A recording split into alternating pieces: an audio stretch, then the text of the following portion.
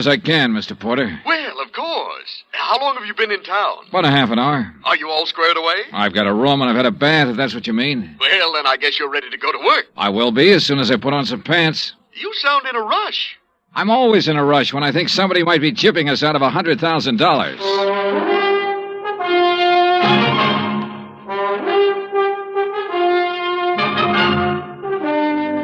Bob Bailey in the transcribed adventures of the man with the action-packed expense account, America's fabulous freelance insurance investigator. Yours truly, Johnny Dollar.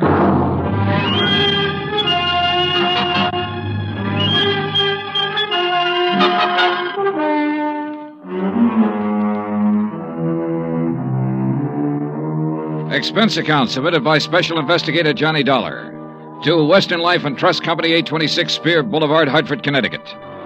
The following is an account of expenses incurred during my investigation of the Markham matter.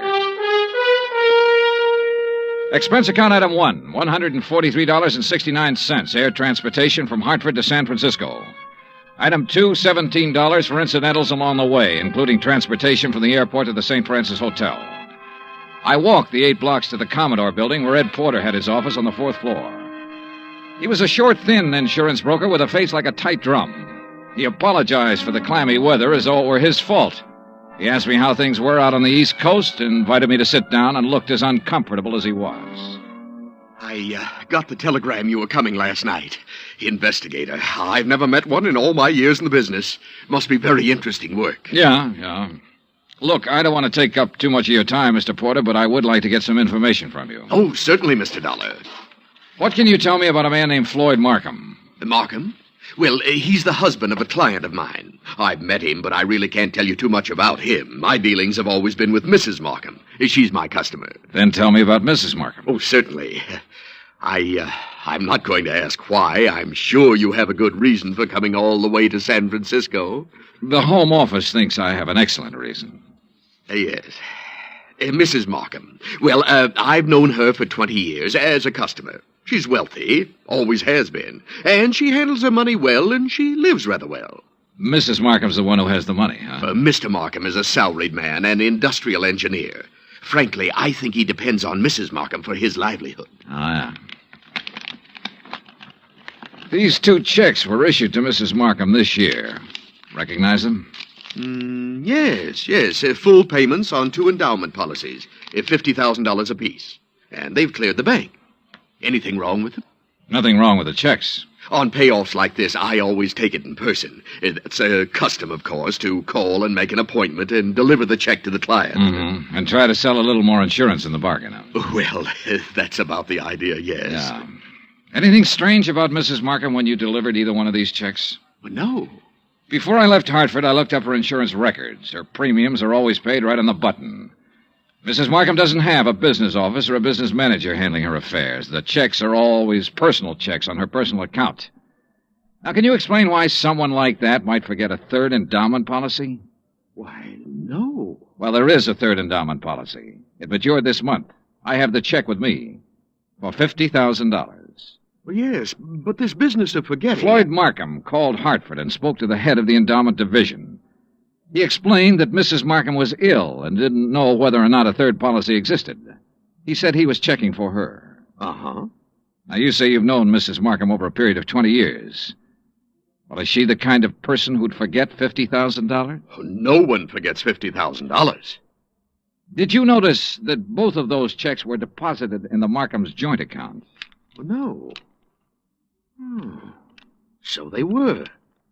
Maybe Mrs. Markham's feeling generous these days. Why do you say that? Well, they have a rather strange relationship as far as I've been able to perceive. I mean, what money he makes is his, and what she has is hers. Oh, yeah. I always like to get out of that house because they never seem to me to be a very close couple in any way. But this seems to make sense now. How's that, Mr. Porter? Well, now, I called up and made an appointment to deliver both of these checks. The first time I went over, Mrs. Markham was ill. And the second time, she had just stepped out for a few minutes. Well, who accepted the checks? Mr. Markham. Both times? Yes. As a matter of fact, now that I think of it, he made the appointment on the phone both times. When was the last time you saw Mrs. Markham? Last spring. A check with the bank revealed that Mrs. Markham had not personally made a deposit since June the 18th. The deposit slips were initialed by Floyd Markham. The checks were endorsed by Leslie Markham. There had been no unusual withdrawals. Expense account item 3, $30, stenographic and notary services for the attached statements. Mrs. Markham's been having her hair done here for nearly 10 years now. Once a week, every Thursday morning. Then she just stopped. I called her home, and Mr. Markham informed me that she was away on an extended trip. Mr. Markham called us, it was last June, and informed us that Mrs. Markham was resigning her membership in the bridge club. I telephoned the house twice to see what was the matter. Mr. Markham answered both times and said Mrs. Markham was out. Well, she used to come in here 2 or 3 times a month. Made us go over the car from top to bottom. She hasn't been around now for 7 or 8 months. I don't know who's taking care of the car. Expense account item 4, 30 cents, 3 phone calls to the Markham residence. I didn't state any particular business. I simply asked to speak to Mrs. Markham. Each time I called, a male voice answered. Each time, the male voice told me Mrs. Markham was out, she was ill, and she was away on a short trip. Industrial Management Limited, Floyd B. Markham president, has a 3-room office suite near the Embarcadero. 10 years ago, it had been sensationally new and glassy. When I got there, the carpet was a little too thin and the varnish a little too thin, too. The whole place smelled faintly of mildew. Yes? I'd like to see Mr. Markham, please. Do you have an appointment? No, not exactly. My name is Harris. I'm with the Cleveland Pump Company. Pump company? Yes, we're setting in 38 of our installations at the new plant in Valparaiso. Didn't you get my letter? Well, I'm sorry. I'm afraid... May I ask your name again? Harris, Stephen B. Harris, Cleveland Pump Company. Oh, yes. Well, Mr. Harris, I'm afraid Mr. Markham never received your letter. When did you mail it? 30 days ago. Maybe it was 2 weeks. Well, tell Mr. Markham I'm here and I'll... I'm sorry, Mr. Harris. Mr. Markham isn't in the office just now. Oh. Well, I'll wait. Well... Well? He won't be in today. As a matter of fact, he won't be in the rest of the week. Where can I call him? Well, I'm afraid that's impossible. Can't I call him at home? No. Now, look, is he in business or isn't he? Mr. Harris, Mr. Markham hasn't been in the office for 6 months or more. He's tied up on a rather long-range project. What's your name? I'm Miss Beidler. Why didn't you say that in the first place, Miss Beidler? Well, Who else can I talk to here? No one, I'm afraid. You mean that's all there is in this office? Just you and him, when he feels like coming in? I'll tell Mr. Markham you were here. The Markham house was on Dulles Street, about 6 blocks from the Fairmont Hotel. Stone walls, iron grillwork, tangling ivy. An old house that had been built by rich people for rich people to live in. The kind of shabby-looking place that only New Yorkers and San Franciscans can get by with and still be called wealthy. I used Ed Porter's car, with the Western Life and Trust Company emblem on the door, parked it in the driveway as close as I could to the entrance. It was exactly 1 o'clock when the door opened. He was tall and pretty, with black hair and broad shoulders. Yes? What is it? I'd like to see Mrs. Markham, please. I'm Mr. Markham. Can I help you? My name's Dollar. I'm with Western Life and Trust Company. Mr. Porter called you? No, he didn't. Oh, well, I must have slipped his mind. He said he was going to call. What's it about? I brought a check from Mrs. Markham on her 3rd endowment policy. Oh. Well, I'll give it to her. She isn't in right now. Well, I'm supposed to deliver it to her. I'll come back another time when she's in. No, you can give it to me. I'll see that she gets it. I'm sorry, Mr. Markham, but I have Look, to give I know you want to give her the check and try to sell her some more insurance. She's just not in the market. And you can save your little spiel where it'll do some good. Oh, you misunderstand me, Mr. Markham. I have to deliver this to her in person. What's your name again? Dollar. Johnny Dollar. Come in. I'll wait till she comes back and make an appointment. Mr. Porter told me he'd made it for 3 today. She's here. Just come in. Why the runaround, then? Mrs. Markham is desperately ill. I don't want to disturb her with things like this. Well, I'm sorry to hear that. What's the trouble? Very serious anemia. So If you'll just give me the I have check, a report to make out when I deliver this. I just Only take a told- minute to hand her the check. Then it'll be off my mind and off your mind. Now, look here, Mr. Didn't you call the company's home office about this check? I called because Mrs. Markham requested me to call. Oh, yes. Just wait here.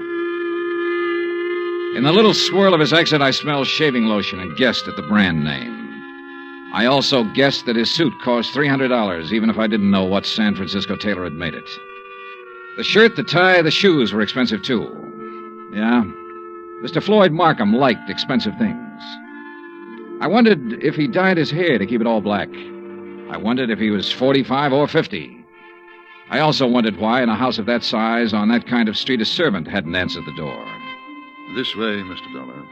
He led me up a flight of stairs and finally into a high-ceilinged room with a fireplace at one end. A gray-haired woman with a sharp, angular face was seated near the window, looking out over the city and the bay.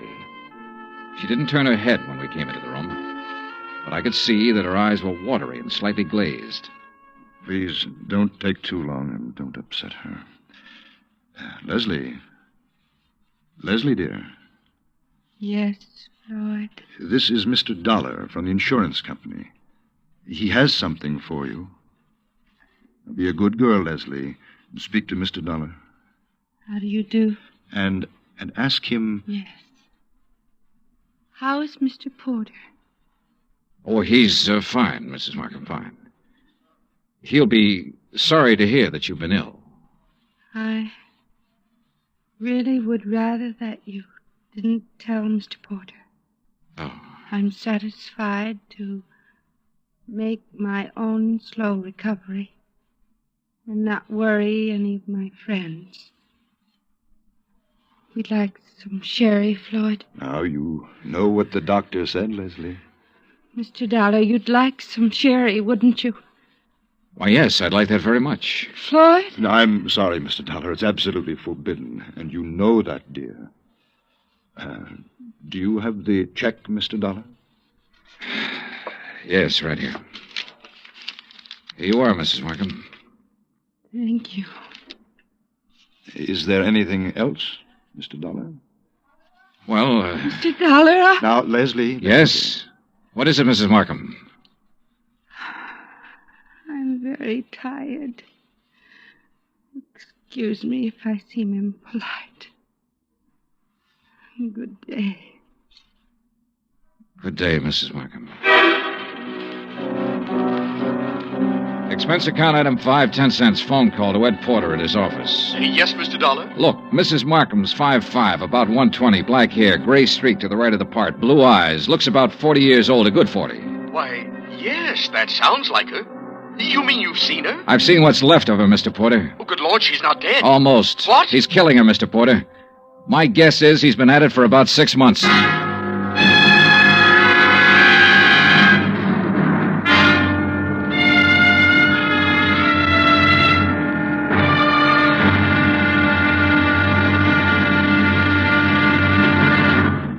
Act 2 of yours truly, Johnny Dollar, in just a moment. Nobody will take a frown at face value anymore now that the word has gotten around about Jack Benny's return to the air. With Mary Livingston, Dennis Day, Rochester, Don Wilson, Mel Blanc, Frank Nelson, and Mr. Kitzel, nothing less than your very best smile will do for the occasion. Tonight, and every Sunday night, hear CBS Radio's Jack Benny Show and give your sense of humor a real workout. Now, Act 2 of yours truly, Johnny Dollar, and the Markham Matter.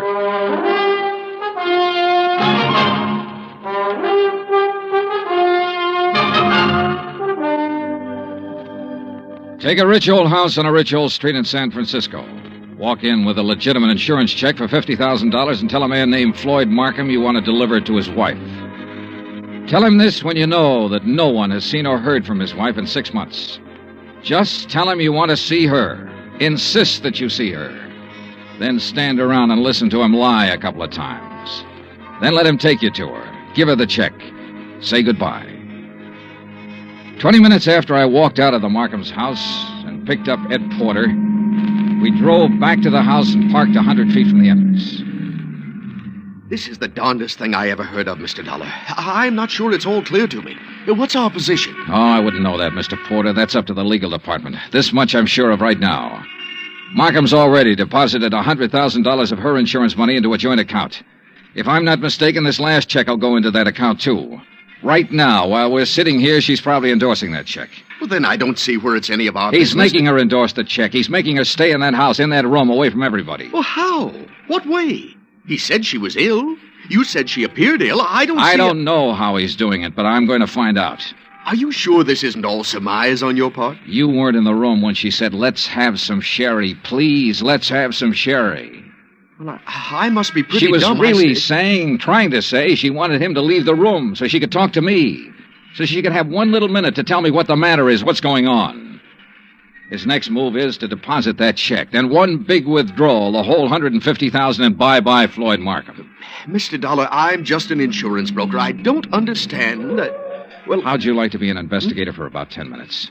Me? Yeah. You see that car that just pulled up in the driveway? Well, yes, The girl driving it holds down that dummy office of Markham's. Her name's Beidler. She might be in on this with him. And that's Mr. Markham leaving the house. Good. Now, look, here's what you do. Follow them. I think I know where they're going, but you follow them and make sure. Well, where are they going? To the bank to deposit that check.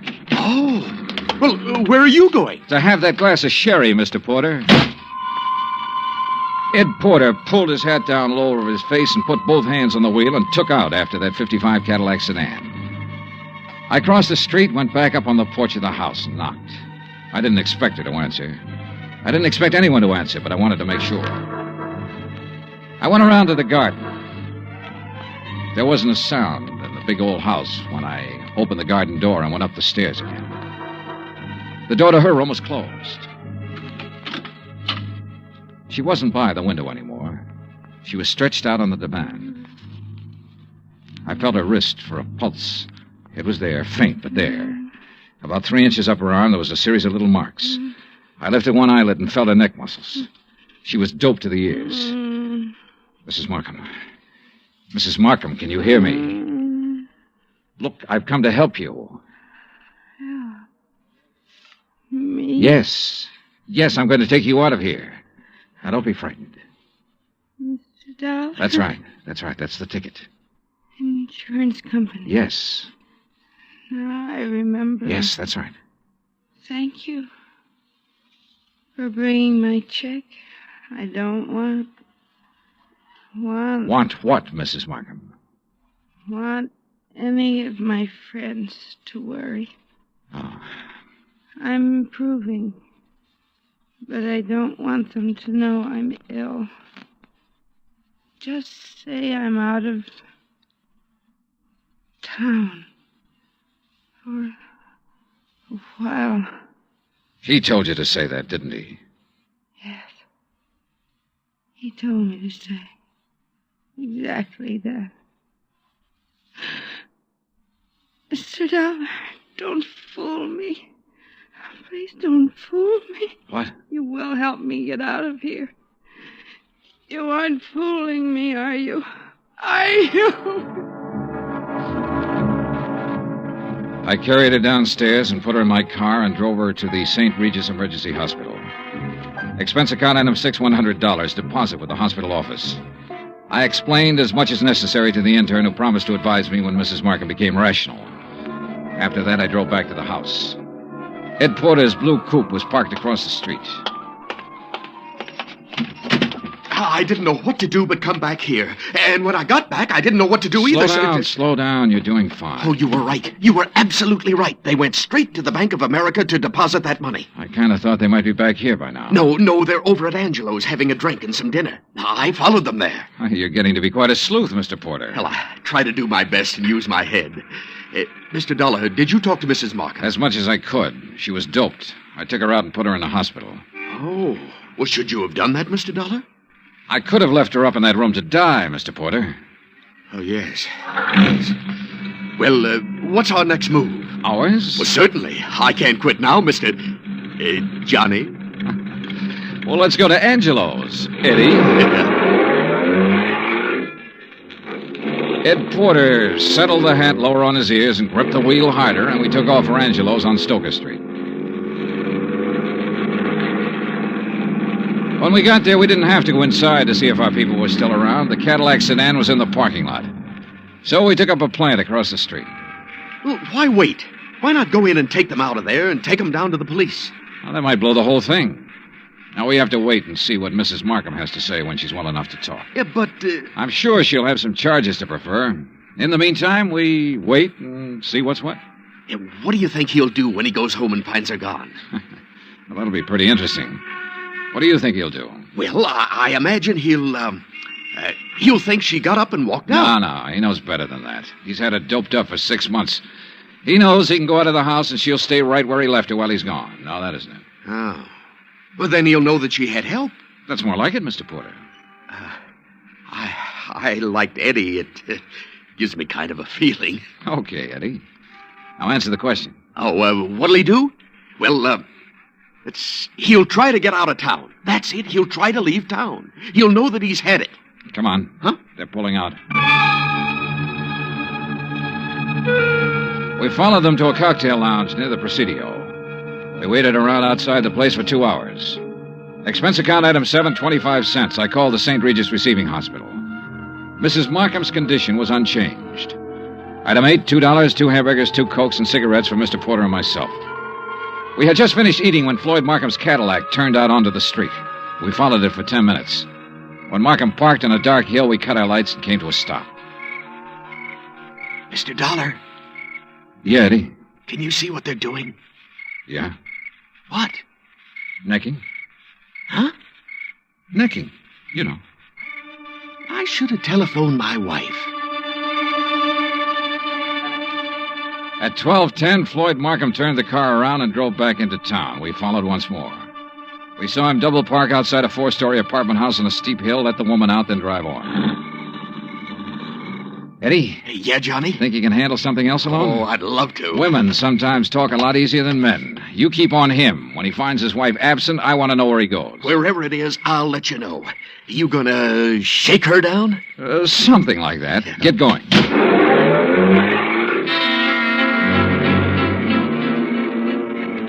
I watched my new assistant investigator follow out after Markham's Cadillac. Then I went inside the apartment house. Beidler was on the mailbox of apartment 104. I walked down the hall, listened a minute, then gave it a try.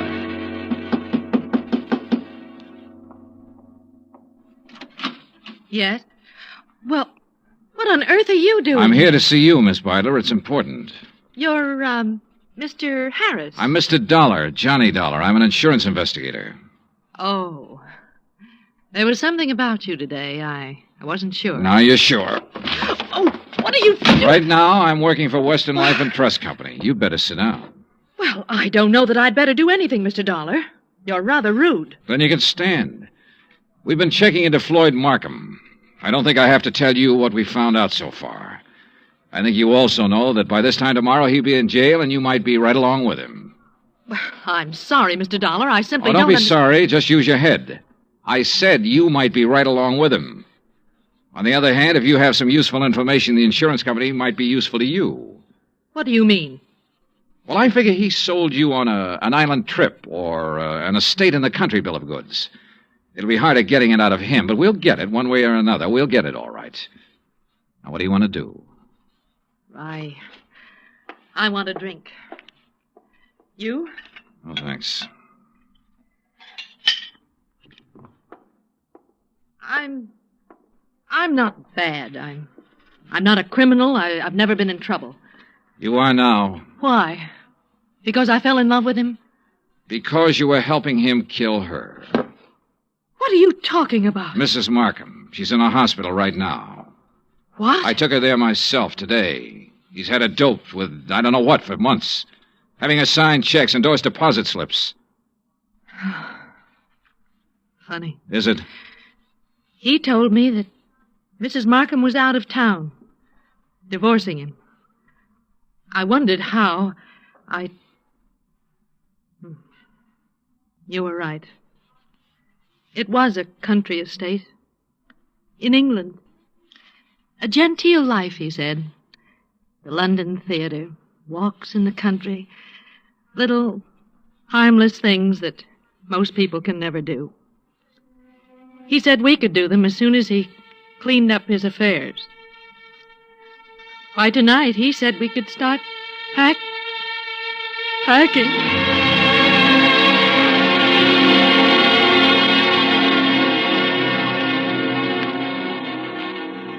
I took Iris Byler with me back to the Markham house. The Cadillac was in the garage, and Ed Porter's blue coupe was pulled up across the street. When he saw us in the cab, he walked up. Hi. Hi. How's he doing? You can talk in front of her. Well, he hasn't done anything. No, I saw the light go on upstairs in Mrs. Markham's room, then it went out again. He's downstairs now, sitting in the living room. Okay. Wait here.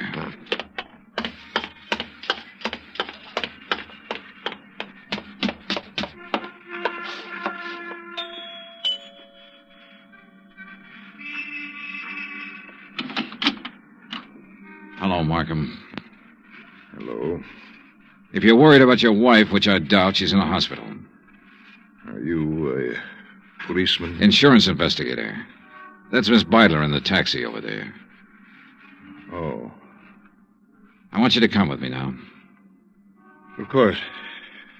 Yes. You said your name was Dollar? That's right. Why couldn't you have come around, say, next week?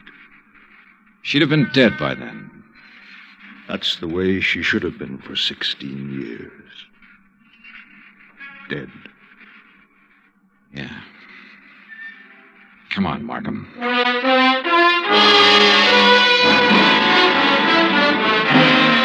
Expense account, item 9, $102, hotel and board in San Francisco. Item 10, $116, airfare back to Hartford. Item 11, $42.16, miscellaneous. Remarks? This one will wind up in court. Mrs. Markham's charges will include attempted homicide, attempt to defraud, attempt to... In the end, it was his attempt to run away, and it didn't work. It never works. Even if you get away, you find something new to run from. Total expenses, $968.20. Yours truly, Johnny Dollar.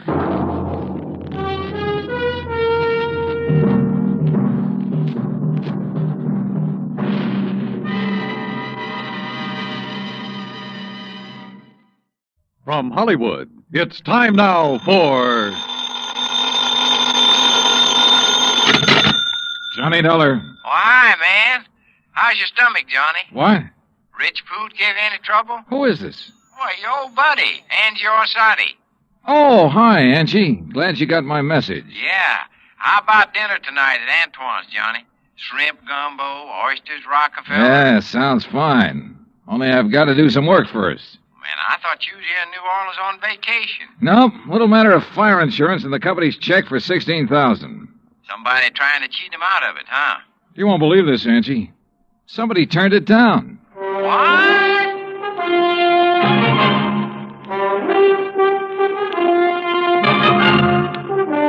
Bob Bailey in the exciting adventures of the man with the action-packed expense account. America's fabulous freelance insurance investigator. Yours truly, Johnny Dollar.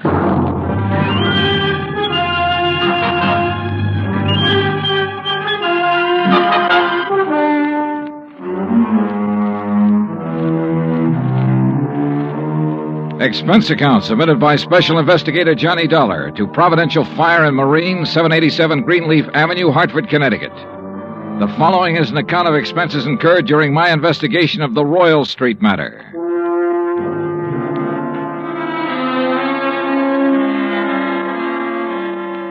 Expense account item 1, $103.82, transportation to New Orleans. Item 2, $4.20, cab from the airport to the Roosevelt Hotel. After unpacking, I put in the call to my old friend Angie Orsatti. Nobody knows the French Quarter or the people living there like Angie does. For 3 months of the winter, he stays in the swamp, trapping muskrats. The rest of the year, he lives with his mother near the Cabildo. Angie wasn't in, but his mother said she knew where to reach him, and 5 minutes later, he returned my call. We arranged to meet for dinner, then I phoned the agent who had sold the policy in question. His name's Binford, and naturally, he was anxious to see me. C.D. Binford's office is on the 3rd floor of the Hibernia Bank building. He's a stocky, red-faced man, probably in his late 50s. Come in, Mr. Dollar. Come in. Thanks. Help yourself to the chair. Say, you fellas sure don't waste any time, do you? We try not to, Mr. Binford. CD, boy. What? You call me CD like all the other folks do. Oh, okay, CD. Yeah. Now, like I was saying, you boys sure don't waste any time at all. Why, I didn't even call the home office till day before yesterday. I know. When was the fire? Last week on Thursday night. What'd they tell you about it? Well, not very much. Figured I'd get all the information from you. Well, it's a doozy. First time I've ever run across a policyholder who wasn't yelling for us to pay him yesterday for his loss today. You know what I mean? Yeah. Who is the insured, Mr. CD? Man named Dupas, Henry Dupas. Took out a policy for $48,000. That's full coverage on his antique shop down on Royal Street. How long ago? August, just 3 months back. I'd been after him for, maybe 5-6 months to buy some protection, but he kept saying didn't have the money. Didn't have the money? And one day I dropped in to see him about his car insurance, and right off he told me to write a policy giving him full fire coverage on the shop. Well, how'd he arrange to pay it? Cash, in full, the day I delivered the policy. He tell you why he changed his mind? Yeah, not exactly. Bet he mentioned something about times being better. I reckon there must have been. Why'd he say that? Well, a few days later, he had the back part of his shop all painted and fixed up. That's the part that burned. And he hired himself a girl to work in the office, a real good looker, too. Well, what caused the fire, you know? I sure do. Antique kerosene lamp got knocked over accidental. According to what Dupas told the fireman, he was in the back of the shop with a customer showing him the lamp. Uh-huh. When it fell, the fire started. The two of them tried to put it out. Reckon that's why they didn't call the fire department right off. Uh-huh. And did Dupas tell you the same thing? Dupas? He didn't tell me nothing. Well, he reported the fire to you, didn't he? He did not. And that's what's got me so riled up. I wouldn't know about it now if I hadn't dropped in there the other day. Was Dupas there when you stopped in? Yes, sirree. And when I saw how the place looked, the whole back of the store gutted out and a slew of his antiques destroyed, I let him have both barrels, I tell you. Oh, what'd he say to that? Well, nothing too much. Just acted like he wasn't interested in whether we paid for it or not. Didn't even ask for a claim form. That's funny. Sure is. I thought maybe he was so upset over losing some of his valuable antiques, he didn't know what he was doing. So, after I checked with the fire department, got a copy of their report, I typed up a claim for him. You figured the damage at $16,000, right? Mm-hmm. I knew how much he spent fixing up the back. When I'd issued the policy, I'd gotten an estimate on most of the antiques. So what happened when you gave him the claim? He signed it? He did not. Said to forget about the fire. And when I kept after him, he called me a busybody and told me to get out of his shop and stay out. What do you think, CD? You have any idea why he didn't report it or sign that claim? If I had, boy, I wouldn't have sent for you. I left Binford's office and walked over to Canal Street. The sun had gone down and a cool breeze was coming in off the river, bringing with it the smell of coffee beans and fruit from the banana boats. I crossed Canal and turned onto Royal, heading into the French Quarter. When I reached Henry Dupas' antique shop, I stopped. There are a lot of antique shops on Royal. All of them look pretty much the same. The buildings as old as the fine rosewood and mahogany pieces they shelter. There was nothing different about this one, at least from the outside. The fire had started and finished in the rear of the building. I tried the front door, but it was locked. I didn't think anyone would be there that late, but I knocked anyway.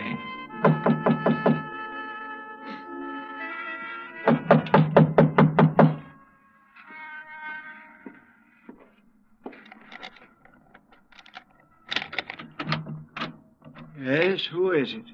Mr. Dupas? Who is it? My name's Dollar, Mr. Dupas. I represent the Providential Fire Marine. Why do you people persist in annoying me? Well, we wouldn't if you'd tell us about the fire you There's had nothing special about that fire, Mr. Dollar. It was an accident. Well, then why didn't you file a claim? You're entitled to enough money to cover your loss. Mr. Binford explained that to me quite carefully. If you haven't talked to him, Mr. Dollar, you should. Oh, I've talked to him. Well, then go away. Well, not until you answer a few questions. No, leave me alone, please. I'd noticed an alley next to the shop that ended where the rear door had been. I started back along it, not quite sure what I was looking for or what I expected to find. But I was sure of one thing. Dupas was a frightened man. It was too dark to see anything at the end of the alley, so I returned to the street. Item 3, $30.50, phone call, taxi, and dinner for 2 at Antoine's. Oh, man. Kind of nice, ain't it, Johnny? Oh, the way it never changes. Same waiter, same chef, same clientele. Yeah. Like another Cafe Royale, Ashy? No, thanks. Well, Johnny? Yeah? Well, when you going to ask me? Ask you what? Oh, don't kid me, John. You had that old bloodhound look in your eye ever since we sat down.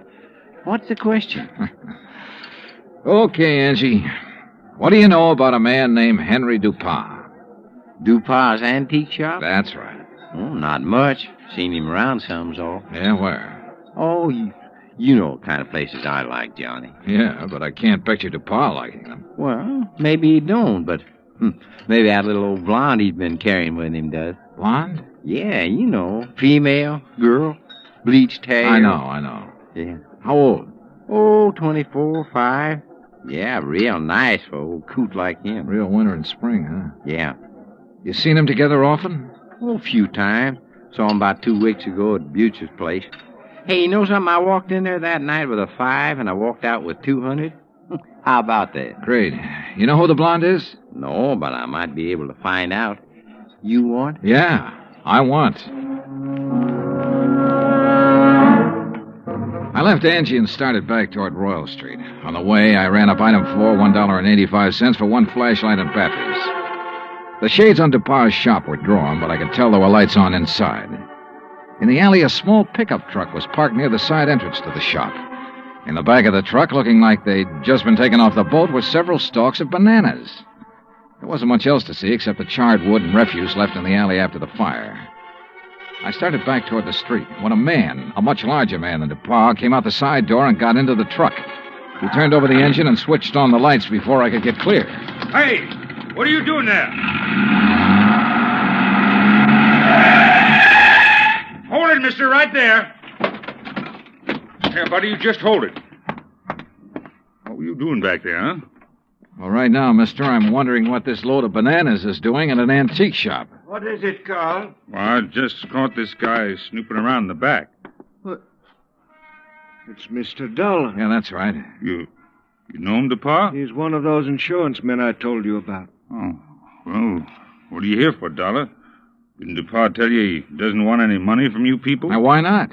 Because he's afraid we might have to take a good look around before paying No, off? son. Now, look, Dollar. Mr. Dupas has been okay with you people, so you got no reason to come snooping around. Especially after he's told you he don't want you around. So now maybe Mr. Dupas will have to do something to keep you away. Ain't that right, Mr. Dupas? You know what I mean. Yes. Yes, all right, I'll do it, Carl. And he'll never bother us again. Go on, Dollar. Get out of here.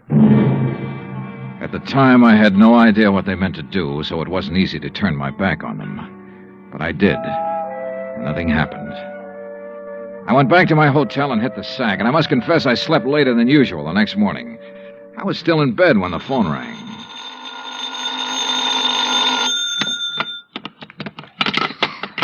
Johnny Dollar. Well, hey now, where's my dynamic northern friend? Oh, he's off today. I'm taking his place.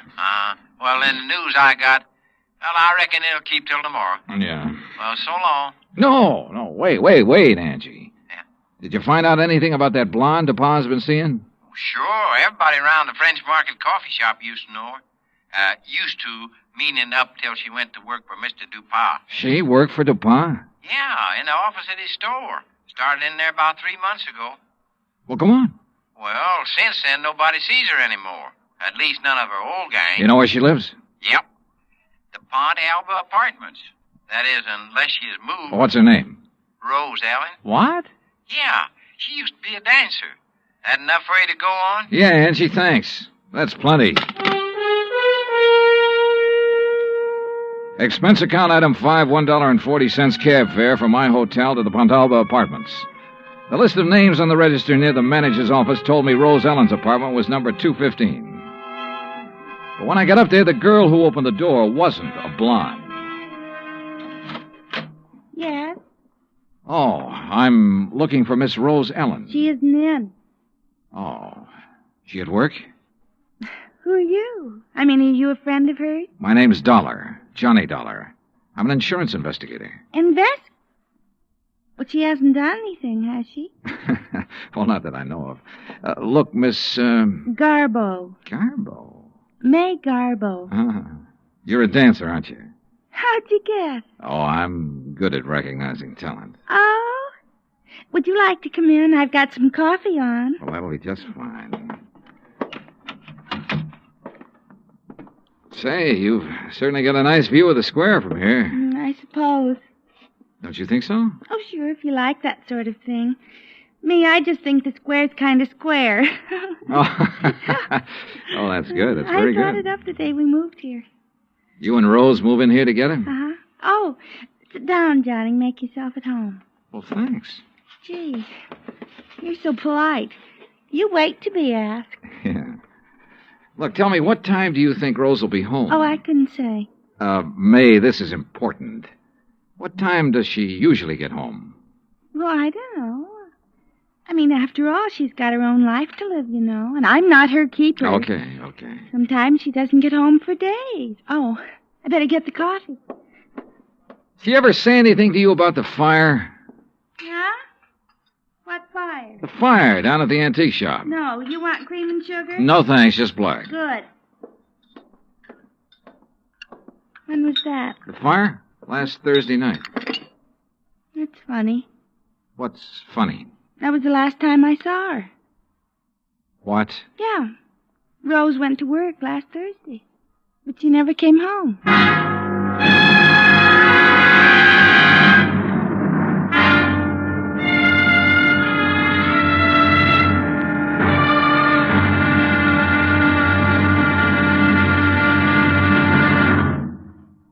Act Two of yours truly, Johnny Dollar, in just a moment. You don't have to be a special investigator to know that Americans don't take their civic responsibilities lightly.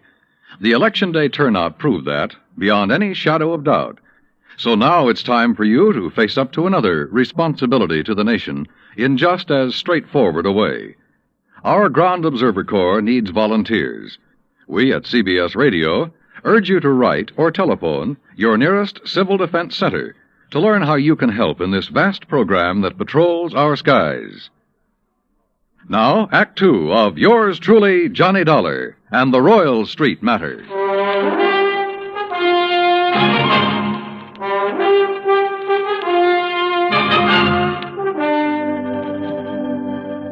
This was the screwiest deal I'd ever seen. A guy refusing insurance money he was entitled to. Rose Ellen was my one lead, so I continued questioning May, her roommate. May told me this was the first time Rose had been away so long without at least sending for a change of clothes. I asked about Rose's boyfriends. She told me Rose had been going with one other man beside Dupont, but she didn't know who he was. After May promised to call me if she heard from Rose Ellen, I left. Expense account item 6, $1.90, taxi from the Pontalba Apartments to the Hibernia Bank Building. My insurance contact, Binford, wasn't in. So while I waited for him, I wondered again why Dupont had refused to sign the claim for the fire damage to his shop. Could he afford a loss of $16,000? I wondered if something had happened in that shop, something Dupont tried to cover up with a fire.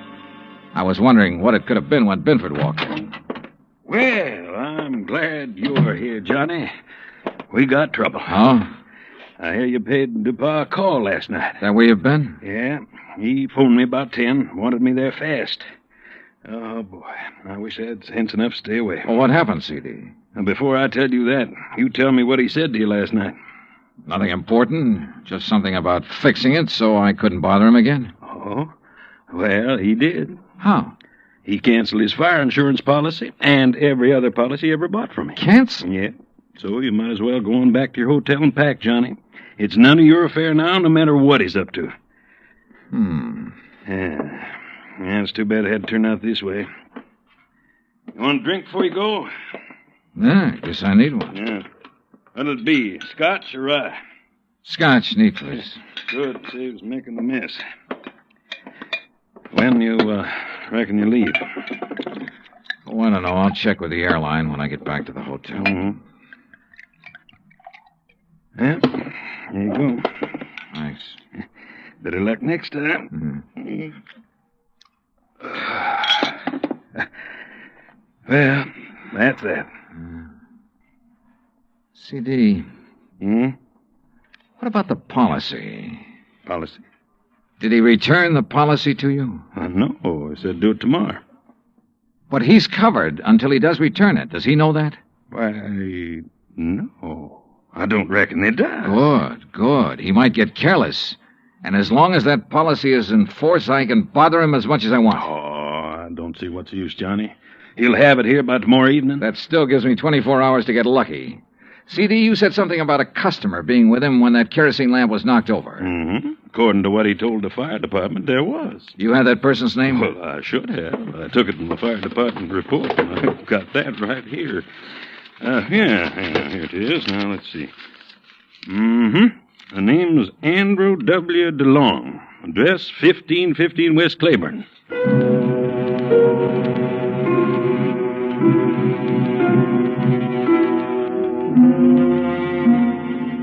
There wasn't any Andrew DeLong at that address.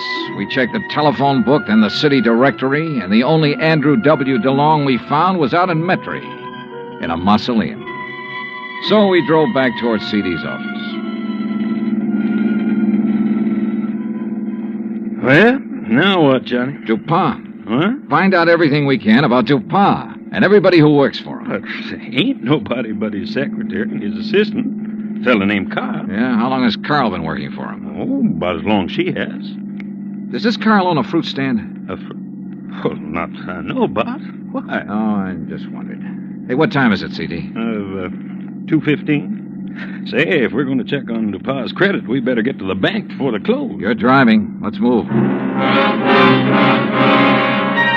Expense account item 7, $22.80. Telephone calls and a couple of gratuities to obtain a lot of information about Dupas.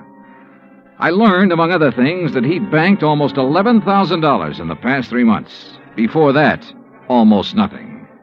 But there's no law against making money, so I still had nothing concrete to go on. At 5:30, I left Binford, went back to my hotel, and there found a message from May, Rose Ellen's roommate, asking me to go to her apartment immediately. So I did.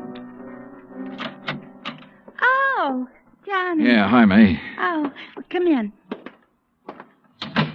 Johnny, you know what you made me promise. Yeah? Well, it happened. You mean you've heard from Rose? Well, no, not exactly. But a man called this afternoon and talked about her. Oh, well, I hope he had only nice things to say. Oh, yes, he said she's just fine. What? Didn't you hear me? Yeah, he said she's fine. Fine. Well, what else did he say? Well, he said he was going to come by at 4 o'clock and pick up her clothes. I should have them ready. No, but of course he didn't. Well, he did so. He did? Oh, what man? You know him? You get his name? Mr. Dollar. You don't think I'd let Rose's things go out of here with a complete stranger, do you? Of course he told me his name. Well? You aren't nearly as polite as you were this morning. All right, I'm sorry. What's the man's name, darling? Oh, well, that's much better. It's Grant. Grant? That's right. That doesn't register. From the way he talked, he must be the one Rose was going with while she was dating that old antique. You ever see this guy, Grant, before? No, but I'm sure he's the one she talked about. Really, it used to get so tiresome. Carl this and Carl does that. Oh. What? I said, oh. May, tell me, where did he say he was taking her clothes? Well, he didn't say. Just put them in that old truck. Thanks, sweetheart. See you later. I needed a fast car and a driver who could handle it, so I called Angelo Arsati. 20 minutes later, we parked in front of Dupas' antique shop. There was a dim light on inside. Now, look, brother, there's really no reason for you to get mixed up in this thing. Oh, you kidding, son? Looks like Dupas ain't gonna answer. All right, let's see what this hunk of stone will do to the glass. Here. Hey, that got it. I can reach through the lock.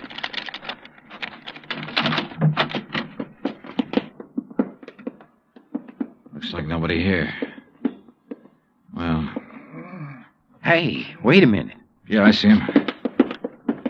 Carl, what happened to you? Dollar. Angie, call an ambulance. Tell him a man's been stabbed here. Yeah, right, Johnny. Dollar. Get to her. before he can. Dupont? Gonna kill Rose. You got to help her. Dupont wants to kill her? Why? She found out. Smuggling. Is that what Dupont's been up to? Smuggling in banana shipments. Rose found out. Where is she? He thought I'd killed her, but I love her. Yeah, well, look, tell me. You gotta get to her before he does. Where is she? Old Spanish fortress. Yeah? Out on Bayou Slidell. Old Spanish fortress on the Bayou Slidell. Yeah. You know where that is, Angie? Oh, sure. An old ruin out in the swamps north of town near the highway bridge. It goes over to the Gulf Coast. Carl, how long ago did Dupont leave? 10 or 15 minutes. Yeah, well, we could beat him, Johnny, by cutting across the swamps. That is, if you could take it. What do you mean by that? Well, it's rugged. Like what? Johnny, did you ever ride a swamp buggy?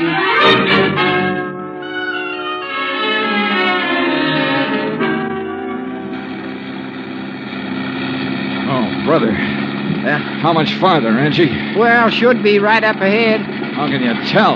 All I can see is swamp and marsh grass. Yeah, well, I done a lot of trapping out here. I know the channel.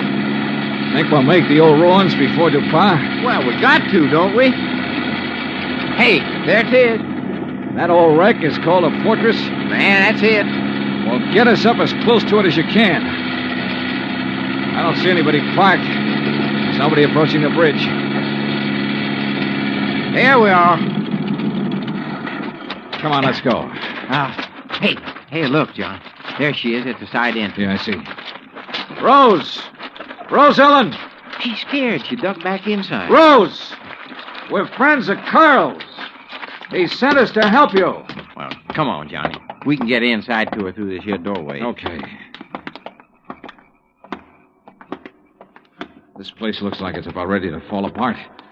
Rose! Yeah, man. Dark in here, too. Yeah. Don't step on them fallen bricks. Okay. Rose! Rose Ellen! Yes? Where's Carl? Dupont tried to kill him. Oh, no. Rose! Come on out here where we can see you. Rose! He found out that Carl didn't kill me, is that it? Yeah. But Carl's all right now. Look, Rose, I want you to tell me all you know about the fire at Dupont's shop. Were you there? Yes. Well, what happened?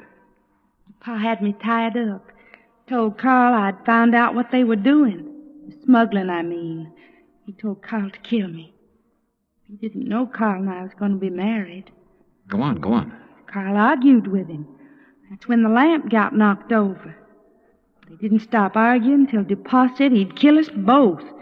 So finally, Carl told Dupont he'd take care of me. Well, he had to, or Dupont would have killed us. But instead, Carl brought you here. Yes. Oh, come on, Johnny. Let's get out of this dark hole. Wait a minute, Angie.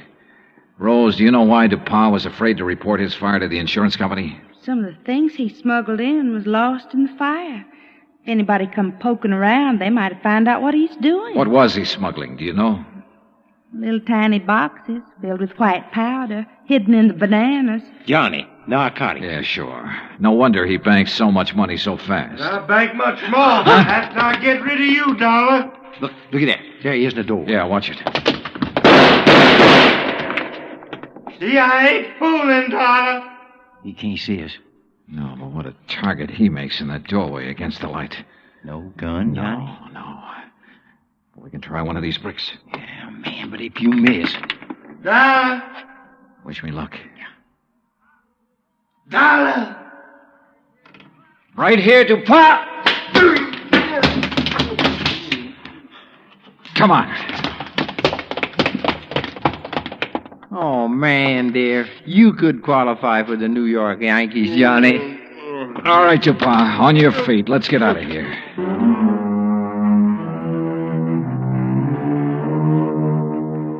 Expense account total, including rental on the swamp buggy, incidentals and transportation back to Hartford, $517.20. Remarks? Well, where he's going, Dupont wouldn't have any use for the insurance money anyway.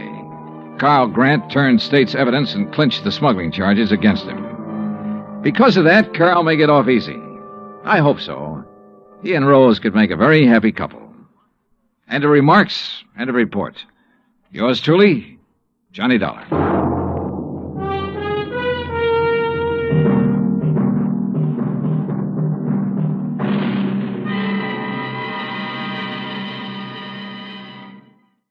From Hollywood, it's time now for Johnny Dollar. Earl Poorman here. Poorman? Tri-State Life and Casualty. I'm the branch office manager down here. Oh, sorry, Mr. Poorman, but the answer is no. Well, this is an arson case, Dollar, and we're already having to make one payoff on I'm it. sorry, but it'll have to wait. I'm going to get as far away from this New England winter as I can. Well, for that, I don't blame you, but there's no reason you shouldn't come Look, down. I've had a rough year of it. I'm tired and I'm cold. And unless I can get down to where the warm, balmy breezes waft in... Dollar, I have got to have you on this case. There's a lot at stake. Now, my office is down here... No, sir, I'm sorry. You down see... here in Sarasota. I just can't do it, Mr. Poorman. I've already made a plane reservation for Sarasota, Florida.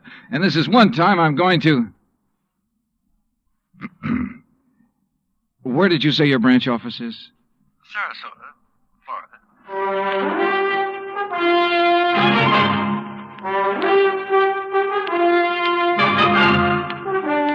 Bob Bailey in the exciting adventures of the man with the action-packed expense account. America's fabulous freelance insurance investigator. Yours truly, Johnny Dollar.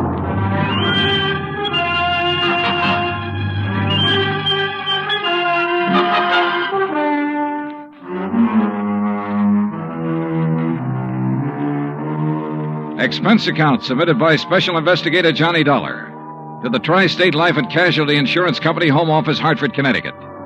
Following is an account of expenses incurred during my investigation of the burning Carr matter. Expense account item 1, which I'd thought I was going to have to absorb myself. $129, transportation and incidentals to Sarasota, Florida. It was nearly 5 p.m. when I got there, so instead of checking into a hotel, I taxied, that's item 2, $1 even, I taxied to Earl Poorman's office in the Conroy building. He turned out to be a tall, lanky, easygoing fellow with clear blue eyes and a ready smile. Sit in an office and talk business this time of day? You're in Florida now, Johnny. Well, I thought from your call this was a pretty urgent matter, Mr. Poorman. It is. Arson, you said. Yeah, probably, but here's no reason we can't go out to my little shack on the quay and be comfortable while we talk about it. Besides, Michael wants you for dinner. Mike? My wife, Gertrude. Oh. Come on, my jalopy's right out at the curb. Come on, Johnny. Poor man was a misnomer for this man because his jalopy turned out to be a spanking new Cadillac, complete with air conditioning and all the fixings. And the shack, anything but. It was on St. Armand's Key across Sarasota Bay from the mainland, a beautiful 2-story concrete and stucco job. The big yard backed on a quiet bayou, and there, tied up at a private dock, was a 24-foot lap-strake speedboat, ideal for fishing the Gulf of Mexico. After all, as long as you're down here on expense account. Yeah, but it's charged to your company, remember? Oh. Hey, there she is at the door. Huh? The big, fat, overbearing broad I'm married to. This was another switch. For Earl's wife, standing in the doorway, was the cutest little trick I'd seen in a long time. Petite, pretty, and blonde, and with eyes that you noticed right away because they were almost green. Eyes that suddenly narrowed as she looked at me. And I wondered why. Johnny? Dollar, did you say? That's right. Insurance investigator down here to look into those fires. Oh. Any objections? No. No, of course not. Just set your bags here in the hall, Johnny. All right, thanks. And wouldn't you like a drink after your long trip? Yeah, and you can get me one, too. Scotch, Johnny? Martin's VVO. Oh, great. Well, soda, please. Sit down, sit down. Thanks. I take it Mike isn't too interested in the insurance business, huh? You know, she used to be a singer, dancer. Oh, well, this is a little different. But now, tell me all. Well, actually, I guess we ought to wait until Arnold Carr gets back. Carr? Carr Brothers, Lumber Enterprises. Arnold runs the business, and his brother Edward... Well, Ed just shares the profits. Real black sheep of the family, from what I've been able to learn. Oh? Anyway, they have yards all over the state. There's one here in Sarasota, one up the coast a ways at Fort Pierce, and still another at Arcadia. That's about 40 miles inland, just east of here. And there was one up in Orlando. Was?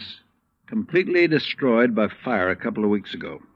And a $120,000 claim has been filed. Wow. That's where Arnold Carr is then, in Orlando, trying to clear things up. Here's your drink. Oh, thanks. Here, Earl. Yeah. Well, to the gods and goddesses and us. But shouldn't I be up in Orlando then? Arnold's on his way back here now. He lives here. He just went up there to arrange for clearing off and selling the property. You mean he's planning to just pocket the money? If Tri-State pays off, I mean. Looks like it. But I take it you suspect arson. Yes, Earl suspects arson, Johnny, and so does Arnold Carr. At least he says he does, but they have no reason. No? How about the other fires? Or attempted fires? Oh, where? At Arcadia, for one, but they got it out in time. At least that's the way Arnold Carr reported it. The way he Let tells me tell it, Mike. Oh. There was another at the yard here in Sarasota. Arnold himself discovered it one night when he was just driving around. But nothing to indicate it was attempted arson. No, Well, and the authorities up in Orlando found no indication of it there. Mike, you know as well as I do that a lumberyard fire will obliterate signs of arson better than any other kind of fire in the world. Yeah, but she has a point, though, Earl. Unless there's some evidence of arson. Of course. Yeah, why send for me? Well, mostly because... Actually, because Arnold Carr suspects him. But he's given you no real reason. None at all. I think he has a real reason, but he just won't tell us. Wait till you see him. He's going to call when he gets in. We'll run over to his place on Longboat Key. What about his brother? Edward, did you say? I've never met him. He's always stayed in Orlando. I was wondering if he might tell things that Arnold is holding back. Edward Carr wouldn't know anything. You can never be too sure. Look, why can't you agree with me for a... that must be Arnie now. Excuse me. Hello. This is Arnold Carr. Oh, hi, Arnie. Johnny Dollar arrived, so we'll be... Well, here, I'll let you talk to him. Here, Johnny. No. Okay. No, Earl, listen. What? I told you before it was arson. It was arson again tonight. Tonight? What's that? Arcadia just went up in flames. The whole yard. Good Lord.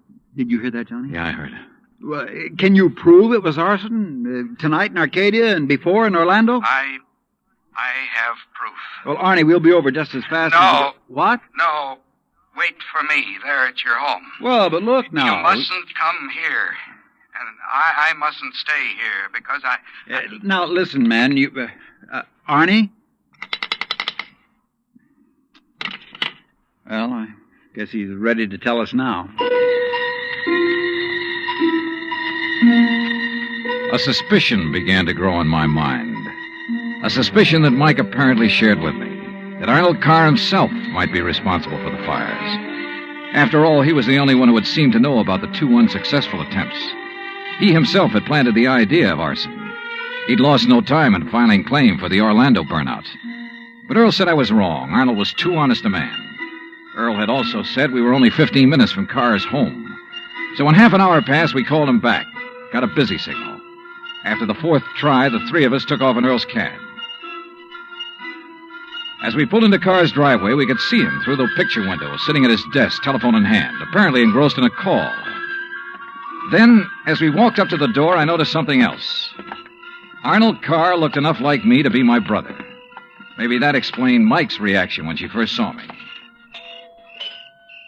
Hey, Arnie! Can't you see he's on the phone in there? Well, the least he can do is hear his own doorbell. Earl, wait. Good Lord. What's the matter? Through the window. Oh, no. Earl? Stand back. Earl, for heaven's sake, what is it? Couldn't you see from out there? No, what's wrong? Oh, Well, Johnny? Right through the forehead, Earl. Looks like a 38. Before I could stop him, Earl took the phone out of the dead man's hand and called headquarters.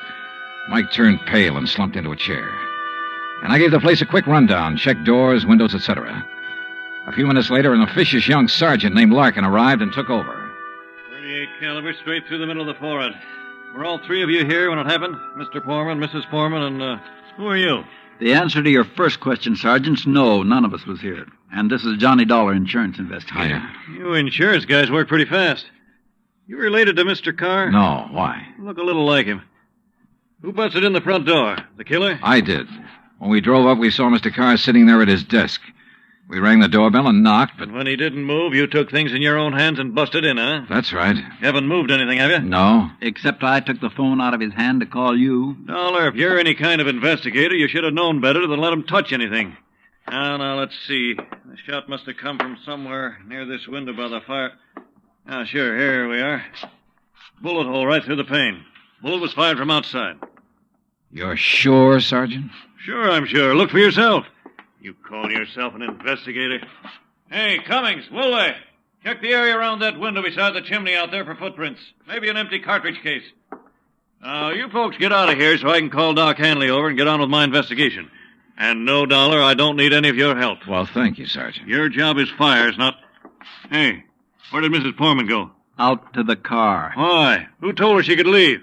Who told her she had to sit here looking at a corpse? All right, Dollar, all right. Just be sure the three of you stick around town in case I decide to question you further. Oh, of course, Sergeant. Yeah.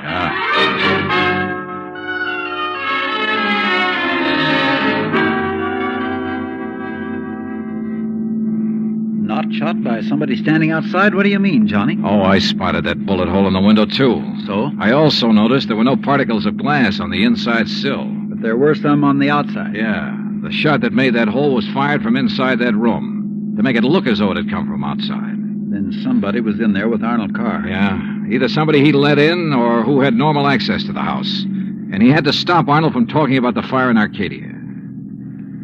Hey, how much do you know about his brother, Edward? Well, nothing really, outside of what Arnold told me. Was either of them married? Family of any sort? Arnie wasn't. But Arnold's death means Edward will own the business then. Well, yes. And he lives up in Orlando, scene of the first big fire. Yes, very good heavens. Johnny, you don't think his own brother... Where can I rent a car? Take Mike's Chevy. It's in the carport at the house. But what are you going to do? Drive up to Orlando by way of Arcadia.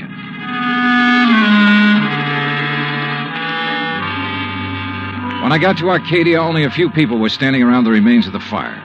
One hose company was still working on it, and a couple of police were poking about in the embers.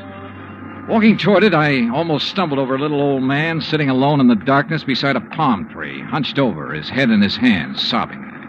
He didn't even look up when I stopped beside him. It's like losing part of my own life, it is.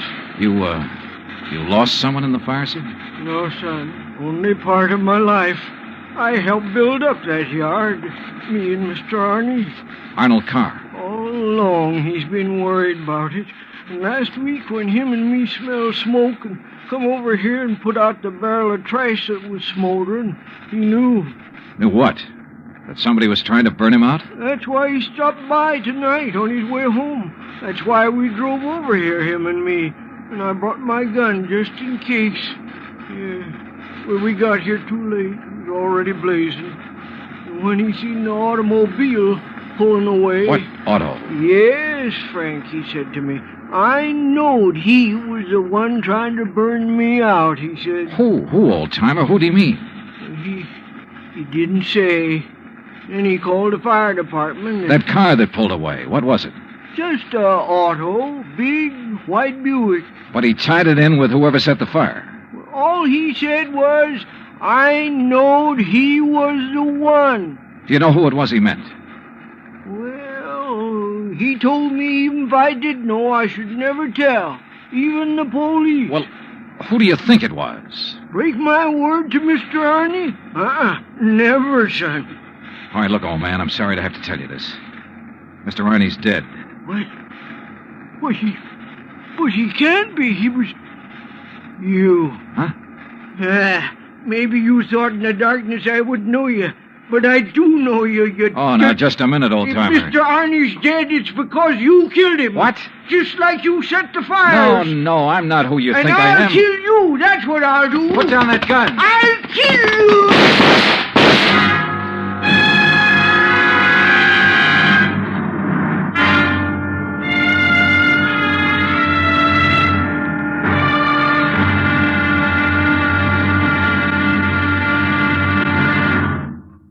Act 2 of yours truly, Johnny Dollar, in just a moment.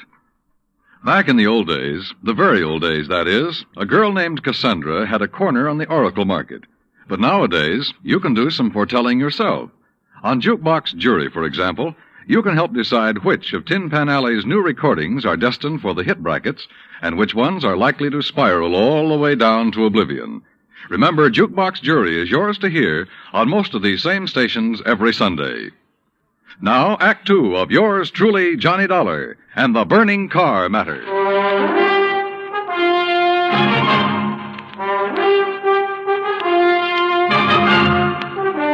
Expense account, item 3, $5.15, gas for the borrowed Chevy to keep me going to Orlando. Either the old man's eyesight was bad or he was just a lousy shot. Either way, it was okay by me.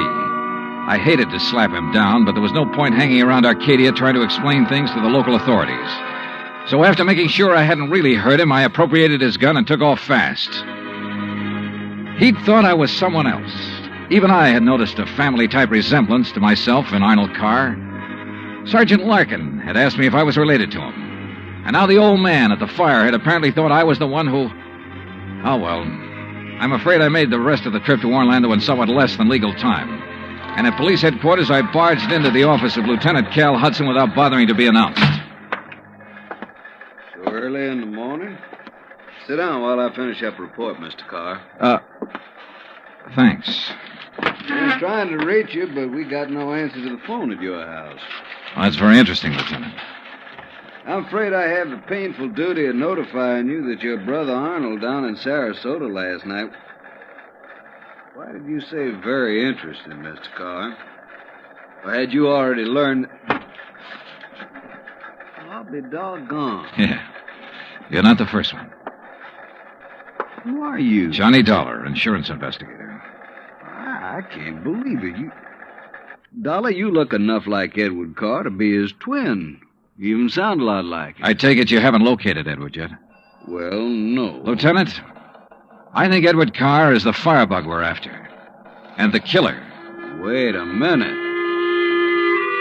Briefly as possible, I told him of Arnold Carr's phone call to Earl Poorman. His emotional upset just before he was killed. I told him Arnold had been murdered by someone inside the house, someone close to him. And that everything indicated that someone could very well be Edward Carr. That's still all just theory, Dollar, without any proof. Well, I will admit that Edward is a pretty worthless playboy living off the profits of the lumberyard. In any event, the lieutenant promised to put out an APB on Edward Carr. That was at breakfast for the two of us, item 4, $3.25. Before I left him, he gave me Ed Carr's address, 1726 Allen Place. As I expected, there was no answer to the doorbell at 1726, so I tried visiting up the street. It quickly became clear that Ed Carr wasn't very popular in this otherwise quiet, well-ordered neighborhood. Those big, noisy parties at all hours of the night, cars parked up and down the street, blocking respectable people's driveways. Yes, ma'am. You know, once in a while you expect a person to have callers and such. Me, I have the ladies' bridge club every third Wednesday, for instance. Well, that's nice. But these are all ladies, not like some of the trash that man and his friends have, dancing and drinking and carrying on at all hours. Yes, you mentioned cars, Mrs. You Harper. know, people like Mrs. Hereford Robin. She's awfully nice. And Janet Osterworthy. Now, she's a widow. Well, and, you know, she could have her pick of anybody she liked. But does she ever look at another man? No, sir. And then there's Mrs. Harper. Yes? You mentioned cars. Do you know what kind Mr. Carr drove? Why, yes. It was a big white one. And the make? Well, no. My husband, when he was alive, always drove a Maxwell, and I guess that's the only kind I ever got to know by name. But Mr. Carr's is white. Only I guess that isn't much help to you, is it? All the white cars here in Florida, I mean. Look. Now, even that blonde hussy who's around him all the time drives a white car. Oh, I really shouldn't use a word like that, though, should I? But it fits. Wait a minute. What blonde, Mrs. Harper? Mr. Dollar, I don't pay any attention to people like that. Why, you'd think she owned that house of his, the way she keeps popping in and out all hours as if she belonged there. Mrs. Harper. And drives all the way up from Sarasota, too. Do you know who she is? I do not. I refuse to pay any attention to people like... And the way she dresses, too, like a newly rich chorus girl with all her fancy clothes and furs and things. How do you know she comes from Sarasota? By the license on her car, of course. Every city has its own number, you know that very well. And hers is 12WW something. And you don't know her name? Of course not. flaunting all those expensive furs as though she bought and paid for them herself. And if there's anything I hate to see, it's a little shrimp loaded down with furs. Now, a tall person like me... And well, her thanks. Eyes, if there's anyone I don't trust, it's a person with green eyes. Well, Thank you, Mrs. Harper. Her description of Carr's girlfriend stopped me in my tracks. That description could fit Mike Poorman to the letter. Petite, blonde, green eyes, and she came from Sarasota. And then I remembered Mike's reaction when she first saw me. Her dismissal of Edward as a possible suspect. There was obvious friction between Earl and Mike, too. I figured it was just normal in a couple who'd been married for a while. But now... Item 5, a $1.30 phone call from the nearest booth I could find to Earl Poorman at his office in Sarasota. No, she isn't, Johnny. Why? Well, do you know where Mike is? When I woke up this morning, I could hear her talking to her girlfriend, Betty, on the phone downstairs. Betty? Betty lives here in Sarasota. They used to be on the stage together, sister act, you know. Yeah, well, Well, then when I went down for breakfast, she was gone. Took my car, too. I had to come here to the office in a taxi. Yeah, well, okay, Earl. Thanks a lot. Hey, now, wait a minute. How are you doing? You found out anything I ought to know about this arson and murder business? No, Earl. Nothing that you need to worry about. Liar. I sat down at a corner drugstore. That's item 5, 80 cents, over a sandwich and a Coke to try to think things out. But I'm afraid I didn't like anything that I thought. Finally, I drove over to Allen Place again. I parked a couple of blocks away and walked to 1726. I rang the front doorbell, knocked a couple of times. Then I slipped around to the back door, finagled a lock on it with a little celluloid pocket calendar, finally got it open. I left it open for the sake of a quick exit if such became necessary. But I guess that was a mistake. For a couple of minutes later, as I rounded the corner from the den into the living room, I felt the barrel of a gun poked into my back. Out of town, huh, Ed? Now, wait a minute. Don't move, Eddie boy. Trying to stall off pay me the $5,000 by saying you're going to be out of town, huh? Okay, so you think I'm Edward Carr? You kidding? Don't you know what happens when somebody tries to stall me? This. I don't know exactly how long I was out, but when I came to, it was dark. Except for the glow from a streetlight outside. And what roused me was the sound of footsteps, feminine steps, cautiously entering the back door. Then, briefly, silhouetted against a window, I saw a trim, petite figure that was all too familiar coming toward me. Then she saw me, too. Darling, you're hurt. What happened? What do you think? Who did this? Who struck you? You don't know? Yes, of course, it was Tony. Because you didn't pay him soon enough for the Arcadia job.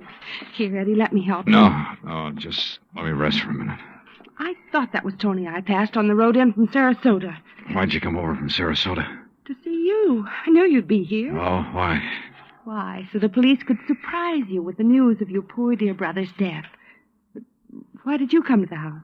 Because I hoped you'd come here, I guess. Eddie, you should have waited until I could raise the money to pay off Tony. You mean for killing Arnold, too? Of course. No. Are you trying to say you didn't kill Arnold? But I saw you from outside in the Buick. You'd swear to that, wouldn't you? I don't know what to... Eddie, you sound like you don't trust me. We're in this thing together. Yeah, you sure of that? What are you talking about? Whose idea was it to knock off Arnold? But you had to. When he saw you at Arcadia, he knew that you were having the yards burned up. That's the way you figured it from the beginning, wasn't it? Now, look, baby. First burn up the lumber yards and collect the insurance on them. Then convince me that you and I should have it all by putting Arnold out of the way. But you had to kill Arnold. I don't understand you, Eddie. Yeah. And I wish I didn't understand you, Mike. Mike? Come on.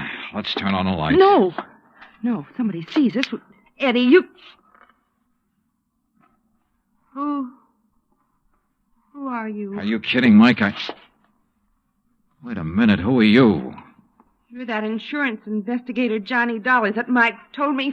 Let me out here. Oh, no, you don't. You're staying right here. Mike Poorman's sister, aren't you? Well? Oh, sister.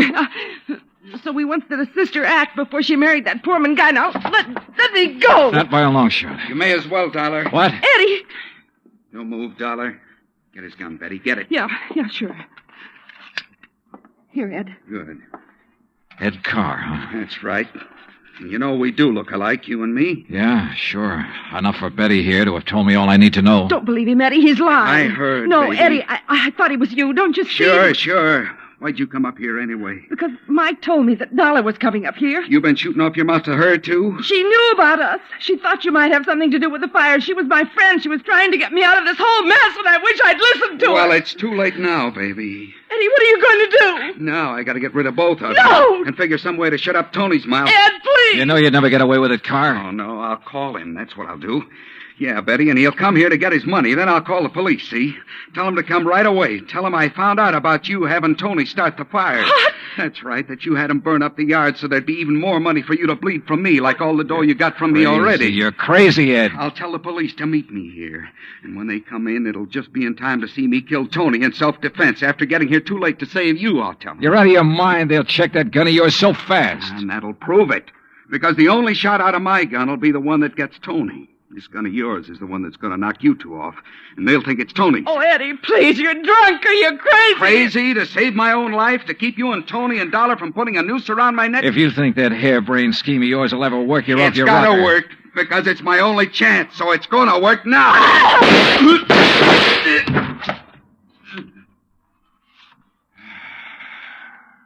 Thanks, Lieutenant. I'm afraid I was too late to save her, Johnny. Yeah. But Eddie Carr will live to face a jury. What brought you here, anyhow? I did, Johnny. Mike, stay there.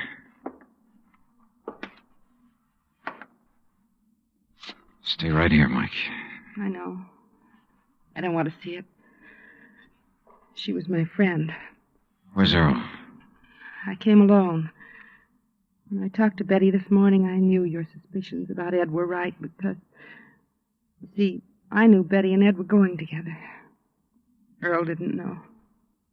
Yeah. Maybe you better call him.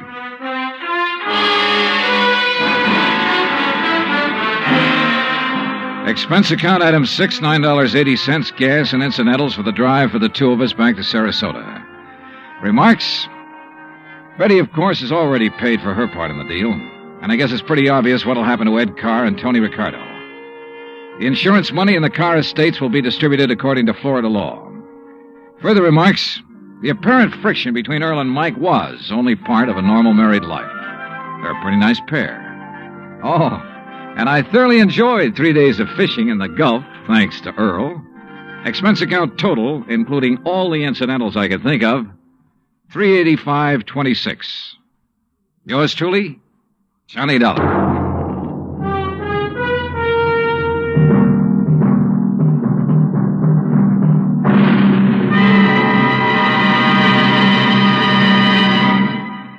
Our star will return in just a moment.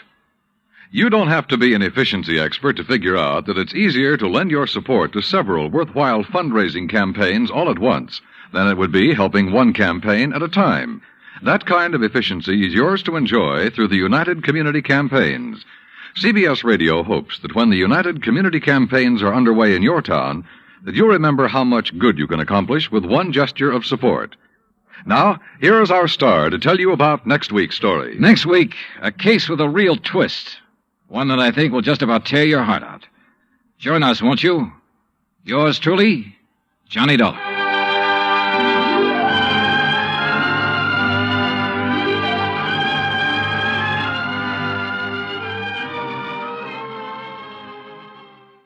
From Hollywood, it's time now for Johnny Dollar. Hi, Johnny. Who dat? George Reed. Well, Merry Christmas, George. Is it? Oh, what's the matter? You ever hear of Jediah Gillis? Eccentric? Owns about half of Rhode Island? That's the boy. A couple of weeks ago, he wrote a special policy on an item he wanted insured. And it's up and disappeared, huh? How'd you know? Oh, just a wild guess. What did he lose? I hope you're sitting down, Johnny. Yeah? Why? Because the insured item is a mouse. House? Mouse. What?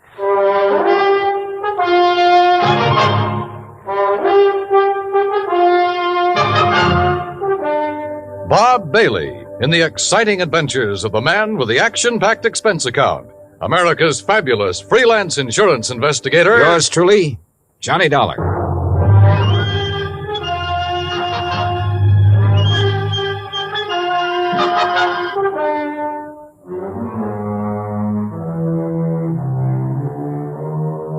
Expense account submitted by Special Investigator Johnny Dollar to Floyd's of England, American Branch Office, 443 North 15th Street, Hartford, Connecticut. The following is an account of expenses incurred during my investigation of the missing mouse matter.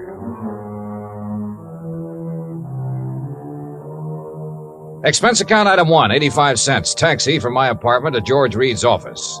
He was on his feet waiting for me. His Ivy League suit looked as though it had been slept in, and he needed to shave. Close the door, Johnny. Yeah, sure. Johnny, I'm going to level with you. This thing has me going. Well, it serves you right. Anybody who'd insure a mouse deserves what he gets. Yeah, but it isn't an ordinary mouse, Johnny. No? Not according to Mr. Gillis's original application. Yeah, take a look. Item to be insured. One unusually talented grayish-brown mouse. Unusually talented? Like how? I don't know.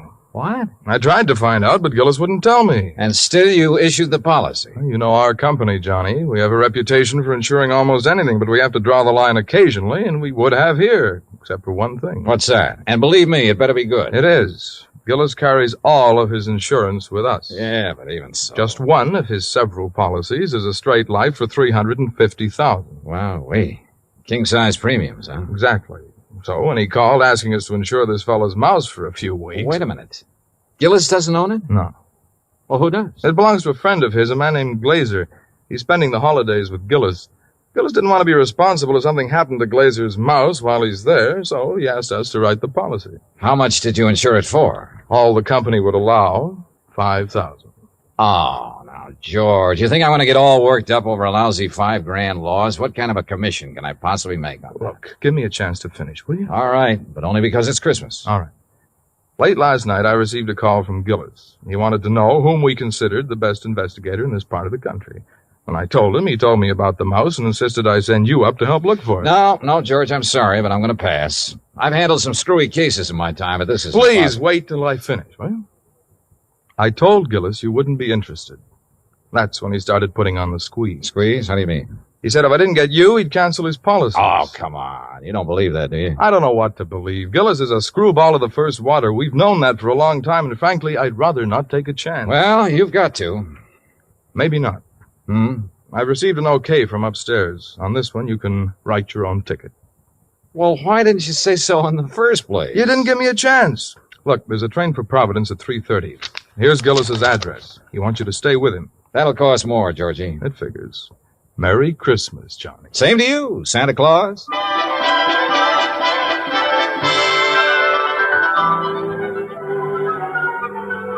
Expense account item 2, 85 cents, cab fare back to my apartment. I was intrigued by what George had told me and by what his company was going to add to my bank account, so I didn't really mind changing my plans for the holidays.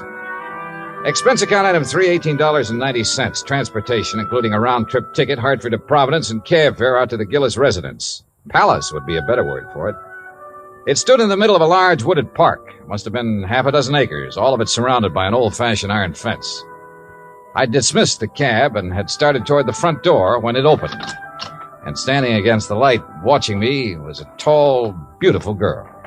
Careful of the steps. What? The steps, they're icy. Oh, thanks. We've been expecting you, Mr. Dollar. Hi. Well, hi. Mr. Glazer and Father are in the library. Would you like to meet them now or wait till after you're settled? I'm afraid I'd better see them right away, Miss Gillis. Marion, Johnny. Well, come along. You know, for the first time, I'm glad I came home for the holidays. Home from where? New York. Here we are. You'll have to come visit me, Johnny. Maybe I'll do something drastic, like losing a mouse to guarantee it. Marion, I told you to keep that door closed. Oh, Mr. Dollar's here, Father. Oh, well, have him come in. Yes, by all means, have him come in. See you later, Johnny.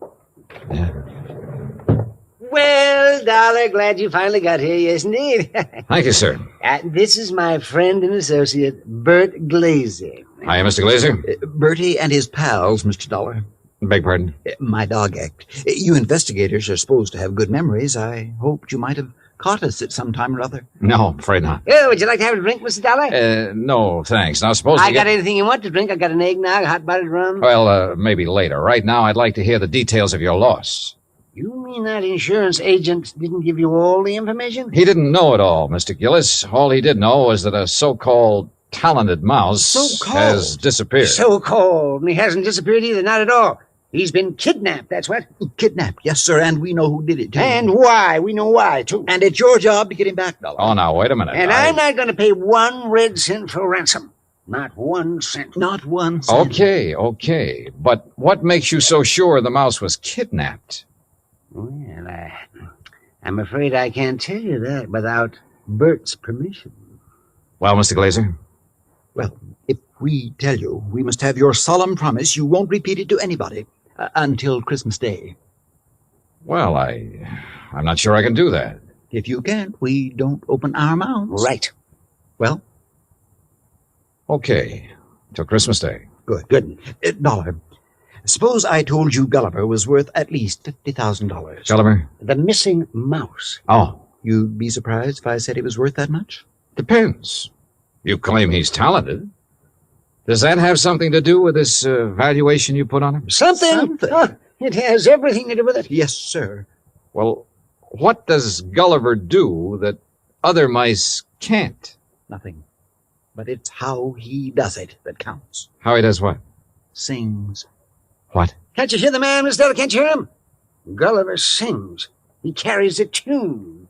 You know. With the clarity of a clarion, the fervor of a female opera star, and the tone of a tenor. That's how we plan to bill him. I see. But he doesn't believe us. Oh, no, wait. I didn't say that. There's no need to. We can tell by your face. Can't we, Bert? But a mouse. Mr. Dollar, it is a scientific fact that mice sing. Mice sing? Well-known magazines have published articles proving it. Unfortunately, most of them sing in a scale too high for human hearing. But not Gulliver. Well, not Gulliver. Yeah, that's right. He's a basso. A basso? By mousy standards, that is. Oh, no. No, Bert, he still doesn't believe us. Very well, Jediah, there is only one thing to do. There's only one thing to do. You follow us, Dollar. We'll erase the doubt in your mind forever. I took a good look at Bert Glazer, then reluctantly followed the two of them out of the library and down a long hall. At the moment, this thing had all the earmarks of a good old-fashioned con game. Or better still, a benefit on behalf of Bert Glazer with Jodiah Gillis and Floyd's of England as the sole cash contributors. We wandered for what seemed like blocks through the old mansion and finally reached a large playroom. On top of one of the billiard tables was a small brass cage. In it were 2 small grayish-brown mice. Glazer opened the cage and let them out. Mr. Dollar, allow me to present Hecuba and Esmeralda. Oh, how do you do? I suppose they sing, too. Oh, they certainly do. But not nearly as well as Gulliver. Just don't have the instrument, you know. Instrument? The voice, Dollar, the voice, the vocal cords. Oh, yeah, I see. But, now, where did you keep Gulliver? In here with the others. Bert didn't want to separate them. That's right. I originally started to make the 3 of them into a singing, trio, like the Andrews sisters. But Gulliver advanced so rapidly, I decided he should be a soloist. Oh, sure. You aren't afraid of mice, Mr. Dollar? No. No, well, that's fine. They sense it if you are, you know. It upsets them. Upsets them. All right now, Hecuba, move over a bit. Give Esmeralda some room. That's it. Now, up on your haunches.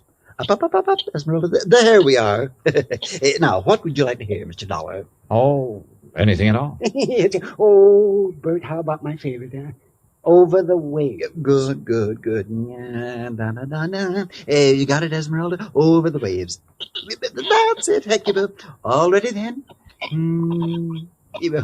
Good. That'll be fine. Ready now? 1, 2, 3. 1, 2, 3.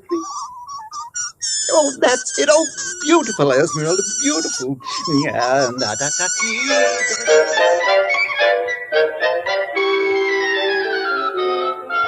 Well, I won't say I was convinced, but I won't say I wasn't. But I will say those mice were singing something, or giving a mighty good imitation of it. We returned to the library, and this time I sampled the eggnog liberally. Is that all right, Dollar? Oh, fine, thanks. Well, Dollar, you know now why we believe Gulliver was kidnapped? Well, I'm not sure. To exploit him. What else? Exactly. You have any idea who did it? Harry McQueen, that's who. McQueen. Who's McQueen? Used to be my agent. Theatrical agent? Uh-huh. He's been snooping around here lately, Johnny. We figure he's gotten wind of our mice. Well, what do you mean by snooping around, Mr. Gillis? No, you know, he's been out here twice this week wanting to see me. Had to kick him out of here yesterday morning. How'd he get in? Well, my daughter answered the door. Yes, and she didn't know McQueen from Adam. So when he asked for me, she figured he belonged in here, rehearsing the show with the rest of us. Rehearsing what show, Mr. Gillis? What show? Well, the show for the Children's Hospital.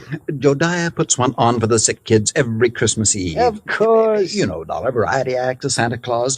This year, though, we got a radio hookup. Go all over the state. And Gulliver, well, he was going to headline. And that's why I sent for you, Dollar. I figured you can get him back by tomorrow afternoon if anybody can. How long was McQueen in here before you noticed him? Long enough to lift Gulliver. This was our dress rehearsal, Dollar. We'd asked some of the kids from around the neighborhood in to watch, so it was pretty crowded. Where were the mice during the rehearsal? Well, that's where I made my mistake. What do you mean? We were keeping them a secret till the real show. Well, where were they? In their cage, over there on the mantel. Now, we were using this part of the room for the stage, so McQueen could have just reached in and taken Gulliver without us seeing him. Now, what makes you so sure McQueen did it? We told you. Besides, who else would want him? Who else? And it was right after I kicked him out of here that I discovered Gulliver was missing. What'd you do then? Why, I called off the rehearsal and started searching for him. McQueen? Big Gulliver. And I put in a telephone call to the Providence house where McQueen was staying. Did you talk to him? Nope. They said he checked out. After questioning them for a while, I finally had a nightcap with Jediah, then went to the phone in the hall and made some calls, including one to George Reed. Well, how's it going, Johnny? It's not. That's why I'm calling. Look, they think a theatrical agent named Harry McQueen stole the mouse. He has offices in Boston and New York. I placed a person-to-person call to both offices, but with tomorrow Christmas Eve, he might not get the message. So, what do you want me to do? Find out his home number. Ask him to call me here. Okay. Anything else? Hello? Johnny? Johnny, you there? Yeah. And so is a cat. What? A big yellow cat. What's so unusual about that? Oh, nothing. Except he's got a grayish-brown mouse between his two front paws.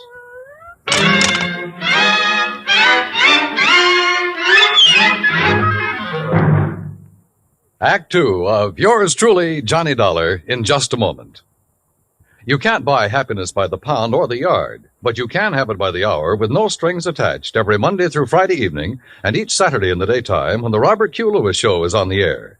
Join him and his fun-loving gang 5 nights a week and Saturdays in the daytime on most of these same stations. Now, Act 2 of yours truly, Johnny Dollar, and the Missing Mouse Matter.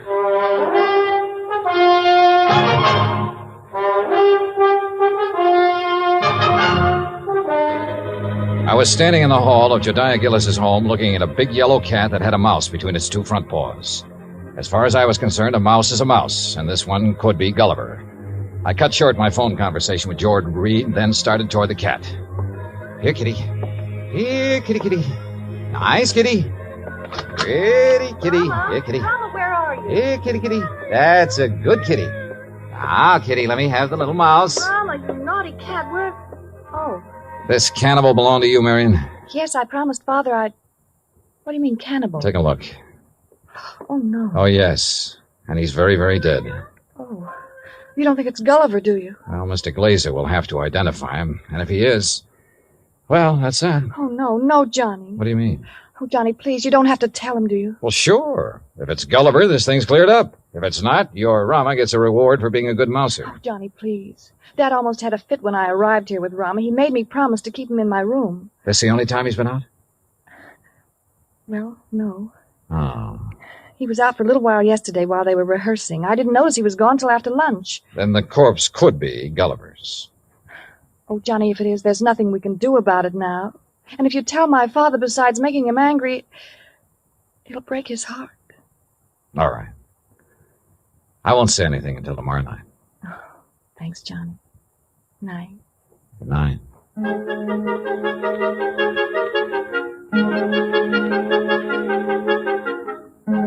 Christmas Eve morning came cold, crisp, and clear. The Gillis grounds were covered with new fallen snow, and the trees were heavy with icicles, giving the whole place the look of a winter wonderland. I dressed and went down to join Gillis and Bert Glazer at breakfast. I was on my third strawberry when the phone started to ring. Yeah. You expecting a call, Dollar? Yeah, matter of fact, I am. Yeah, and you'd better answer it. If it's somebody at the broadcast station for me, tell them I'll be at the Children's Hospital at noon. They can call me there. Right. Hello? Johnny Dollar? Speaking. Look, I don't know what's going on down there or why you're going to pester me about it. Who is this? Harry McQueen. Who did you think? Well, I wasn't sure. Well, your friend Reed got me out of bed this morning, Dollar. He told me you wanted to ask me some questions about a mouse that's missing from Jediah Gillis's place. Hey, that's right. What do you know about it? Well, I've done a lot of pilfering in my time. I've taken towels from hotels from Maine to Miami and Seattle to Bridgeport. But I never had to stoop so low as to steal a mouse from any hotel, garbage dump, trap, or field. Do I make myself clear? Perfectly. Except for one thing. Yeah? This particular mouse was a performer. Was a what? He was trained, did tricks. Still doesn't interest me. Well, then why were you trying to see Mr. Gillis? To get some of my people on his Christmas show. Anything wrong with that? No. There'll be a lot of publicity about it. Would have done him a lot of good. And you're sure you weren't interested in the mouse? Look, Dollar, when I went into this business 18 years ago, I swore then I'd never handled kids, belly dances, or animal acts. But you handled Bert Glazer's dog act. Is what? Dog act. Bertie and his pals. Oh, somebody's feeding you a line, Dollar. That act was Bill Bertie and his pal. And the pal is a dummy. Glazer's a top-notch ventriloquist. He's a master. You hear me, Dollar? Yeah, Harry. I hear you fine. I had to do some thinking, so I put on my coat and went outside for a walk around that wooded park. What I had just learned about Glazer confirmed what my instinct, my common sense, had been telling me all along. Except for one thing. The performance given by Hecuba and Esmeralda the night before. If Glazer had been doing the singing for those two mice, he was a master ventriloquist. Which was exactly what Harry McQueen said he was. I'd started back toward the house, wondering if I should get Jediah aside now and tell him or wait until after the show when something soft and cold hit me on the back of the head. Hey! Sorry, Johnny, I couldn't resist such a serious target. Anything new? Well, if you mean have I found Gulliver, the singing mouse, no. Dad told me to tell you if Gulliver does turn up before 1:15, rush him over to the hospital. Yeah, sure.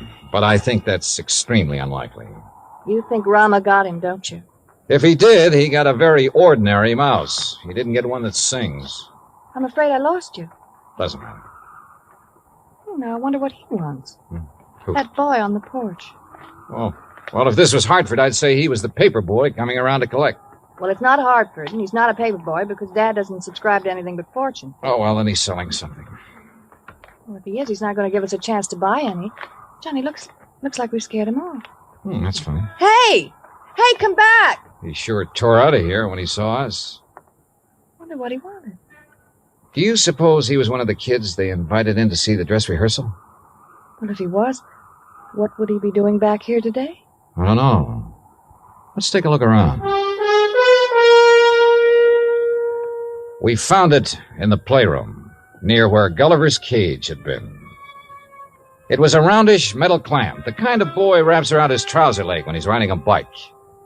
I was about to call the hospital and ask Jediah for a list of all the kids they'd invited to the rehearsal when the front doorbell rang. Johnny, it's that boy again. Better let me get in.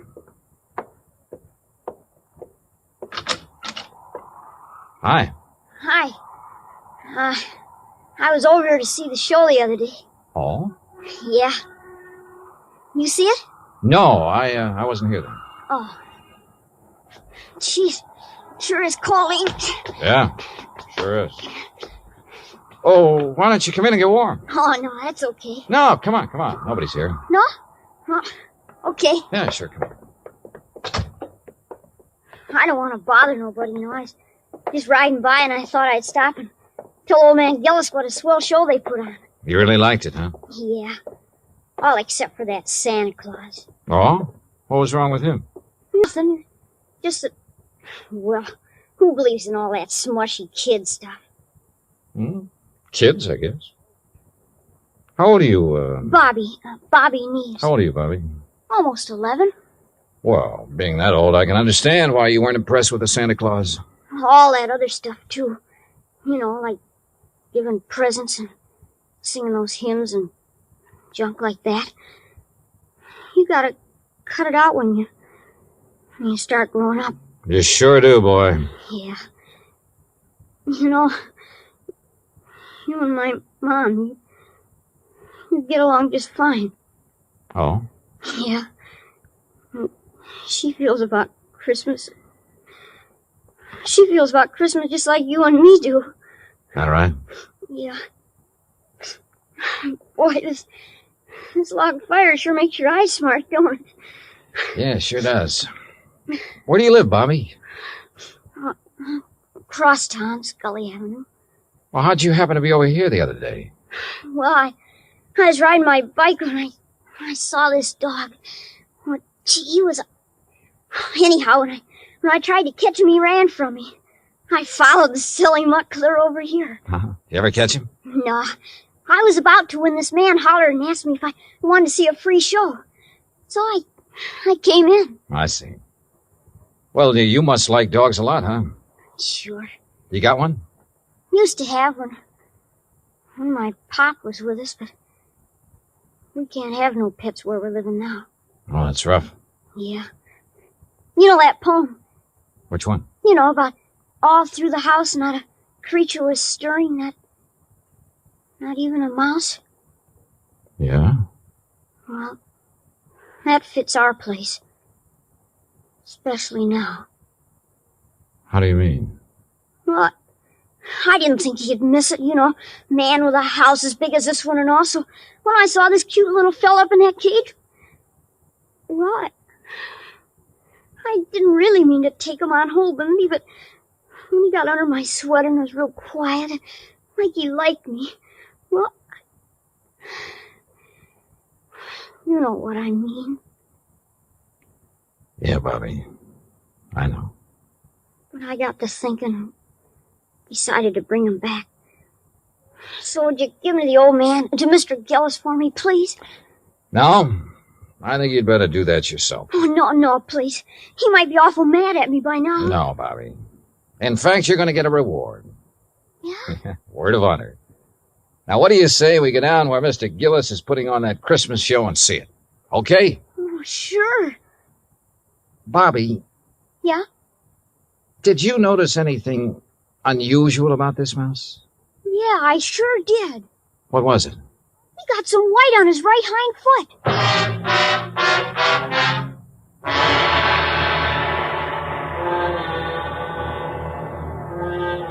Expense account item 4, $1.60, cab fare from the Gillis residence to the Children's Hospital for Marion, Bobby, and myself. Inside, we followed the sound of children laughing and reached the auditorium. Marion found a seat among the nurses, and I took Bobby backstage.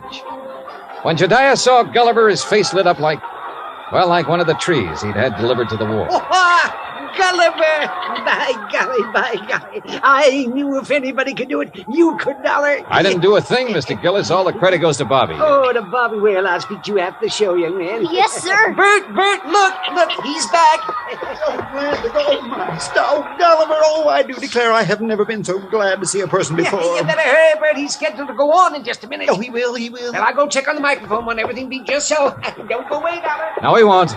Bobby, why don't you sit over there where you can see the stage? Yes, sir. Bert, you think Gulliver will sing today? Think? I know he will. Oh, get ready, Gulliver. But that boy had Gulliver all day and all night, and he didn't sing once. Did the boy ask him to? Ladies and gentlemen, boys and girls, for the first time in a while, one of the wonders of the world, Gulliver, the singing mouse. Hey, Mr. Dollar, can that mouse really sing? That is what we're going to find out, Bobby. Exciting, isn't it, Dollar? Sure is, Mr. Gillis. All right, thank you, folks. Thank you. Now, for Gulliver's first number, he'd like to sing with... what's that, Gulliver? Oh, I see. He's going to sing Jingle Bells. But he wants me to get off stage so everybody will know it's really him doing it and not me. Thank you. Is he all right, Bert? Oh, fine, just feeling his out. Well, why doesn't he start? He's going to. Listen.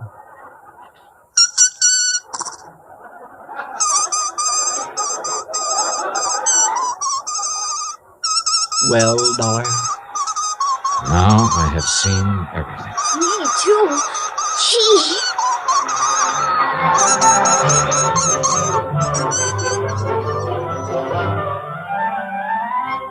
Bert Glazer had a logical answer for having lied about his old vaudeville act. He knew I wouldn't believe the mice could really sing if I'd known he was a ventriloquist. And well, after all, yet sometimes... Expense account total, including cab fare, Hartford Station to my apartment, $38.20. As for my separate and additional fee, as agreed upon before I took this matter, well, there's a boy named Bobby Neves who lives on Scully Avenue over in Providence. See that he gets it, huh?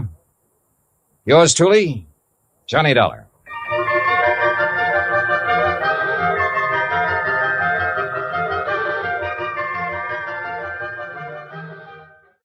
From Hollywood, it's time now for...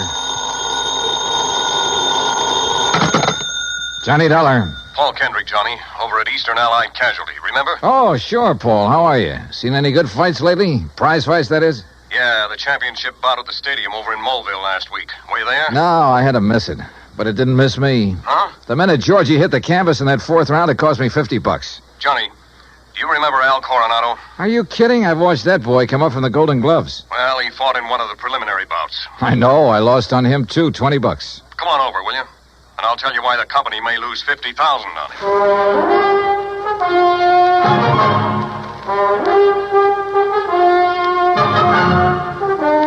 Bob Bailey in the exciting adventures of the man with the action-packed expense account. America's fabulous freelance insurance investigator. Yours truly, Johnny Dollar.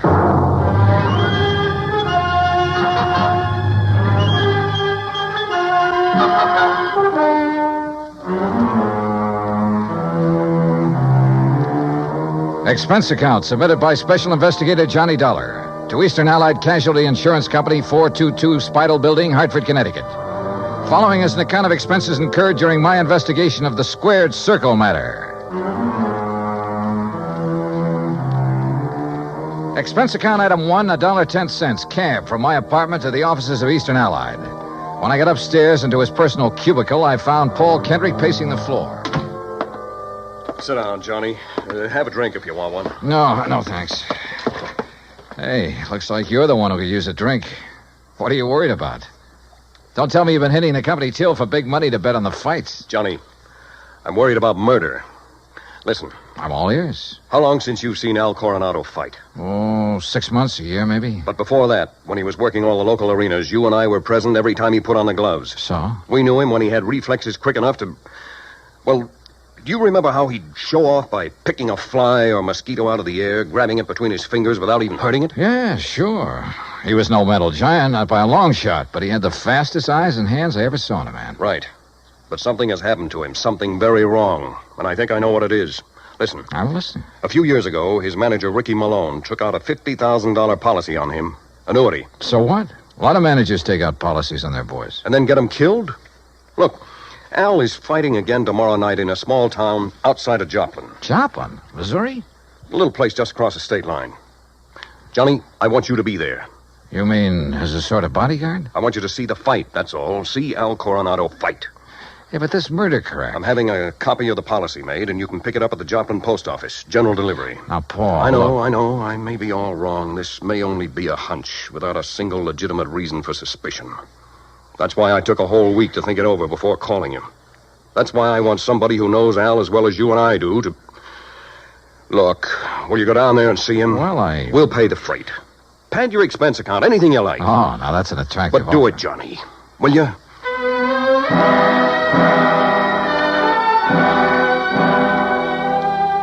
Item 2, another $1.10 back to my apartment to pack. Item 3, $124 even. Plane fare and incidentals to Joplin. By your leave, Paul, the incidentals included a new sports shirt loud enough to startle the whole state of Arizona, an extra pack of razor blades, and a new toothbrush. Also, item 4, $3, flowers for the stewardess, who managed to find me an extra bottle of champagne. I arrived at Joplin shortly before noon, and after checking into a hotel, found that by some miracle, a copy of Al's policy was waiting for me at the post office. A quick glance at it brings up item 5, $4.25 phone call. I thought you said Ricky Malone took out the policy. He did, and pays all the premiums. But the beneficiary named is Frankie Fortina. Now, who's he? I don't know yet. Well, his address is in New York City. You better look him up, will you? I've been trying to. But the last time Fortina was at the address on the policy, it was a racetrack bookie joint. Oh, so that's why you're worried. That's one reason. Well, if you learn anything about him, let me know, will you? I'm staying at the Beverly Arms. Okay, Johnny. Johnny. Yeah? Call me again, will you? After the fight tonight. Sure.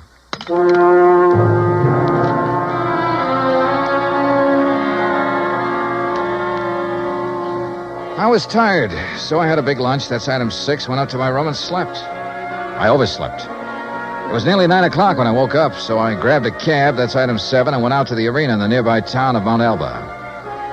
For $5, item 8, I managed to get a seat at ringside in time to catch the end of the last preliminary. The winner in 1 minute, 10 The program seconds told me of the Al was third scheduled for round, the main boy event from Torino, against Ray some local boy named Rafe Cummings. I never heard of him, and I doubt if anybody outside of Tucson ever had. I understood why when he stepped into the ring. This kid looked like the rankest kind of amateur. Strong, sure, and in good condition, but clumsy. He almost tripped over his own size 15 feet. And it was no act to fool an opponent either. Al, when he came in, looked as good as ever. He gave me a quick glance of recognition, though I'm sure he knew nothing about me except possibly my name. At the opening bell, he came out fast. All the old speed and timing were there. Faint weave and flick out that light, but punishing left. Same old pattern, same old... Wait a minute. Those quick left jabs were only landing about 1 and 4. As though he touched Cummings only when the clumsy ox happened to walk into him. But because of his speed, Al took nothing but a few light ones on the body. He kept his face well out of reach. Oh, yeah, his timing was perfect, but his aim was terrible.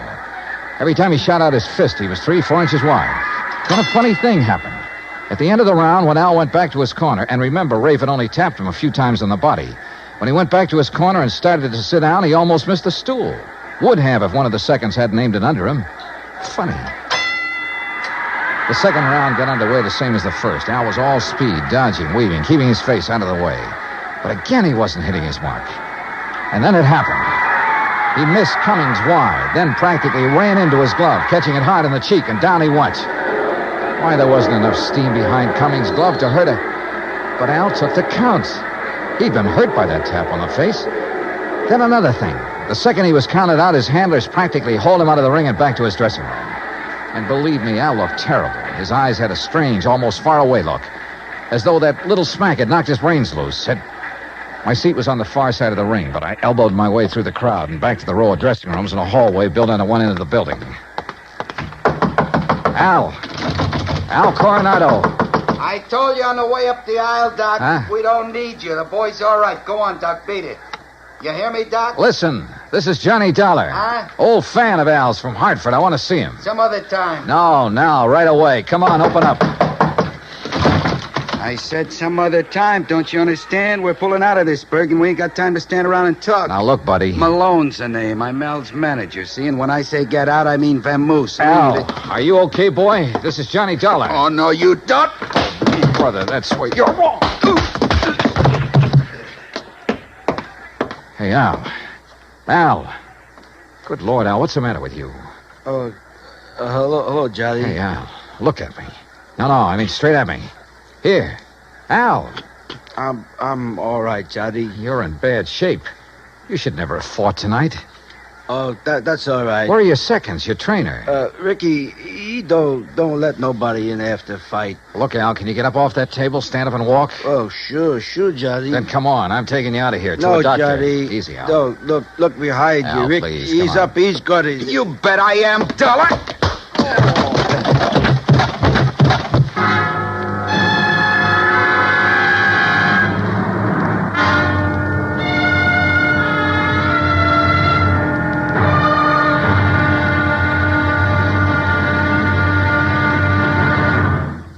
Act 2 of yours truly, Johnny Dollar, in just a moment.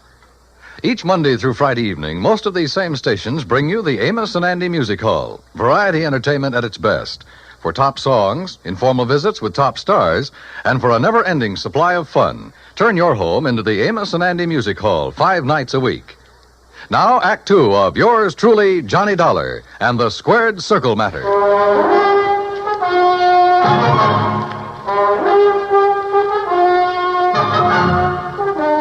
I came to, the dressing room was dark and quiet. After carefully falling off the table where they'd left me, I groped my way to the light switch, stumbling incidentally over the remains of the chair Ricky Malone had used on me. It was well after midnight, so I left by the dressing room window. The second I reached my hotel room, I put through a long-distance call, hoping Paul Kendrick would be in bed. He was. Yeah. Hello? Johnny Dollar. And, Paul, you're right. It'll be murder unless I can stop it. Hmm? Hey, you awake? Oh, you mean Al Coronado. What's happened, Johnny? Plenty. And listen, that boy is more than punch-drunk. He's had a brain injury of some kind. I'll bet on it. That's what I was afraid of. The tap on the face that knocked him out tonight wasn't enough to hurt a kitten. But a good solid blow would probably kill him. That's why he kept protecting his face. But Ricky Malone is making him keep on? Who else? I just met the gentleman, by the way. Well, what'd he say? Did you question him? Before I could, he cracked me over the head with a chair. Where is he now? Oh, I don't know. What are you going to do? See if the police can track them down. Malone said something about leaving town right away. Keep after him. Did you read that policy carefully? You kidding? I haven't had time. It's an annuity. That much I saw. Beginning in 3 or 4 years, it'll pay Al a nice little income for the rest of his life, if he survives. But the beneficiary named. Yes, Frankie Fortina, who gets the full face value of the policy if Al dies. Johnny. Yeah? I got a rundown on Fortina. You said he was a bookie at one time. That was the least of his crimes. He has a record as long as your arm. As I see it, he owns Al Coronado. Then you're probably thinking what I am. Al hasn't been doing so well lately. He's taken a big drop in class. Isn't making the purses he used to. You know that? Yes. The ANBA keeps a complete record. So with this injury to his brain, the only way Fortina can clean up on him is by seeing him dead. That's right.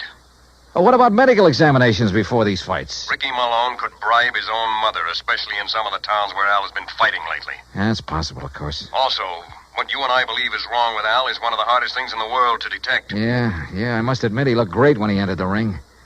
Okay, Paul, one thing's in our favor. Neither Al nor Ricky Malone knows who I am, outside of being a fight fan. Just so Fortina doesn't learn different. Where is Fortina, by the way? I don't know. So, Johnny, whatever you do, be careful.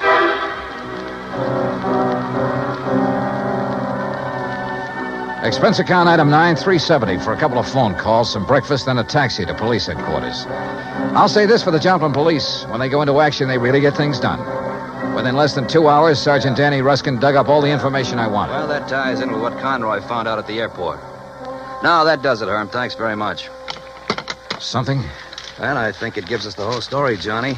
Al and his manager, Ricky Malone, checked out of their hotel, the Rayberry, at 1 o'clock this morning. Just the two of them? Right. There was no third party by the name of Fortina or anything else, just the two of them. They caught the 140 plane for Oklahoma City. Oh. And there they bought tickets routing them to Monterey, Mexico. Mexico? How soon can I get a plane? Going down there, huh? I told you, I gotta save that guy's life. All right, look, in Monterey, look up Sergeant Romelia Garcia, Main Homicide Division. You mention my name, he'll give you anything you want. Good. Now, what about that plane?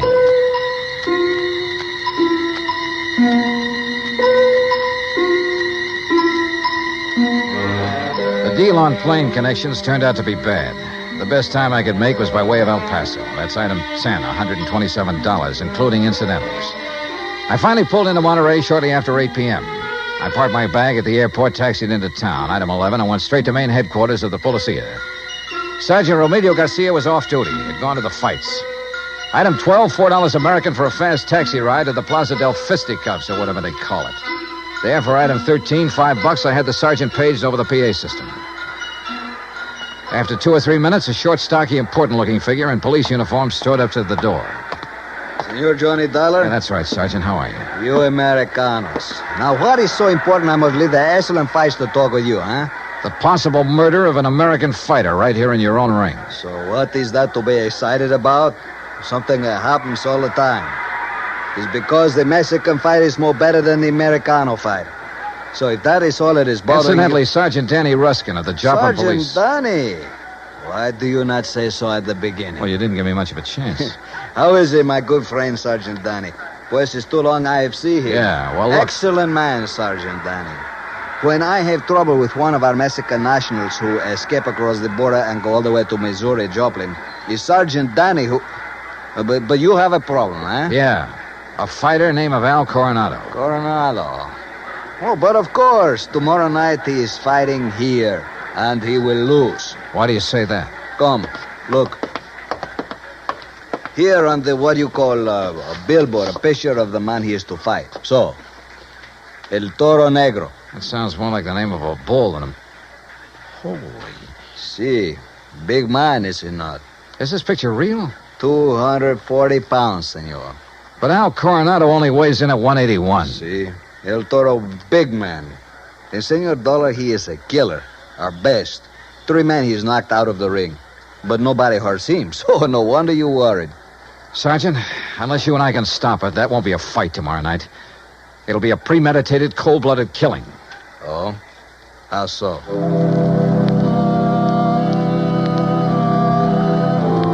I showed Garcia my credentials, then told him what I knew and what I suspected. But until we have proof of this, senor, to start what you call an international situation, you are not now in your own country, you know. Still, he agreed to cooperate. First thing, of course, was to locate Al and his manager. In this city of nearly 200,000, that could be pretty rough. But he said he'd try.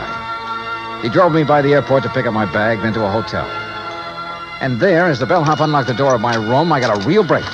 The next door down the hall opened. Hey, kid, how'd you like to bring me up a glass of warm milk, huh? Al Coronado. Huh? Oh, hi. Here, boy. Just put in my bags inside and leave the door open. Gracias, senor. Hey, Al, are you alone? Oh, sure. Hey, you're Johnny, ain't you? Yeah, that's right, Johnny, and I want to talk to you. I used to see you ringside all the time up in Hartford, huh? You saw me in Joplin, too. Only you don't remember.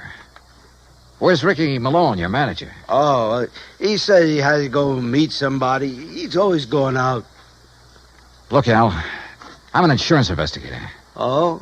Oh, I got some insurance. Yeah. One more fight and somebody's going to collect it. No, Johnny, that's my retiring money. The only one who'll retire on it is Frankie Fortina. Hey, Frankie, he's my owner. You know him? Hey, who takes all the aspirin around here? Me. I get a lot of headaches all the time. Maybe that's why I ain't been hitting so good lately. Yeah. Here, catch this bottle. Hey, now... now look what you did. No, Al. You look what you did. You missed that bottle by 3 inches. For the same reason you haven't been hitting well. Why you have these headaches. All right, I'll give it to you straight. You've had a brain injury, Al. One good wallop on that head will kill you. And that's just what Ricky and Fortina want. No. Ricky always says to keep my head protected, so you must be wrong. Am I? Well, Ricky's good to me. Why, you numbskull, he's trying to get you killed. Johnny, you're all wrong. You know the man you're up against tomorrow night? Well, I know his name. Well, he's the one scheduled to finish you off. Johnny, I don't believe that. Al, listen, you gotta believe it. Now, where's the Here. Who you gonna call? Hello, this is an emergency. Get me Sergeant Remilio Garcia at Central Police Headquarters. Cops? That's right, Al, and a doctor. No, Ricky says to stay away from doctors. All they can do is stop you from ever fighting again. And that would make you worth just $50,000 less to Frankie Sergeant Johnny Dollar. I found Al. Hotel room right next to mine, room 915. Bring a doctor, a brain specialist if you can, even if you have to drag him out of bed. Oh, look, we'll fight the international situation when we come to it. You get a doctor up here, you hear me? You hang up or I'll blow your head off. Well, Mr. Fortina, I believe. Frisk him, Ricky. Sure, boss. He's clean. Huh? I hate to shoot an unarmed man, Dollar, but if you make one phony move... So you know who I am, huh? Well, Ricky here may be stupid in some ways, but he had sense enough to call me from Joplin after you broke in on him there. Finding out what you're up to wasn't difficult. Finding out what you're up to wasn't very tough either, Fortina. But it's all over. Not for me, Dollar. That's where you're wrong. That phone call I made was to the police. I know, to Central Headquarters. That's over 3 miles from here. By the time your sergeant finds a doctor and gets here, you will be dead. And I will be gone. Have you forgotten that you have a border to cross, You Fortina? think I'm stupid? Frankie Fortina has never been here. Has never been even in Mexico. Because my tourist card reads Charles Edward Smith. And since the next plane leaves for the States in about 20 minutes, Ricky... Yeah, boss? I think Mr. Dollar had better have an accident. Fall out of the window, perhaps. Oh, now, wait a minute, What? boss. Listen to me, Malone. I had 2 reasons for coming down here. To see if you were right about Dollar and to make sure of that fight tomorrow. You've been stalling with Al. You've taken too long. The heat is on up north. I need the dough. I told you, boss, that El Toro will do it tomorrow. Fellas, shut up. And look, if you take care of Dollar, what about me? What? Maybe you can get back to the States, but me, with Dollar laying dead here, and if Al talks... Al won't talk. You won't either. Frankie. Dollar has given us a perfect setup. He came here to Al's room. You found him here. You had a fight. Dollar ends up in the street below. But what happens to me? Haven't then? I always taken care of you in the past when you were working for me? You know what will happen if you ever try to cross it. No. All listen, right. Frankie. I have contacts down here. I have plenty of them. I have lawyers, good ones. It's going to be self-defense, pure and simple. But what if Al talks? I told you before, Ricky. You've taken too long with him. Frankie, listen. While I hold this gun, you're going to take care of Al, too. The way you should have a long, long time ago in his fights. I don't understand. No, listen to me, Frankie. You listen. I can't You've been do in it. this whole thing just as deep as I have, and deeper. Because you're the one who's kept Al fighting. You've paid off all those phony medicos. You set him up for this El Toro tomorrow night. You'll do it, Ricky. No. Then I'll use the gun on all 3 of you. Frankie. You're out of your mind, Fortina. Am I? It'll still look like a fight between you and Ricky. Boss. Al just happened to get hit accidentally by the gun that will be found beside your body. Boss. Boss, I'll do it. You bet you will. I'll do anything you say if you just help me get out of it. Okay. Go ahead. Dollar is first. And, brother, if you think it's going to be It's easy... either the window or this gun, Dollar. So far as you're concerned, I don't care which. Go on, Ricky. Okay, Just remember, boss. your own life depends on it. You bet I... Play dirty, will you? The window, Ricky. The window, I said. Remember, it's your own life, Ricky.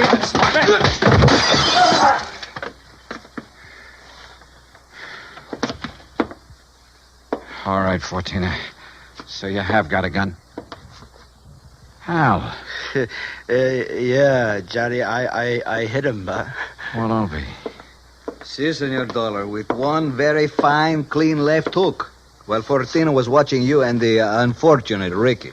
Yeah. You got here a little late, Garcia. You see, but tell me, senor, what makes you think this Al Coronado has lost his punch? Expense account item 13, $100. Legal expense, mainly a deposition for a lawyer to take to court. Just how Garcia got me out of having to stay in Monterey for a hearing, I will never know, but he did. As for Al Coronado, I suggest the company make some adjustment in his policy that'll permit paying his annuities immediately. And why not? The company should have investigated more thoroughly before issuing this policy anyway. And if it doesn't show a little heart, well, I'm sure it will. Item 14, $224.50. Hotel and incidentals and transportation back to Hartford. Expense account total, $491.20. Yours truly, Johnny Dollar.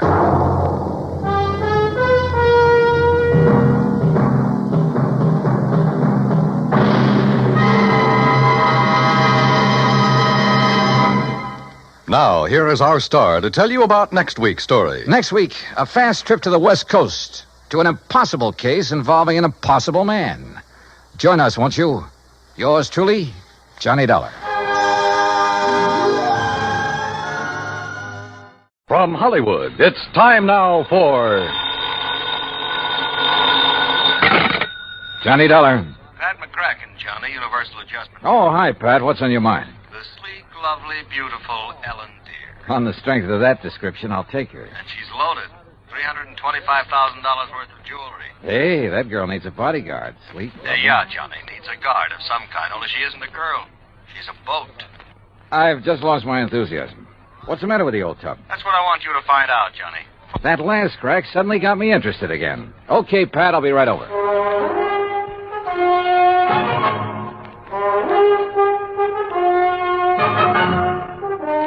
Bob Bailey in the exciting adventures of the man with the action-packed expense account. America's fabulous freelance insurance investigator. Yours truly, Johnny Dollar.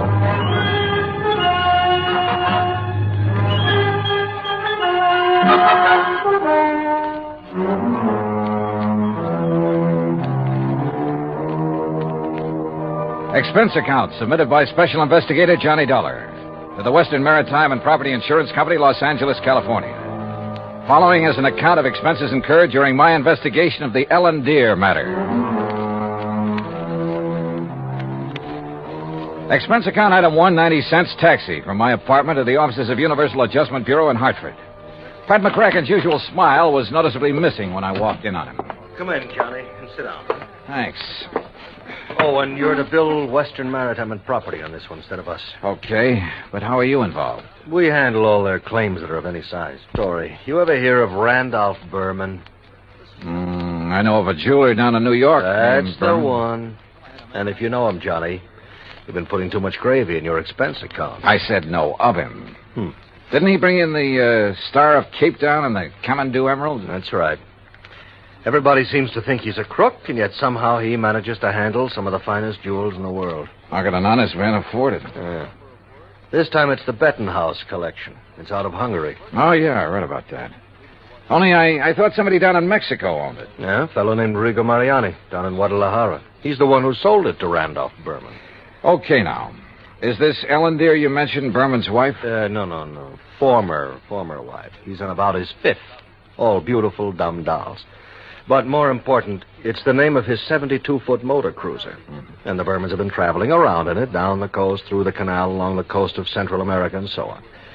Anyhow, when he got word that the Bettenhouse collection could be had, he wasted no time in getting to Guadalajara. And that's where Western Maritime and Property comes in. Right. They had already written a policy on the boat for $52,000. Their main office in Los Angeles was close at hand, so he had them write the policy on the jewels. Is that where Berman is now, in Los Angeles? Oh, no. He's still in Mexico. Didn't want to move with those priceless rocks until he was certain of the insurance. And before Western would write it, of course, they wanted the collection appraised. Naturally. But who in Mexico? Jacques Jean-Pierre, the famous gemologist, was right there in Guadalajara, to look over the collection himself. So he made the appraisal. The policy has been issued. $325,000. I still don't see anything wrong with the whole deal, Pat. There isn't anything wrong with it yet. But in spite of Berman's standing in the profession, his reputation, it isn't everything it might be. Yeah, come to think of it, wasn't there a killing or two involved in this acquisition of the Star of Cape Town? There have been several things like that. He's been involved in attempts to smuggle in some valuable pieces. He always managed somehow to come out smelling like a rose. Legally, perfectly clean, you understand? But you still don't trust him? Oh, no.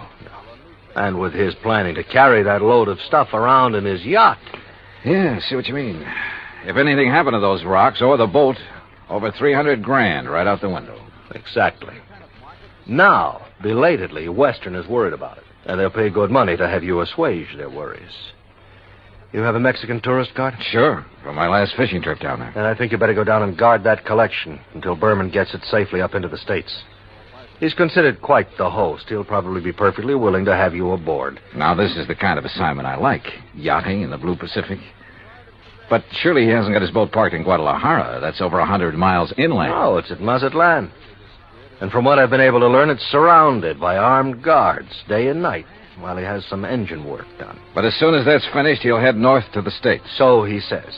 Got a branch office in Los Angeles. He'll probably deliver the collection there. I just want to be sure he gets there, Johnny. Okay, Pat. You can wire the boys at Weston that I'm on my way. Item 2, $191.40, plane fare and incidentals, Hartford to Mazatlan via Los Angeles. The first leg of the flight to L.A. was uneventful. Except for a good-looking young blonde from Santa Barbara, whom I promised to look up as soon as his case is... Well, that's not for the expense account.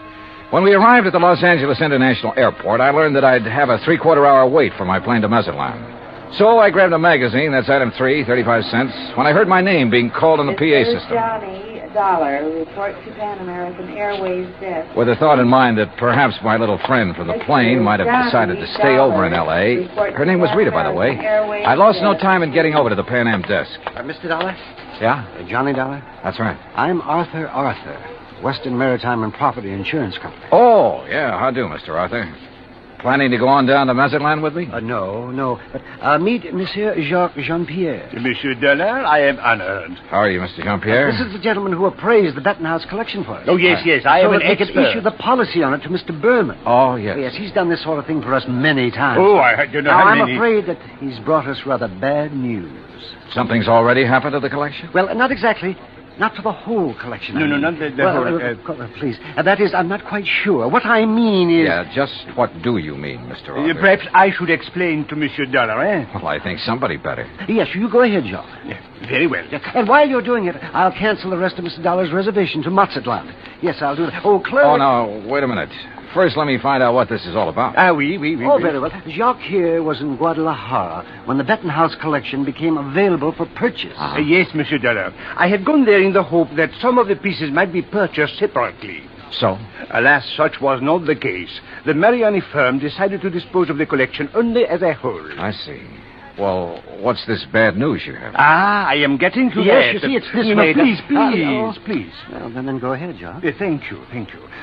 Monsieur Dollar, interested as I was, I looked over the collection very carefully, each individual piece. And you must believe me, to an expert like myself, every facet of every gem has a character all its own. A precious stone is like a face to me, always to be remembered. Yeah. Well, go on, please. I simply wish to make it clear to you, monsieur, that every item in the Bettenhouse collection is completely familiar to me. Oh, it is? As are many other important gems throughout the world. You know, each is like a friend. And each stone in them is like a face to you. Precisely. Always to be remembered. Yes. Allô. Well, The collection is purchased by Monsieur Randolph Berman. Yes, Mr. Berman. Please. He wishes to insure it in Monsieur Arthur's company. Yeah, I know all that. Well, Monsieur Arthur requests by telephone that I appraise it. $325,000. Then you know. I know. So I stay at Guadalajara a few days to wait Monsieur Arthur's check for my service. You want to be sure the check please. I visit some of my old friends among the jewel setters. And then, on the third day, what do you think happens? You tell me. Johnny, this is it. In the shop... No, please, Monsieur Arthur. I'm sorry. In the shop of my friend Garcia Hernandez, I watch him work on the mount for a beautiful diamond. And suddenly, I see that the stone is an old friend. One from the Bettenhouse collection? Oui. The caliber diamond that was supposedly in the possession of Monsieur Berman. You're sure of the identity of that stone, Mr. Jean-Pierre? Oh, please.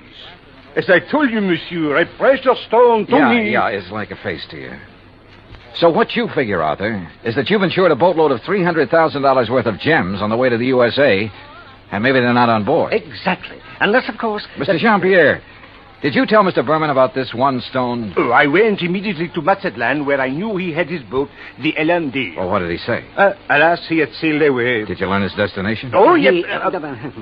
Los Angeles, Johnny, right here. He has a branch office. Well, has he had time to get here yet? I don't think so. Have you tried radioing to his yacht? No, I've done nothing. You see, I didn't learn about this until Mr. Jean-Pierre arrived just a few hours ago. Yes, I came up on the aeroplane, the better to arrive and speak with Monsieur Arthur before Monsieur Berman would arrive. Do you know where Berman plans to dock his boat? Well, I'll tell you. Probably the port in San Pedro, if he is coming here. But who can be sure? Usually on vacation trips, he docks down the coast of Balboa, the yacht club. Or who knows, he might even... Yeah. He might have no intention of coming up to the States at all. He might not even have the jewels with him. Arthur, do you know where his branch office is? Oh, yes, it's in Los Angeles. Well, actually, it's in Beverly Hills. Got a car? Yeah. Then let's go. Though he couldn't quite put his finger on it, Arthur was convinced that Randolph Berman was up to something and that his insurance company was going to have to take the rap. On the way into Berman's Beverly Hills office, we dropped Jean-Pierre at the Beverly Hilton and told him to sit tight in case we needed him again. Berman's office was in a nice modern building on South Beverly Drive, tastefully furnished with pictures of various famous jewels on the walls, but with nothing of particular value in evidence. However, I did notice that one wall held a built-in vault big enough for a reasonably sized bank. We were approached by a hand-rubbing, obsequious little character dressed in striped pants and cutaway coat and wearing thick glasses.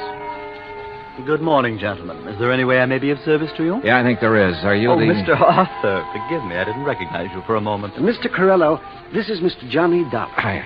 How do you do? Is there something I may show you, Mr. Dollar? Some little bauble, perhaps, for a charming lady? Well, not at the moment, Mr. Corello. Oh.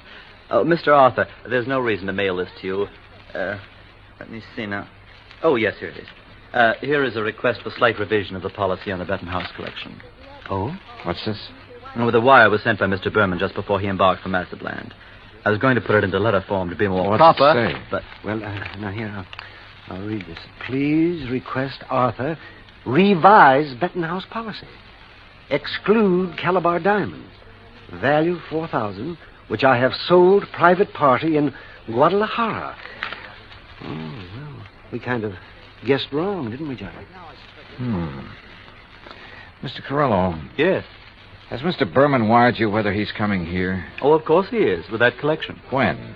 When is he going to arrive? Well, his lovely yacht, the Ellendeer, should reach San Pedro Harbor late tonight. But that's what he wired me, and I intend to meet him there. Then I'm sure you won't mind if I go with you. Oh? Mr. Dollar is a special investigator. Investigator? Well, actually, I'm here just to help Mr. Berman protect that collection. Oh, excellent. Then you can arrange for the police escort. Yes, and alert the harbor police to guard the Ellendeer, as Mr. Berman requested. Did he request that? Oh, indeed. But apparently he hasn't been worried about anything happening to the collection while he's at sea. At sea? Oh, surely you don't mean pirates or anything like that in this modern day and age. You know something? At this point, I'm not quite sure what I mean, or even why I'm here. Well, of course... Well, of course what, Arthur? Oh, excuse me while I answer that. Well, I mean... Berman Jewel. That is... What? Well, at least I'll feel better when the stuff is here in the vault. Wait a minute. Oh, no. Corello at the phone paled visibly, then gasped and clutched the back of a chair for support as he listened on the phone. His jaw dropped, his eyes widened, and he shook his head once or twice in horrified disbelief. Finally, slowly, he hung up and came unsteadily toward us. Mr. Corello. Yeah, what is it, Mr. Corello? The Coast Guard. Yes? They said the Ellendeer, the yacht. Yes? Sunk. What? In 600 feet of water. In the outer channel.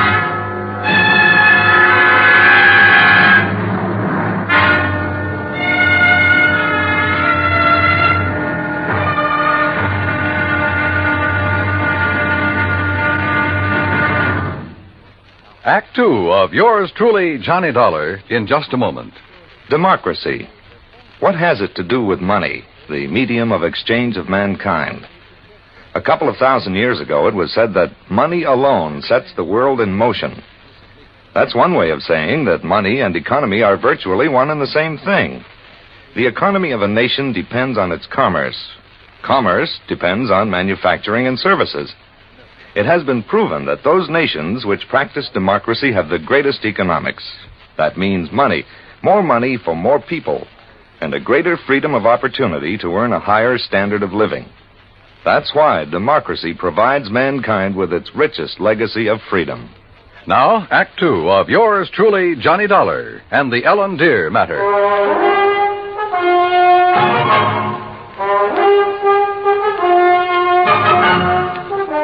Expense account item 4, $7 even for a fast taxi ride to Coast Guard headquarters in San Pedro, which is really the port of Los Angeles. By dint of elbowing my way in, I got directly to Captain Barney Thorson. I'm afraid you got only half the story, Mr. Dollar. All I know, Captain, is that the Ellendeer went down in some 600 feet of water in the outer channel. Total loss. That's correct.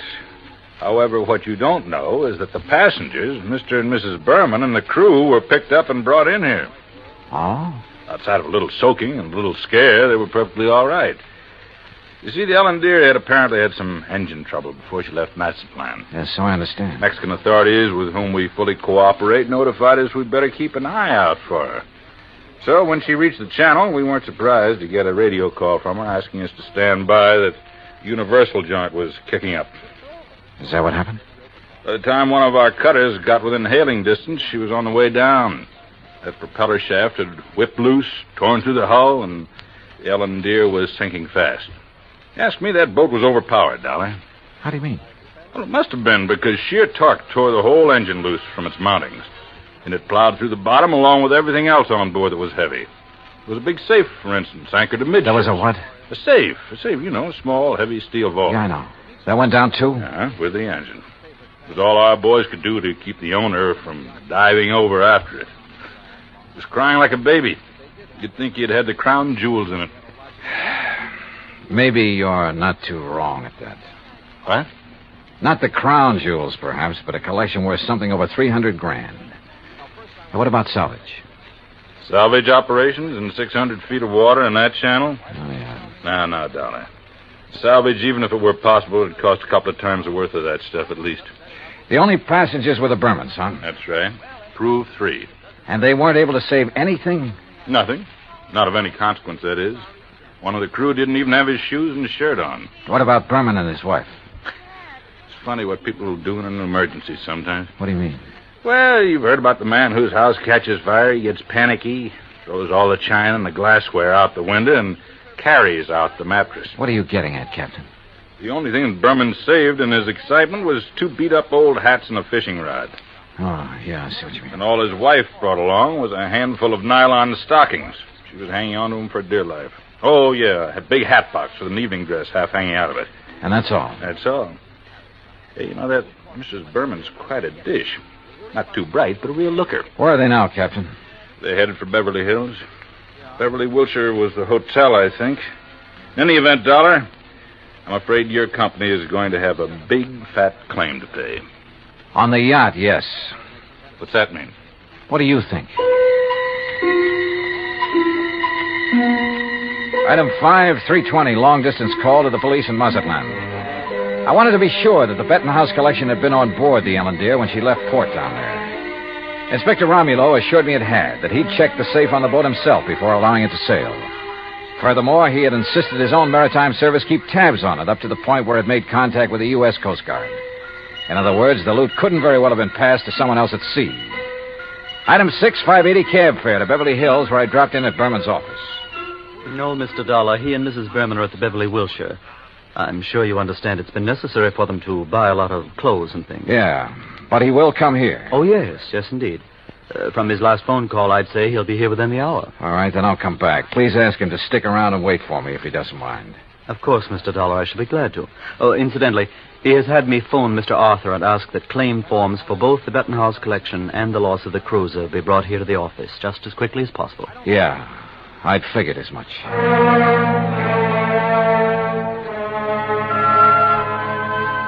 Berman wasn't wasting any time. Oh, I know there still wasn't any concrete evidence that Berman was trying to pull a fast one. Ostensibly, the only reason for my trip out here was to watch over that fabulous jewel collection. A lot of good I'd been. He'd lost the collection and his boat, and the company'd have to pay.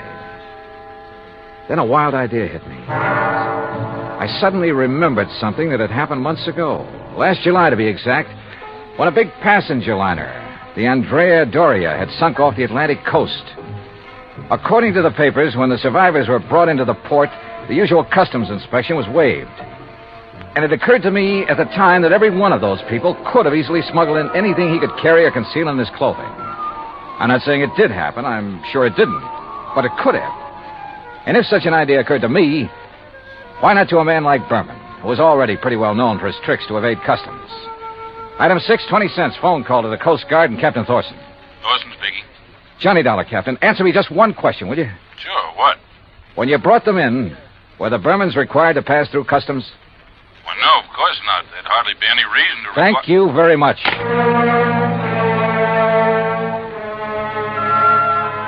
Item 7, 10 cents, another call. This time to Arthur at Western Maritime and Property Insurance. You caught me in the nick of time, Johnny. I was just walking out the door. On your way to Berman's office? Why, yes. With a handful of claims forms? Yes. Now listen, get there as fast as you can. Get there ahead of him. What? So that you can see if he brings anything into the office, like the Benton House collection. What? Though I doubt if he'd be that foolish. Foolish or not, how could he, Johnny? That collection, unfortunately, is at the bottom of the ocean. Listen to me. Keep him there. Maybe on the pretext of having to wait for me. Any reason you can think of. I'm afraid I don't understand. Just hold him until I get there, understand? Very well, Johnny. But what are you going to do? Arthur, I may have to break in and rob a hotel room. I went out and stationed myself across the street from the Beverly Wilshire. 5 minutes later, I saw Randolph Berman walk out the front door and head east on Wilshire Boulevard in the direction of his office on Beverly Drive. I waited a few minutes to make sure he didn't turn back, then entered the hotel. At the desk, I learned the number of Berman's suite on the 9th floor. Break in? It would have taken a battering ram. So I tried knocking.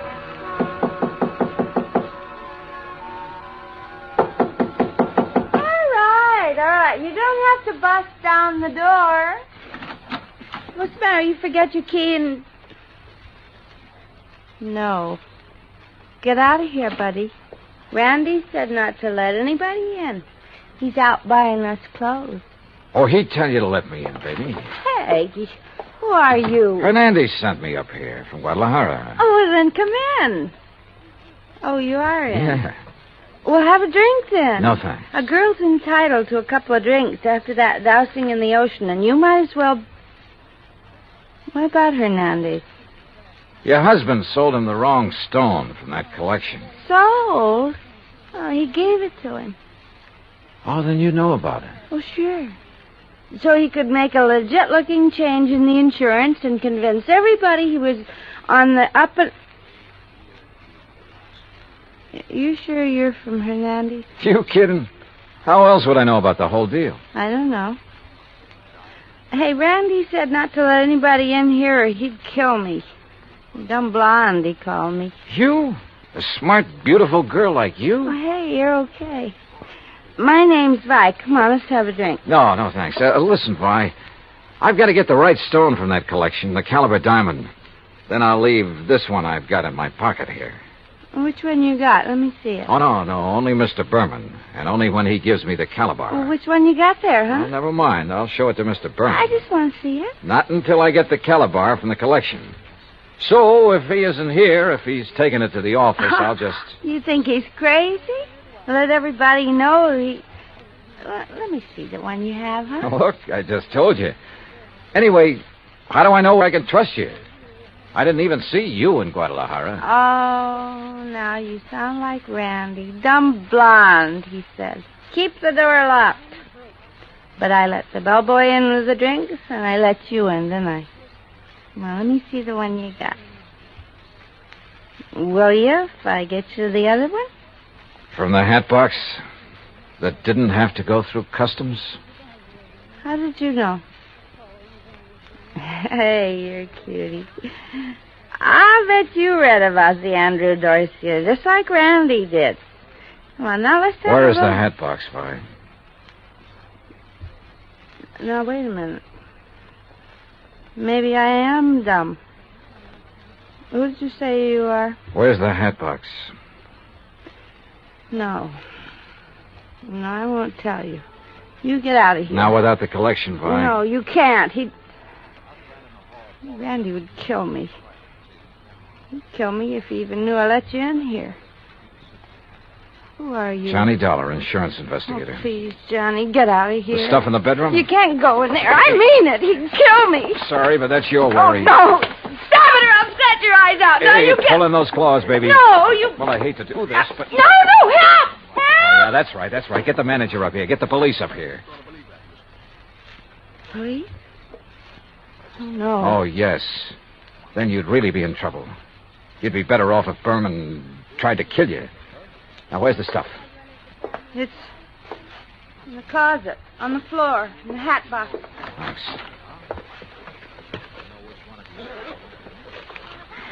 Well.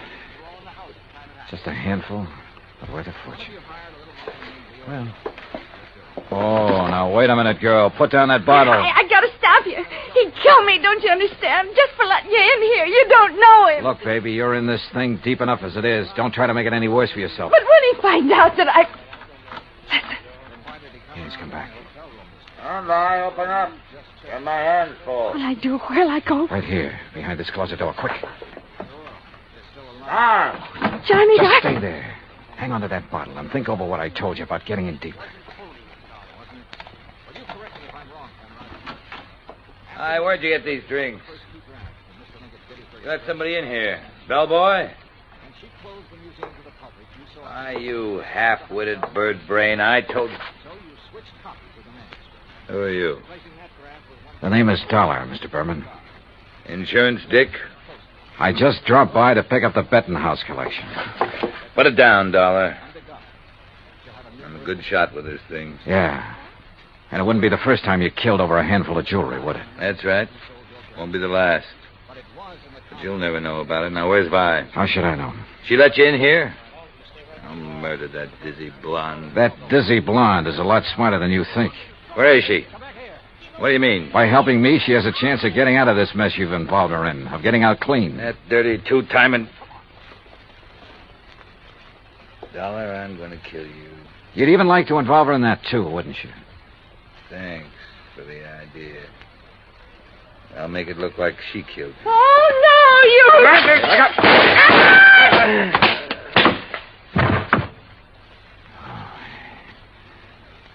Nice work with that bottle, Vi. Thought he missed you. Please, you won't let him. No, don't worry, baby. He won't bother anybody. Not for a long, long time.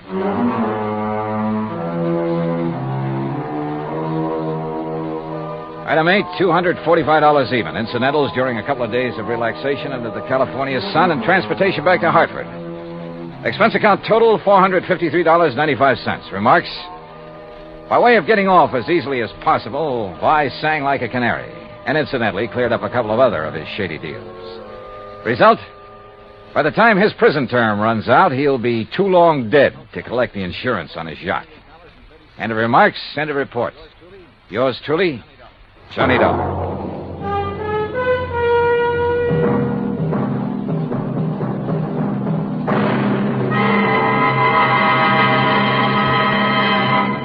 Now, here is our star to tell you about next week's story. Next week, the Desalles matter.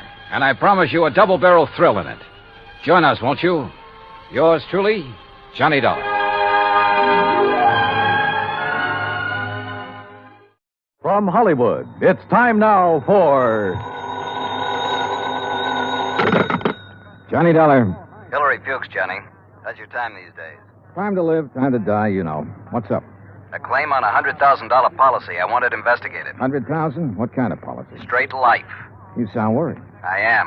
I think we're going to be taken this time, Johnny.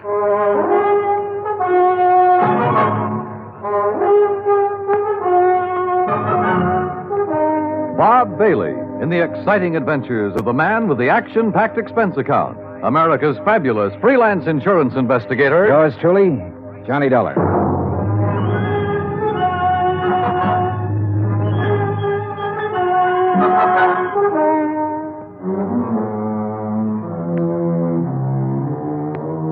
Expense account submitted by Special Investigator Johnny Dollar to Continental Insurance and Trust Company, 657 North Spear Boulevard, Hartford, Connecticut.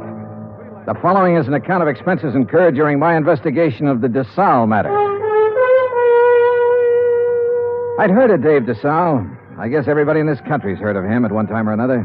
Desalles Television, Desalles Radio, Desalles Electronics, Desalles Appliances, racetracks, theaters, Desalles this and that.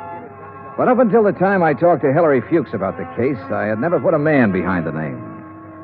Expense account item 1, $2, 2 drinks for Hillary Fuchs and myself.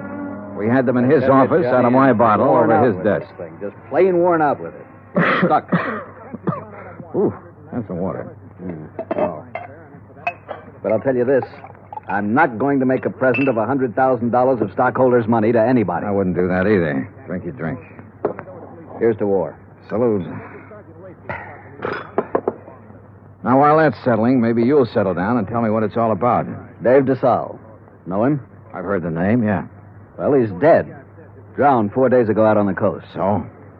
Did you ever see our K policy series? I've heard of it. Well, the premium's about triple a normal life policy.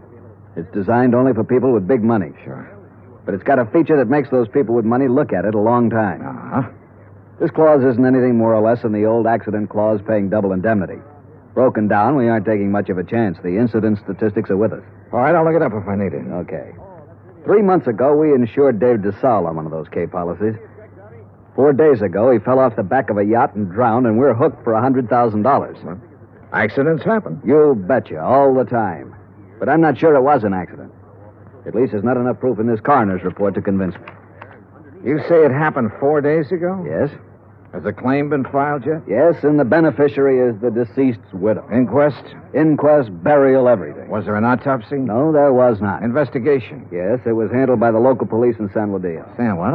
San Ladillo, a little place about 30 miles south of Los Angeles. 4 days ago. Why didn't you put someone on it then? I did. Bert Kenyon. Here's his last report. No evidence available to dispute coroner's verdict of accidental drowning. Recommend claim be honored. Kenyon.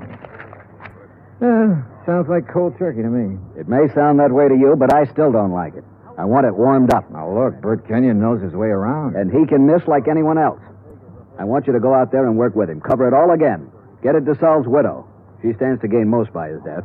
Maybe the two of you can come up with something. Well, what do you do about the claim? Deny liability on the grounds that the accident is not proven.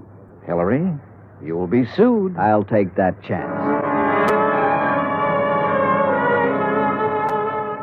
Fuchs was an old chance taker who had been raised in the insurance business. The kind of man who gave a claim every kind of test, and if it still passed, he sat down and smelled the paper it was written on. And if he didn't like that, he'd take his chance. Expense account item 2, $138, plane fare to Los Angeles.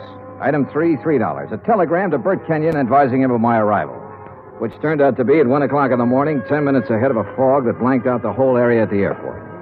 Johnny Dollar. What? Oh, hey, Bert. How are you? Johnny, good to see you. Yeah, good to see you. Come on, I got a car. Well, have you got a cigarette? I ran out 2 hours ago. Sure, man. Here you go. Good to see you. Good to see you, boy. The last time I saw Bert Kenyon was July, a year ago, in Dayton, Ohio. He was there working on an arson claim for the National Underwriters. Before that, I'd run into him in Denver, Portland, and Chicago. And we'd worked together for 2 weeks in New Orleans on the San Antonio case. He sent me a Christmas card every year. I sent him one. We were as close and as far apart as two friends can be. When I saw him this time, he looked tired and thinner. And he lit one cigarette after the other. You'll like San Ladillo, Johnny. Yeah? How's the hotel? Oh, old Spanish job. Big rooms, fireplaces, smells kind of damp all the time. You get used to it. Are you tired? Yeah. Well, tell me about the claim, Bert. Nothing to tell. Routine so far. Oh, Fuchs was pretty worried about it. He doesn't like the coroner's report. You know, Fuchs, worry. That's what he gets paid for. Oh, that's what we get paid for, too. Okay. On the face of it, I'd question the claim right away. Just on the 3 months period alone, I'd question it. You still think it was an accident? I think we should pay up and shut up. I'd like to have met this Desalles guy, Johnny. Stocks and bonds and pretty blondes. He sure had them all. Wait till you meet Mrs. Desalles. Wait till you see the layup. Boy. And Fuchs worrying about a $100,000 claim. Do you know how much Desalles' widow is worth? $8 million. $100,000 means about that much to her. Not that much. Peanuts. You want to hear something funny? Real funny? Go on. Desalles bought that policy one day at the racetrack at Del Mar. Yeah, because an insurance broker gave him a tip on a horse. Yeah. I can just see Fuchs worrying about his $100,000 and finding out about that part. How did you find out about it? Mrs. Desalles, she told me the story. What about her? Now, what about her?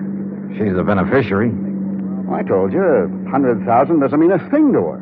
Why would she kill him for $100,000? Why not?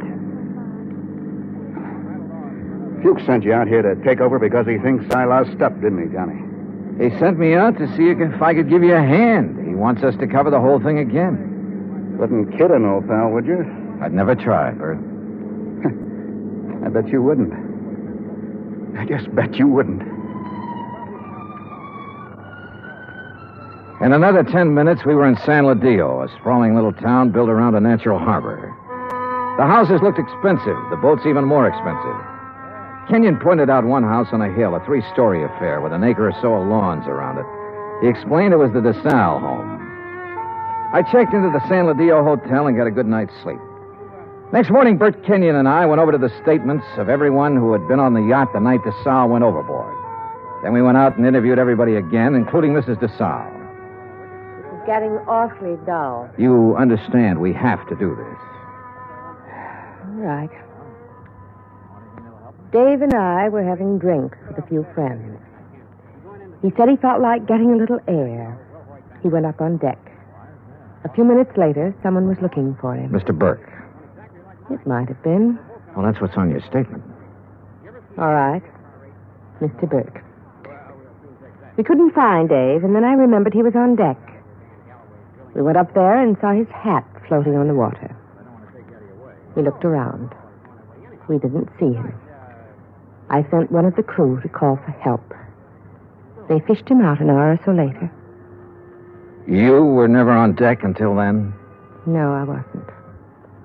Who were they? You said they fished him out. Police. Someone. I don't know. There were a lot of men. They tried to give him artificial respiration. Well, what did you do? I watched. What else was there to do? Hard thing to watch, Mrs. Desalles. Your husband just drowned? Yes. Yes, it was. Is that all? Yeah. That's all.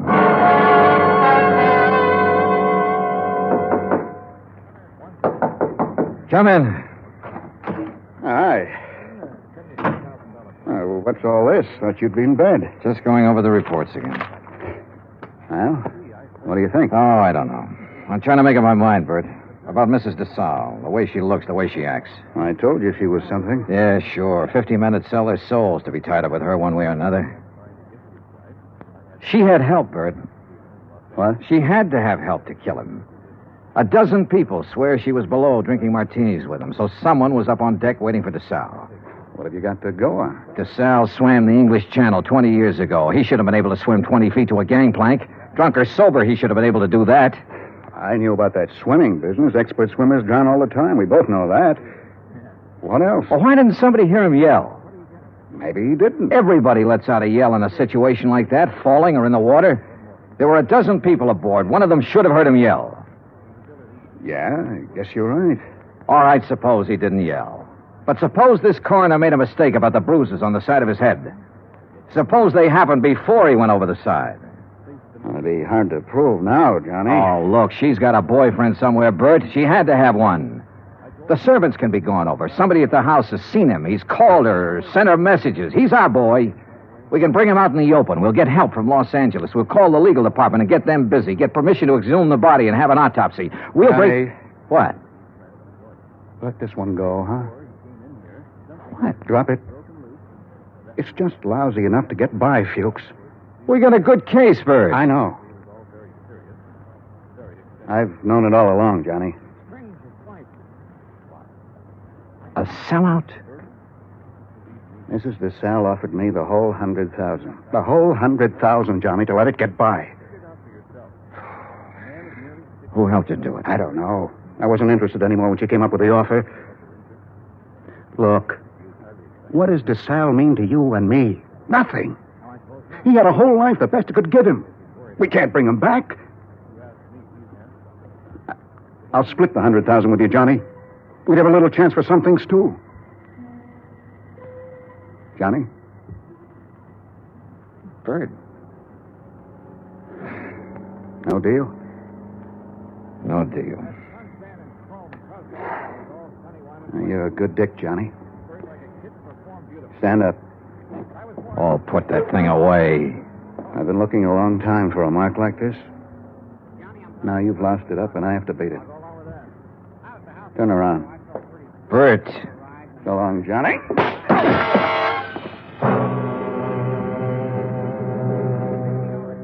I went down to my knees trying to hold onto the desk. I saw him stand there a minute, like he might want to help me. And then he was gone. I did everything I could to make my feet, but my legs wouldn't work.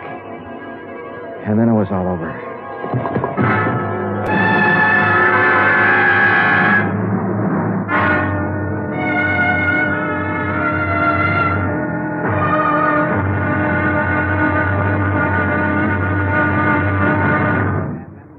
Act two of yours truly, Johnny Dollar, in just a moment. Democracy. What does it mean? The word itself is of Greek origin. Demos meaning the people, and kratos meaning authority. Thus, in a democracy, the people have the authority to rule themselves. But where does the authority come from? The authority comes from the people themselves. They put it in their Constitution, and the Constitution can't be changed by anyone except the people. That puts the supreme power of the government of a democratic country right in the hands of the people, and the people elect their representatives to run the government. In that manner, democracy gives everyone equal representation in the government. Democracy provides mankind with its greatest legacy of freedom. Now, Act Two of yours truly, Johnny Dollar, and the Desalles matter.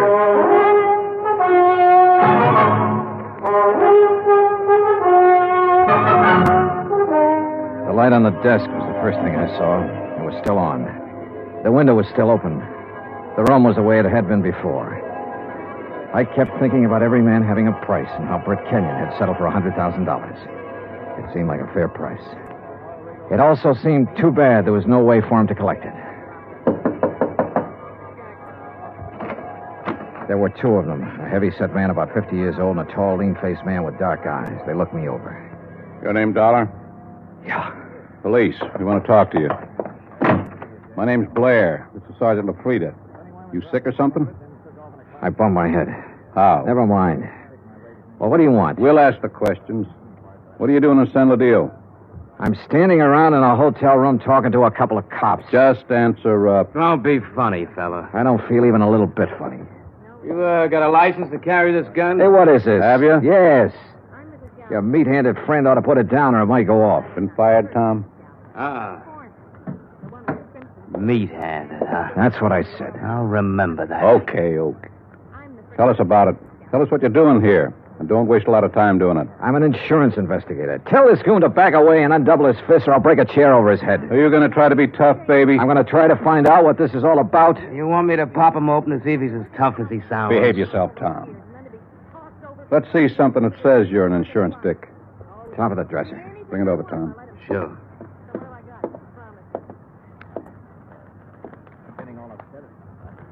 Yeah.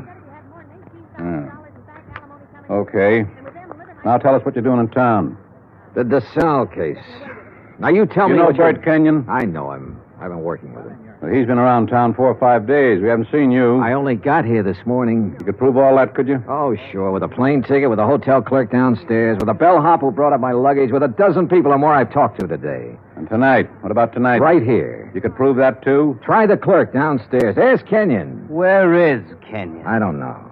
You ought to know. Why don't you sit down, Tom? Okay. Now, when did you see Kenyon last? A couple of hours ago. Now, tell us what you talked about, and don't forget anything. We talked about the Desalles case. Kenyon have something new on it? No. Don't hold out on me, boy. This is police business. Tom here's pretty edgy for a cop, but I'll turn him loose on you if I have to, because I haven't got a whole lot of time to waste being sweet. Tom worries me to death. One more minute. Just one more minute is all I'm going to take off this guy. Oh, shut up. I'll ask you again, Dollar. What's new on the Desalles case? What did Kenyon tell you? The way we look at it, you came out here because something new popped up that might take 2 guys to handle it. Look at it any way you want to. Blair, you going to take this stuff? Never mind. Okay. Get your hat and coat, Dollar. We're going to see a fella. Not unless I know why. And I mean that. Dollar, your buddy's been killed. What? Kenyon. Somebody shot him up an hour ago.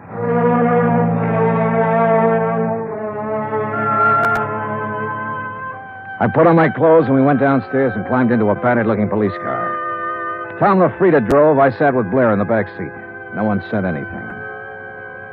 A half a mile out of San Ladillo, we turned onto the main highway and drove to a spot about 2 miles away, all-night filling station. There were a couple of highway patrol cars there, an ambulance, and men in dark suits who looked the way policemen always look. Wait here. Keep an eye on him, Tom. Sure. Be just a minute. He's a soft old gink. I suppose you're hard. I know how to handle pinballs like you. Before we're through, you and me, we'll have it out. Okay, Dollar. Get out. Yeah, sure. Tom, put the spotlight on him. Okay. Good. Now, Posey.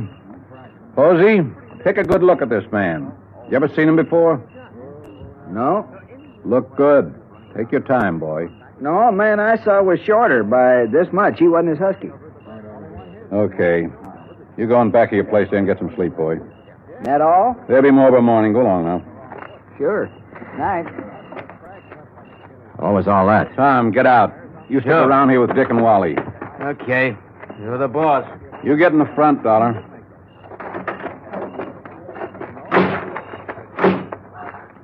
You're lucky Posey didn't recognize you. I suppose I am. Why?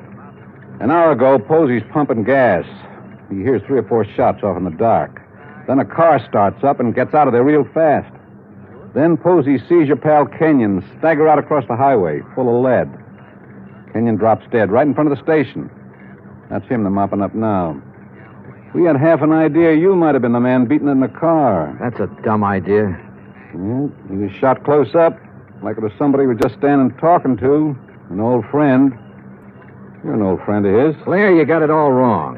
Huh? We haven't been friends for 3 hours. His full name was George Blair. He'd been on the Los Angeles force 12 years. Then they retired him at half pay when a holdup man shot off part of his right foot. He'd taken the San Ladillo job because it was the only police force he could find that would take a man who limped more than a little. Expense account item 4, 20 cents coffee for Lieutenant Blair and myself. I don't know. Maybe we went at you the wrong way in that hotel room. That's my fault. But a man's been murdered, and I get excited about things like that. I don't blame you. No hard feelings. No. As long as I don't have to do business with your boy, Tom. Yeah, I got Tom LaFrida and 3 other boys. None of them worth the press in their pants. I need help, darling. What? This town's popping open tonight. Your buddy got it. It's tied in with this Desalles thing somewhere.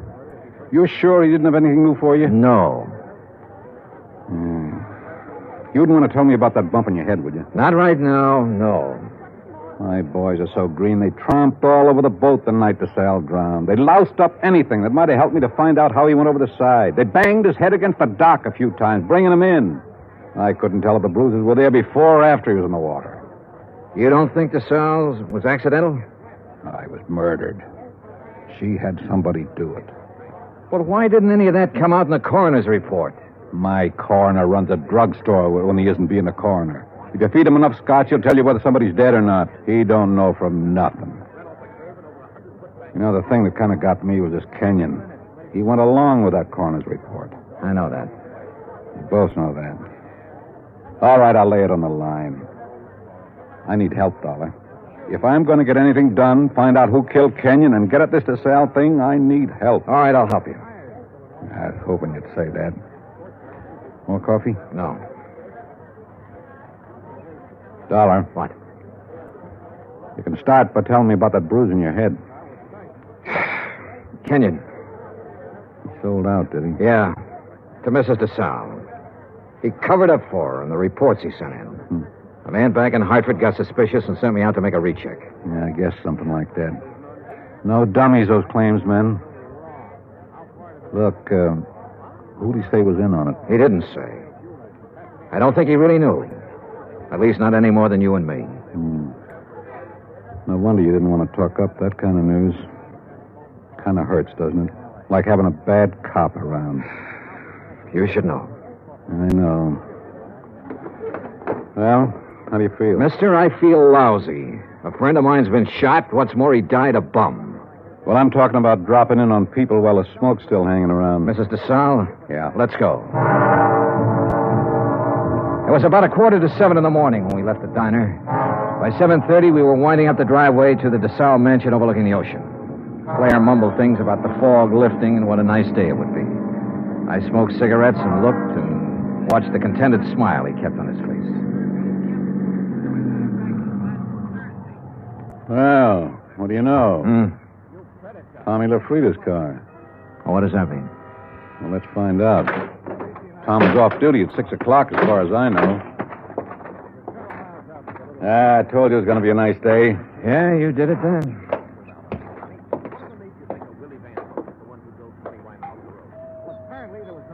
Nice place. The only thing nicer is Buckingham Palace. Mr. Desalles picks up all these little knickknacks when they probate that will. The boat down there, everything. Nice. Yes? Mrs. Desalles, please.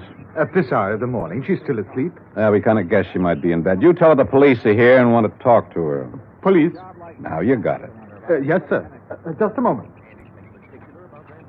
That's you, Blair? Hello, Tom. I'm waiting to see her, too. Thought she might have a little something to say that'd help in that Kenyon killing and be willing... You remember Mr. Dollar? Mister? That's what I said, Tom. What is this? He's giving me a hand. You trust him. Better than I do you.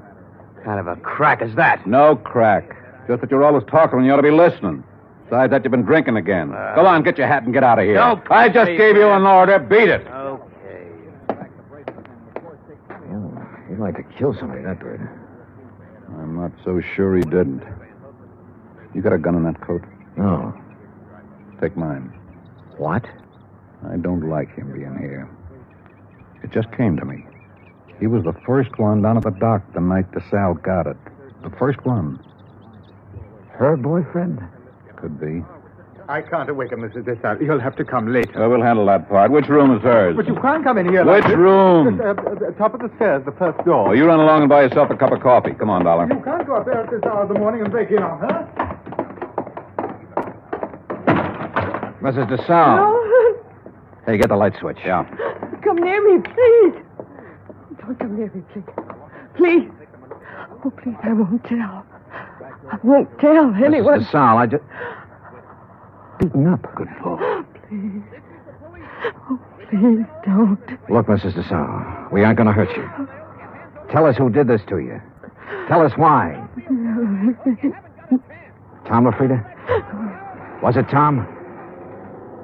Tom helped you get rid of your husband, is that right? We know that's right. Now, what about Kenyon? Tom killed him. LaFrida killed him. Why? He wanted money to get away. Tom said it'd be easier to kill him off than let him go. Tom did this. Why? He said people be around to see me. Not to talk about anything. Not to talk about anything. This is George Blair. Get an ambulance over to the Desalles place, fast. He said he loved me. He never loved anything in his life. You big, fat pig. Turn around and get it. I'll warn you, Tom. Dollar's got my gun. He's next. You look at mine. You all right? Okay, here's one in the ceiling. You? Okay. He's gone. What made him, Dollar? What made him? All these knickknacks. And her.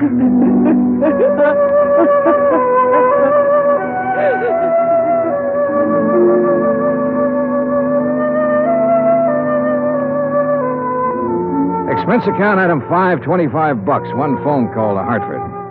I told Hilary Fuchs the whole story, and he promised to send out the necessary legal aid. Item 6, $10. Flowers for Bert Kenyon. Item 7, $2. One drink. To one good cop with a bad foot. The drink cost $1. The glass cost $1. The drink for the good. The smashed glass for the bad. Oh, yeah, it was hammy, but it made me feel... Expense account total, $416. Remarks, none. Yours truly, Johnny Dollar.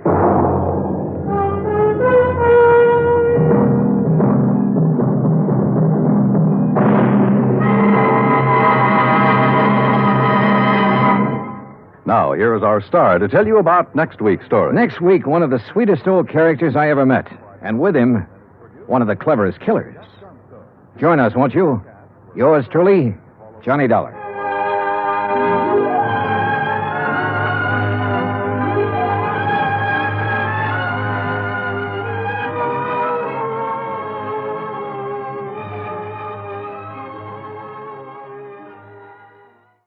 From Hollywood, it's time now for... Johnny Dollar. Paul Brennan, Inter-Allied Insurance Company, Johnny. Oh, hi, Paul. How's the world doing by you? Oh, I got troubles. Oh, like what? Like Albert W. Winkler. Winkler? Who's he? Maybe you mean who was he?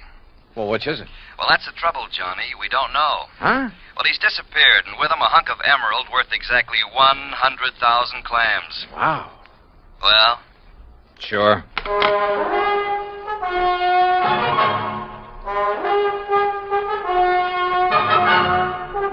Bob Bailey in the exciting adventures of the man with the action-packed expense account. America's fabulous freelance insurance investigator. Yours truly, Johnny Dollar.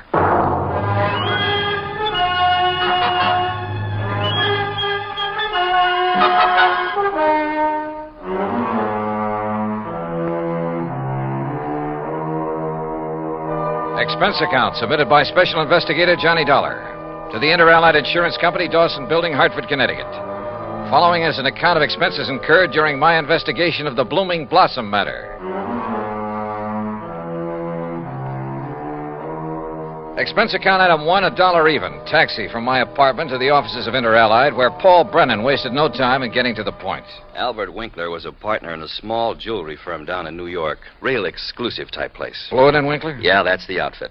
Well, a few days ago, they got hold of an emerald. It's called the Green Eye of Calcutta. And, Johnny, the darn thing's big enough to choke a horse. Okay, Paul, okay. I don't think you need to go any further. No, wait. They planned to put it on an exhibition at the big international jewelry show in Chicago next month, and Winkler took it home to work on it. Oof. Insured for $100,000, you said. Yeah, and Winkler's insured for 10. Okay, so who killed him and stole the rock? Listen, will you? Go ahead. Well, Sunday morning, his partner Blewett tried to phone him at his apartment. No answer. So Blewett sauntered down to the office thinking he might be there. But no sign of him? Right. Nor of the Green Eye of Calcutta. Only a note Winkler had left the night before saying he was taking the stone home to work on it. Well, that makes it look as though maybe Winkler... Listen. About that time, the phone rang there in the office. It was the police department, also looking for Winkler. Oh. Yeah, they'd been called by Winkler's landlord after a chambermaid had found his apartment completely ransacked and the old boy missing. Uh-oh. Who's working on it? For the NYPD, I mean. Sergeant Randy Singer, 18th Precinct, homicide. Old friend of yours, I believe. Yeah, good man. Has he come up with anything? Nothing. Well, Johnny? Sure, Paul. Now? Now. Item 2, another $1 for a taxi back to my apartment where I slicked the stubble off my face, showered, dressed, and was about to head for New York when the phone rang.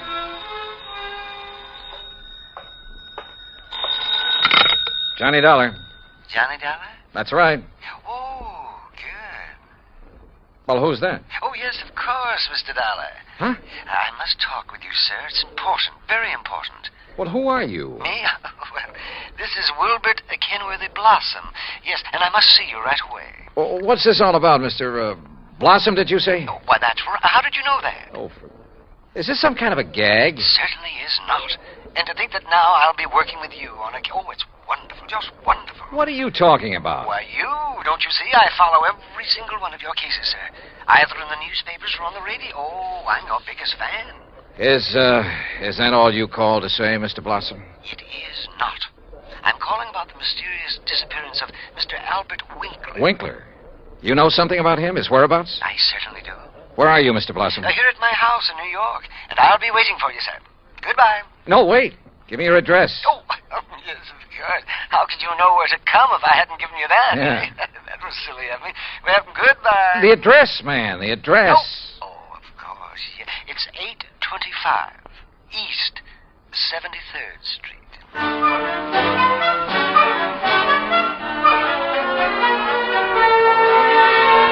Item 3, $9.20, transportation and incidentals to New York City and 825 East 73rd Street.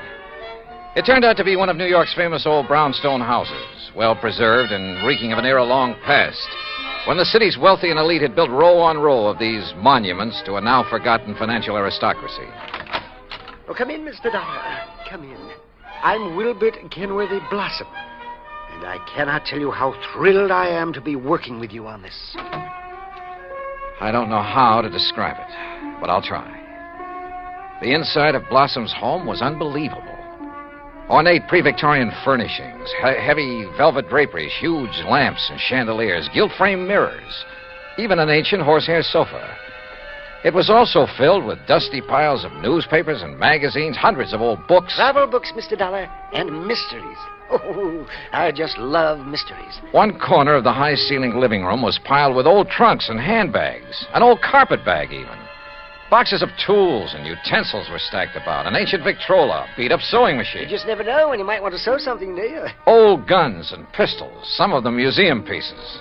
A stringless tennis racket. A pair of rusty handcuffs locked to the base of a floor lamp without a shade. A broken bicycle pump. That's just in case I ever find a bicycle to go with it, you understand. Yes. Against one wall stood an old metal cabinet loaded with rusty surgical instruments and a worn-out catcher's mitt. Yet directly opposite was a corner shelf full of priceless porcelain figurines and rare pieces of china. Some of the old clocks and jewelry on the mantelpiece were collector's items. Fine original oil paintings lay among piles of old shoes. All in all, it looked as though the contents of half a dozen pawn shops had been dumped into it. At auction sales, Mr. Dollar. Oh, yes, sir. I just cannot resist an auction sale or a bargain. But what are you going to do with all this stuff? Oh, just keep it. I like it. I like a lot of things. Yeah, so I see. Including 12 gross suspense superlative steel-tipped shoelaces patented 1841. They were a bargain, Mr. Dollar. Just like all this fine artwork is, too. Yeah, I'm sure. Some of my friends pamper me a bit, though. You know, send me things they pick up at sale. Yeah, now look, Mr. Blossom, you told me you know something about Albert W. Winkler. Oh, yes. Yes, indeed. Well? And think of that magnificent emerald. Gone. Disappeared. Yeah, but now you said... And that poor Intralite Insurance Company. Oh, my. That's how I knew you would be called on this case. But $100,000 and $10,000 on Mr. Winkler. Well, at least they're off the hook on him until he's proved dead. Aha. And that's where I come in. With proof. Proof? What proof? Have you seen Winkler? Mr. Dollar, I have. Well, where is he? You understand, of course, that I know Mr. Winkler very well because I've seen him at his office so many times. Yeah, okay, go on. Oh, go on. Yes, indeed. Such beautiful, beautiful jewelry he had there. And, of course, he was always trying to buy some of the things I But had. you say you've seen him. Where? Well, Saturday I'd planned with a couple of old friends to attend a railroad auction. That was the Canyon City and Metropolitan Railroad. Winkler was there at the auction sale? Yes. Did you speak to him? Oh, no. Well, why not? You said you knew him. Oh, I didn't go to the auction. I wasn't feeling very well that day. I had a little cough. It was kind of like that. Then how do you know he was there? My friends went, and at least they talked about going. Mr. Blossom. And I'm sure they did, too, because they sent me something from... And what do you suppose it was? I don't know. I don't care. Now, look here. You got me It to... was the very thing that has solved this whole case for you. What? And think of it. This dull, drab, dreary life of mine has suddenly become... Why, it's almost like a mystery story, isn't it? Adventure and... Look, Mr. Blossom, Think of it. I'm being a detective. I'm working with my idol, the famous Johnny Dollar. Oh, George. Mr. Blossom, what did they send you? What's that? Oh, yes, of course. Here it is, sir. It's right here between the erector set and the golf clubs. This old trunk? That's right. Oh, great Scott, you think you do. But at first, of course, I thought of calling the police. But knowing all about you... Mr. Blossom, let me see that. Excuse me. There are a lot of crumpled newspapers on top. Yeah, I see. As old as the trunk. Good Lord. It isn't pretty, is it?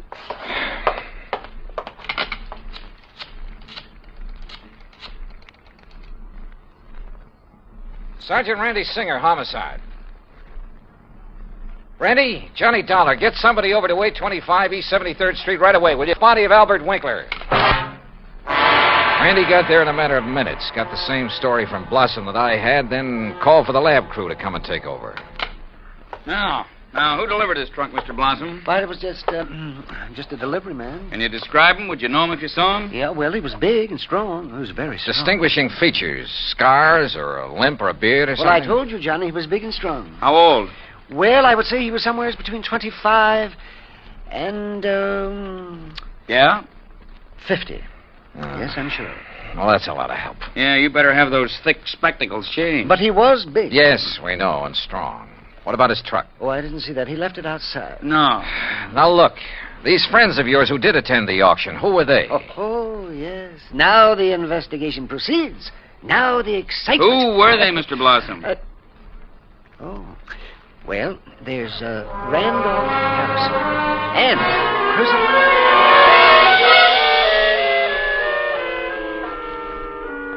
Randy Singer took down the names of Blossom's 3 auction-minded friends. The lab crew arrived. Randy took off to dig up Blossom's friends, and I took a cab. That's item 480 cents. To the apartment of Elwood Blewett, Winkler's partner in the jewelry business. Blewett lived alone in a modest but tastefully furnished 5 or 6 rooms on East 52nd Street. Of course, Mr. Dollar. I'll be glad to help you all I can. Albert's death has been a terrible blow. Yes. Well, tell me this, please. Yes? Did Mr. Winkler make a habit of taking valuable pieces of jewelry to his residence? Yes, Albert often took pieces home with him to work on them, clean, polish, and so on. Wasn't that a rather dangerous practice? Frankly, I always thought so, but he felt there was far more chance of being robbed if he were alone at the office than at his flat, where he wouldn't be expected to have anything of great value. Well, who has seen the Green Eye of Calcutta besides you and Mr. Winkler? I'm not sure. Of course, almost anyone would have been able to recognize it. Because of the publicity and pictures when you brought it over here? Yes. Come to think of it, Blossom indicated he'd been much impressed with it. Wilbur Blossom? Yeah. You know him? He's been in the office many times. He and Albert were always bickering over pieces that either bickering? of us had. Well, it was really something of a joke. Albert always wanted some of Blossom's heirloom pieces, and Blossom wanted some of the finer things we had. Did he ever buy? Never. He always wanted us to put them up at auction or at a bargain price. Hardly our way of doing things, needless to say. When did you last see Blossom? Why, last Friday. I was busy with an important client, and from the back room where Albert worked, I remember hearing Blossom insist that Albert show him the emerald. Oh, did he? I don't know. The silly argument got so noisy that I closed the door on them. Oh, now, wait. Certainly you aren't thinking that perhaps Wilbur Blossom... I'm not quite certain what I'm thinking, Mr. Blewett. Item 5, 10 cents, phone call to Randy Singer. No, not a thing, Johnny. One of the 3 names on Blossom's list is in Europe. The other 2 did go to the railroad auction, but purchased nothing. Randy, do a couple of things for me, will you? Like what? Phone whoever is stationed at Winkler's place that I want to look it over. Sure, everything is just as it was, including the poker that was used to kill him. Also, I want a copy of the picture of the trunk your lab boys took and the list of Blossom's friends. I'll have them waiting for you. And post a man at Blossom's place. Keep an eye on him. Yes, right away. Johnny, have you learned something that... No, just, just for his protection, say. I'll talk to you later. Yeah, but...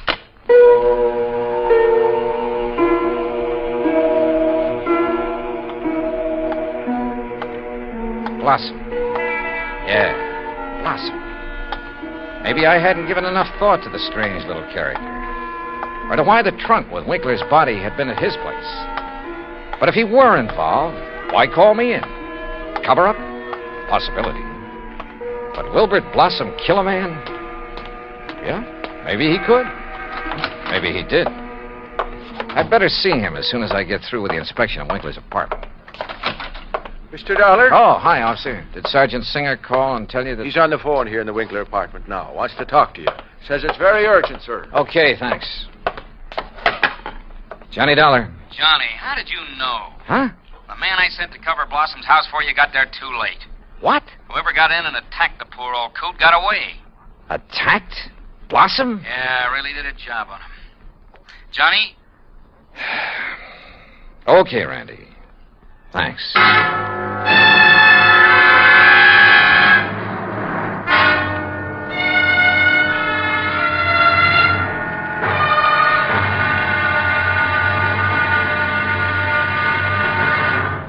Act 2 of yours truly, Johnny Dollar, in just a moment. Democracy. As everyone knows, democracy means many things. Self-rule of the people, a higher standard of living, freedom of speech, press and religion, rights and privileges, liberty. But the most vital promise of democracy is mankind's right to dignity. For it is through the dignity of man that democracy has given mankind its greatest legacy of freedom. Now, Act 2 of yours truly, Johnny Dollar, and the Blooming Blossom Matter.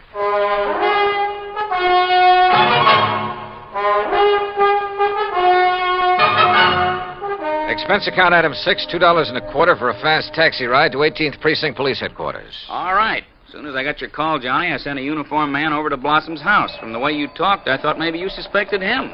Yeah, Randy, I'm afraid I did. Boy, how wrong can you be? Anyhow, when he got there, he found the front door open and Blossom lying in the dark hallway. Where's Blossom now? The hospital, but he's okay, just bruised up a bit. They're letting him out.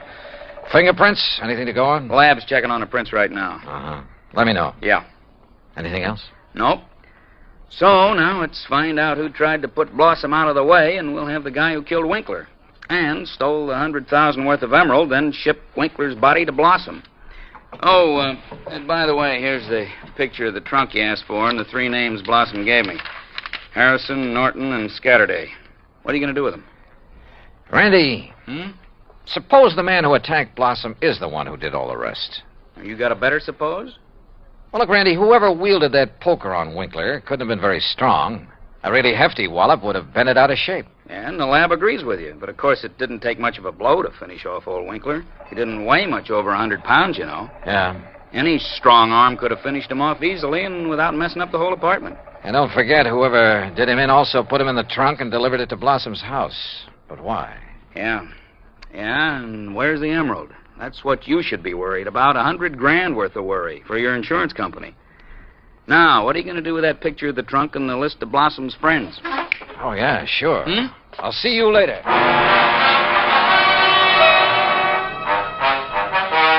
Item 7, $5.50 for a taxi to the warehouse of the Canyon City and Metropolitan Railroad over in Jersey. There I finally managed to track down a man who knew something about their occasional auction sales of unclaimed baggage and stuff. Insurance investigator, eh? That's right, Mr. McKinney. One of those boys with a fancy expense account, eh? Well, that's a matter of opinion. Look, you had an auction sale here last Saturday, didn't you? That's right, handled it myself. Want to know something about something we sold off? Exactly. Then I'm your man. Always remember all about every single item I sell and who bought it and all about them. That's fine, because I want to know if any of the names on this list bought from you on Saturday. Yeah? Randolph Harrison. Man by the name of Harrison buy anything? Nope. How about Percival Wentworth Scatterday? Nope. Ellsworth Norton? Nope. You sure, Mr. McKinney? I'm sure. How about Blossom? That a man's name? Yes, Wilbert Blossom. Well? No, sir. Nope, never heard of him. And like I told you, I never forget the stuff I sell or the fellas I sell it to. Wait. This picture of a trunk. Huh? Have you ever seen this trunk? Well, yeah. Did you sell this trunk on Saturday? Yes, I did. To whom? Come on, man, it's important. Well, I was real early in the sale. Yeah, before most of the people got here. Bought this trunk and had it sent to his apartment in New York. And his name? Well, it was a funny kind of name. Blinky or Winky or... Oh, no. Winkler. Winkler. That was it. Albert Winkler. Item 8, $2, 2 drinks for myself at the nearest bar. But they didn't help to kill my feeling of utter frustration. Item 9, $5.50 taxi back to 18th Precinct headquarters in New York for want of a better place to go. Oh, it's about time you got here, Johnny. Oh? We matched up the prints we found after Blossom was attacked. You know who made them? Yeah, here's his card. Carlo Bernasconi. Any reckon? Couple of a dozen arrests, only one conviction.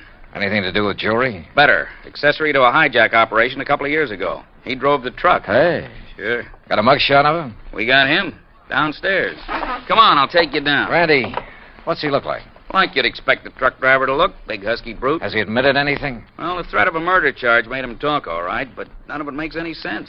Of course it doesn't. But he's our boy, all right. He killed Winkler and beat up Blossom. I thought your lab decided whoever killed Winkler was a small fella. Yeah. So the theory about the same man killing Winkler and beating up Blossom doesn't work. But, Johnny, holy... Come on down. Let's talk to this Bernasconi. After I make a phone call. Huh? Who to? Yeah? Get me a man named McKinney, Canyon City and Metropolitan Railroad warehouse over in Jersey. Make it fast, please. Yes, sir. Hey, you been over there, Johnny? Just before I got here. Did you find out anything? No, but I'm going to now. Like what? Randy, for the first time, this whole thing is beginning to make sense. Here's your party. Mr. McKinney? That's me. This is Johnny Dollar, remember? Sure do. Good. And say, Now...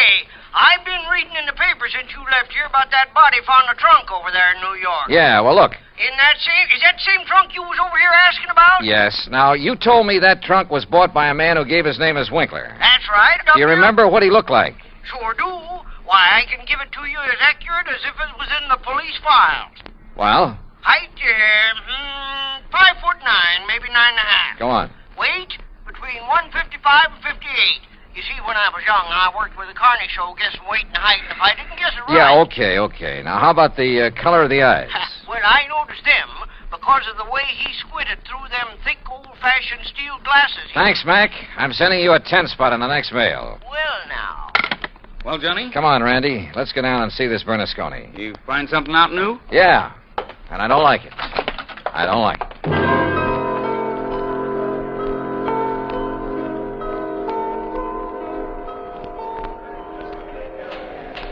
Now, look, Bernasconi, you're in plenty of trouble for the assault on Blossom. Maybe even more. But I'm the man who can save you from a murder rap, if you'll answer a couple of questions. Sure. I told the cops.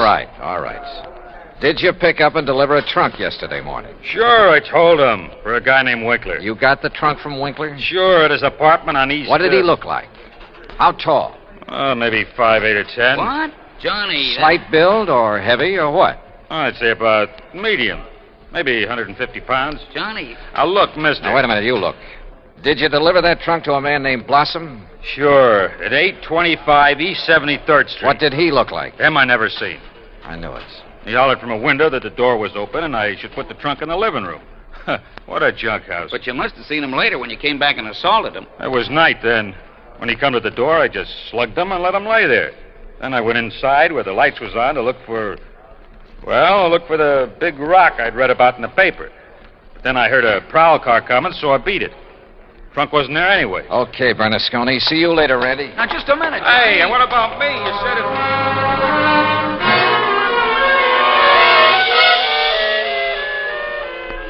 Item 10, 90 cents taxi to Wilbert Blossom's old brownstone house on East 73rd. Come in, Johnny. Thanks, Mr. Blossom. All recovered from your beating? Oh, of course I am. Here, sit down. You said you wanted to help me on this case. Oh, yes, indeed. Why, this chance to work with a man I consider the finest insurance investigator in the world. Yeah. That's why I called you when I got the trunk with Mr. Winkler's body in it. Mr. Blossom, why don't you All tell the my truth? drab, dull life, I wanted to be a detective, an investigator. And this was my chance. My chance... Tell the truth, did you say? Mr. Blossom, listen to some facts for a minute and see what conclusions you draw from them. Oh, deductions. Like a detective. To begin with, this house of yours so full of, well, junk. I told you, Johnny, I like things. I like things. But it also has a lot of fine paintings, sculpture, china, jewelry. Oh, I like all sorts of things, especially if they're fine and rare. And bargains. Like the Green Eye of Calcutta? Oh, the most beautiful emerald in the world. And I would conclude that you'd do just about anything to have that stone. Yes, sir, Johnny. I'd reach the same conclusion. Okay. Now, when Albert Winkler and the emerald disappeared, it was in the papers that Inter Allied had written policies on them. Conclusion? Yes, sir. I would deduce that you would be called in. Wouldn't it be smart, then, if the killer was afraid I'd eventually get around to him anyway? Wouldn't it be smart for him to call me in and offer to help me? As a cover-up for what he'd done? Oh, yes. Yes, indeed. Or at least he'd think it would. Oh, yes, I guess he thought it would. Another thing, Mr. Blossom. Oh? What is it, Johnny? The body was packed in the trunk with old newspapers. Like these you keep piled around. Oh, why, yes. And I would deduce... So obvious that both Randy Singer and I overlooked them completely. Oh, well, there's so many things piled around here. You couldn't be expected to... Johnny. Yeah? What really made you decide that... Well, I'd like to know. All right. Albert Winkler was a frail little old man, about 4'11", not much over 100 pounds. Yes, he was. But the man who bought the trunk and had it sent to Winkler's apartment, who gave his name as Winkler, that man was about 5'9", 155 pounds.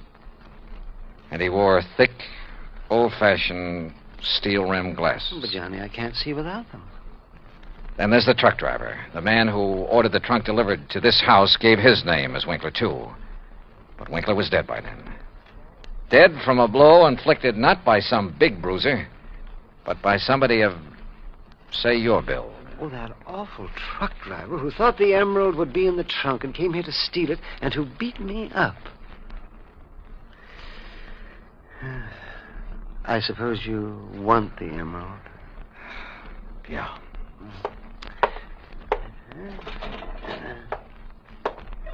Here, Johnny, I kept it in this old coffee pot that I picked up at an auction sale. Real bargain, too. Oh, isn't it a beautiful stone?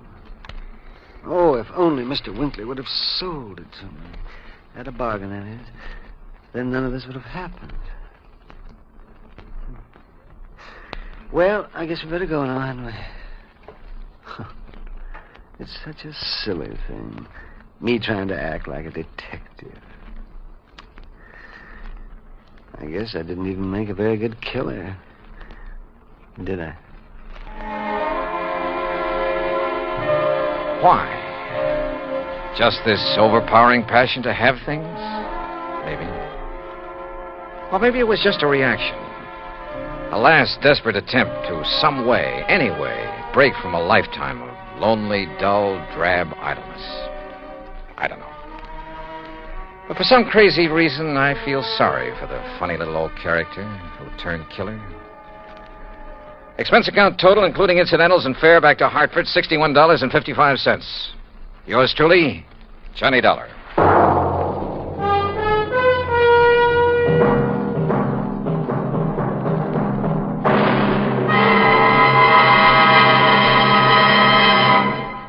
Now, here is our star to tell you about next week's story. Next week, a case so simple, so easy, so obvious, that it proves almost impossible to solve. Join us, won't you? Yours truly, Johnny Dollar.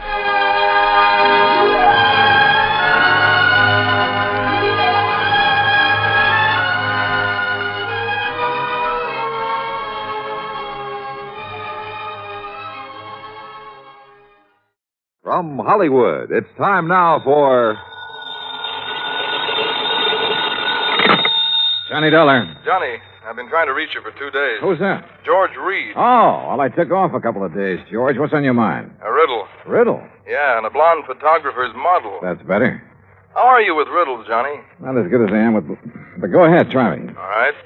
A year ago, this model married Webster Preen. Green Hat Company? Was Preen Hat Company. He sold it when he retired. Go on. Well, last week, Preen reported his wife had disappeared. And according to him, when she left home, she didn't bother taking any of her clothes or car or jewelry. And she forgot to tell her friends she was leaving? Right. Not even him. You think Preen told the truth? Johnny, that's the riddle.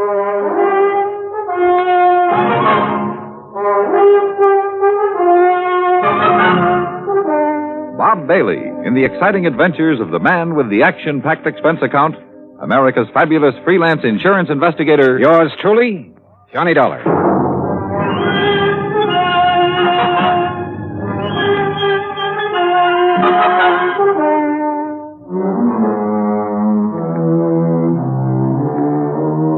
Expense account submitted by Special Investigator Johnny Dollar.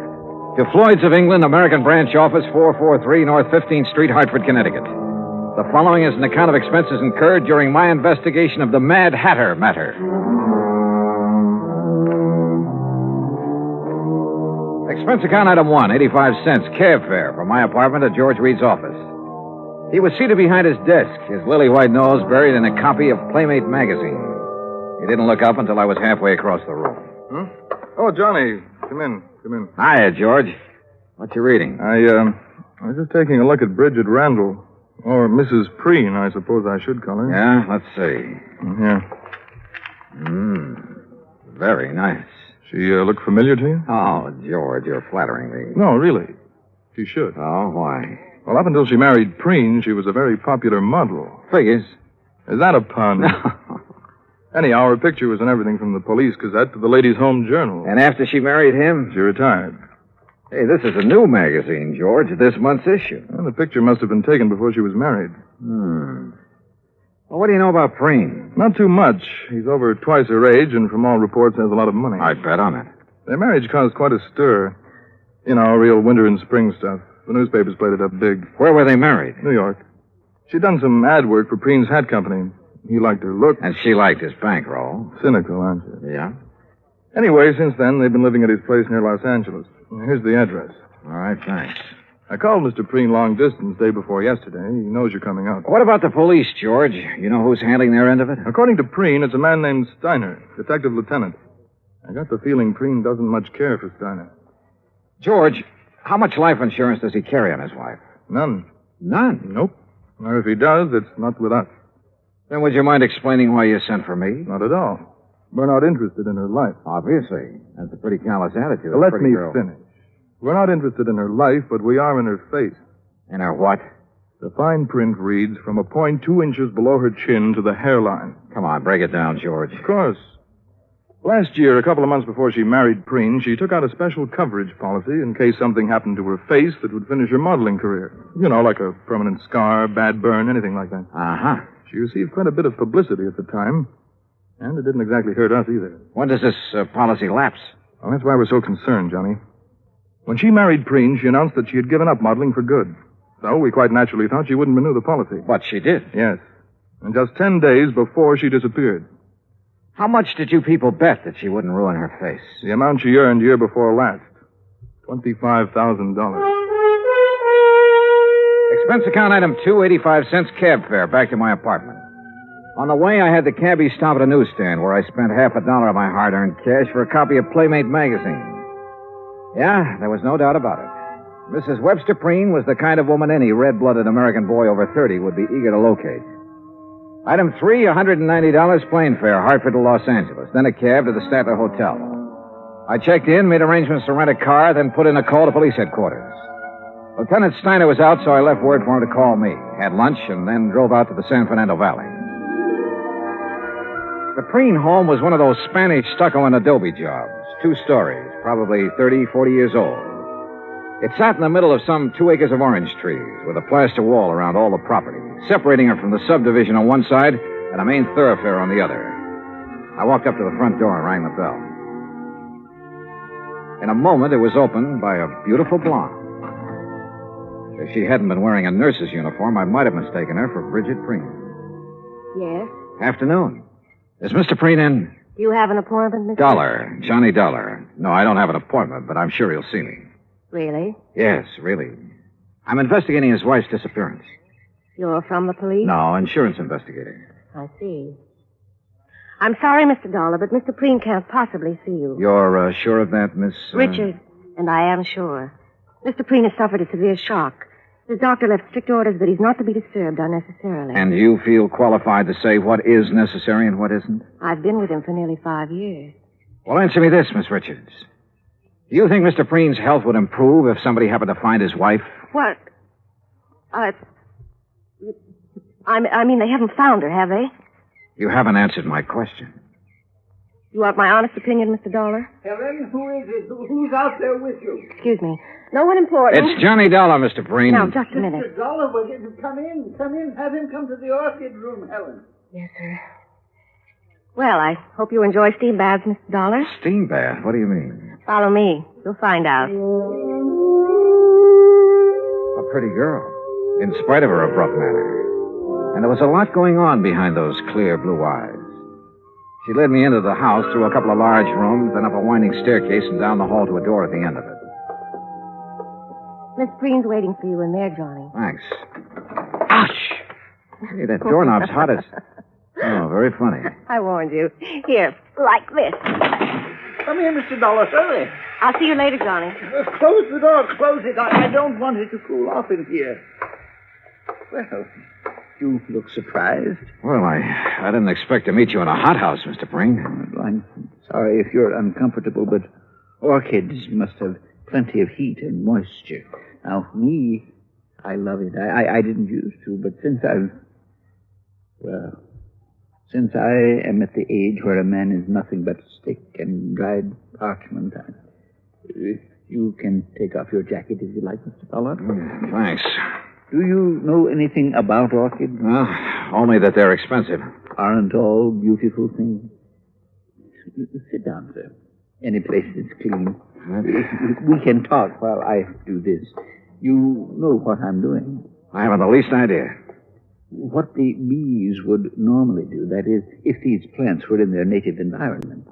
Pollination? Yes, sir. Would you mind handing me those tweezers? Yes. Thank you. Hey, how many plants do you have here? More than 200, Mr. Dollar. 36 different varieties. Oh, beautiful. Oh, yes. Lovely, delicate creatures. Mr. Dollar, do you think you'd be able to find her? Well, I'm going to try. I'd appreciate it. I have so very few things left these days. Did you notice the orange trees when you drove in? Well, yes. When I bought this house, the land on both sides was nothing but orange groves. Beautiful orange trees. Green, growing things as far as the eye could see. And now it's a housing project.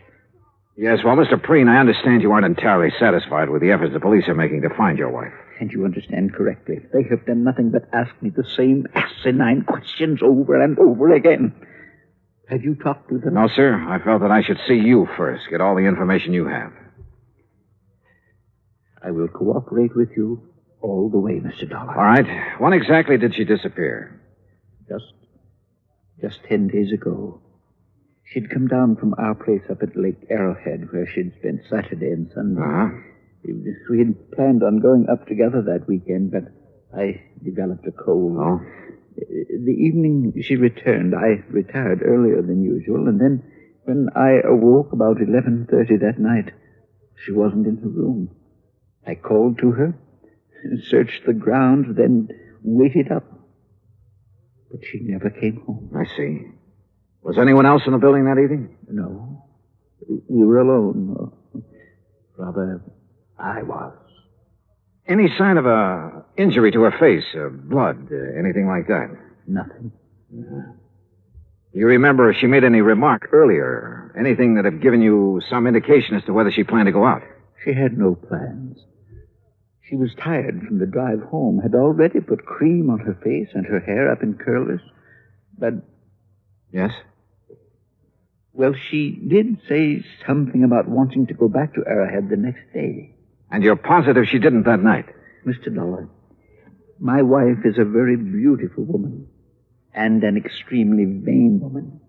She would never leave this house with her hair in such a state. Oh? And even if it were brushed, she wouldn't leave on an overnight trip without taking along a complete wardrobe. All right. What do you think has happened to her? I don't know what to think. If I did, I wouldn't have gone to the police. A few minutes later, I left the lonely old man with his orchids and started toward the stairs.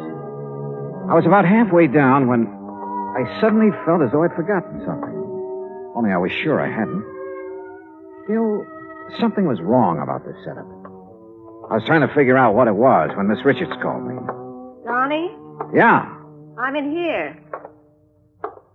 Better put your jacket on. You'll catch cold. Yeah, well, you better let me worry about that, huh, nurse? Helen, Johnny.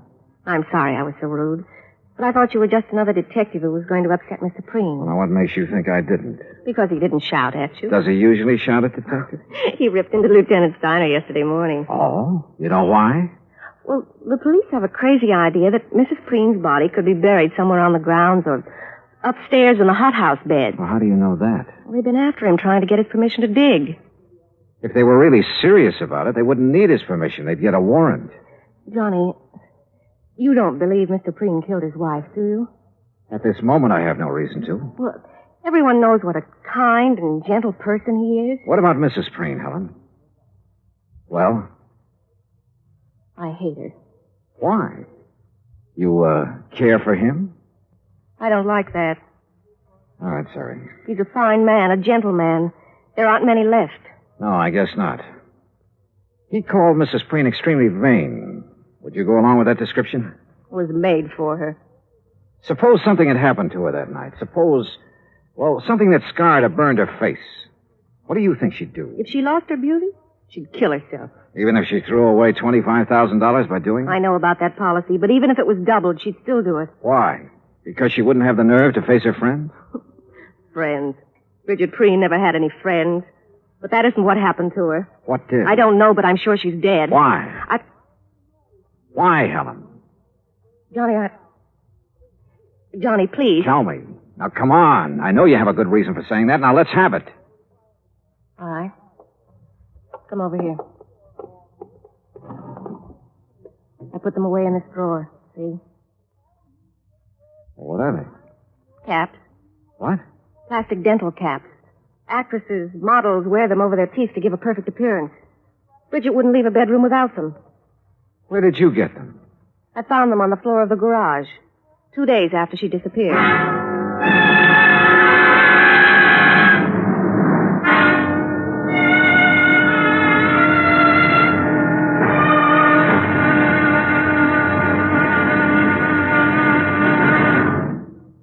Act two of yours truly, Johnny Dollar, in just a moment. Democracy. What does it mean to the farmer? How can democracy benefit the farmer better than any other form of government? These are easy questions to answer because the facts are there. Only in a democracy can the farmer get the most aid from his government, own his own land, produce, and equipment, and still earn a standard of living that is comparable to workers in the manufacturing industries. That's because the people in a democracy tell their elected representatives they want it that way. Government subsidy, free enterprise, open markets, and the will to work and better himself enables the farmer in a democracy, such as the United States of America, to produce one of the world's finest diets. Scientific agricultural advancement and democratic government are the reasons why this can happen. This is a part of democracy. But whether it functions in agriculture or some other form of endeavor, democracy gives mankind its finest legacy of freedom. Now, Act two of yours truly, Johnny Dollar, and the Mad Hatter Matter.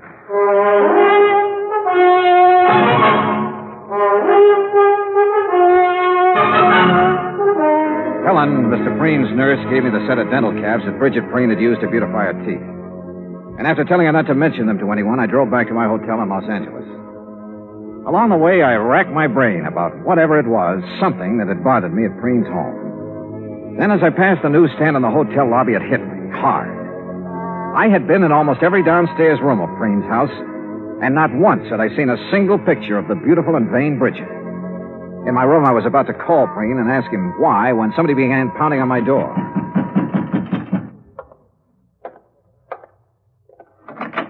Well, Dollar, we seem to have had a hard time making connections, didn't we?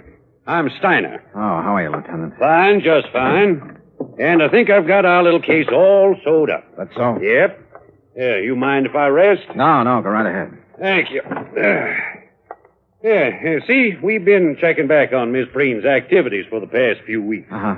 Been making quite a few weekend trips, ain't she? I wouldn't know. We figure she found herself a new man, a young man, and took off for parts unknown. What about her clothes? Why didn't she take them? She didn't want to take what old Preen had given her. She's too proud. A little too proud to be true. She had enough things paid for out of her own money to last a good many years. Oh, now, Dollar, you guys let your imagination run away with you. Now, you look at this realistic. Here's a girl in her 20s married to a man who's content to sit home and wait for the golden chariot. And maybe she's content to sit there with him at first, but it ain't normal she should for long. Yeah? You locate anyone who's seen her out with another man? Nope. Tried to. That's the thing that's still stuck in my craw. Well, I don't think you will. Why not? Because she was smart, a smart woman.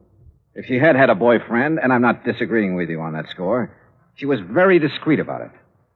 Mr. Dollar, I'm not sure you were aware of it, but each time you mentioned Mrs. Preen, you referred to her in the past tense. Why?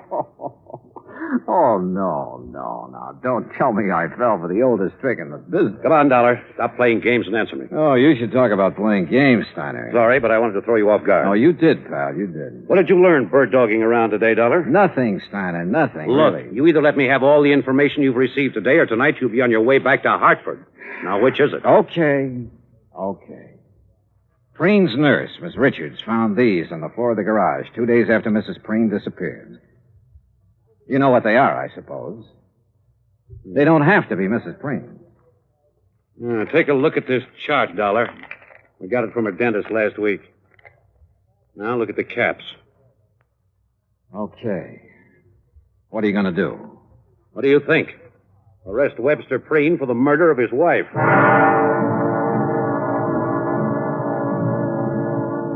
I told Steiner he could never get an indictment.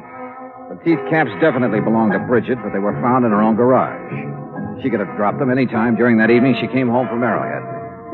And I reminded him of Preen's position in the community, his money, how well he was liked, everything. Hoping I could still stall him long enough for me to try something that had been in the back of my mind since I left Hartford. I opened a copy of Playmate magazine to Bridget's picture. Then I placed a long-distance phone call to New York City. We're ready with your call to Mr. Howard, Mr. Dollar. Okay, thank you, operator. Go ahead, please. Hello? Hello, Mr. Howard. This is Johnny Dollar, insurance investigator. Yes, Dollar? A client of ours has her picture in the current issue of your Playmate magazine. Oh, yes. Yes, lovely, lovely girls, Mr. Howard, her name is Bridget Preen. Bridget Preen? Or Randall. Bridget Randall. Oh, yes. Yes, I know her very well. Well, where is she? We aren't sure yet. Mr. Howard, I've got to know when that picture was made and the address of the photographer who shot it. Have you got that? Yes, yes. You just hold on. Now, I remember now I was surprised to see Bridget after all that talk about retiring. Yeah. Yeah. Yes, here it is. Photographer's a new one as far as we're concerned. What's his name? Tracy. Russell Tracy. Address? Box 17. Got it? Box 17. Lake Arrowhead, California. What? Lake Arrowhead. You ought to know where that is. Yeah. Yeah, I do. It took me a little less than 2 hours to drive up to Lake Arrowhead. When I reached the village, I stopped in at the post office. Yes, sir. What can I do for you? Well, I'm looking for an old friend of mine. He's got a place up here somewhere. What's his name? Tracy. Russell Tracy. Oh, yeah, sure. Nice little cabin on the lake, about a half a mile down toward the left. You just follow the road. Okay, thanks. The cabin just before you get to Russell's has a big mailbox out in front with the name Preen on it. Got it? Preen? Yeah, I sure have.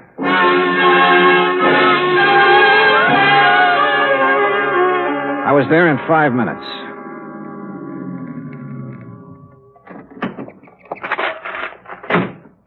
It was small, 2 rooms at the most. A dog came from the direction of Preen's cabin to bark at me, then went back into the woods again.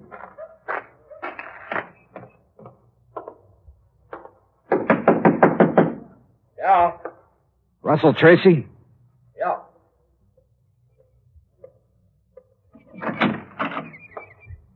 Who are you? Name's Dollar, insurance investigator. May I come in? Yeah, come on in. Thanks.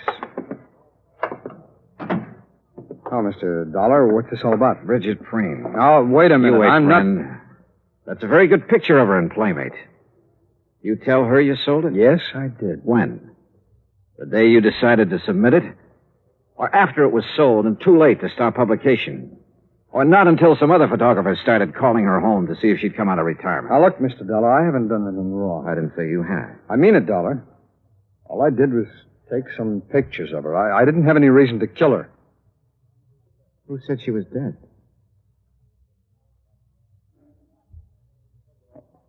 All right, Dollar, sit down.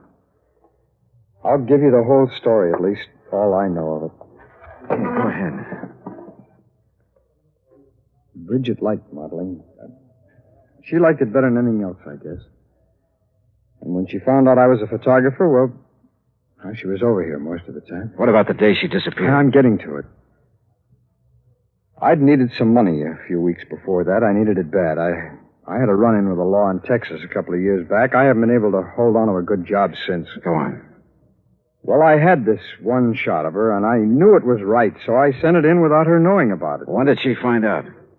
Well, like you said, photographers called her house. Her husband answered one of them. You ever meet her husband? Yeah, a couple of times when he was up here. He knew you were a photographer? He's been trying hard to get back at me for taking that shot of his wife. How do you mean? There's a dry well out in the back, about 20 yards from the fence line. After he killed Bridget. He killed her? Yeah. Yeah, because the next morning I was out with my dog and we found her face down in the well. I guess he figured the sheriff would find her before I did and figure I did it. How do I know you didn't? If I had, I wouldn't have dropped her in my own well, would I? Besides, why? All right, she's still there. No, I took her out that same morning, and it's a good thing I did, too. The sheriff and some detectives from L.A. were up here and nosing around the next day.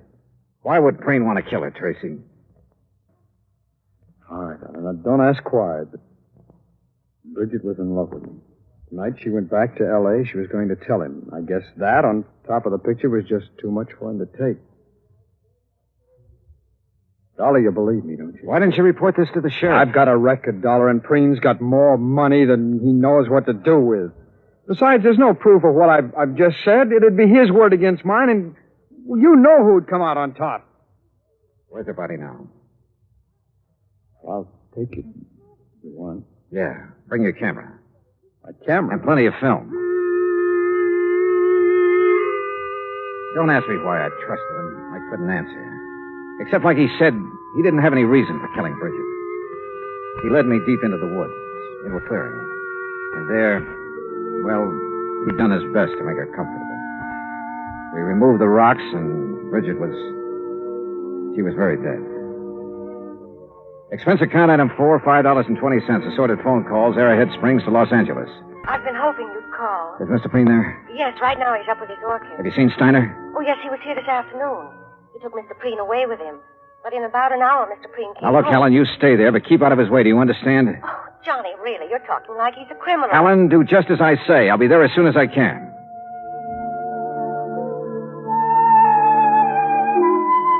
After seeing that Russell Tracy was safe in the custody of Steiner, I took the freeway out to the San Fernando Valley. It was a little after 9:30 when I pulled into the Preen driveway.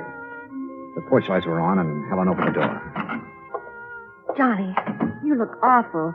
You had dinner? No, not yet. Well, let me fix you something. No, please, Helen, no. What's in the envelope? Nothing important. Where's Mr. Preen? Where do you suppose? Upstairs with his orchid. Would you mind if I went right Of up? course not, Johnny. You go ahead. When your dinner's ready, I'll call you. Yeah, okay, thanks. Careful of the doorknob. Yeah, I remember.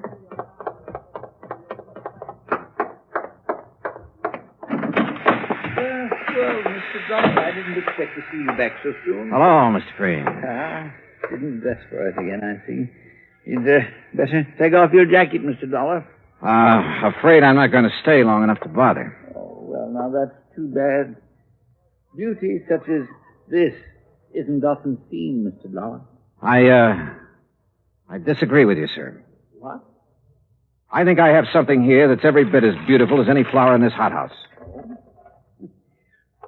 Well, now, you have aroused my sporting instincts, son, and also my curiosity. What have you... Here. Oh, no. Oh, no. She was Please, beautiful, no. wasn't she, Mr. Preen? Here, she's very beautiful. But here... Oh, no. Look at this picture. Taken just a couple of hours ago. Yeah, what about this one? What about it, Mr. Preen? What do you think of your handiwork? Proud of what you've done, Mr. Preen? No. No, please. No more, please. Why did you do it? I had to. I had to. She was going to leave me. Like everybody else had done. Everything does. She was going, and I couldn't let her. I just couldn't let her go. The hunch had been right. After he'd killed Bridget, Preen had not been able to face the many photographs of her about the house, or any pictures of Bridget, as we learned. One photograph had caused her death. The others we took later put Bridget's husband away for the few remaining years of his life. Expense account total, including car rental, hotel incidentals, and transportation back to Hartford, $870.40. Yours truly, Johnny Dollar.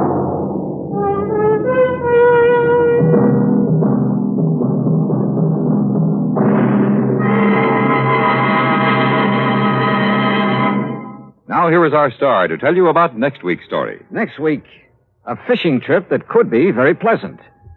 Except that one of the fishermen is dead. Join us, won't you? Yours truly, Johnny Dollar.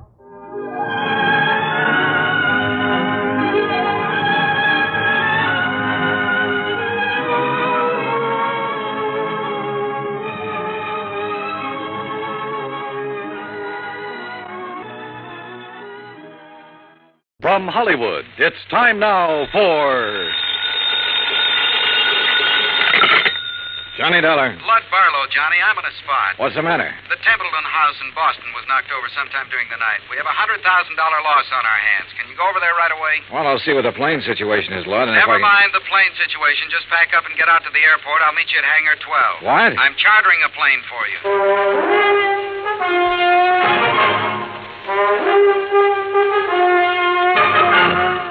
Bob Bailey in the exciting adventures of the man with the action-packed expense account. America's fabulous freelance insurance investigator. Yours truly, Johnny Dollar.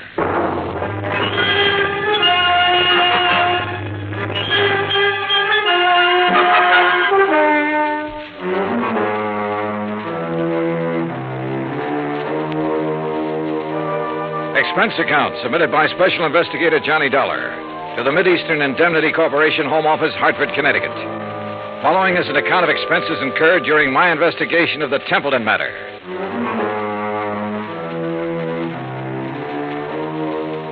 Expense account item 1, $5 even, cab fare from my apartment to Hangar 12 at the airport.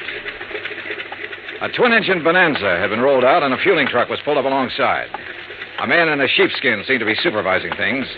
The man who seemed to be supervising him was Lud Barlow. When he saw me, he waved his briefcase. Hey, Johnny. Hi. Hi, you all set? Well, I'm here. That's what you mean, Lud. That all your luggage? Yeah, this is it. This is Tommy Clark, Johnny, your pilot. How are you? Hi, Tom. I'll stow this gear for you. Oh, thanks. The faster we move on this, the better off we are. You know that. I know. This is the blanket policy. This is the itemized list. This is the itemized list broken down. You'll have to check the itemized against the sales.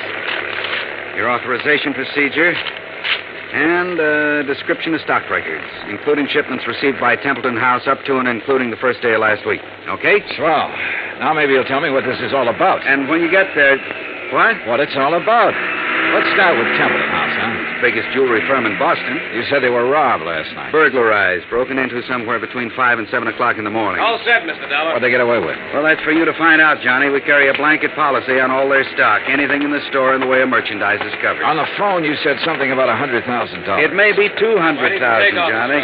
I take it you talked to somebody in Boston. Yeah. Did you talk to the police? Yes, for a minute. I told them I was sending a man. They're expecting you. Give you a hand, Mr. Dollar. Oh, thanks, Tom. Okay? Yeah. Thanks. Who's in charge, Lud? Lieutenant Roebuck. Roebuck? Yeah. Get your seatbelt, Mr. Dollar. Oh, sure. He'll want to see those contents records. You be sure and tell him they're up to date. Who's the man with the company? What? The man at the company. Templeton. Stand clear, Mr. Barlow. Remember, Johnny, a client can face a thing like this a lot better if a man from the insurance company standing by. I'll try to remember that. Good luck and keep me informed.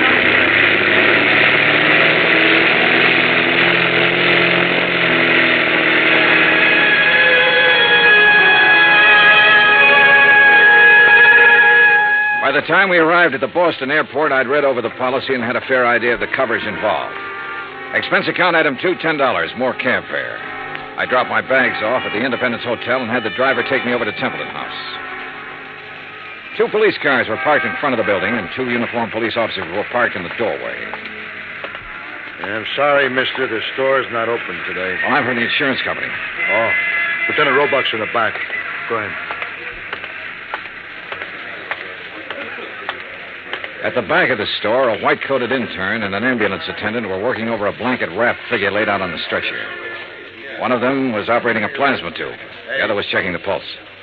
A group of men, some in uniform, were watching closely. The tall, thin one seemed to be in charge of things. Roebuck? Yeah. Johnny Dollar, Mideastern Indemnity. Oh, didn't take you long. This, Sergeant Younger, Sergeant Toohey, this is Mr. Dollar from the insurance company. Hi, man. What's this? Oh, this man was a special patrolman working the area. He must have walked right into the middle of it and got himself shot. They've been giving him transfusions ever since they found him. Uh-huh. Said anything yet? He hasn't been conscious. Doc, how about it? We can't do any more here, Lieutenant. We'll have to risk a trip to the hospital and try to operate. Okay, boys, load up. Doc, this is Mr. Dollar, insurance company. How are you, Doctor? Okay. Doc, we're going to want to talk to him the minute he comes around. I'm not going to promise you anything, Lieutenant. Well, see you. All right. Yeah, Mr. Dollar, you didn't waste much time. I brought a contents list that might help you, Lieutenant. Good. The best help we're going to get is from that patrolman. Come on, I'll show you around.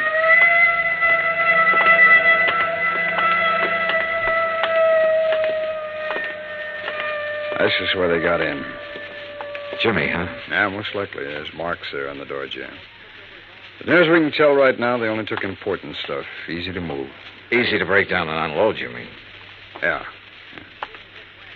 Yeah, you can see where they snipped the alarms, grounded the wires. Mm-hmm. Showcases aren't touched. No, they went straight for the safe, Dollar. Well, we really got something on our hands, huh? You don't just break into a store and open one of these things very easy.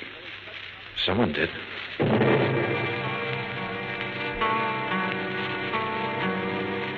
The neighborhood was canvassed for possible witnesses.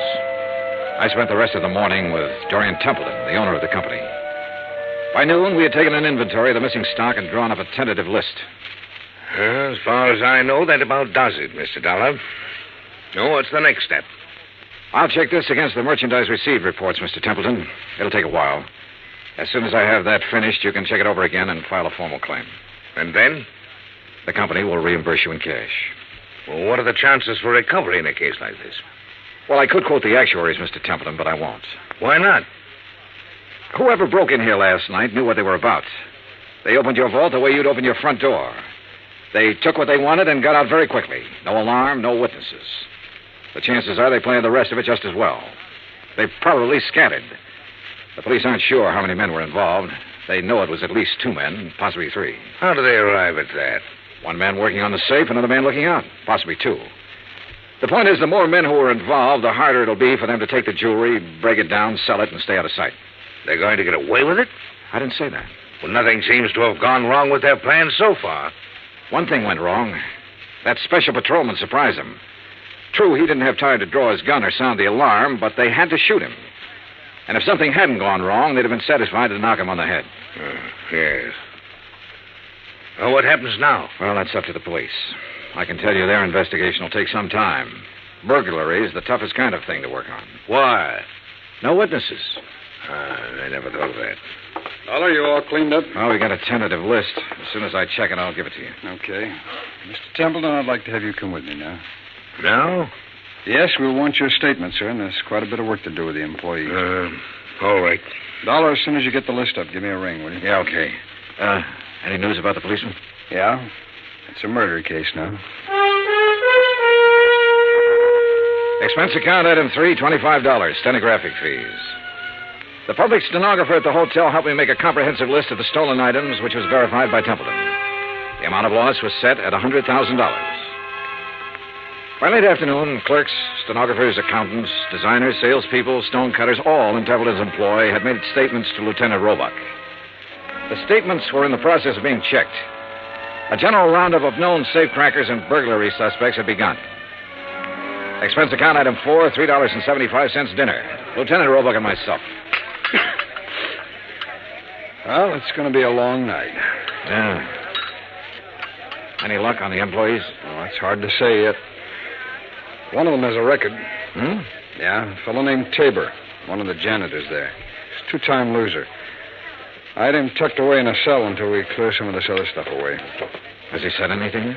Oh, he denies all knowledge. As far as time incident goes, he was home sleeping when all this happened, but that doesn't rule him out of somehow getting that safe combination and passing it on to a friend. Yeah. Man with a record's apt to have that kind of friends who'd be interested in just that kind of thing. Hey, how much do you want me around? You're a free agent, Dollar. If you have any ideas, I'll listen. It's a tough baby, any way you look at it. Let me talk to Tabor. There might be a shortcut. Why not?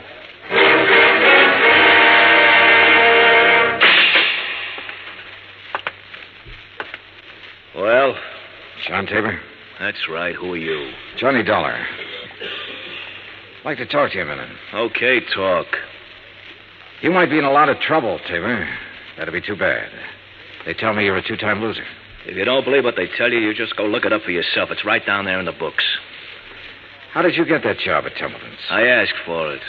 They know about your record? No. You keep it from them? I didn't broadcast it, would you? No. Okay, what other dumb questions have you got? Do you have any ideas about this? I've got a lot of ideas. Do you know anything about it? No. Need anything? What? Cigarettes, anything? I'm all set. Okay. My company faces a big loss in this case. We'd like to avoid that loss. There's a standard offer I'm authorized to make in some instances. I'm going to make it to you. If you have any knowledge of this crime and can furnish any information that will lead to the arrest of the persons involved and recovery of the merchandise, my company will guarantee you the best possible legal assistance in the event that information should incriminate you. That's pretty generous. Well, I have to say it to you. You can use your own judgment. Hey, guard. It's a pretty good offer when you think about it, Tabor. You have a record. The police can't pass you up without a lot of scrutiny. You know that. That record makes me a real hot one. I swiped a couple of cars, and now they think I might have opened that vault. No, they don't think that. But they have to find out if you might have contact with somebody who did open it. I don't know anything about it. In that case, you'll be released. Oh, sure. Sure, I'll be released when every cop in town had a go at me twice. I'll be released when the guys who did the job walk into the station and say we didn't mean it, we want to give it back. They've always got to have somebody to throw to the newspapers. Maybe. You know it and I know it. Nothing better than to throw some old ex-con in a can and hold him for questioning.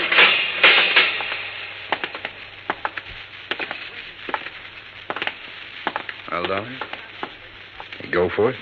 No. Any more ideas? Turn him loose, Lieutenant. See whom he talks to and whom he meets. John Tabor was released without bail, and a 24-hour watch was put on his residence. By 10 o'clock the next morning, the police had located 3 witnesses to the shots that had killed the special patrolman. However, none of them had seen the burglars or the car that was used. The district attorney's office issued an order impounding the financial records of Templeton House. A complete audit revealed that its affairs were in excellent shape. It also revealed that Templeton himself was the only man in the jewelry firm who had the combination to the vaults. His statements emphatically denied giving the combination to anyone. As far as the police were able to determine, he was telling the truth. The search for all known safecrackers extended into New York and Philadelphia and Chicago. On the morning of the 3rd day, a claims adjuster arrived from Hartford with a check for $100,000, full payment on the claim. 2 hours later, we had the first break on the case. Hey! Caller, hey! What? Oh, hello, Lieutenant. Come on, get in. What's up? Well, the Harbor Division found a body down by the docks early this morning, all weighted down with 38 slugs. They were fired from the same gun that killed that special patrolman. They match, huh? Like the dimples on your knee.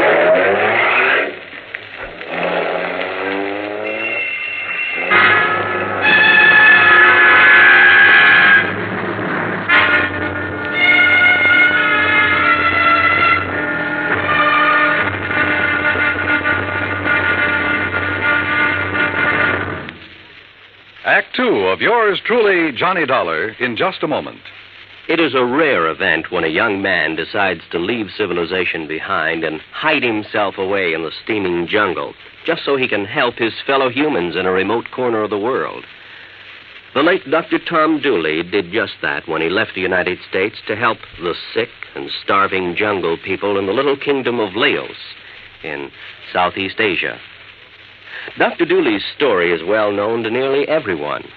And all over the world, people talk of his little jungle hospital on stilts. That's where he treated the dread diseases of the jungle and trained native medical technicians so that they might help their own people. Dr. Dooley wrote and lectured to many people so that the work of his medical assistance program, Medico, might go on. It was not easy for someone so young and so talented to give up the bright lights of the city and plant himself down in an unknown jungle just for the purpose of helping unfortunate people he didn't even know. But through Medico, Dr. Tom Dooley wanted to help people. He wanted to help people to help themselves. Today, the work of Medico is going forward in a number of countries besides Laos. Young men are being sent to the United States to be schooled in medicine with the idea of returning to their own countries to help their own people. Hundreds of thousands of dollars worth of medical supplies have been donated by American businessmen and pharmaceutical companies. Today, Dr. Tom Dooley's work is being continued for him. It is helping to create better understanding. It is an injection of the spirit of freedom. The right of all men everywhere. Now, Act Two of yours truly, Johnny Dollar and the Templeton Matter.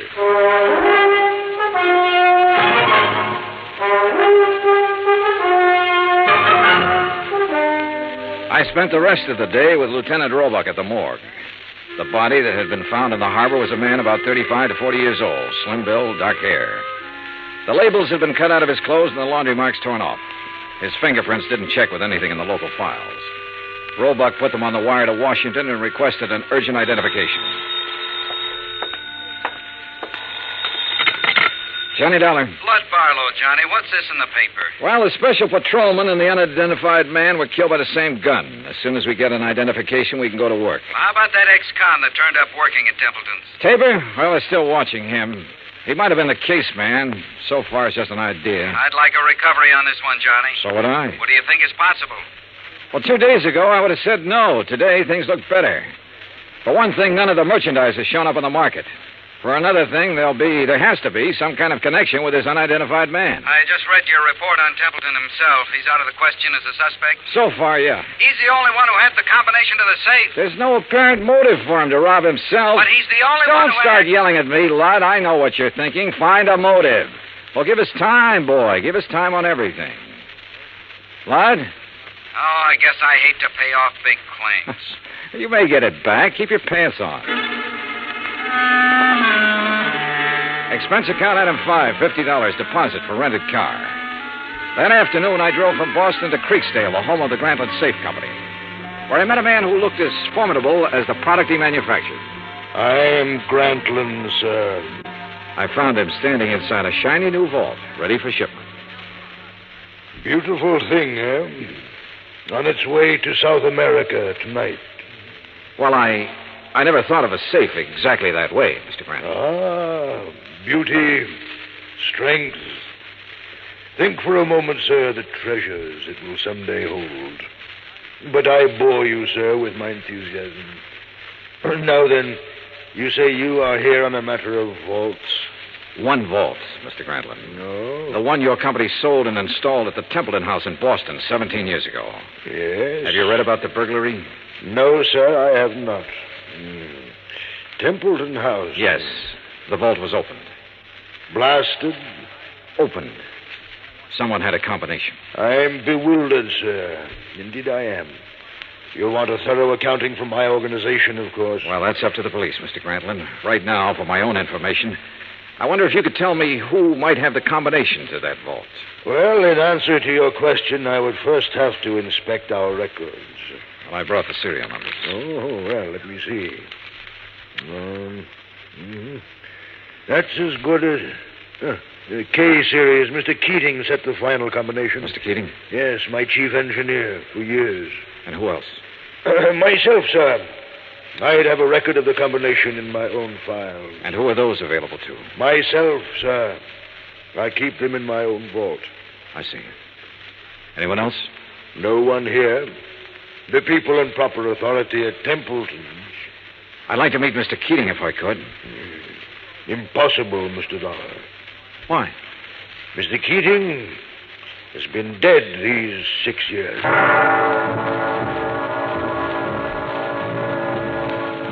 I drove back to Boston, phoned Roebuck, and told him about my interview with Grantland. He said he'd already started looking into Grantland's background and expected to have a report within 36 hours. I was a little surprised when Dorian Templeton called half an hour later and asked me to have lunch with him. Would you like a drink? No, not now, guys, no. I didn't know whether to call you or the police, Mr. Dollar. I finally decided on you. Uh-huh. What's the matter? Well, it's one of those strange things. I'm not a particularly observant man, and I don't know why I observed this. Go on. Our last night, Mrs. Templeton and I went to a dinner dance at the country club. We thought with all this business, a little relaxation should do me some good. Yeah, sure. There was a young girl at the table next to ours, a very pretty girl whom I've never seen before. I happened to notice her handbag, jeweled affair, quite expensive. One of our items. Yeah? It didn't occur to me until we were leaving that it had been sample stock, not for sale. What do you mean? It was stolen, Mr. Dollar. Why not the police, Mr. Templeton? I was going to call them first thing this morning and report it. And then I got a package in the mail. It was the handbag, intact. Crazy? You said it. Did you happen to get the name of the girl? I asked the maitre d'. He said her name was Helen Tabor. That's not so crazy.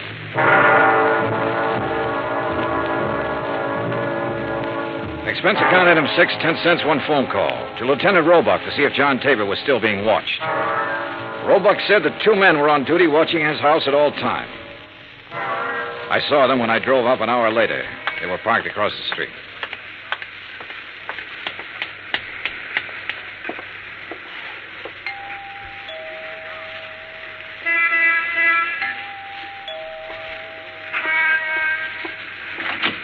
Yes? Miss Tabor?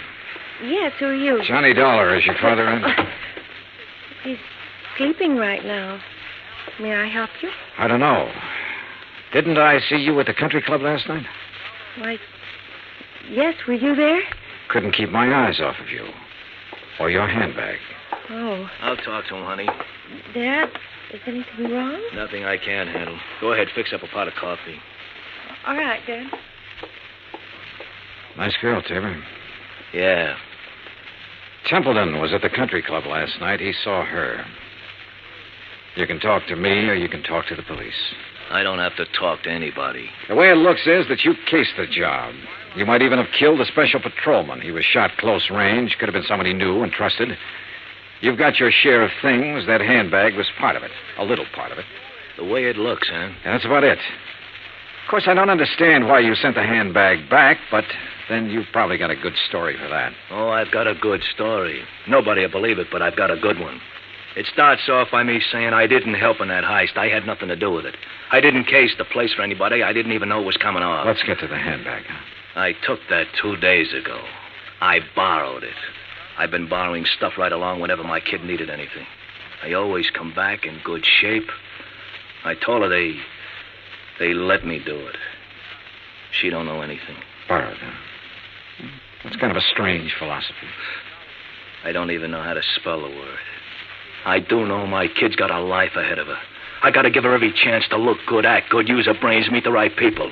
Not just because the right people have money, but because they know more right people. It takes a little extra to let her do things like that. You let her use the handbag because she had a date to go to a dance. You guys are all the same. I didn't expect you to believe it. Oh, relax. Maybe I do believe you.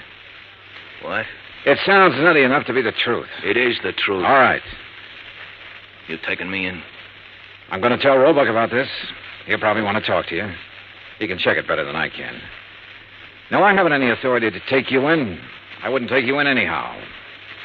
I'm interested in guys who walk into vaults. See you around.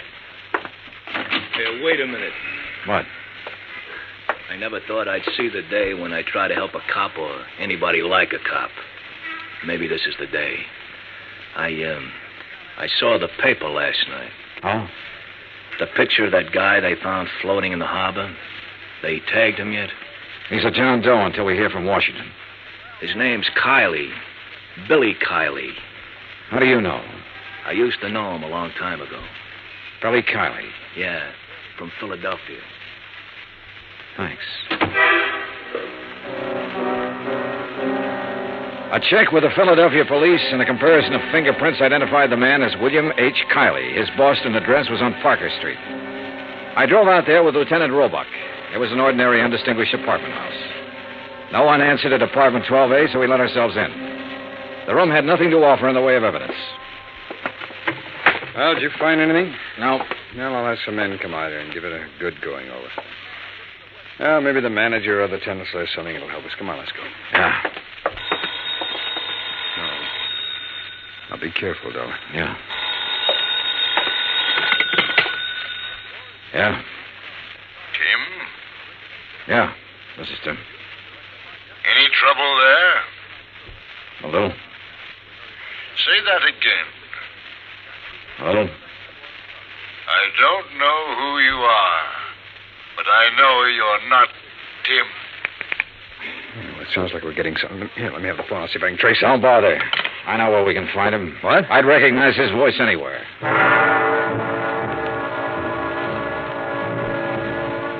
It was dark by the time we got to the Grantland Safe Company factory in Creeksdale. There was a single work light spreading a sickly yellow glow over the main floor loading platform. We were expected. It went off somewhere in the darkness of the building. You okay? Yeah, I'm okay. All right, let's try for that stair railing. Right.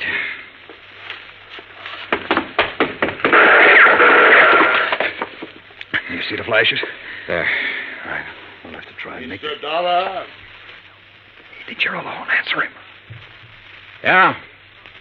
What are you doing here? Looking for $100,000 worth of jewelry and the answer to a couple of murders. Funny? You're very foolhardy, but you're courageous. A man of your perception could do well with a part of that money. No, thanks. I'll take it all. You will take nothing, sir. Keep him talking. I'll try to get under the stairs. Are you alone? For a little while. But I've got people coming, though. Oh, people, eh? Mr. Dollar? Still alive and kicking, Mr. Grantland. You can't shoot around corners. No. But then I don't have to shoot around the corner.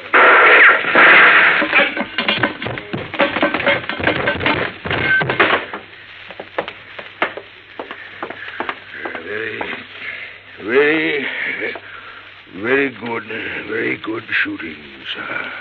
Grantland, I want a statement. No statement. No statement.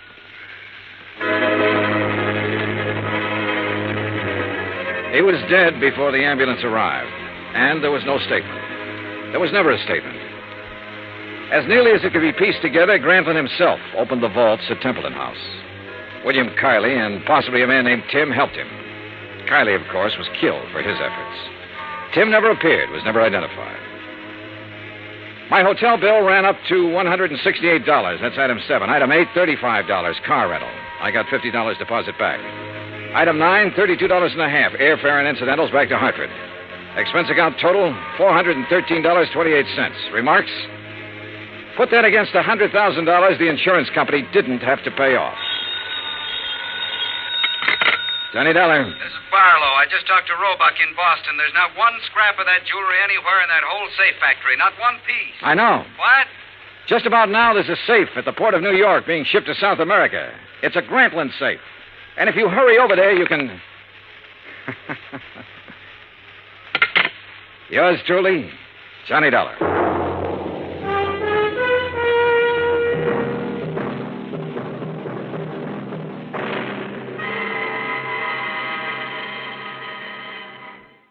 From Hollywood, it's time now for...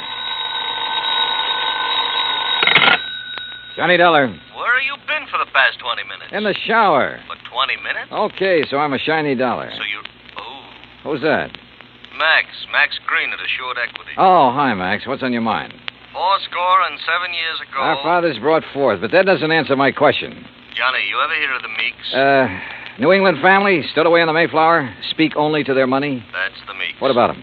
No, not about them. It's about Mariah Meek and Lincoln's Gettysburg Address. She's lost her copy of it. Well, it shouldn't be hard to find her another one. That's where you're wrong, Johnny. Huh? It would be very hard. Might cost us $100,000. Bob Bailey in the exciting adventures of the man with the action-packed expense account. America's fabulous freelance insurance investigator. Yours truly, Johnny Dollar.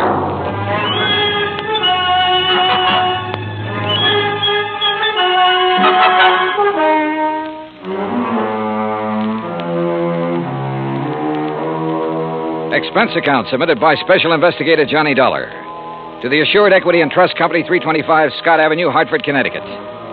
The following is an account of expenses incurred during my investigation of the Meek Memorial matter.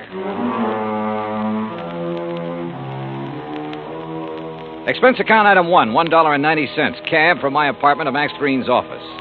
He was standing in a haze of cigar smoke, ashes on his vest, and a worried look on his face. Oh, good morning. Good morning, Johnny. Oh, you want a cigar? Oh, no, thanks. Then sit up. Phew.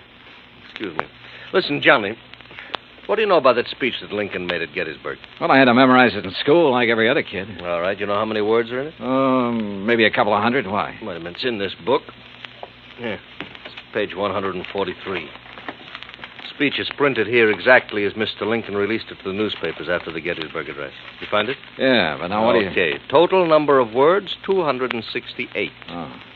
But the first two drafts of that speech, including the one he read that day, contained only 266 words. So he padded his part. That's right. 2 more words. Mm-hmm. How come? Oh, according to the historians, Lincoln ad-libbed the 2 additional words at the time he read it. Later on, when he made 3 new copies of the speech, he included those 2 words. You with me so far? Keep going, Max. Yeah. All right. Right down at the end of it, just before of the people, by the people, where he said that this nation under God shall have a new birth of freedom, the words under God do not appear in the first 2 drafts you wrote. Yeah. Well, this is all very interesting, Max, but I still don't see what it is or what it has to do with me. Well, Mariah Meek's copy has disappeared. Oh? And, Johnny, that copy happens to contain just 266 words. You mean she owns one of the first 2 original drafts? Handwritten by Mr. Lincoln himself while he was on the train riding to Gettysburg. Wowee. Yeah. Which is, of course, why we insured it for the full amount it cost her, which is $100,000 even. Of course, you made sure it was authentic before you issued the policy. Oh, naturally. Well, who'd she buy it from? An antique dealer down in Richmond, Virginia, a fellow named Jason Penrod. Uh-huh. Well, where's she been keeping it? Under glass. In the Meek Memorial. What's that? Well, she collects Americana, so she had a museum built to keep it in, and she calls it the Meek Memorial. Follows? Follows. Also follows the most expensive item in the collection, the Gettysburg Address, would be the one to disappear. Oh, you're just an old pessimist, Max. You think somebody lifted it? What do you think? It walked out by itself. Okay. So what are you going to do about it? Well, we're going to run newspaper ads. We're going to offer a $10,000 reward for information leading to its return. If anyone answers it, you let me know where you'll be, and I'll refer them to you. Good. When was it taken? The night before last. Is there any kind of market for something that rare? It's hard to say, Johnny. A hot camera would be easier to peddle, sure. But a good many wealthy people, like Mrs. Meek, they make a hobby of collecting things, antiques, objects of art, etchings. But whoever took this, or buys it from the thief, couldn't just let everybody see it. Well, it wouldn't matter to some people. They take it and put it in a vault and keep it there.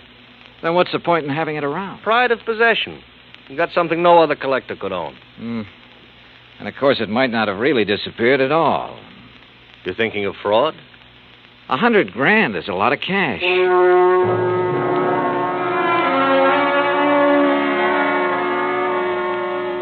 Expense account item 2, $1.90, cab fare back to my apartment. I wasn't particularly intrigued by this assignment. Rare documents, like anything else antique, have always seemed to be just one step from decay. And that sometimes goes for the people who collect such things. Item 3, $16.10, transportation, including a round-trip ticket, Hartford to New Bedford, and cab fare to the Whalers Hotel. There was a convention in town, so I was lucky to get a room. After checking in, I called the Meek residence.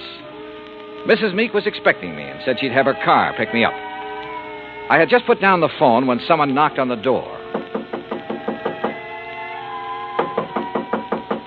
You in there? Depends on what you're looking for. Oh, looking for Mr. J. Jay, did you say? Nobody by that name here. Oh, yeah. I see. I guess I got the wrong room. Yeah, well, why don't you ask down at the desk? Huh? Yeah. Oh, sure. Yeah. Funny. Or is it? I cracked the door open again. Watched him walk to the stairs. Then I took the elevator down the 8 flights to the lobby. Half an hour later, I was in the back seat of the Meek limousine heading toward the home out on Buzzards Bay. It was a big, sprawling frame building facing on the beach. About 50 yards behind it, closer to the road, was the Meek Memorial Museum. I was starting up the front steps when the door opened. Mr. Dollar? That's right. I'm Paul Meek. I understand you have an appointment with my grandmother. Right again. Now, come in, please. She's waiting for you upstairs in the sitting room. Okay, thanks. Before you go up, I wonder if I could have a few words with you. Why not? In here, then. You've never met my grandmother, have you? No, I haven't had that pleasure. Some people consider it a dubious one, Mr. Dollar. Oh? Mr. Dollar, this is my wife, Janice. Mrs. Meek? Hi. How about a drink? Thanks, not just now. How about you, old stick in the mud? You want another one? After a bit, Janice. And if I were you, I wouldn't have any more. But you're not me, are you? You will have to excuse my wife, Mr. Dollar. Well, we've both been under a severe strain since moving here. Grandmother is blind, you know. No, I didn't know. Her sight began failing about 4 years ago. I'm surprised the insurance agent didn't tell you. Well, Mr. Green was so concerned over the theft of the Lincoln manuscript, I imagine it slipped his mind. Mm-hmm. And just how do you intend to locate that manuscript? I'm not so sure that I can. It'd be a pity if you couldn't. Be just awful. It's grandmother's prized possession. She hasn't been herself since it was stolen. And being quite elderly, well, we're all very much concerned. Oh, my, yes. We're afraid she might die and leave us all that lovely money. Janice. It's the truth. You see, Paul and I don't have any money of our own, Mr. Dollar. We'll never have any until she does die. Instead of giving it to us now while we're young, you know what she does with it? Spends it buying junk for that silly old museum. Now, look. That's gratitude, isn't it? I bathe her, feed her rubber feet, and do all her dirty work. Janice, you've said quite enough. Mr. Dollar isn't interested in our personal problems. Oh, stick in the mud. All right. I'll be in the den if you want me. And that's the funniest thing I've said all day. If you want me. I'm sorry. She doesn't mean half of what she says. That's grandmother's signal. Then hadn't we better go up? Yes. Yes, we'd better.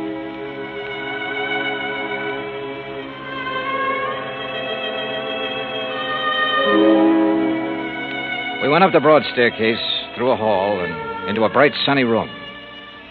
Wrapped in an old kimono and shawl, Martha Meek sat in an invalid chair, facing the ocean. Paul introduced us, then sat down quietly near the door. Paul?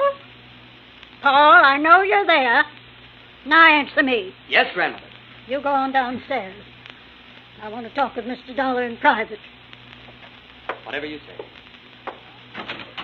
And close that door. Don't mind my back, Mr. Dollar. I couldn't see you if I looked into your face. Now then, when are you going to arrest that crook and bring my Lincoln speech back to me? Well, I'm going to need a lot of help and information, Mrs. Meek. Mm-hmm. What kind of information? Mostly about the museum. Like what? Well, do you know who was in there the night the manuscript disappeared? Certainly. The dirty robber was. Anyone else? Well, old Pete's always there. Supposed to be guarding the place, but he didn't do a very good job the other night. Got himself slugged. Does he live on the grounds? Yes. I brought him over from Naples 10 years ago. He was my guide in Italy. Showed me around so nice I decided to bring him back. Tell me, is the memorial open to the public? It was going to be. I intended it to be once. But when my eyes... No, Mr. Dollar, I keep it locked most of the time. Uh-huh. And who discovered the manuscript was missing? Pete did, I guess. At least when he recovered, he ran yelling bloody murder up here to the house. Everybody went down to see what had happened. Everybody but me. They left me all to myself. Were there any strangers here in the house that night, Mrs. Meek? Anyone beside the servants and your grandson and his wife? One person, but he's no stranger. Who's that? Jason Penrod from Richmond. He's an art dealer. We were discussing some business. May I, ask what kind of business? It has nothing to do with you or the people you work for. Sorry. Where can I find Mr. Penrod? He's staying here now. If he isn't in his room, then he's most likely out in the memorial. Now, that's enough questions. You, give me a cigarette. Ma'am? What's the matter? You deaf? Give me a cigarette before Paul with that snoopy wife of his comes prowling around. All right, sure. Light me.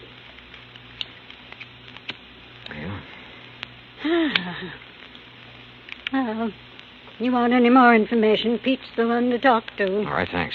But what about your son and daughter-in-law? Were they inside the house at the time of the robbery? You don't suspect them, do you? Right now, I suspect everybody, Mrs. Meek. Even me? Yes, ma'am. Even you. Well, bless you, boy.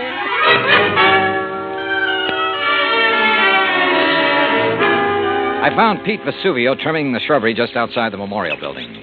He seemed quite willing to talk to me. How you say what happened to me, mister? I'm hit out? Knocked out, Pete. Ah, si, senor. And because of this, I do not see anything. Nothing at all, huh? Please, mister, do not use the insult. I am American citizen, first papers.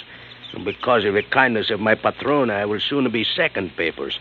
I know by heart the Constitution, United States, the Gettysburg Address, pledge allegiance to my flag. Yeah. You know how I know that these things which help me be citizen? Because of my lady. She's letting me work in a place where great papers are for me to read.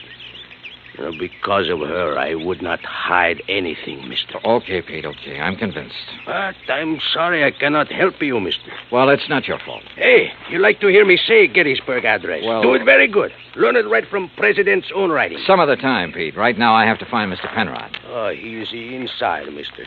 Counting the treasures, all of the beautiful things a lady can no longer see. You'll find him in Section L, senor. I found the small, neat-appearing art dealer just where Pete had said he'd be, peering into a glass case crowded with Derringer pistols. He had a notebook under his arm and seemed to be making some sort of inventory. Oh, dear. You gave me quite a fright, sir. Oh, I'm sorry. Well, I wish I could concentrate like that. Oh, well, there's nothing more interesting to me than these fine old pistol things. What histories they must have, Mr. Dollar. Johnny Dollar. Oh, yes, the insurance investigator. Paul told me you were wandering about the place. I suppose you'd like to ask me some questions, hmm? If you don't mind. Oh, no, goodness, no. I understand you were with Mrs. Meek the night of the robbery. That is correct, sir. We heard the shouting. We ran out here just as fast as we could. I was the one who discovered the manuscript was missing. You have any idea how the thief got in here? No, sir, no. Unless someone forgot to lock the front door, or unless he had a key. Well, has Mrs. Meek given out many of the keys? Well, in my opinion, too many. Even I have one. What about Paul Meek and his wife? No, I don't think so. Well, they really aren't interested in the museum at all, Mr. Dollar. Oh. Mr. Penrod, I understand you're quite an authority on antique art and things like that. Well, Isn't taking inventory a little beneath your position? Well, I suppose it is, Mr. Dollar. Last week when I received dear Mariah's wire asking me to do it, I simply couldn't refuse it. She's been such a good customer of mine. Well, yes. You have any idea who might have wanted the Lincoln manuscript? Well, I know several persons who'd love to have it. You give most anything, but I don't know anyone with the nerve to break in here and take it by force. You remember where Paul Meek and his wife were when you heard Pete shouting? They were right in here when I arrived. I see. Well, thanks for... Oh, just one more thing. Oh, yes? If you'd stolen the manuscript... Mr. Dollar. A hypothetical question, Mr. Penrod. But if you had, and you wanted to sell it at a good price with the least danger of being caught, how would you go about it? Well, I take it abroad, of course. I put it on the open market over there. Huh. You aren't planning on going abroad soon, are you, Mr. Penrod? Oh, gracious, no. You know anyone who is? Anyone who, Well, didn't Paul and Janice tell you? Oh, they're flying to Paris Wednesday night.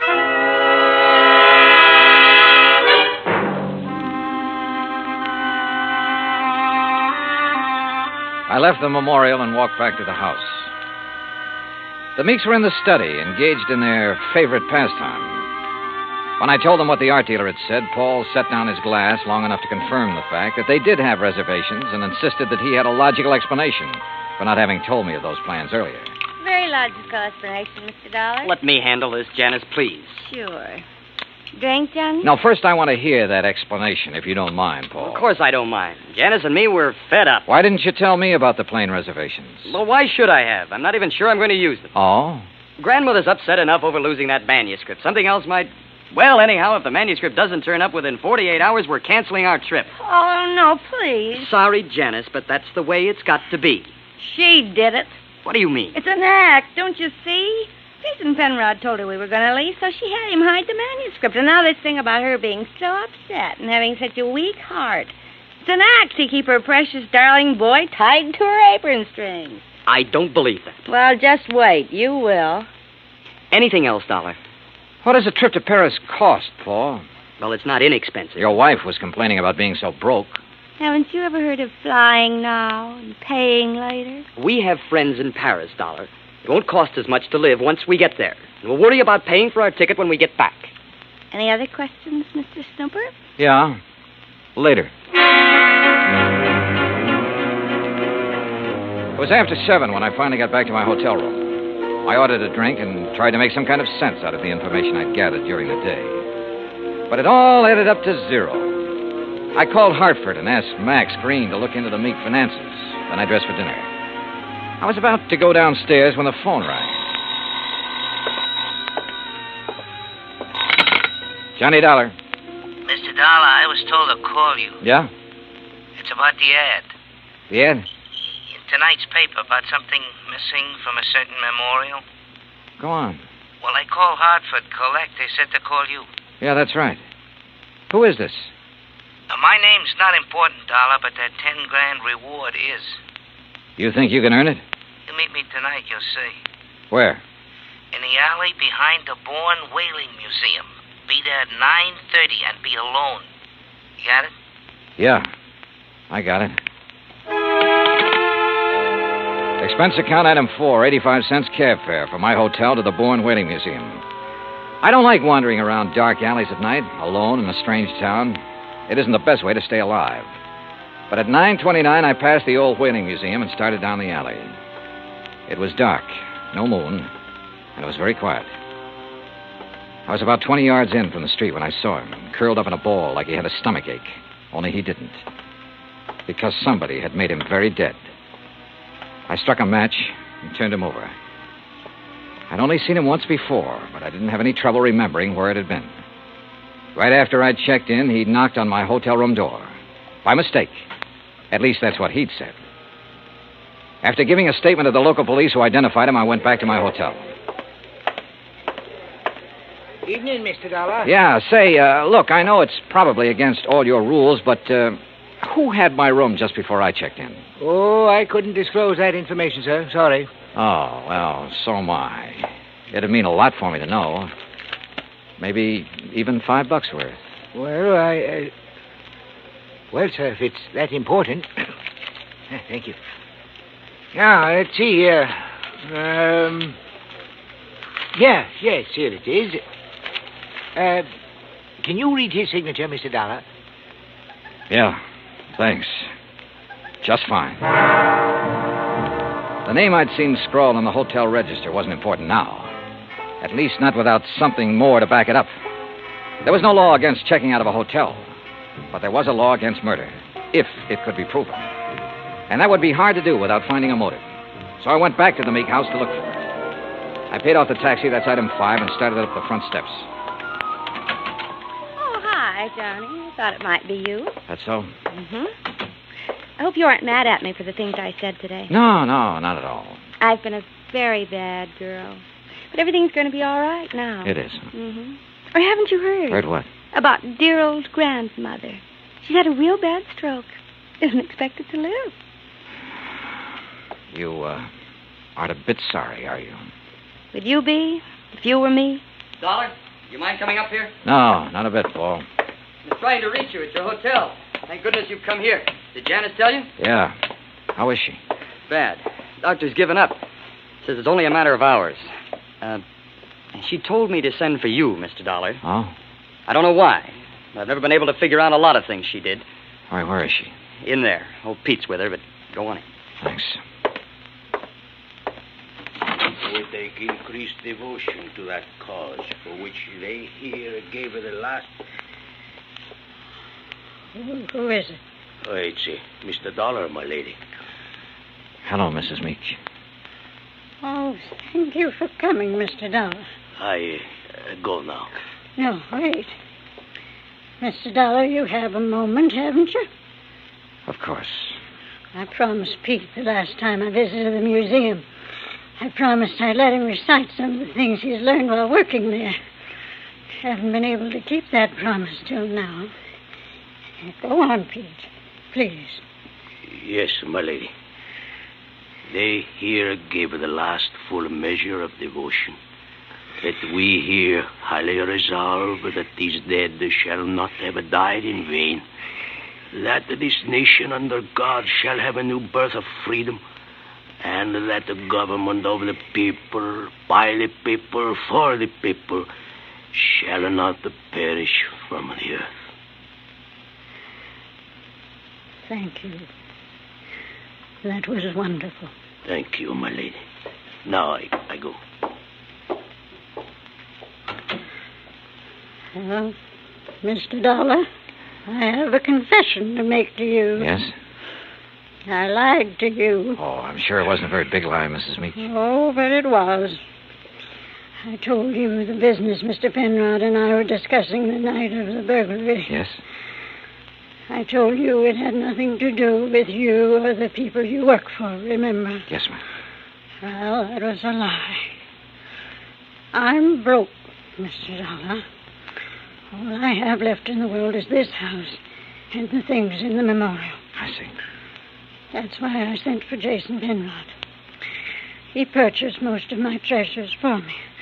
He's evaluating them now, so Paul and Janice will know what they're worth when they go to sell them, which they'll do immediately. Mrs. Meek, don't you think you should try to rest now? Will you give me a cigarette? No, ma'am. Sorry. And you must rest. There isn't much else to do, is there? Good night, Mr. Dollar.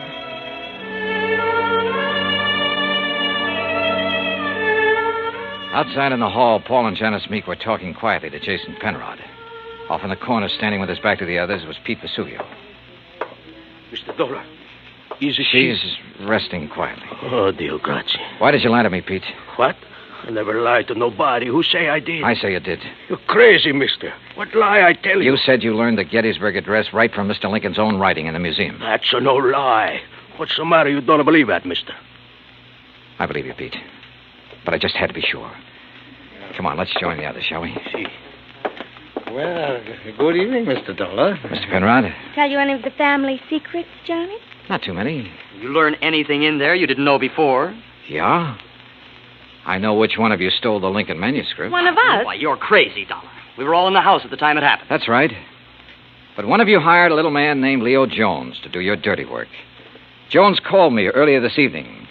He was going to tell me which one of you it was. Evidently, he didn't like the deal he was getting. What was he doing, Penrod? Trying to blackmail you? What are you talking about? I don't know any Leo Jones. Then why did he come around to my hotel room this morning? The same room you just checked out of. Well, that doesn't mean a thing. I imagine several persons have been to that room today. Sure, but they're still alive. Now, let's get to the phony Lincoln manuscript. Phony manuscript? It wasn't phony, Mr. Dollar. Wasn't it? Well, you correct me if I'm wrong, Penrod. After Mrs. Meek purchased one of the first two drafts of Mr. Lincoln's Gettysburg Address, she started losing her sight. When she closed the museum to the public, you saw a chance to make yourself another $100,000 sale. So you switched copies of the manuscript, replacing that draft with one containing the words, "Under God," which isn't worth anything close to $100,000. What do you mean, Dollar? All right, let me quote. That this nation, under God, shall have a new birth of freedom, and so on. What? The phrase, "under God," was not in the manuscript he sold your grandmother, but it was in the copy old Pete has been studying in the museum. Right, Mr. Penrod? All of you stay right where you are. You get what Jones got. Mr. Dollar. He won't go far, Pete. But I am the guard. The lady will want me to stop him. Pete, come back here. Keep away from me. Hey! Come on. Oh. You tell the lady I am a better guard now. Much better. Si, senor. Yes, Pete. I did good. You did fine.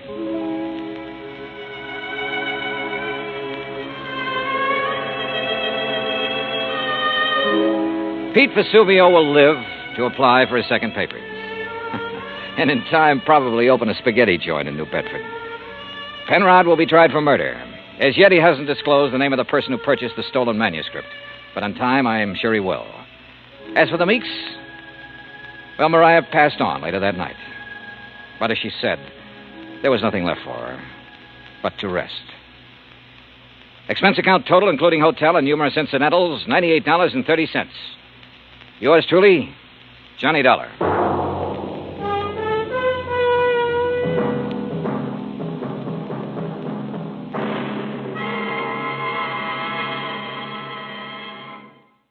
From Hollywood, it's time now for... Johnny Dollar. Dave Lawler, Johnny, over at Surety Mutual and Trust Company. Oh, hi, Dave. Long time. Yeah, I know. Listen, do you own a pair of dark sunglasses and some real loud sports shirts? Mine are so loud I have to keep them in a soundproof drawer. Great. But where you'll be at this time tomorrow, nobody will give them a second look. Oh? Like where? Well, according to the travel folders, it's, quote, the land where the summer spends the winter, unquote. In other words... Palm Springs, California. Dave, you're on. Good. But don't forget, this could be pretty expensive for your company. Oh, more than you know, Johnny. $75,000 hard cash. Ah, oui. Unless you're able to prove the bracelet Dan Galloway gave to his child bride wasn't really stolen. For a trip to Palm Springs at this time of year, I think I could prove anything.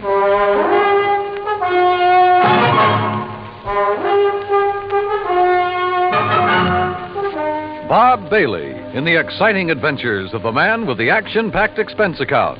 America's fabulous freelance insurance investigator. Yours truly, Johnny Dollar.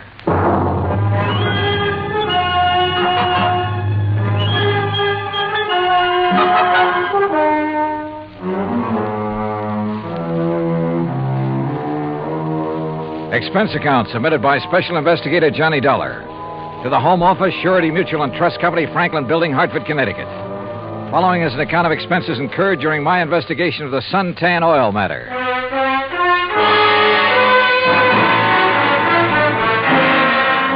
Expense account item 1, $197.40. Airline fare and incidentals, Hartford to Palm Springs, California. I registered at La Casa de Paz on South Palm Canyon Drive, changed into casual clothes, and sauntered over to police headquarters. Detective Sergeant Lacey was about to leave for lunch, so I went along with him. Yeah, Dollar. You'd be surprised at how much stuff is lost in this town during the course of just one season. The report we got says it was stolen, Sergeant. Oh, sure. But I doubt it. A $75,000 bracelet, just 5 days old? That'd be a little careless of the lady, wouldn't it? Well, if you were married to one of the biggest wildcatters in the oil business, maybe you could afford to be careless. What about Dan Galloway? Didn't you say he was drilling somewhere around here? About 80 miles south, in the middle of the desert, down by Salton Sea. Salton Sea. Oh, that's really a big inland lake that lies way down below sea level, isn't it? Want to bring me a check, Dottie? 245 feet below sea level, Dollar. There's oil there? Dan Galloway figures it this way. One of the most successful new fields that's been worked in years is deep under the Gulf of Mexico off the coast of Louisiana. There are a lot of salt domes down there, and underneath them are big pools of oil, millions of barrels. So, why not under the Salton Sea, which is all salt deposits? Who knows? Maybe he has something. Anybody else drilling down there? Just Galloway. Who else needs it? I mean, any more than he does. Well, does he? All yours, Dottie. How would I know if Galloway needs it? But there has been talk around. You know. But if he's hard up, how could he afford that fancy bracelet last week? Yeah, or the snazzy Italian sports car the week before that. I don't know either, Dollar. What about his wife? Oh, that Roberta. What a doll. And in 3D, if you know what I mean. How an old coot like him could ever latch onto a pretty little chick like her? Ruff. I take it Roberta's somewhat younger than her husband. Oh, not more than 35, 40 years. Oh, I see. How long have they been married? 2, maybe 3 years. Down in Dallas, I think it was. She's a Texas girl. Well, is it working out? I mean, are they happy? There's talk about that, too. What kind of talk? Oh, it's really just small-town gossip for the most part. Ever hear of Sonny Wyman? Wyman? No. Well, Sonny's around Roberta's age. One of those kids who came up from nothing, but all the time knew exactly where he was going. You know, made a point of meeting the right people, shaking the right hands. Real nice kid, too. What's he do? Well, when the season's over here, he works Pasadena, Beverly Hills, and L.A. Always has something that'll intrigue his wealthy friends. This season, it's Italian sports cars. Cosmo Romas, I think they are. And he's the one who sold the Galloways theirs, huh? He sold Roberta hers. Any angle there in connection with the bracelet? Huh? There is. You let me know. Well, if there isn't, what have you been working up to? Well, actually, nothing. You see, I still believe it was lost.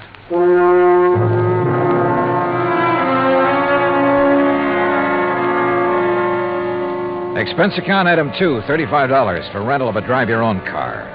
I found the Galloway place about 2 miles out north and east of town. As I parked in the broad U-shaped driveway, I noticed a low, shiny suntan color sports car standing in the shade of a date palm back by the garage. I started over to take a look at it. But the front door of the house opened, a Filipino boy appeared, took my name, and showed me into the living room.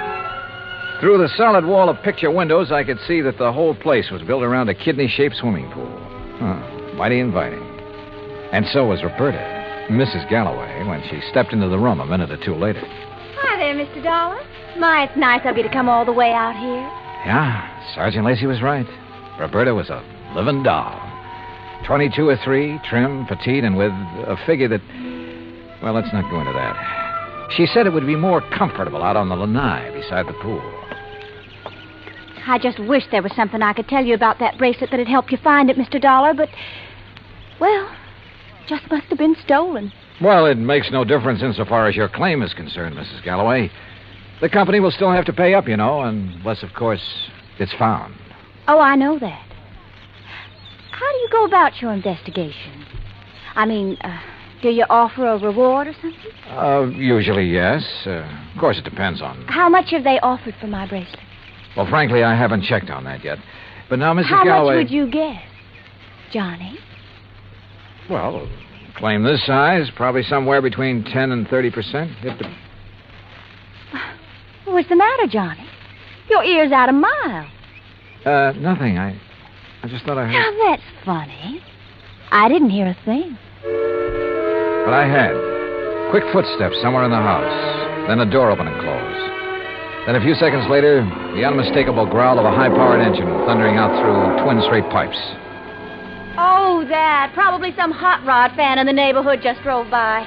Aren't they She prattled on for another hour or so and again asked about possibilities of a reward for her bracelet. But so far as helpful information was concerned, she came up with nothing. So I excused myself and drove back to town. I wanted to talk to the driver of that sports car. I also wanted to check with Wilhoit Van Hook, the jeweler who had sold the bracelet. I found his shop on Palm Canyon Drive, a small place, but very ultra. As I was about to enter the door... Hey, Mr. Dollar, got a minute? Oh, yeah, sure. 2 or 3 minutes. And I like your car. Mr. Wyman, isn't it? That's right. How'd you know? How'd you know mine? Yeah, real cloak and dagger stuff, huh? You knew I was out at Berta's house, didn't you? Well, it seemed pretty obvious when I heard you hot-footed for the door and then heard this pint-sized monster of yours barrel off. Hey, you wouldn't like to buy a Cosmo Roma, would you? It's a real dilly. Oh, I'd like nothing better, but I'm out here on a job. Yeah, I know. That's what I wanted to talk to you about. Well, you know anything that'll help me? Not much, I'm afraid. But I'll be glad to tell you anything I can. You going in to see Willie? Willie? Yeah, you know, Wilhoit Van Hook, the jeweler. I was, yeah. Why? Do you know him? Know him. I sold him one of these. One exactly like mine. And we're both going to be in the rally they're holding next Sunday. You ever see a good sports car race? No, I'm afraid not. Well, we'll soon fix that. And look, after you've talked to Willie, if you want to go down to where Dan Galloway is drilling his new well, I'll be glad to give you a lift. Good idea. But I don't want to take you out of your way. Oh, not at all. I was going that way anyhow. Besides, I thought it might give us a chance to talk a little. Sure, why not? Why not?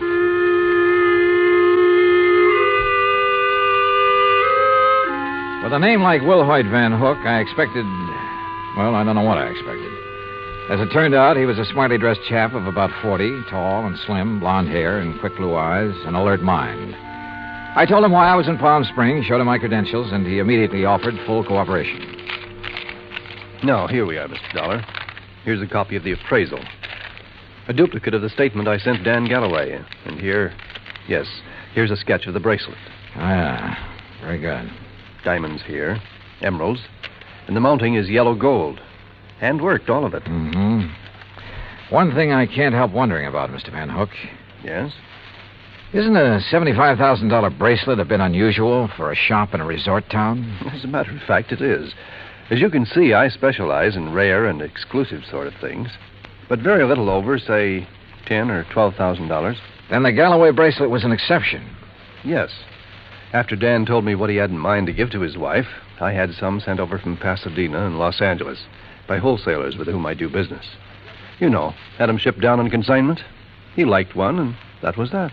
I see. Mr. Dollar, I wouldn't want this to go any farther, of course. But after all, jewelers and insurance companies our businesses are pretty well tied together, at least on occasion. Yes, unfortunately. But what are you getting at? I'll tell you. 2 days after the bracelet was delivered, one morning, just as I was opening up, Dan came in here. So? He was ill at ease, looked worried. He said he had to have some cash quickly. He asked if I could possibly refund his money. Oh? Did you? No, because I couldn't. Things have been rather slow for me this season.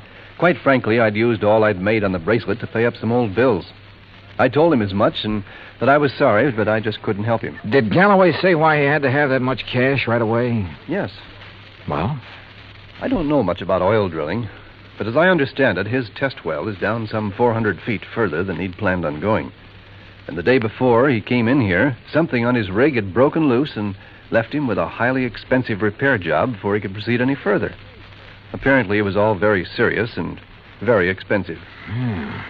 Strange his wife didn't seem to be bothered. I just talked to her. Berta? Believe me, Mr. Dollar, she wouldn't be. In fact, I doubt if she even knows. Oh? Figure it out for yourself. A man of nearly 60 who has to give bracelets and fancy cars to his wife to keep up her interest. Well, you'd hardly expect him to tell her that kind of news, now would you? No, I suppose not. Especially if he's worried about the competition. And if you ask me, he has competition. If only he could see it.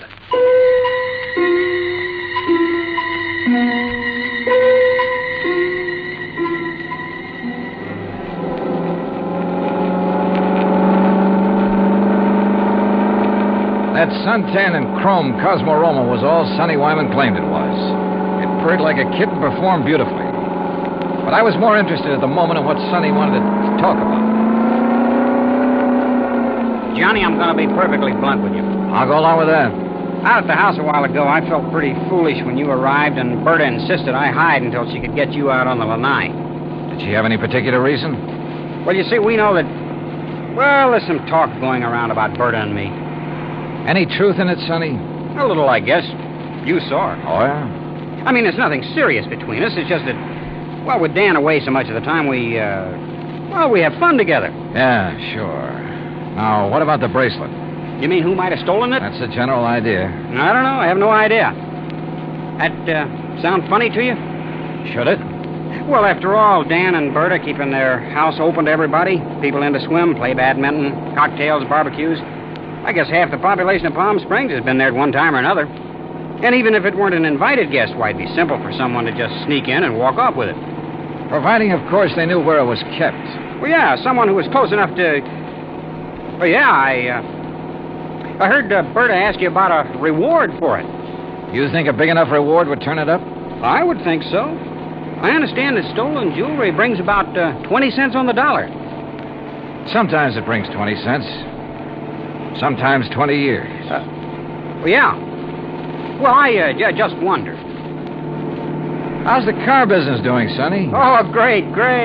It's really one of the reasons I'm driving out this way. Oh, a prospect? An oil-rich Indian or a well-to-do prairie dog? Hardly. No, I told you we were having a sports car rally on Sunday. Well, being the promoter, so to speak, I'm going down to check the course. If you're still around, you ought to come. Oh, maybe I will. Having some good events, too. Willie Van Hook and I are running a match race. He's quite a bug, you know. And ever since I sold him the twin to this job, he's been working it over. Special carburetor, racing cams, everything. Yeah, no wonder I can't afford this kind of stuff. Oh, man. You'd be amazed at the amount of money that changes hands hey, on wait a minute, Sonny. Isn't that an oil rig over there? Yeah, Dan Galloway's. The rig itself's about 50 feet out in the lake. The shack or office or whatever you want to call it's over the other way. You see? About a quarter of a mile beyond those Joshua trees. I'll drive you over. He did. There was an old car parked near the shack, so we figured Dan Galloway must be inside. Sonny Wyman dropped me in front of it, then took off in a cloud of dust and exhaust gas. I picked my way between the cactus plants, opened the door without knocking, and barged right in. Mr. Oh, hello. Oh, no use asking if Mr. Galloway is here. I can see he isn't. No, he isn't. Is it all right if I wait? I'm Johnny Dollar. I'm Mrs. Galloway, Mr. Dollar. Huh? Hell, that is, I'm the first Mrs. Galloway. The former. The one who scrimped and saved while Dan was booming around every oil field all over the country trying to make his score. I'm the forgotten Mrs. Galloway. Oh, well, I'm sorry. Are you expecting him back soon? Who knows? I've been waiting here 3 hours. But I'll wait 3 days if I have to. Promises, that's all, promises. What do you mean, Mrs. Galloway? After working to help him the way I did for all those years, and then to be tossed over for somebody else who never did a lick of work in her life. Oh, sure. Give me anything I want if I let him free. So what have I got? Promises. Well, I'm sorry. But getting all upset isn't going to help. Well, wouldn't you be upset if you had more than $18,000 in back alimony coming to you? And with them living like royalty? Oh, I see. Well, he's not going to keep on getting away with it. That's why I'm here. Well, now that gun in your handbag isn't the answer, I'm afraid. How'd you know? I've seen that kind of bulge in a handbag before. You really have ideas about using it on him? Well? Well, I don't know. There are times when I feel as though killing would be too good for him. Then there are other times when... I don't know. Well, here, better let me No, have it. leave me alone. Well, I'm not going to sit here and try to make sense with somebody as upset as you are who has a gun. Well, how would you feel? What would you do if you were me? How should I know? But killing him isn't the answer. Isn't it? Or sitting here shouting at me. Who are you anyway? What are you doing here? I came out here to see your husband, your ex-husband, on business. What kind of business? A friend drove me out here and figured Dan would drive me back. But since he isn't around, there's no point in my staying here. Or you either. Well, maybe you aren't You going have to a car, so you and I are driving back to Palm Springs. I'm not leaving here till I see Dan. Until I get some money from him. Or see him dead. Maybe he's at the well. All right. Maybe he is over there. Now, come on. Why I took this on, I didn't know. But I couldn't leave that slightly frantic woman sitting there, waiting, with murder in her heart. For all I knew, she'd murdered Dan already. Better inspect the gun later. The road down toward the oil rig was just a pair of ruts in the desert sand. Then, just as we cut in between some yucca plants and a wind-blown Joshua tree, I slammed on the brakes. There, in the middle of the trail, lay a man's body, crushed and twisted. Dan Galloway had been carefully, repeatedly, run over by a car.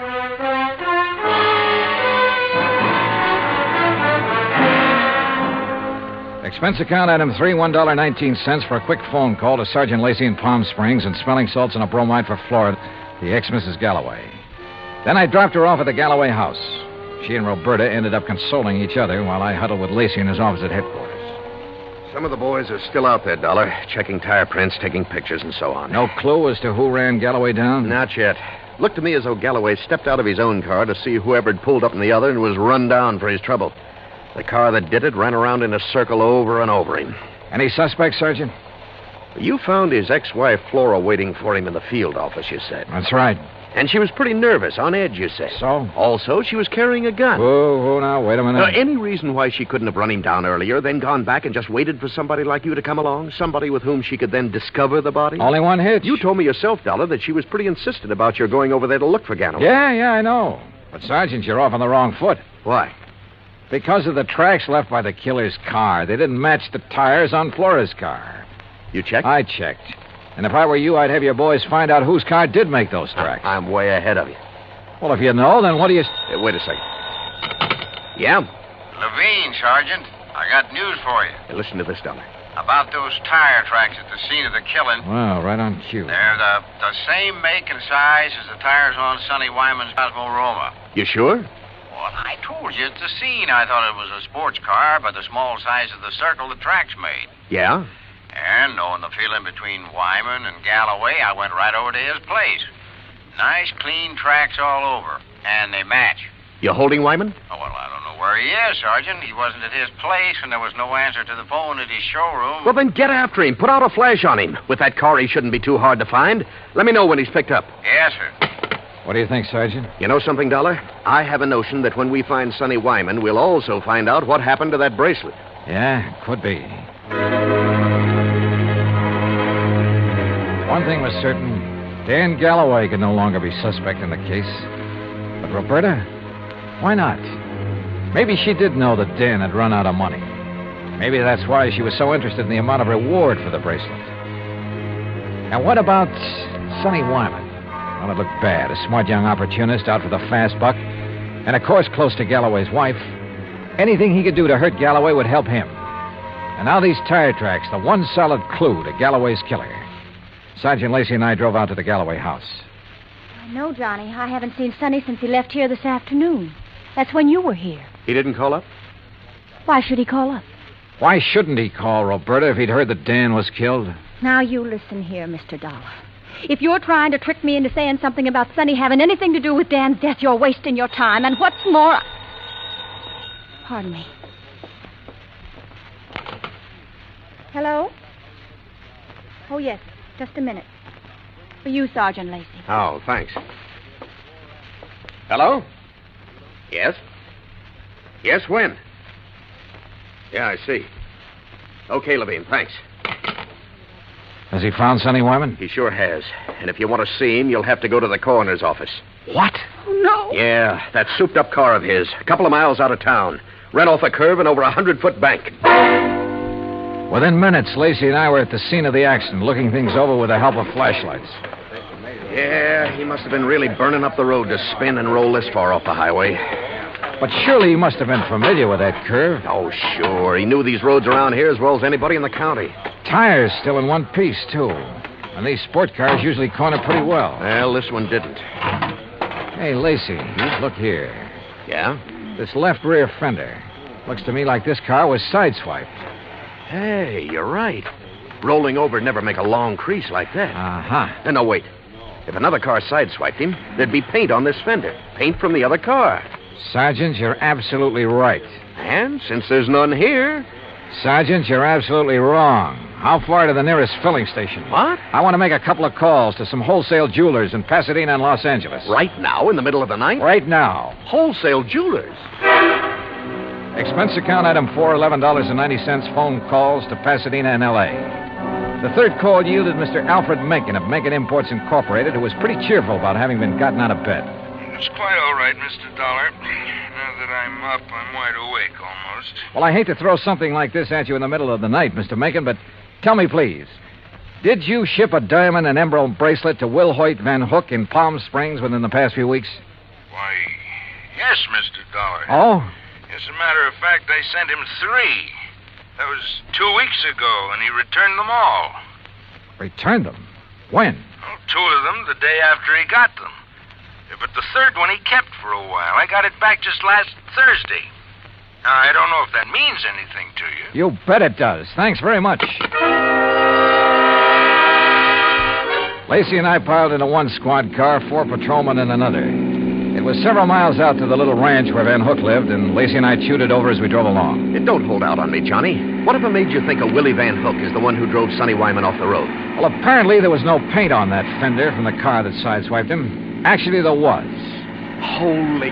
Of course. Van Hook's car is exactly the same color as Sonny's. Another thing. The car that ran down Galloway, like the one Sonny drove, even down to the tires, but not necessarily the same car. Plus the fact I couldn't help wondering about Van Hook all along. Yeah, but why? In a job like mine, you have to wonder about everybody connected with a case. Anything particular about Van Hook? Well, he told me that he'd used the money he got from Galloway to pay off some overdue bills. And yet, a few weeks ago, he was able to buy an $8,000 sports car. It ties up, Dollar. It all ties up. But how did Sonny Wyman figure in it? Oh, Sonny was a fellow who lived by his wits. He may have reached the same conclusion about Van Hook that I did. May have had an idea for latching onto the reward money. He mentioned the matter of reward to me a couple of times. Or he may have had ideas for blackmailing Van Hook. Another thing. Van Hook saw me drive away from his shop in Sonny's car. That meant he had to act fast, get rid of Galloway, who'd given him back the bracelet, and, of course, take Sonny out of the picture, too. Yeah, it all seems to add up very nicely. And when we face Van Hook... Well, there's his place now. Yeah, here's his driveway.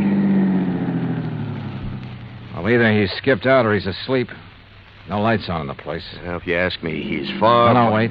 Yeah? The third window on the right. The blind was pulled away for a second or two. Well, then let's get out of this car. We're sitting ducks in here. Well, how about it, Sergeant? What do we do? You boys split up. Cover the back and sides of the house. He's in there? Yeah. Okay, boys. Come on. Johnny, maybe you better keep out of this. Are you kidding? Hey, listen. That car door, I'm sure of it. Yeah, I know. Holy... What's he up to? Gonna lock himself in and take the monoxide route? Come on. Are there back doors in that garage? Not that I know of. Here, wait a minute. Van Hook! This is the police! We've got men all around this place. Turn off that engine and come out of there with your hands over your head. Don't be a fool, Van Hook. You haven't got a chance. Come out of that garage.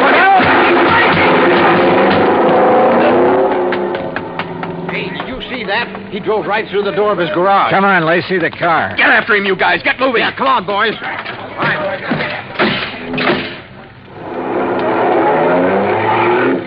Crazy fool. He's getting into the side-swiping habit. See what he did to that other patrol car? Yeah, they're okay. They're off and tailing us. Come on, step on it, Lacey. This is one time we ought to have a Cosmo-Roma. Well, maybe he can outrun us, but with 2 cars on his tail, he may get careless, take chances. If so... Yeah, hang on. Oh! Lacey, you could qualify for some of those road races yourself. That guy's out of his head. Main highway like this, full of trucks and trailers. Oh, don't worry about those guys. Those interstate truckers will give you a clear road after them. They're the best drivers in the country. Come on, hit your siren. You're right. Hey, see, I told you those guys would give you the road. Holy... Look! The trailer in front of him. And the oncoming truck. Van Hook's trying to squeeze through. Pull up. Pull up, or we'll...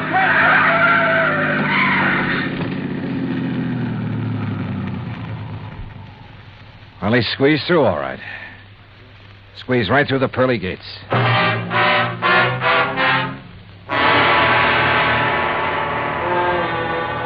Expense account item 5, $38.75, room, 2 meals, and valet service at the Casa de Paz.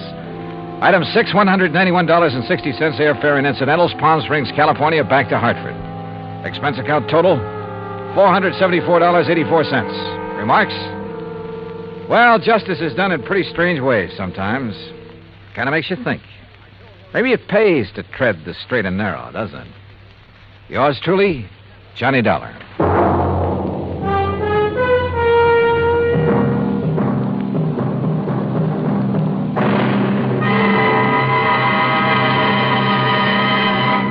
Now, here is our star to tell you about next week's story. Next week, international intrigue. A beautiful girl and a very clever chemist. Join us, won't you? Yours truly, Johnny Dollar.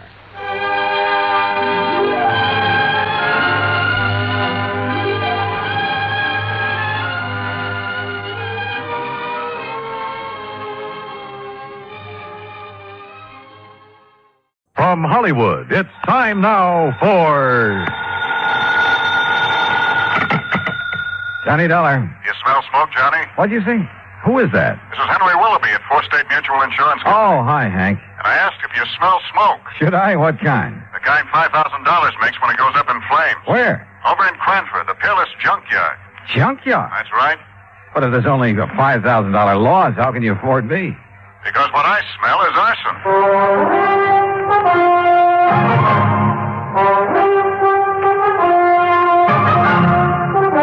Bob Bailey in the exciting adventures of the man with the action-packed expense account. America's fabulous freelance insurance investigator. Yours truly, Johnny Dollar.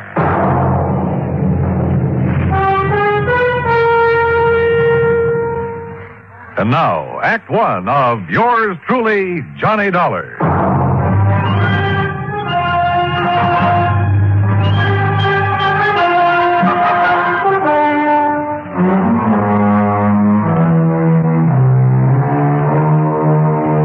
Expense account submitted by Special Investigator Johnny Dollar to the Fourth State Mutual Insurance Company, Hartford, Connecticut. Following is an account of expenses incurred during my investigation of the Peerless fire matter.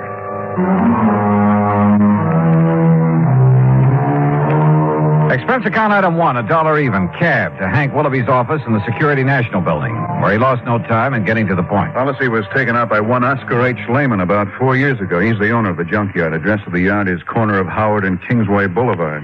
And why do you suspect arson, Hank? That fire didn't start until about 4 o'clock this morning. When I got here to the office a few minutes after 9, the claim was already on my desk. Almost as though he'd had it filled out and waiting even before the fire occurred, huh? Precisely. How much do you know about this man, Lehman? Well, nothing really outside of the data on the policy. His home address is 232 East 4th Street. Also in Cranford. Yeah. Okay, Hank. I'll see what I can see. Item 2, 40 cents phone call to make sure the suspect, or at this point, I guess I'd better call him the client, to make sure he'd be around for questioning. Here speaks Oscar Lehman. Mr. Lehman, this is Johnny Dollar representing your insurance company. So why do you waste time at the telephone? Or then maybe you're coming here with my check for $5,000 right away, huh? Well, you see, there are a couple of things that... So, all right, I'll be waiting for you when you come with the money. Goodbye. Huh?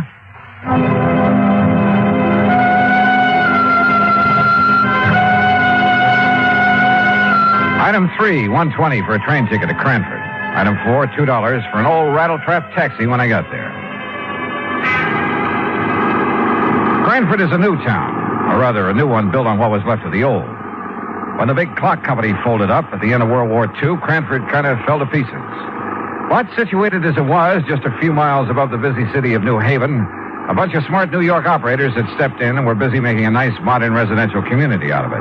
New stores, new homes, and all the fixings. You see there in the block up there ahead? Huh? You had a big fire there this day, a big junkyard. Yeah, I see. Man, it was really hot. Thought it was going to take the 3 houses there on Howard Street along with it. You know, flying embers and the heat and all. But the wind swung round. They didn't even get touched. Yeah, well, pull up, will you? I want to look it over. Okay, mister, you're the boss.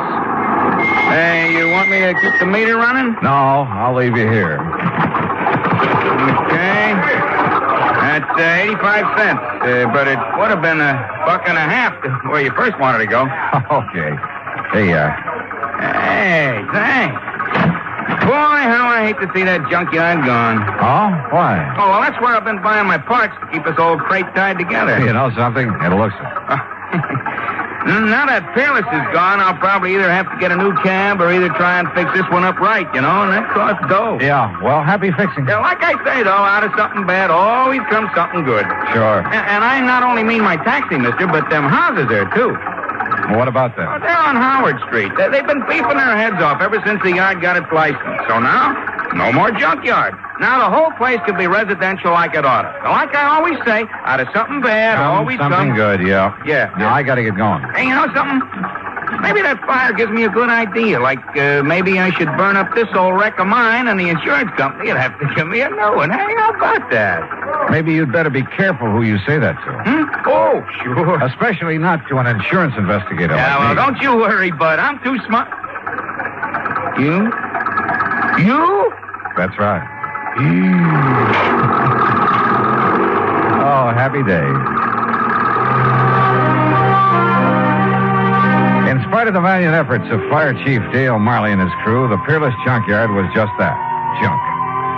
And he agreed with the cab driver. The other property owners were probably glad to see the eyesore go up in flames. Well, you wouldn't like it either, Dollar, having a place like that in your front yard. And just take a look at those folks standing around. You see what I mean. Yeah, I must admit they don't look very unhappy about it. So the fire started in the shed that stood right here, huh? That's right, yeah. It was a big shed that Peerless used to store a lot of old furniture and stuff like that. Hey, Peters, hit that corner over there with some more foam. Okay, sir. Yeah, a fellow runs a grocery store down on the caddy corner, and he sleeps upstairs over it. Said it woke him up. Went off with a boom, like a small explosion. Have you considered the possibility of arson, Chief? Yeah, I have. That's why I called New Haven and asked them to send up a couple of men from their special squad. But you found no trace? Nothing I could put my finger on. You got any ideas? Yeah? Yeah, I think maybe I have. I learned a long time ago that a lumber yard or a furniture factory were about the worst places in the world to look for signs of arson. The wood goes up so hot and so fast. And the remains of this shed wouldn't be much better. So I walked over to the little grocery store and spent item 5, 21 cents, for a loaf of white bread. Then I rejoined Chief Marley at the ruins of the shed. The arson experts can come up from it. Hey, what's the matter, Dollar? You get to eat breakfast? Oh, something like that. Hey, want a chunk? Not without strawberry jam and a cup of coffee. Hey, Herb, take it easy over there. Hey. Stomping around like that, you wipe out all the clues. Now, like I told you, Dollar, the fire started somewhere right around here. Uh-huh. And the quick shift in the wind moved it over that way. Uh-huh. Chief. Yeah. Here, chew a piece of this fresh bread. What? That's right, chew it. Get the taste of it in your mouth. What for? Just do it, will you please? Here. Well, you got an idea, son? You bet I have. Here. You mean chewing on a hunk of bread is going to what? Now swallow it. What is this, a gag or something? No, not by a long shot. Now watch. Well, don't throw it away. Now you got my appetite up. I'll have some more. Here now. Chew on this piece. What? After you dropped it in the ashes? That's right. Chew on it. Oh, now Go wait. ahead, do it. I'm serious. kerosene. That's right. Well, I'll be doggone. Yeah? Fresh bread will pick up even the slightest trace. Even after the fire? Even after a fire. That means kerosene was brought in and poured over the floor of this furniture shed to set it off. And, Dollar, I'm going to get in the police and have them lock up old Oscar Lehman so No, wait. What for? Until I can talk to Lehman. Well, now, look. You look. This isn't any absolute proof of arson. Well, it's good enough for me. It's good enough for a suspicion charge. I'll tell the police what I found out. Who found out? Well, what I found out. Now, don't forget that. But if it puts us on the trail of an arsonist, if you like, you can take the credit for it. Only if you'll cooperate. Yeah, but Dollar... Otherwise, you'll lose any cooperation from me. Okay? Okay. Item 680 cents cab to the address on East 4th Street where Oscar Lehman lived. Like the Howard Street address, this was a has-been section. Lehman's home reminded me of some of those on the other side of the town, next to the junkyard. When the old character let me in, I wasted no time in getting to the point. You ask why I should be staying here in my home instead of at the yard? And I'm asking you why not? What good can I do over there? My lovely junkyard is gone. There's nothing I can do. So I'm waiting here to collect the money your company owes me. So are you going to pay me or not? Well, now, that depends. As I started to say... I tell you, I didn't even know about the fire till I went down there to open up the gate and start the day. What time did you go down there, Mr. Lehman? 11 o'clock, like always. Well, you sure didn't waste any time getting your claim into the office in Hartford, did you? Of course not. So soon as I see what happened, I sign up the claim and take it to Hartford. And the office is closed, so I leave it under the door. Yeah, well... What else could I do? Sit around and wait to think about it while the money's coming to me? It's my money, so I should have it. You know how much merchandise I have in that yard? $25,000. Retail? Yeah. Then why'd you burn it up? You think I'm crazy I should do such a thing? Don't you understand now I'm out of business, for God? Oh, what do you mean? My license for the yard on condition, you know. A conditional license? Yeah, that's right. If I'm not in business every day, I lose the license. I lose the lease on the land. Then they make houses, little stores. It's a big development company. So you're crazy to come and talk to me, tell me I should set fire. Maybe I've suddenly changed my mind, Mr. Lehman. Maybe I've already met the arsonist. Huh? And I was just too blind to see him.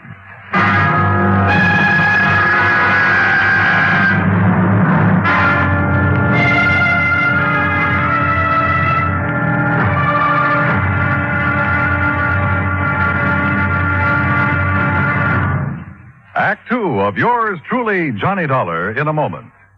Our flag now numbers 50 stars. And behind each star there stands yet another flag representing one of the 50 states. Missouri's state flag is a horizontal tricolor of red, white, and blue. In the center is a circular device bearing the state coat of arms. An eagle, symbolizing the superior authority of the nation. A grizzly bear representing Missouri, chosen for his size, strength, and valor. And a crescent moon, symbolic of the shield carried by the second son. Missouri being the second state carved out of the Louisiana Territory. A belt encircles the coat of arms with a motto inscribed, "United we stand, divided we fall." Atop the flag is a cluster of stars representing the Union, with a larger star for Missouri as she surmounts her difficulties and assumes her rank among the states. The state motto is also inscribed on the flag, Salus Populi Suprema Lex Esto. The welfare of the people shall be the supreme law. Surrounding the device is a group of 24 stars. Missouri's state flag, the flag of the 24th state to enter the Union, was adopted on March 22nd, 1913. And now, Act two of yours truly, Johnny Dollar, and the Peerless Fire Matter.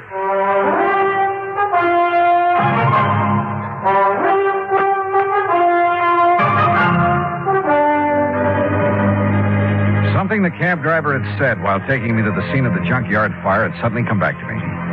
He'd been talking about the nearby property owners, homeowners. They've been beefing their head off ever since the yard got its license. So now, no more junkyard. Now the whole place can be residential like it oughta. Yeah, like I always say, out of something bad always comes something good. Item 785 cents, another taxi back to the scene of the fire. The men from the department were still busy cleaning up. Their chief, Dale Miley, had been busy with some detective work. Had some answers that seemed to make good sense. Now, look here, Dolly. You see this hardware? See this groove in the foundation wall? Yeah. Big sliding door, huh? That's right. And here, the lock was still in a hasp. Yeah, I see. It's hardly likely somebody tried to pull a big sliding door closed and lock it after starting a fire with kerosene. It's too dangerous. Unless he used a wick of some kind. Yeah, but look here. On the side that faced Howard Street. Street? I just call this an alley. Yeah, pretty narrow from the old days. Now, look here. Well, it's window glass. Right. Yeah, there was a window here. You see, here's the two parts of the catch from it. The catch was open. Yeah, but the question is, was it open from the inside or outside? And I think I've got the answer. Look across the street. So? Those homes and the little lawns and gardens in front of them. So what? Well, you see the rocks they all use to border their flower beds? Go on, Chief. Now, look here. Just inside the shed where the window was, I found this rock under the ashes. And, Dollar, it looks to me like somebody threw that rock through the glass, opened the catch, climbed in, spread the kerosene, climbed out, tossed in a light of some kind, and left in a hurry. Yeah, but who? That's just it. You got a better idea than old man Lehman? You talk to him. Yeah, I think I have. Like who? I'll let you know when I find out the name. Well, now, wait a minute, Dollar. I hope that last crack would keep Chief Marley from sending the police after Oscar Lehman. Maybe he was guilty of firing his own junkyard.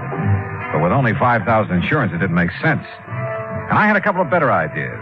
At least about people who might have had reason to do it. 3, as a matter of fact. 4, there were 3 residences on Howard Street facing what remained of the junkyard. Thanks to the sudden shift of wind, they'd received little damage. I walked down the short length of Howard Street to the first old house. The name Howard McNeil was on the little metal mailbox. Yes, well, what is it? Mr. McNeil, I'm Johnny Dollar, insurance investigator, looking into this junkyard fire. This is a fine time to come around selling insurance after the fire's out. You should know better, young fellow. No, you misunderstood me. I'm Why, not do selling. you know what would have happened if that wind hadn't changed? It would have set this whole block on fire. That's what it would have done. Would have burned us all out. We'd have been helpless. Yes, Mr. McNeil. Especially that poor widow lady is coming down there in the third house right across from the shed where the whole thing started. Mr. McNeil. Yes? I'm not here to sell insurance. I'm investigating the fire, understand? Well, don't. What's that? You can stop right now. Just leave things as they be. Don't you know that fire was a blessing? I'm not quite sure I said blessing. That fire was the finest thing that's happened around here in years. Oh, you like its having happened, huh? You just bet I do. The only way we could ever get rid of that awful pile of junk right in our front yards. Now, maybe they'll give us back our nice little park that used to sit there. Or build a lot of track houses. Yeah, all right. What did they do? Anything is better than that wretched junkyard. I've hated it. Everybody's hated it. I hated it. Enough to set it on fire? Yes, sir. Absolutely. Oh, no. Me? Well? Mr. Dollar. A quiet, peace-loving person like me? Oh, no. Why, I wouldn't even think of such a thing. Especially since that fire might have got out of control and burned me out. Well, you carry insurance, of course. I do not. I don't believe in it. No, so don't you try to tell me anything. I told you I'm an investigator. Well, why don't you ask that Nazi if he had insurance? Nazi? Yes, that Oscar Lehman that owned that dirty junkyard. Why do you call him that? Well, he's a German, isn't he? Well, that doesn't make him a Nazi. Well, it does to me. Anybody who'd wangle a license to put up a filthy place like that on our beautiful street, especially if he's a German, well, to me, he's a Nazi of the worst kind, the very worst kind. Thinks he's a ladies' man, too. All right, now, have you any idea who, besides you, would have liked to see that place burned out? I certainly have. Oh. Why don't you ask the police? They were here at dawn asking us all questions. You said asking us all. Of course, I mentioned the widow Cummings that lives in the third house, and then there's Miss Gertrude Mary Anastasia Conroy, Nice spinster lady who lives next door and is a very charming lady, Miss Conroy. Yeah, well, now would you mind? Oh, and what spirit she has. Now, that's the way I like them, Mr. Dollar. Ladies with spirit. And do you know something? One of these days, I'm going to ask her for a date in spite of the competition. You never have? Oh, no, sir. No. I'm not the bold type like some people I know, but I've been working up to it. And how long have you been a neighbor? 16 years, and you mark my word, one of these days I'm going to march right up on her front porch, and Miss Conroy, I'm going to say... Yeah, well, thank you very much, Mr. McNeil. Yes, but I was going to tell you, but... oh, dear, I must have said something wrong.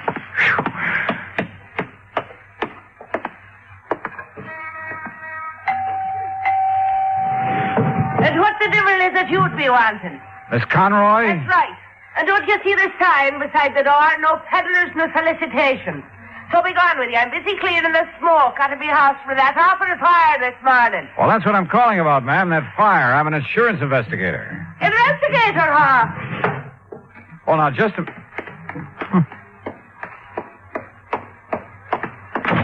If you're an investigator, young man, let me see your badge. Badge? That's right. If you're an investigator, you're a detective. And if you're one of them, you're with the police force. No, And if you are, you can go right back and tell your chief I've had me filled right up to here with answering fool questions about that fire. As if I myself did it, huh? Well, did you? For years now, I've connived and connipted how to get that terrible, dirty, filthy junkyard out of this neighborhood. And now, poor soul, he's lost it. Oh, I could cry my eyes out. You what? Oh, such a lovely old man he is when I finally met him, that dear Mr. Lehman. Oh? Oh, the horrible things that Hitler done to him before he escaped them Nazis that took over his fine old country. And when he got here, he put all his savings in that lovely second-hand lot. Lovely. So he could earn an honest living. I'm afraid I don't understand. Such a fine man. Such a gentleman. The way he'd click his heels and bow when he come calling on Sunday afternoon. Oh, he was such a gentleman. Wait a minute, Miss Conroy. I don't get it. A couple of minutes ago, you sounded as though you hated that junkyard. Second-hand lot. Oh. And so I did. Until I got to know that nice Mr. Lehman. And I'll tell you this. In spite and despite of the fact they won't ever let him set up in the same kind of business again. If it takes every cent I own, I'll see that he gets started in something else. Well, I'll be... Investigator, huh? Insurance investigator. And then I suppose I can tell you confidential that I've set me cap for dear Oscar. You mean you hope to marry him? Aye. And that I will before I'm through. But I got the impression that your neighbor, Mr. McNeil... Oh, that crazy old stick in the mud, that old coot, huh? But if you're from the insurance company, how can I help you, lad, with your investigation thing? Well, you can't tell me this. Was your friend, Mr. Lehman, in need of money, particularly? Well, no. His business has been good. He drives a nice car and keeps a nice home. But like I said, if he needs more than he's got to get started again, I'll be the first to help him. Besides, it will sort of help to bring us closer together if I'm worrying about him a bit. No, won't it? Yes, I guess it will. I just want to make sure. Now, wait a minute. Yeah? It's so blind I was thinking of me darling Oscar. So that's what you were up to with your nasty questions. What? Implicating that he might have burned up his place by his own self to get the insurance money. Is that what your evil, filthy mind was thinking of? I didn't say that. But that's what you meant, now ain't it? No, after all, somebody set that fire. And if he was in need of money... And just because I told the poor soul to get his claim in real quick this morning... You told him? Of course I did.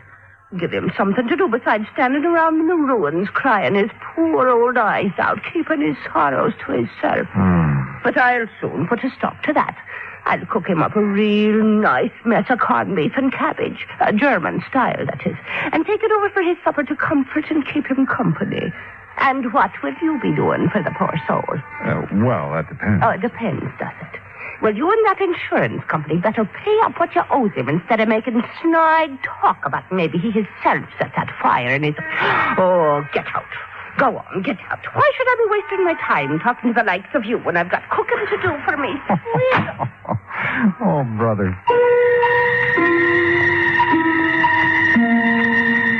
This was turning out to be the most offbeat insurance matter I ever handled. Well, there was only one suspect left. the woman living in the third house opposite the shed where the fire had started. The widow Cummings, McNeil had called her. I went up on the porch, rang the doorbell. And again.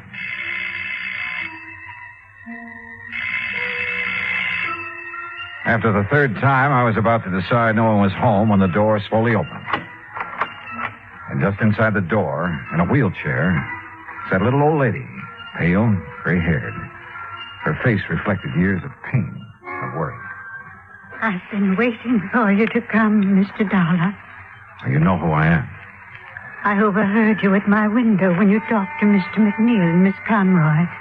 Listening to the neighborhood is the only thing I have left these days, tied down as I am to this wheelchair. Yes, I see. I'm sorry. Come in and sit down, please. Thanks. There's, no one to take care of you here? Only Rudolph, who does as little as he dares. And you must take him away, Mr. Dollar. Rudolph? My stepson, who keeps me here, waits for me to die. What? Not even a rest home where I'd have care and friends, but here to die. He'd help me die, too, if he dared, because of the money. What money, Mrs. Cummings? That my husband left me. A lot, Mr. Dollar. And this Rudolph wants to get his hands on it? That's all he wants. That's why he wants me dead. But he hasn't dared kill me, because everybody knows that we're alone here together. And if I should die from his neglect, they'd know he did it. But he's smart. That's why he thought of the fire. Gee, what? He thought that it would burn down this house, too, and trap me here. Mrs. Cummings, do you know what you're saying? The divine providence. The changing wind kept the fire away. He set that fire to burn this house and you? He's clever. He made it known that he'd be away all night, that he wouldn't be back here until he finished his work at the plant in New Haven. But he came back, Mr. Dollar, this morning before dawn. I heard him here in this house. And from this window, I could see him in the moonlight. Mrs. Cummings. No, I must tell you.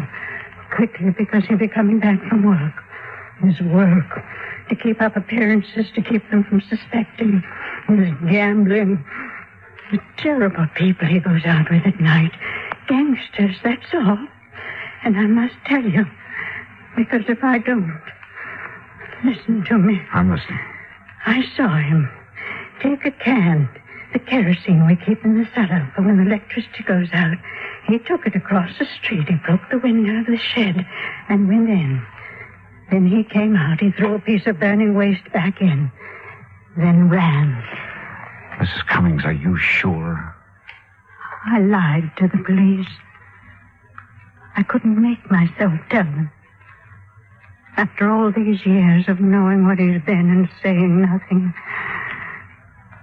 But I thought I'd wait for him. Maybe when he saw his evil plan had failed, that I was still here. Maybe I could make him give himself up. But in my heart, I knew he wouldn't. Because he's bad. All bad. Mrs. Cummings, I'm glad you told me. God forgive me. But I knew that if I didn't, he'd find some other way to... You must take him away, Mr. Dollar. Before he does murder.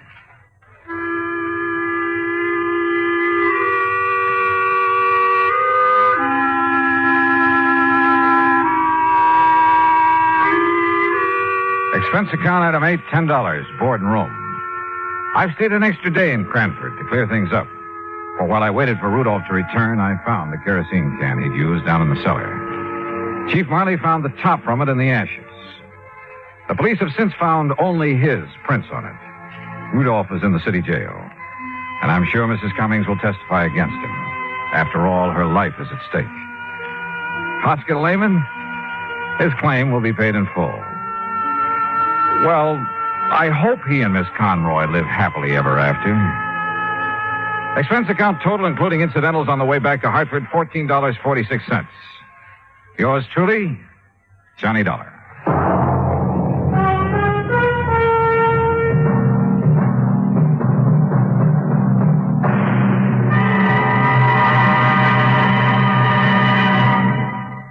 Now, here's our star to tell you about next week's story. Next week, exploration in the high Sierra country of California. And at the end of the trail lies death. Join us, won't you? Yours truly, Johnny Dollar.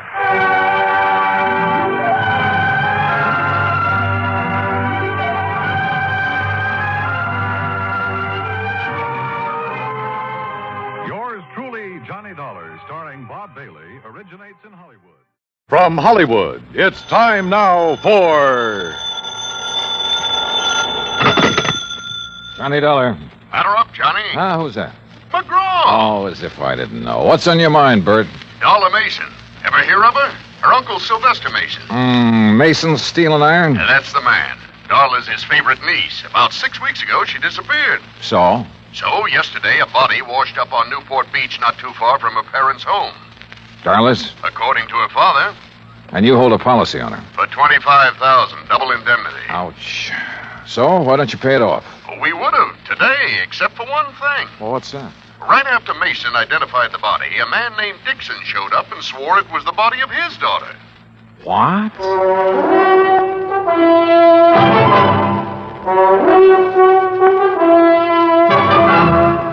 Bob Bailey in the exciting adventures of the man with the action-packed expense account. America's fabulous freelance insurance investigator. Yours truly, Johnny Dollar.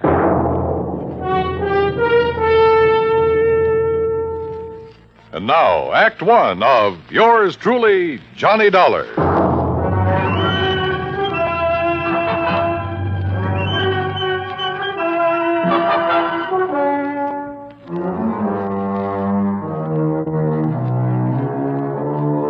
Expense account submitted by Special Investigator Johnny Dollar to the Providential Assurance Company, 393 Dewey Avenue, Hartford, Connecticut. The following is an account of expenses incurred during my investigation of the Mason-Dixon mismatch matter. Expense account item 1, $1.20, taxi from my apartment to the Providential Building. The walls of Bert McGraw's office are covered with pictures of sporting events, and as I entered, Bert was preparing to hang another one. Oh, Johnny. Well, come in, come in. You ever see this? Who is it? Who? Well, it's me, that's who. The day I pitched for the Valdosta Lions. Struck out 10 of the cherry pointers that afternoon. Yes, sir. You win the game for him? Huh? I said, did you win the game for him? Oh. No. Cheating umpire.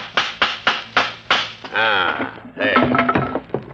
Well, Johnny boy, you ready to join our little team? I don't know. The body of a girl being found on a beach, Mason identifying it as his daughter, then somebody else showing up. Henry Dixon. Yeah, and saying the same thing. Can't the authorities identify her? Haven't been able to yet. Neither one of those girls had their fingerprints on record? Nope. Well, what about dental work? Nothing to go on there either. Oh, brother. It's not going to be an easy one, Johnny. How long had the body been in the ocean before it was washed up? Well, they figure about 6 weeks. You know what that means. Yeah. Hello? Oh, yes, sir. I see. Uh-huh. Well, if it isn't the Mason girl... Yes, sir. Yes, sir, that's right. Thanks for calling, Captain. That was Captain Miller of the Newport Police. They find out who she is? No. So if it is the Mason girl, we're going to have to pay out $50,000 on the double indemnity clause. You aren't surprised, are you? No, I didn't think she died from a natural cause. But I didn't think it'd be from a gunshot wound either. What kind of a gunshot wound? A 38, right through here.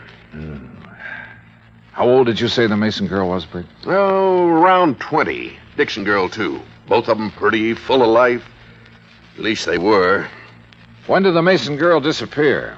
Oh, about 6 weeks ago. And the Dixon girl? Well, she's been missing about 3 months. Well, one of them's still alive. I'll try to find her. Bert gave me all the information he had on both the Mason and the Dixon families. I took a cab back to my apartment. That's expense account item 2. Item 3, $18.10, transportation, Hartford to Newport, Rhode Island. After checking in at the Ogden Hotel, I called Darla Mason's father, rented a car, and drove out to the Mason home on the beach. I was about to ring the bell when the front door opened. Hi. Well, hi. You must be Johnny Dollar. That's right. Come on in. I'm Joan Mason.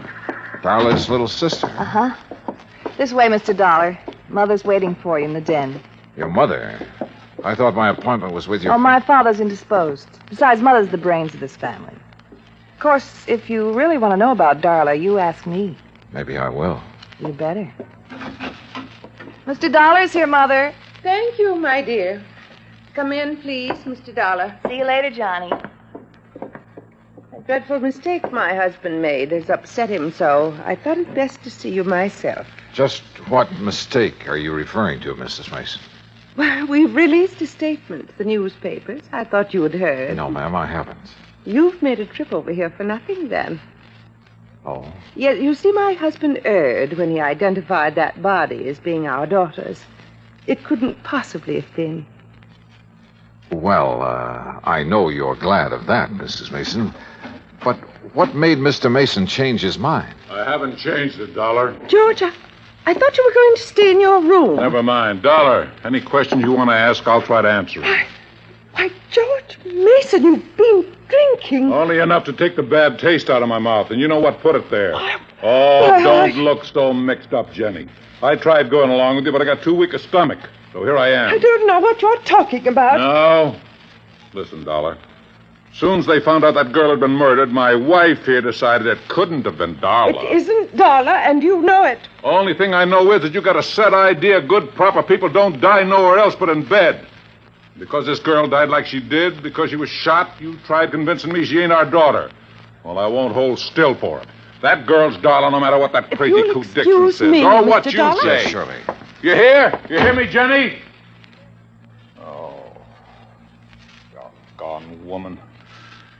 I get so mad at her. Oh, you want a drink, Dollar? No, thanks. A little early for me. Yeah, I guess I've had enough, too. Well, Dollar, no matter what way our girl died, she was a good girl. Never give me a bit of trouble. Never lied, never ran around like some her age do. Oh, she was a real good girl. Mr. Mason, the police haven't been able to make a positive identification. I know that. Well, would you mind telling me why you're so certain that girl is your daughter? Oh, of course not. First thing, Darla had no reason to run off. She had everything I could give her. Charge accounts all over the place. Everything money could buy. So she had no reason to leave here like she did. Where was she last seen? At the Newport Yacht Club, at the bar. Younger daughter Joan saw Darla talking with a stranger. When she walked out of the club, it was the last anybody ever saw of her. Well, Mr. Mason, do you have a picture of your daughter that I could borrow for a few days? Yeah, I might be able to find you one. What do you want with it? I'm going to try to find her. You what? Dollar, you... Or find the Dixon girl. Oh, yeah, I see what you mean. Well, you might locate Ruth Dixon somewhere. Do you know the Dixons, Mr. Mason? No, I never heard of them before this happened. What about Ruth Dixon? Could Darla have known her? Oh, of course not. Are you sure? I mean, isn't it possible that in a small community like this one... No, it's not possible.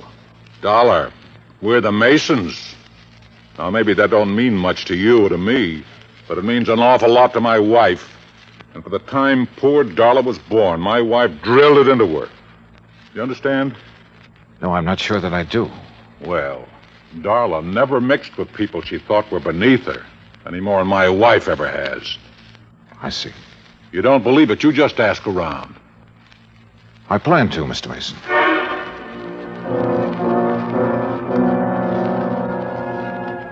Mason found a small snapshot of his daughter. I took it and drove back to town.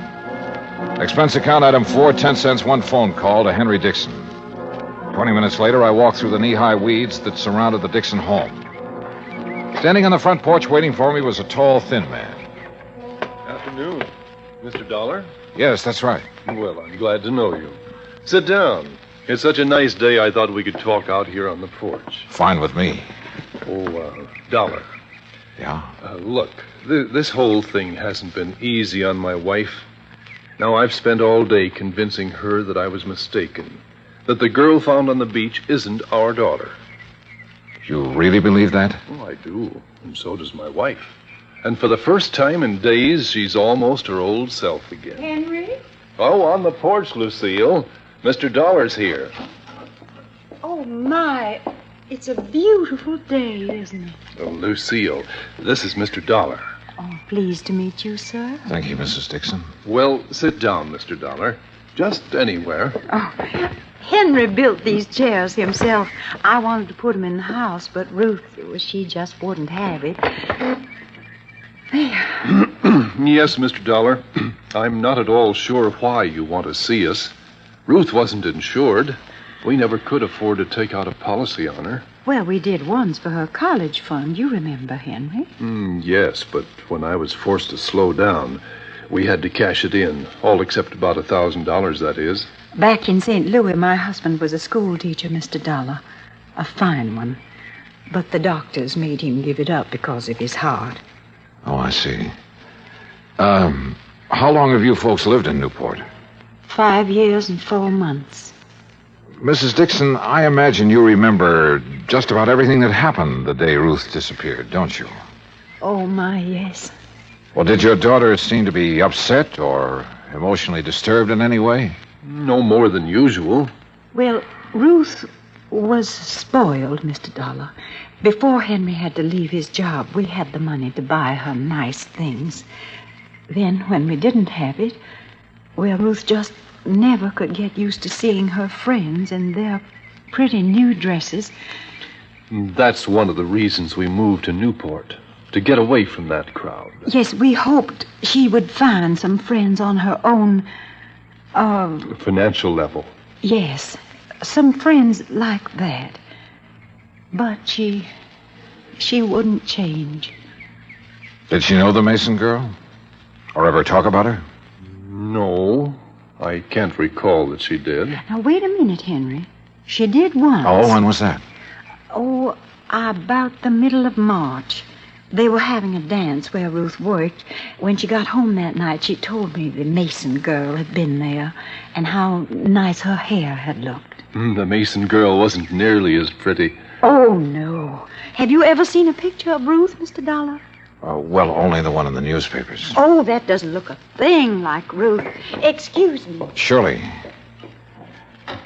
Mr. Dixon, was Ruth happy with her job? Well, considering how little they pay girls for doing hostess work, she was. Now, here's a real nice picture of her, Mr. Dollar. You just look at this. Isn't that something? Sure. Mrs. Dixon, where was this taken? Why, where she worked. At the Newport Yacht Club. I borrowed the picture after promising to be careful with it. Then I went back to my hotel. At the desk, I stopped for my key and messages and found one from Captain Miller of the Newport Police. He wanted to see me in his office as soon as possible. It took me about 5 minutes to get there. Dollar? Yeah, that's right. In here. I'm Miller, homicide detail. I'm glad you could... Mr. Dollar, what wonderful good news. Now, Jenny, leave the man alone. Well, I didn't expect to find you people here, Mrs. Mason. No, I'm sure you didn't. And Mr. Mason didn't expect to be here either. Oh, you just wouldn't hold the thought, would you, George? You just wouldn't have faith. Oh, You Jenny. had our girl dead and buried in her grave. For heaven's sake, never see anything so disgusting, Dollar. But she's not. No, sir. Oh, I'm so thankful, so very, Mrs. very... Mason, you mean you found her? They haven't found her yet, Dollar. As a matter We of fact... found proof that she's alive. What kind of proof? A slip. A what? A little sail. Oh, Mr. Dollar, I'm so excited. Calm down, Jenny, for heaven's sake. I'll What did calm you down find, when Captain? I'm ready to. I didn't Mason, find it. not one Mrs. Mason second did. more. Well, what is it? What is it? A bill from Kennedy's. That's a department store over in Providence. Oh, why don't you shut up, woman? Oh, Captain, what's a bill got to do with Darla Mason being alive? Just this. All the Masons have a charge account at Kennedy's. yes. So today a bill came to the Mason house addressed to Miss Darla Mason. You hear? You hear? Mrs. Mason opened it. Yes. Darla charged a fur wrap in Kennedy's. Oh. When? Just last week.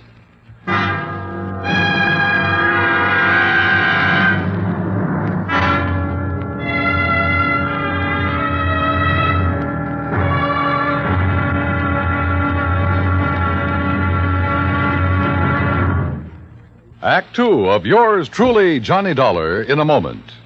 We often hear about people shooting the bull or throwing the bull. We often do it ourselves on occasion. But here's a story about a bull that threw the man instead of the other way around. When Air Force veterinarian Captain Tony Kamalacher was stationed in the Azores, he was asked by a Portuguese veterinarian to diagnose the wound of a young and promising bull that had been gored by another bull. It came from a long line of famous corrida bulls and was considered very valuable. But Captain Kamalacher's diagnosis was not favorable. An operation was needed, and there were no facilities for such a thing, just the young captain's bag of surgical instruments, a few strong field hands to hold the animal down, and Mrs. Kamalacher, who acted as nurse. The operating table was a rocky field under a penetrating drizzle of rain. But Captain Tony Kamalacher couldn't be stopped with mere inconveniences. After giving the bull a dose of tranquilizers and a shot of local anesthetic, he proceeded with surgery. Just as the operation was completed, the bull came to life. With a mighty lurch, it leaped to its feet, throwing the field hands aside like sticks, and, for thanks, immediately charged at the surgeon. But Kamalacher escaped over a nearby stone wall. The bull recovered, and its grateful owner renamed it Kamalacher for its debut in the ring, where, Portuguese style, it is against the law to kill the bull. That's how a simple act of kindness brought about new understanding, a step on the road to freedom, the right of all men, everywhere. Now, Act Two of yours truly, Johnny Dollar, and the Mason-Dixon mismatch matter.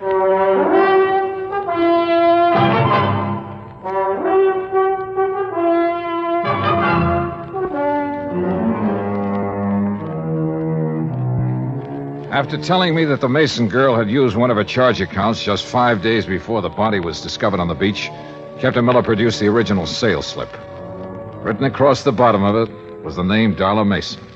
I wish to heaven I could be positive it's really her signature. You mean you think it's a forgery, Captain? I don't think anything yet. Mr. Dollar, you believe it's Darla's signature, don't you? Well, I haven't anything to compare the signature with, Mrs. Mason. Mrs. Mason, do you happen to have any of your daughter's legal documents at home, or her driver's license, or anything else that might contain her signature? No, I'm afraid I don't. You can order a copy from the Department of Motor Vehicles, Captain. Yeah, I will.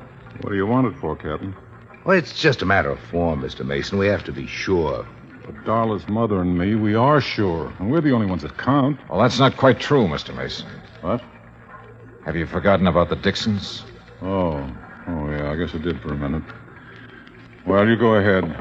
Mrs. Mason and me will be at home. Yes, sir. You'll let us know as soon as you can, Captain. Yes, ma'am, I will. Thank you.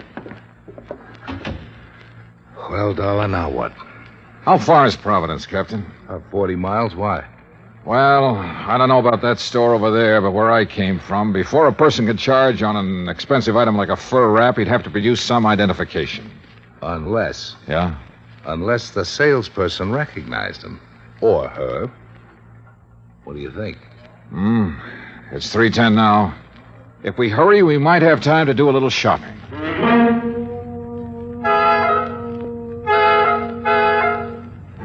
We made it in an hour and a half. The first salon at Kennedy's is on the second floor, back, away from the escalator. I remember her quite well, Mr. Dollar. And you're sure it was Darla Mason? Oh, yes, I know, because I was so surprised to see her. Oh, how's that? Well, I read the papers, Mr. Dollar. I knew she'd been away. Had you ever waited on her before, Miss Trumbull? No, I had not. Do you remember how she was dressed? Well, she had on a hat. Gray felt fitted real close to her head, so you couldn't see any of her hair. And, yes, a navy blue dress, raw silk, I believe, and real décolleté. What? Low cut, Captain. Oh. Did you recognize her when she first walked in, or not until she told you her name? Well, you men are so picky. I don't remember everything. I'm sorry. Miss Trimble, I have 2 snapshots here. In a moment, I want you to tell me which of these 2 girls is Darla Mason. Well, that won't be hard to do. But first, may I borrow a pair of scissors and a small piece of paper, please? Certainly. Here you are. Thanks. What the devil are you up to, Johnny? Cutting paper hats. What do you think? What? Come over here to the counter. Miss Trimble, if you'll just wait there a second, please. Yes, whatever you say. This had better be good. I think it will be. Now watch. All right. Now, I put the snapshots on the counter, and on the head of each girl... Johnny! I put one of my little paper hats. Oh, really? This is ridiculous. Is it? Take a look. But Well, I'll be... When did you spot this? Today, at the Dixon house. Miss Trimble, Yes, sir? would you come over now, please? Yes, certainly. All right. Look at the snapshots and tell me which of these ladies bought that fur from you last week. Why, you've covered up their hair. You said she wore a hat, didn't you? Yes, but... Well, Which one of them was it, Miss Trimble? well, I'm not sure. Uh-huh. They look so much alike with their hair covered like that. I'm just not sure. The Mason girl had worn her hair short in the Italian style. Ruth Dixon, who didn't have the money to spend on beauty parlors, had let hers grow long and full. But both girls had similar features, and apparently I was the only one who had noticed this. Or was I?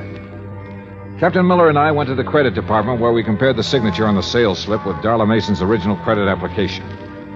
After that, well, there was little doubt in our minds as to what had happened. It was almost 7 when I got back to my hotel, took a shower, and stretched out to do a little thinking. Yeah, hello. Hi. Hi, yourself. Who is it? Oh, come on, Johnny. Who are you expecting? Well... Don't tell me you've forgotten about our date. Oh, no. Where shall I meet you, Miss... I'll meet you. Be right up, Johnny boy. I wasn't quite dressed when she began pounding on the door. I tucked my shirt in and opened the door. Hi. Joni. Well, who else? Well, don't look so amazed. Invite me in. Oh, sorry. Come in. That's more like it. You don't mind if I leave the door open, do you? Worried, Johnny? Oh, no. It's just that I like lots of air. You're cute. So are you for a 17-year-old. 18. But I'm quite sure you are. Now, Joni, before we go out tonight, would you mind if I ask you a couple of questions? I thought you probably would. Oh, why? Well, I'm sure everyone in Newport knows about Darla charging that for a rap. I see. What do you want to ask me, Johnny? It's about the day Darla disappeared. Yes, Well, you said she was in the bar with a stranger, right? that's right. But you and I, we both know that every stranger who enters the yacht club has to sign a guest book. Correct? Well, he's given a temporary card. With the name of the member who invited him to the club also registered in the book. You're very clever, Mr. Dollar. Why did you lie to the police and your parents, Joni? Darla's my sister. I thought maybe someday she'd do the same for me. Will you tell me who the stranger was? Or shall I go over to the yacht club and start checking their guest book? I'll tell you. Yeah?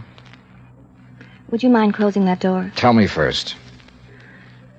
His name's Peter Hansen. Who is he? My mother can answer that. Or my father. Who is he, Joni? A tutor. My mother hired him for Darla and me. He moved into our house about 3 months ago. Of course, he didn't stay long. Where was he from? I don't really know. But I know how you can find out. Yeah? Mother hires all her help from the Castelloni Employment Agency in Providence. If anyone has his home address, they will. I started calling the Castelloni agency at 8:30 the next morning. Hansen's last known address was in Providence, and half an hour later I was headed toward the highway. It wasn't until I reached the turnpike that I noticed I was being followed by a battered blue sedan. Hansen had moved, but he'd left a forwarding address, and 3 hours and 2 addresses later, I turned down a lonely oyster shell road and stopped. Ahead of me, I could see a small beach cottage, and still behind me, the battered blue sedan.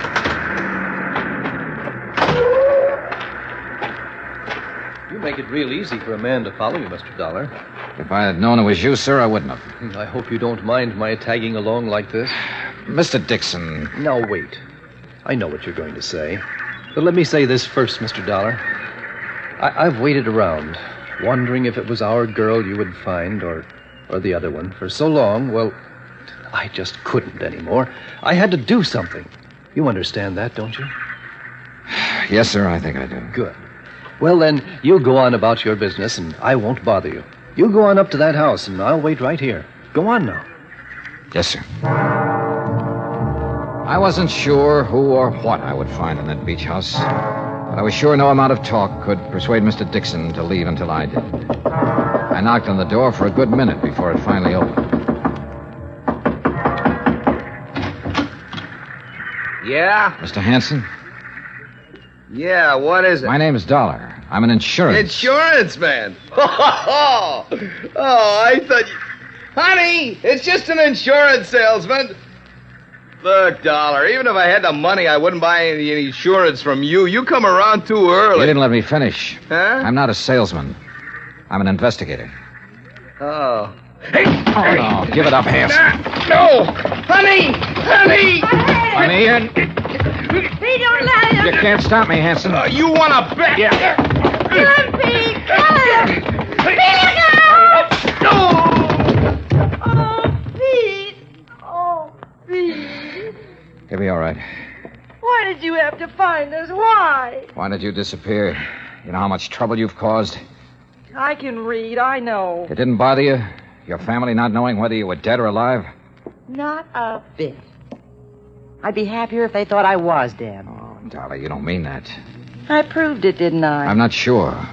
Why did you disappear? Because I was bored. Tired and sick of living like my family makes me live. And how's that? Come out here. You see those birds? The seagulls, yeah. Beautiful, aren't they? You know why? All right, why? Because they're free. Because they can live any way they want with no responsibilities, no reputation to worry about. Oh, boy, how I envy them. Mr. Dollar. We're around back, sir. All right, now you tell me something. Sure. How'd you know that wasn't me they found on the beach? Because of that fur wrap you charged at Kennedy's. But how did... I told them to send the bill here. They didn't. It went to your house. Oh, no. Somebody sure goofed. Yeah, darling. You sure did. Mr. Dollar, are you all right? I thought... Oh. Mr. Dixon, Mr. Dixon? Yes, darling. He followed me here hoping I'd lead him to his daughter. Oh. Gee, Mr. Dixon, I'm sorry if there's anything I can do. My daughter was fine. Decent. But you... Oh, Mr. Dixon. After what you did to your parents and to us, making us wonder for so long, not knowing whether it was you or our daughter who was dead. Believe me, I wish it were you.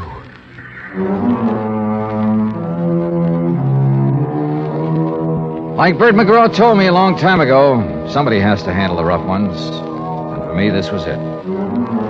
Henry Dixon was in no condition to drive his car, so he rode back with us. And on the way, well, Darla Mason will never forget the things he said to her. Neither will I. As for Ruth Dixon, who murdered her and why, well, that's up to the Newport police. Expense account total, including hotel bill, car rental, and transportation back to Hartford, $319 exactly. Yours truly, Johnny Dollar.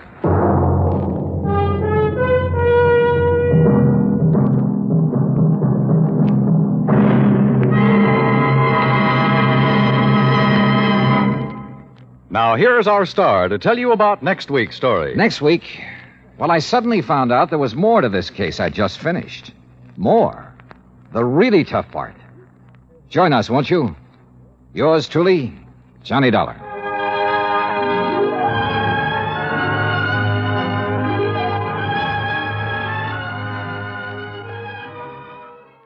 From Hollywood, it's time now for... Johnny Dollar. Earl Poorman, Johnny. In Sarasota? That's right. Florida? Where else? Well, hi, Earl. How are things in the land of infernal sunshine? What do you mean, infernal? Well, it's got pretty hot down there these days, isn't it? Makes good fishing weather, Johnny. Yeah, but without a case to work on, what possible excuse would I have? Maybe I have one for you. Oh? Yeah. And maybe it's murder. Earl, I'll be down on the next plane.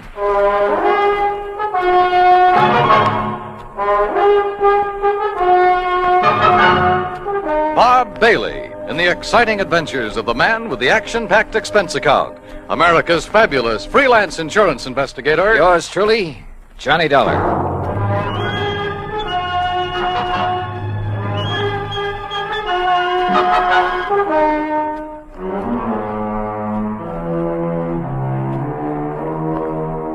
Expense account submitted by Special Investigator Johnny Dollar to Tri-State Life and Casualty Company Branch Office, Sarasota, Florida. Following is an account of expenses incurred during my investigation of the Parley Barron matter.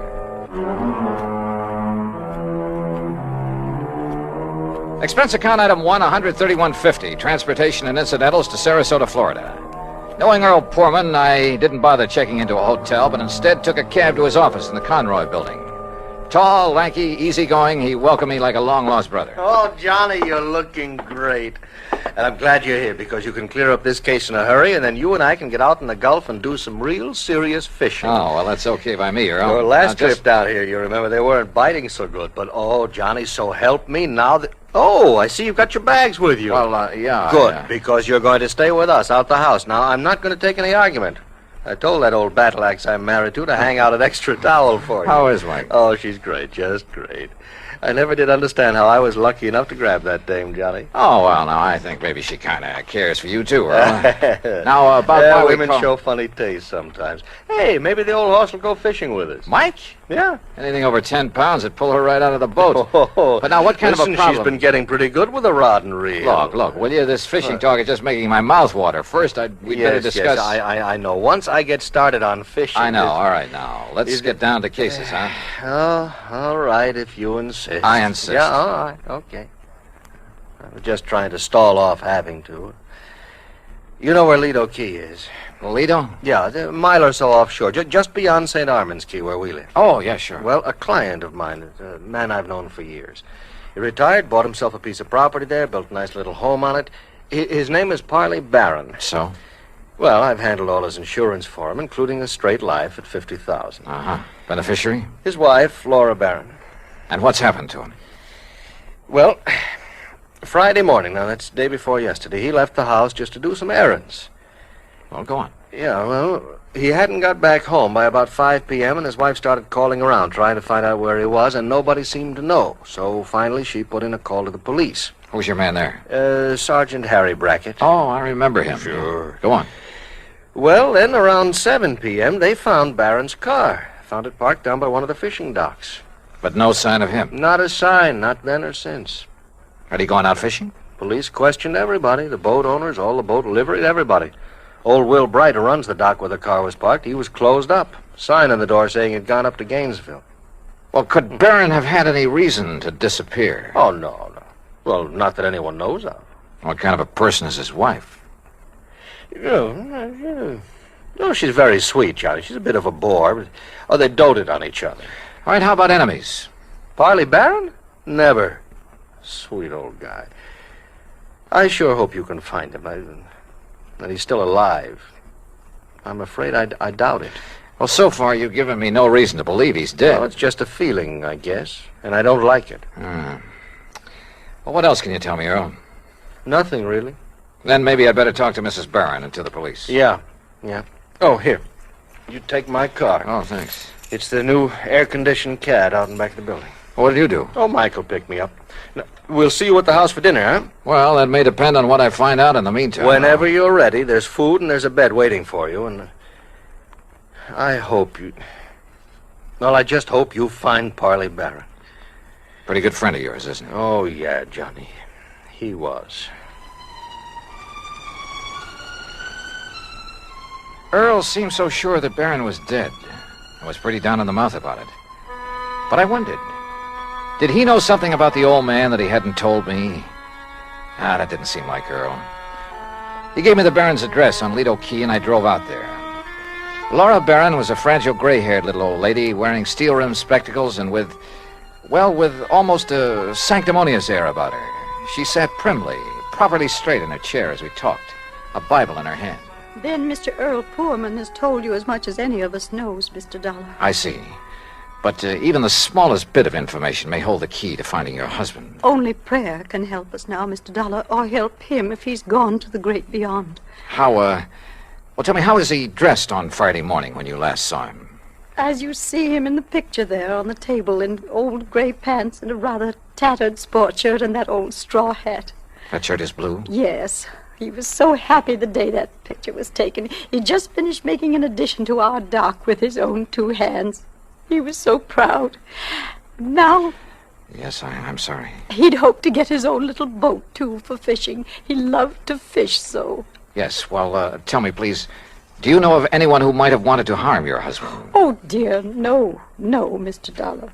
And you'd had no argument or disagreement with him before he left here that morning? Huh? We had had no disagreement even about little things in 41 years of blessed marriage. Not even about his work. I see. What did he do before he retired, Mrs. Barron? I had hoped you wouldn't ask that because I've always felt that the good Lord wouldn't approve. Of his work? I'm a very religious woman, Mr. Dollar, and as I say, in 41 years we never questioned one another's thoughts or actions. But... What was your husband's work? I won't say that it was sinful, because he wasn't a sinful man. Parley was a good man, and many times he made it plain that his work helped to save lives, too. And I accepted it because he felt he was doing right. Yeah, well, you still haven't told me, Mrs. Barron. Always deep in my heart. Mr. Dollar. Yes? Have you thought that perhaps it may have been the intercession of divine providence that has taken Parley from us?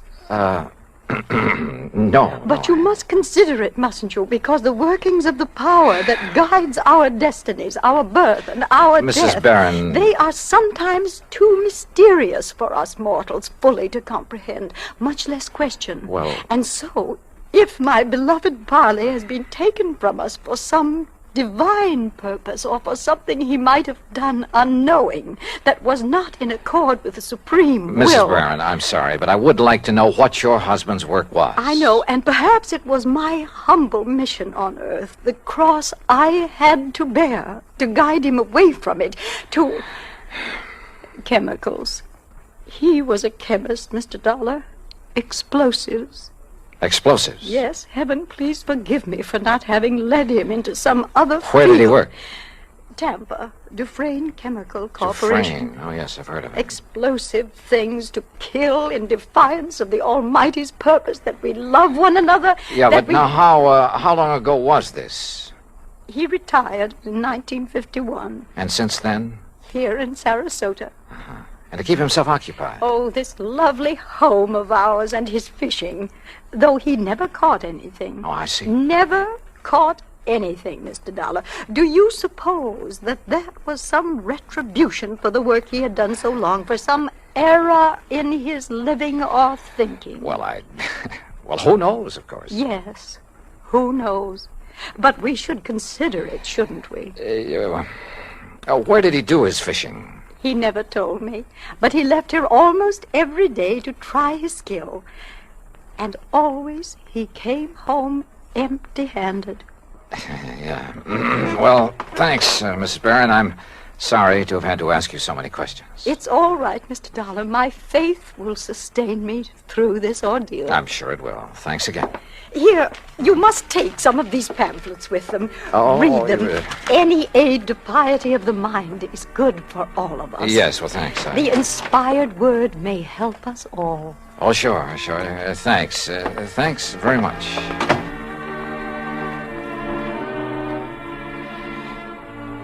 I like to think that on the whole well, maybe I'm not too religious in the sense of going to church regularly and that sort of thing, but well, at least I try to live a decent sort of life and observe the golden rule and stick to some ideals, but in an atmosphere like that, well, I couldn't help wondering if her husband didn't have good reason for wanting to get away for a while. In any event, I'd got nowhere on the case, so I phoned Sergeant Harry Brackett. That's item 2, 10 cents. But the desk at headquarters said he wouldn't be back until about 6 p.m., and since I really had nothing to go on until I could see him, I dropped in on early again. You kidding? Then we'll take the boat, run out into the Gulf, and get some fish for dinner. It's the best time of day. So who was I to refuse? And within the hour, we were fighting the tide through the pass between Lido and Longboat Keys on our way along into the Gulf. Yeah, Johnny, I find I always have my best luck along about this time of day, just before sundown. I still ought to be back there working. Why? Sergeant Brackett won't be back at headquarters until 6 o'clock. You told me yourself. Now, what can you do until you talk to him and find out what leads he may have? Oh, man, you are a funny one. You call me long distance to get down in a hurry, then insist I go fishing instead of working on Don't you know, fishing's the answer to more problems than anything else in the world. You got worries? Go fishing. You'll forget them. Got a nagging wife? Oh, don't let Mike hear you say that. Well, she's different. You little shrimp. But you know what I mean. A writer, he wants ideas, he goes fishing. A businessman? A detective?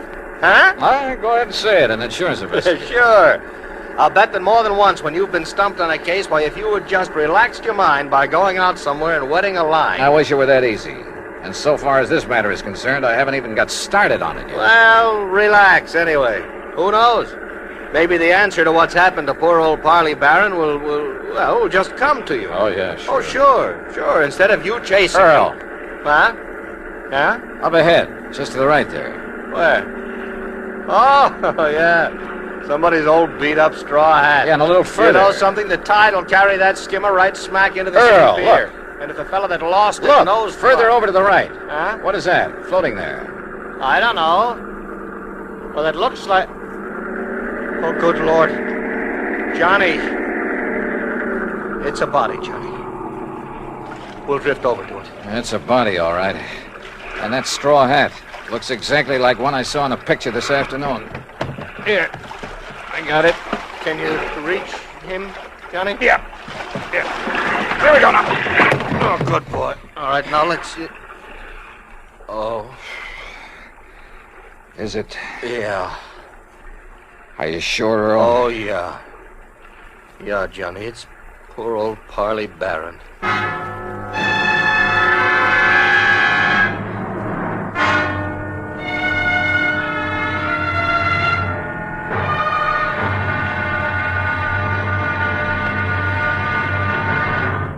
Act two of yours truly, Johnny Dollar, in a moment. Everyone loves kids, and every kid loves candy. American servicemen have heard the tearful cries for candy in most parts of the world, in Europe and the Far East during World War II and after. And there's never seemed to be enough candy to go around. Well, more than a dozen years ago, during the Berlin airlift, an Air Force lieutenant from the United States discovered he had no candy to offer some German children. However, he promised to drop them some candy the next day as he came in for a landing. Improvising a parachute out of his handkerchief, Lieutenant Gale Halverson dropped the candy bars the next day as he had promised. Now, this idea caught on among other Air Force men in the airlift, and that's how Operation Little Vittles began. The idea spread far and wide, and soon military personnel, civilians, business firms began to aid the Goodwill program by supplying candy and handkerchiefs. Time after time, as the sleek cargo planes of the United States Air Force swooped low over the landing field, a shower of little bundles of sweets dotted the sky as their tiny parachutes carried them safely to the ground. And the hungry German children gathered up these bundles of mercy, which the communists try to keep from them. The men of the United States Air Force did a great job satisfying a lot of appetites, but they did more.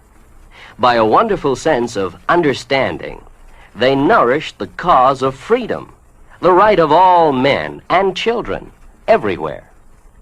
And now, Act two of yours truly, Johnny Dollar, and the Parley Barron matter.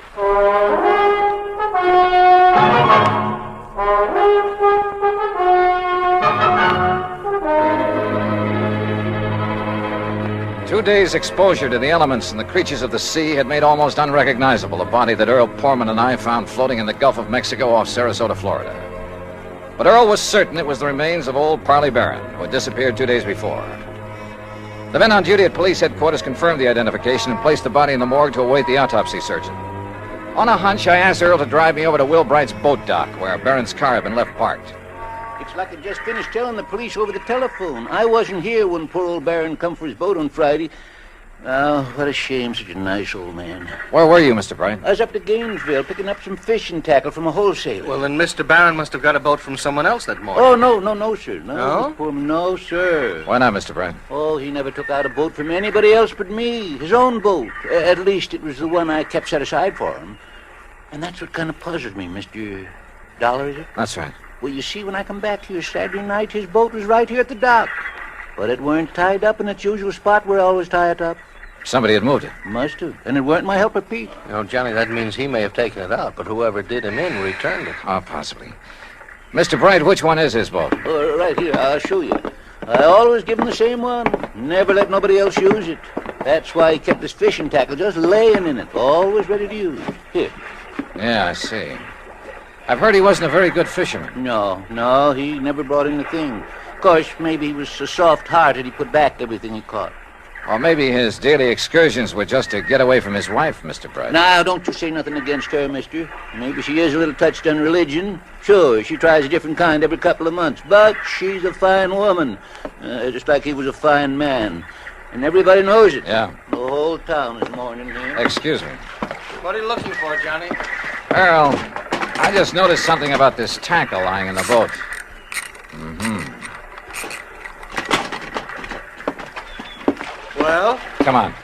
Thanks a lot, Mr. Bright. I'd like me to tell you what I think might have happened. Yeah, maybe later, thanks.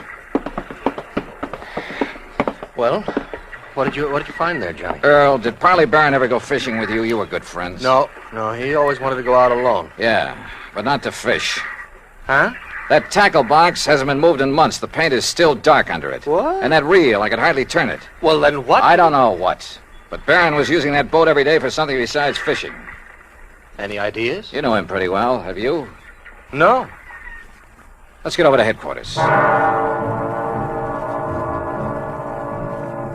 Earl felt he ought to go back to his office where his wife Mike had promised to pick him up, so I borrowed his car again and went over to headquarters alone. Sergeant Harry Brackett, who was assigned to the case, had returned. He was on the phone when I walked in on him. The minute he gets back to town, Mrs. Dana, so please have him call me immediately, will you? Yes, ma'am. Thank you. Yes, sir, what Johnny. Yeah, hi, Harry. Yeah, Johnny, I'm sure glad you're here. I got a real mixed-up case on my hands. The Parley Barron matter, huh? Well, you know about it? That's why I came to Sarasota. Earl Foreman called me. Have you found out anything? Nothing much, have you? Well, only what's here, the autopsy report. What's in it, Harry? Doc Snowden says that Parley Barron was dead before he was put into the water out there in the Gulf. Oh? No water in the lungs, you see what I mean? It probably means murder.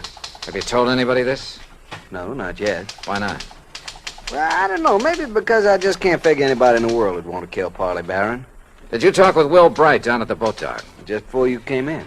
You know, it sounds like somebody went with Barron in his skiff that morning, killed him, dumped him over the side, and then brought the boat back alone, doesn't it? Yeah, except for one thing.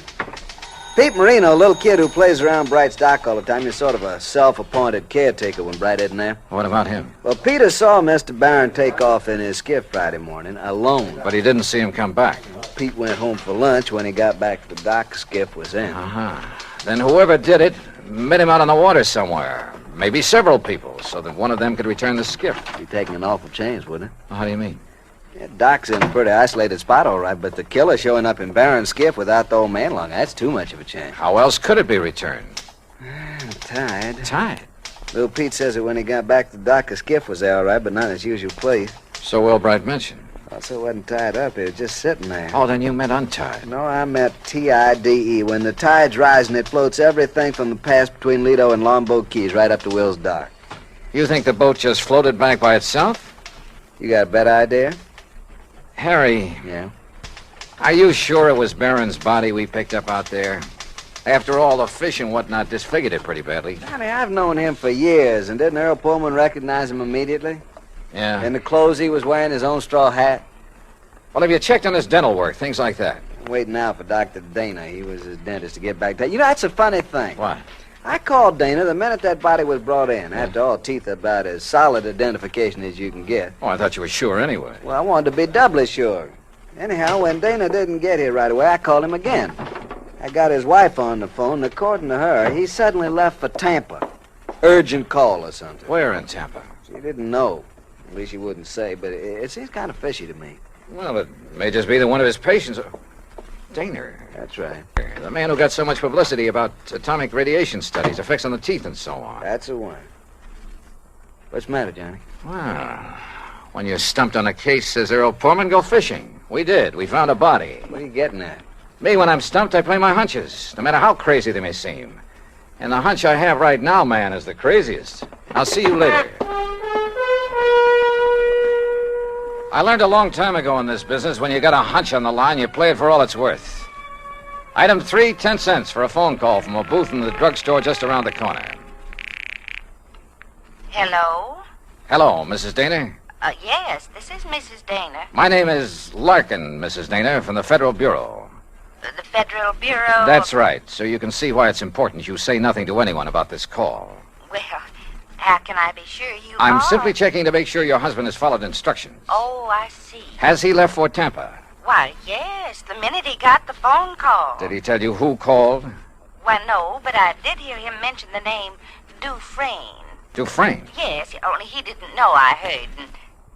Oh, maybe I shouldn't have mentioned it. Just be sure you don't mention it to anyone else. Oh, no. Goodbye. Item 4, $3.90 at the sign of the Flying Red Horse on the way to Tampa. The least I could do for the use of Earl's car was fill the gas tank. On expense account, of course. The FBI gag had worked before, so I used it again to bowl my way through the gate at Dufresne Chemical Corporation and to the office suite of Dufresne himself. I wasn't at all surprised to see activity in the suite despite the late hour. Sir, are you the man the front gate just called about? Yes, that's right, FBI. Which is the door to Mr. Dufresne's office? Well, I'm afraid he has some people with him, sir. What did you say your name is? Never mind. Is this the door? Sir, please, you'll have to wait. Come in, Mr. Dollar. Come in. Oh. I'm Arnold Dufresne. This is Dr. Dana, and this is Mr. McLaughlin of the Federal Bureau. How are you? We've been expecting you. Oh, have you? Sit down, Dollar. I guess this is your show now, McLaughlin. My credentials, Mr. Dollar. First, I suppose I should prefer charges against you for impersonating a member of the Bureau.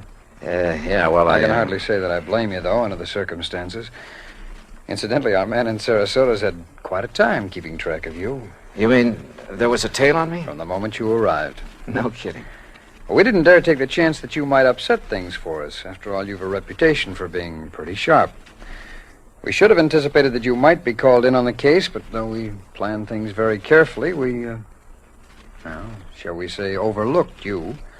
Even as we almost slipped up with Dr. Dana here, who would identify that body. Look, will you please tell me what this is all about? A man named Poorman called you in Hartford and asked that you come here to investigate the disappearance of his old friend and client, Parley Barron, right? Yeah, that's right. Now, where is he? What happened to Barron? Do you know? We do. And we were afraid you might find out and let the, shall we say, cat out of the bag. That is why we were all ready to send for you to come here, but, well, as it turned out, you came all by yourself. Mr. McLeod. Parley Barron, by the way, Mr. Dollar, is all right, alive, healthy, and happy. Then that body we picked up? Dressed in his clothes? During the last war, Mr. Barron, as a research chemist, made vitally important contributions to our, or shall we say, national security. Oh. He was too valuable a man to lose, even though his wife objected to his work for religious reasons. I gathered that from talking to her. Or perhaps you even thought she might somehow be implicated in his disappearance. The thought certainly entered my mind. Well, in any event, so that he could continue to have a happy home and at the same time carry on his tremendously important work, we arranged for the little deception that has been going on for some years now. His so-called daily fishing trips. That's right. But each morning in a small hidden cove, I needn't tell you where, he was picked up and brought here to Tampa to carry on his work. Well, I'll be darned. No one was the wiser. Even our, shall we say, competitor nations in atomic and missile research, who were bound to keep tabs on such a man, they knew only that he was working for the Dufresne Chemical Corporation. They and did know that, huh? Well, we must suppose so. International espionage is pretty well organized these days. Ah. But now this disappearance, Mr. Or changes in plans for nuclear developments had made it mandatory that he spend some time in, elsewhere. Where? Well, shall we say, somewhere in New Mexico or something like that. So to openly send him there would have indicated to our competitors what these new developments could be. That had to be avoided at any cost. Therefore, the plan for his disappearance was carefully worked out and carried out. Then whose body was it we picked up? Well, some poor unidentified old derelict who was on his way to Potter's Field. I see. Well, believe me, if the Bureau functions this thoroughly in everything it does. Oh, we try. Well, what about Mrs. Barron? Oh, she'll bear up. We, of course, made sure of that in the beginning. And then when her dear husband does return... When will that be? When his work is finished. And, of course, that'll be too late for our friends across the sea to catch up with us, and we've worked out a completely plausible story to cover his absence. Oh, I'm sure you have. Now, Dr. Dana here will return to Sarasota in the morning. He will confirm identification of the body that was fished from the sea with only sufficient reservation to protect his professional reputation when Parley Barron reappears. All right. Now, when an insurance claim is filed on Barron... Well, I'm sure Mrs. Barron won't file for some time, unless urged to by your friend Poorman. Oh, I can prevent that without telling him anything. That's fine. What's more, with the penchant that some companies have for, shall we say, slow action on claims... Well, don't let them hear you say that. Well, Barron will be back before you need to worry about it. Now, is that okay with you, Mr. Dollar? Shall we say, okay. And once more, I tip my hat to the FBI.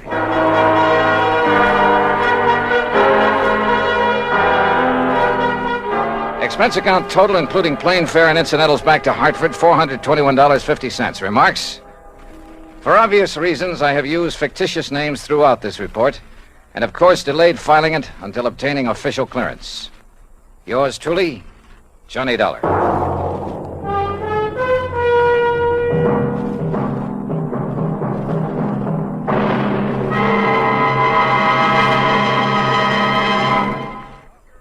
And now here's our star to tell you about next week's story.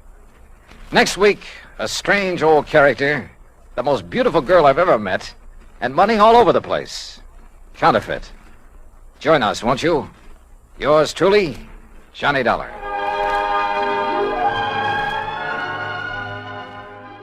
From Hollywood, it's time now for... Johnny Dollar. George Reed here. Oh, hello, Georgie. How's Floyd's of England doing these days? If payments keep on the way they started this morning, the company will go broke. What's that mean? One of our old clients, quite a character, by the way. Oh, now wait, George.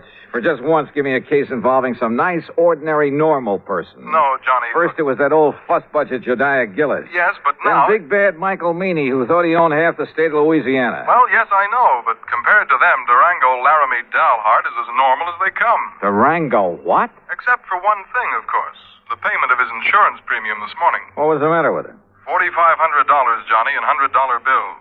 They're still here on my desk. $100 bills? You call this character normal? Listen, will you? Every one of these bills is counterfeit. Oh. I'll be right over.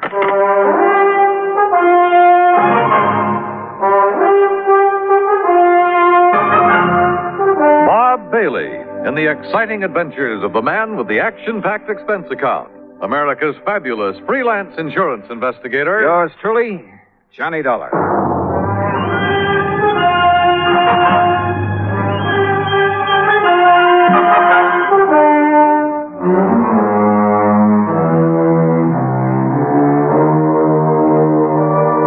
Expense account submitted by Special Investigator Johnny Dollar to Floyd's of England, North American offices, Hartford, Connecticut.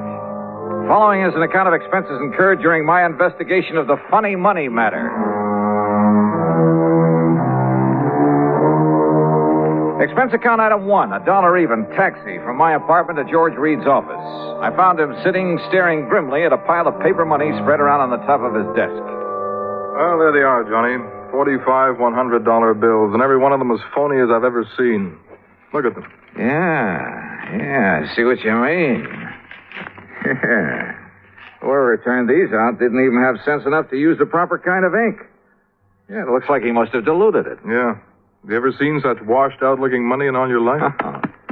Good tough paper, though, just like the real McCoy. Yeah, it's real crisp and new.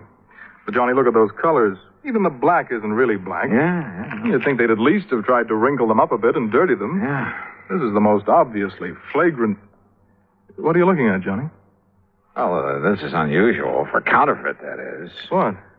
Well, they've all been printed up with different serial numbers. See? Here. And here. Huh? How about that? Pretty smart. Funny, isn't it? The thing that usually makes this stuff easy to spot is the same number on all the bills. Sure. And whoever made these was clever enough to think of that. Had sense enough to use good paper, too. Uh-huh. But he certainly slipped up when it came to the color and quality of the ink. As for the press work... Well, I don't pretend to know much about phony money, George. Who needs to? And heavens knows I don't see too many $100 bills. But to me, this engraving looks just about perfect. That's just what I'm saying. Perfect plate, sense enough to change the numbers, good paper. Yet look at the result. Yeah. Has he ever tried anything like this before? What? Durango? Yeah. And just for the sake of the record, what is his real name? That's it. Durango Laramie Dalhart. Oh, I can't believe it. And the answer to your first question is no. Durango is as honest as the day is long. Well, maybe you mean he was. Well, maybe.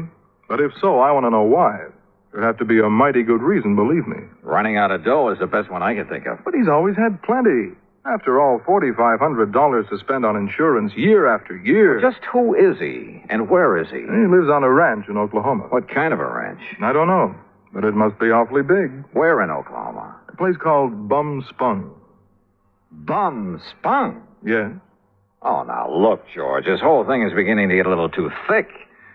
Durango, Bum Spung, Laramie Dalhart, whatever it is.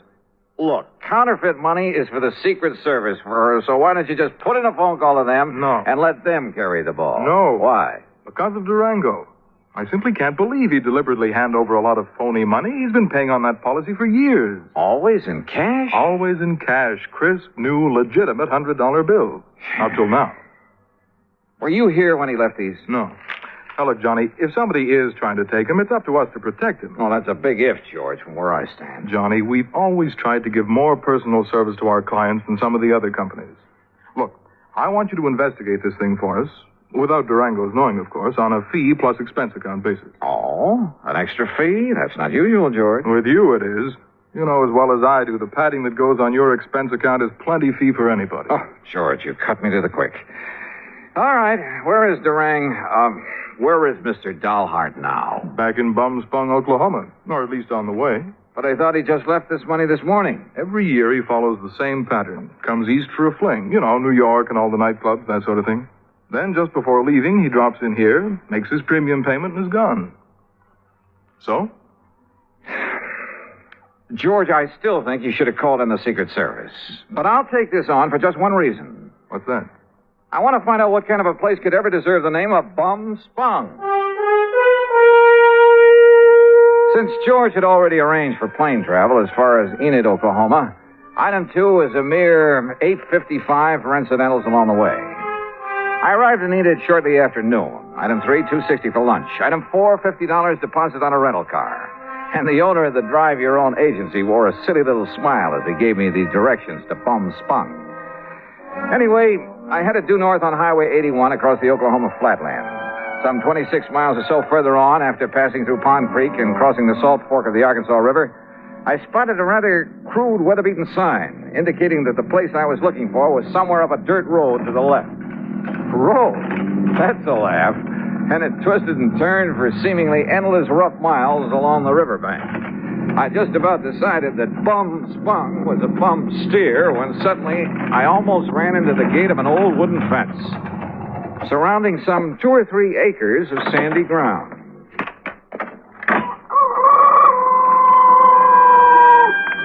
And there they were. A huge, ramshackle, unpainted building that passed for a house. An even more dilapidated affair, propped up with timbers that probably served as a barn. There were a couple of broken-down outbuildings, too. And on a small irrigated plot in the back, 2 cows. Steers? Well, anyway, 2 rather sad-looking bovines munched on the faded grass. There were some decrepit-looking chickens, a mangy old dog. There was a horse of sorts in a small corral. The windmill? Its whole tower sagged with fatigue, and the rudder on it slapped idly against the broken vanes. But right next to it, in complete contrast, stood a spanking new Cadillac convertible. And on the other side of the house, hanging some flimsy pretties on a clothesline, she was maybe 23 or 4, a brunette, and wearing a pair of well-tailored white riding breeches and a tight flowered silk blouse. She was slim, and she was pretty, and had a couple of rosebuds tucked in her hair. Hi. And about as out of place as anything I ever saw. Said hi. It was like seeing the vision of a goddess. And... Come on in. Just swing aside that post at your left. It's what Durango called the gate. Oh, yeah. Durango, did you say? Don't tell me this is Bum Spunk. It sure is. Didn't you see the sign down the road?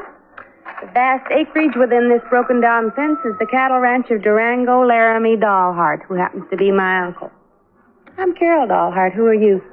Why, my name's Johnny Dollar. Dollar? That seems to me I've heard that somewhere. Oh? What are you doing out here? Oh, just driving around, summer vacation. You look like a city man. I was intrigued by that sign down the road. Curious about what Bum Spunk could mean. Bad water. Bad spring, so the Indians called it Bum Spunk. Ah. Durango liked the name, so he bought up these 2 acres and settled here. And this is all there is to his ranch? What's the matter with it? He likes it.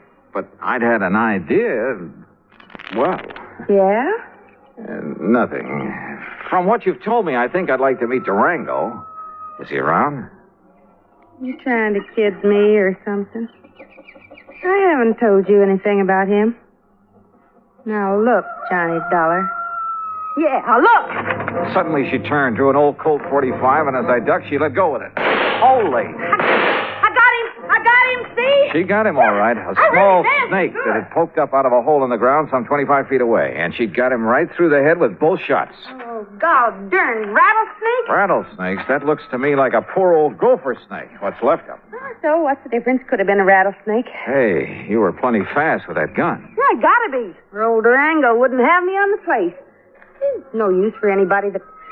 Hand me a couple of those clothespins, will you? I gotta get these things hung up. Yeah, sure. Here. You said you're his niece. That's right.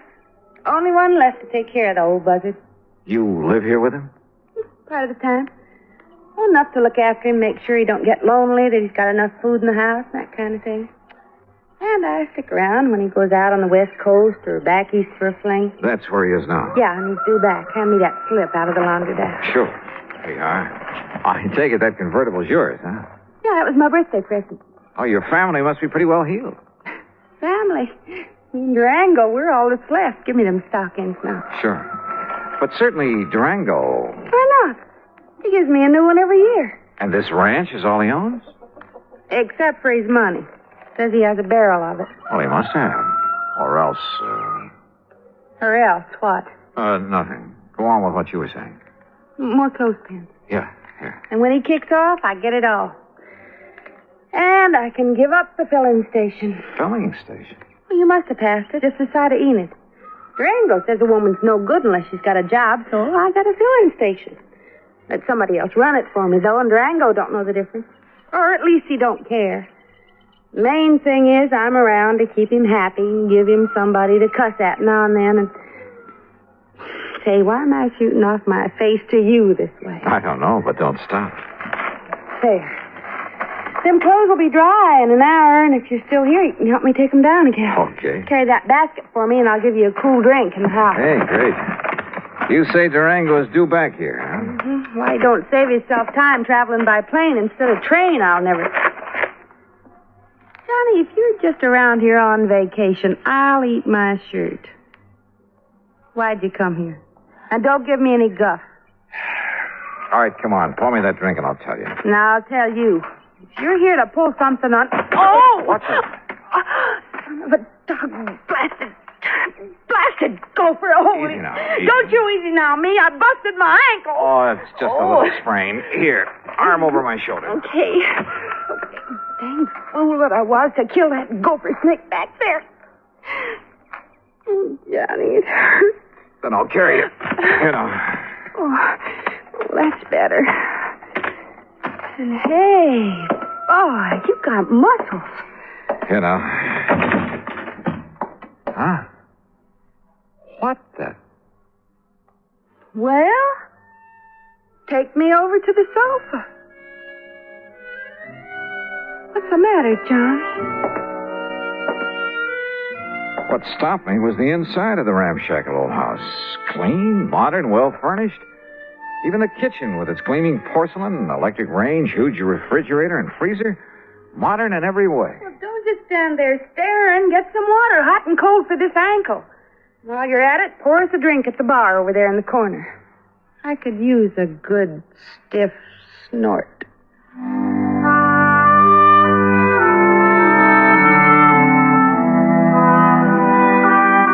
I did what I could to reduce the swelling in her ankle. But by the time I'd taped it up and she was snoozing comfortably on the sofa, it was getting dark. So I hied myself into the well-stocked kitchen to see what I could scratch up to eat. And I'll be honest about it. With this mighty attractive patient on my hands, I'd completely forgotten about my mission in these parts, the investigation of one Durango Laramie Dollheart. I wasn't allowed to forget it long, though.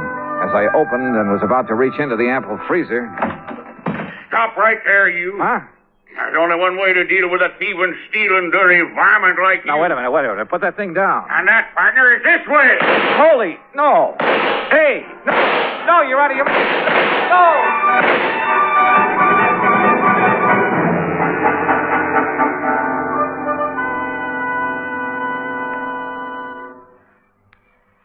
Act Two of yours truly, Johnny Dollar, in a moment. A number of years ago, it was said that, in spite of the large population of this planet, men and women remain the most inaccessible things on it. Today, we see this lack of understanding among peoples of the world reflected in headline stories. But it isn't because the people of the world are enemies. All people want to be friends.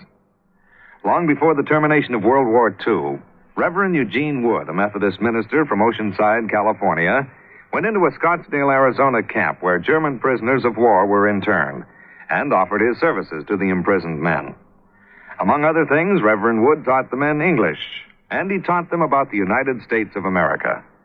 During the following years, after the men had been repatriated to their native Germany, nearly half of the internees corresponded frequently with Reverend Wood. Those men expressed a unique understanding of the people and the country of the United States of America. This great feeling of friendship and understanding prompted the minister to make a pilgrimage to Europe to seek out the men he had befriended in the prisoner of war camp in Arizona. This gesture on Reverend Wood's part gained him a fantastic welcome everywhere he went. In all the places he visited, he spread the gospel of love and friendship and had it returned to him. There were no enemies, only men with the love of freedom, the right of all men, everywhere. And now, Act Two of yours truly, Johnny Dollar, and the Funny Money Matter.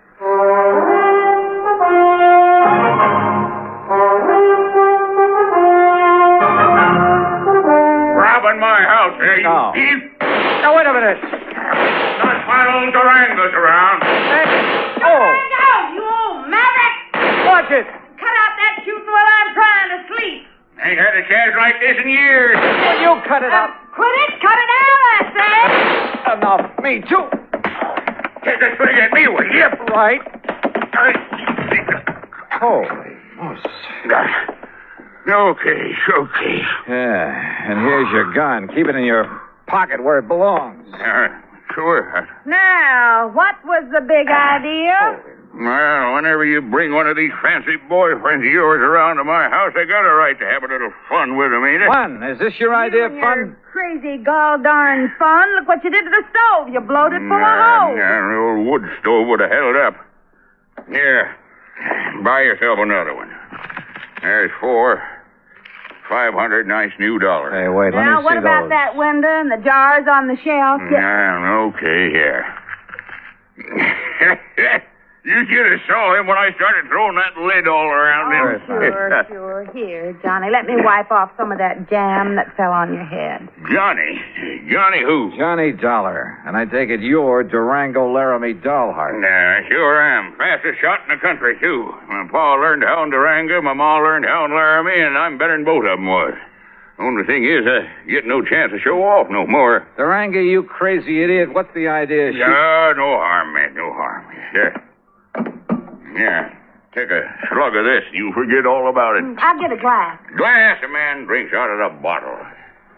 Go ahead, Johnny. Oh, well, thanks. Bad enough a he-man has to live around all this feminine fripsy and lace curtains and rugs all over the floor and You know, stuff. Dad, blame well, you like the way I fixed up this old dumpy ears, Durango. Yeah. Now, wait a minute. Look, you two. Yeah, you know dang well a man gets tired just sitting around, no matter how pretty it is.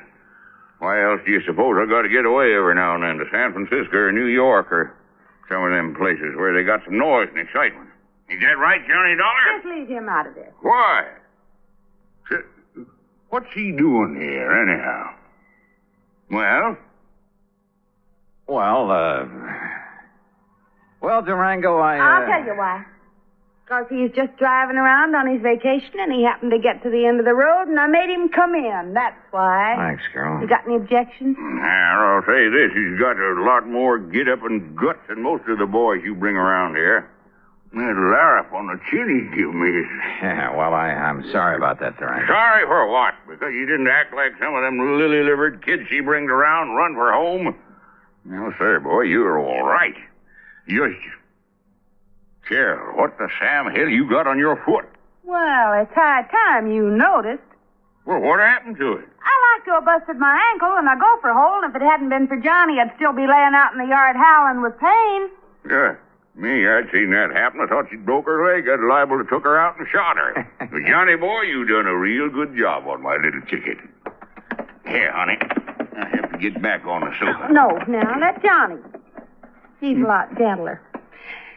And besides, well, I kind of like him. You hear that, Johnny? You better look out when a pretty girl starts talking to you like that. You're sure fixing to get lassoed and thrown. Well, I can think of a lot worse things. Durango, you just shut up and fix us up some victuals. We're hungry. Yeah, sure. No sooner than I get back here and some woman starts giving me orders. Take it easy now, Carol. Oh, I don't need help. I'm feeling fine now. I just wanted to talk to you. Hey, you should have stayed on that sofa. What, missed all the fun? Fun? You too? You know. Oh, thanks. Hey, sit beside me, Johnny. Well, sure. Why not? Now, none of that mush stuff. That isn't what I meant.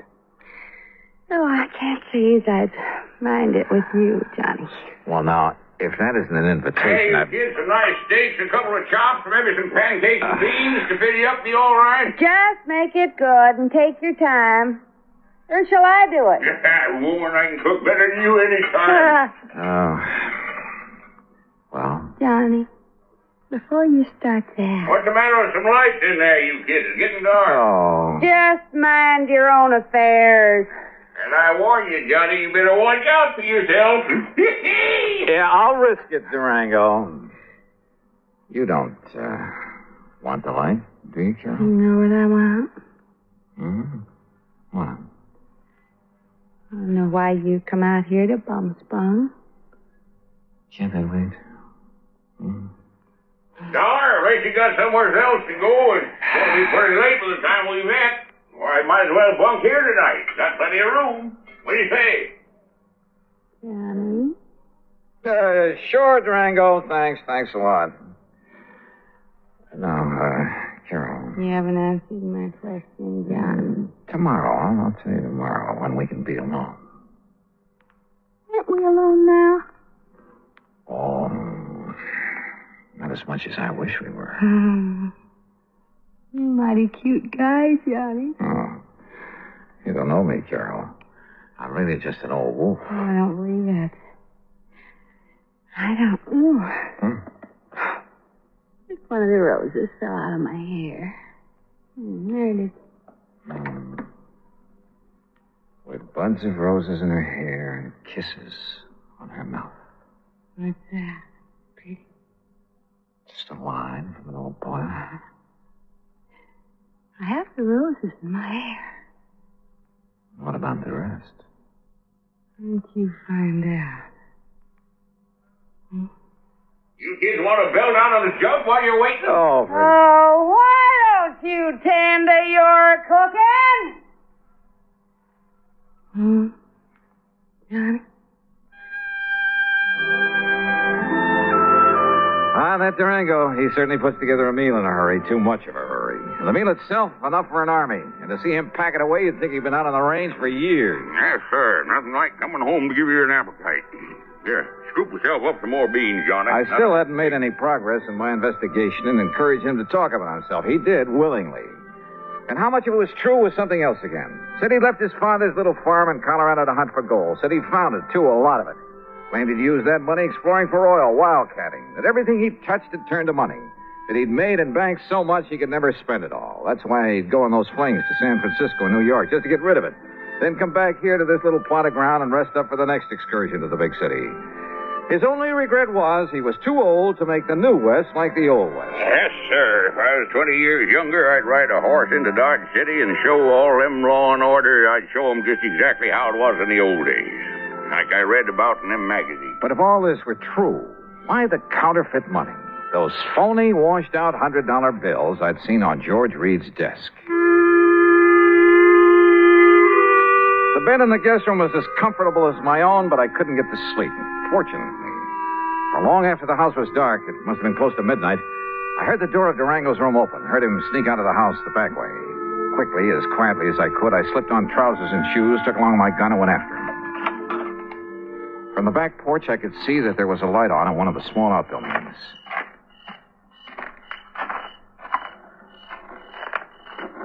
With my ear pressed tightly to the side of the little shack, I could hear it only too plainly.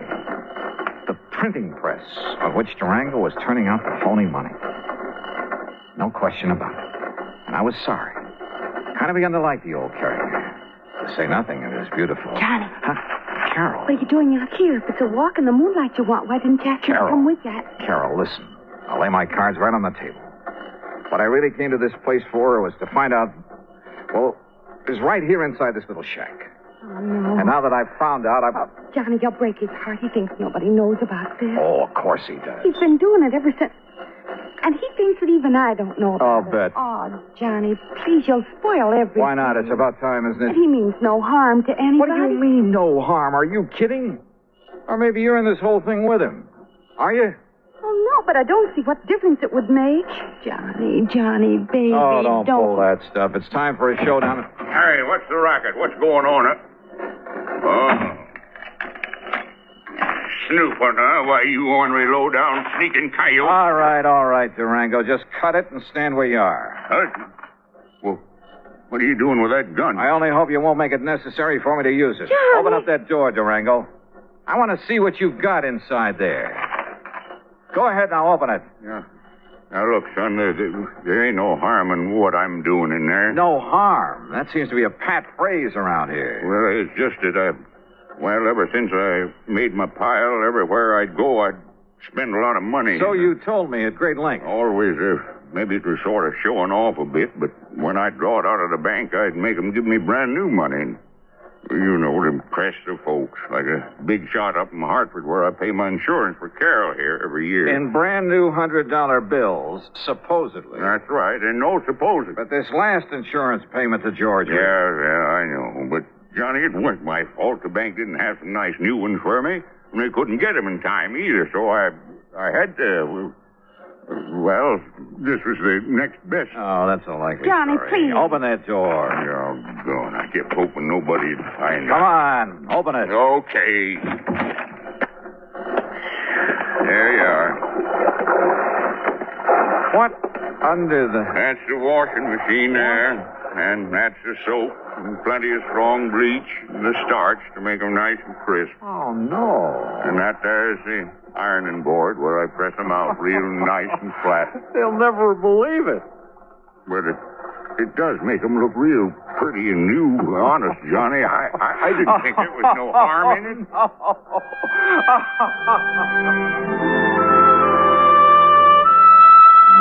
Well, there you have it, George. Full report on the funny money that turned out to be only cleaned up a bit. And the next time, call in the Secret Service, will you? No, I didn't mean that. Just don't question the charges on this account for the extra week I've spent out here. If you could see this pretty little Carol. Oh, that Carol.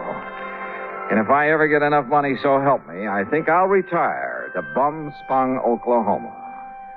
Expense account total, including incidentals and the trip back to Hartford, $171.25. Yours truly, Johnny Dollar.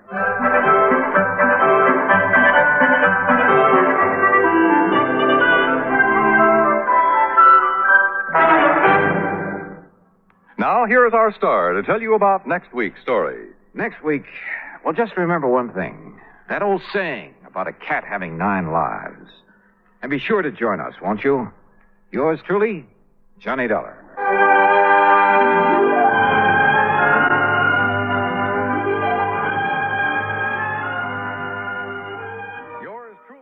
From Hollywood, it's time now for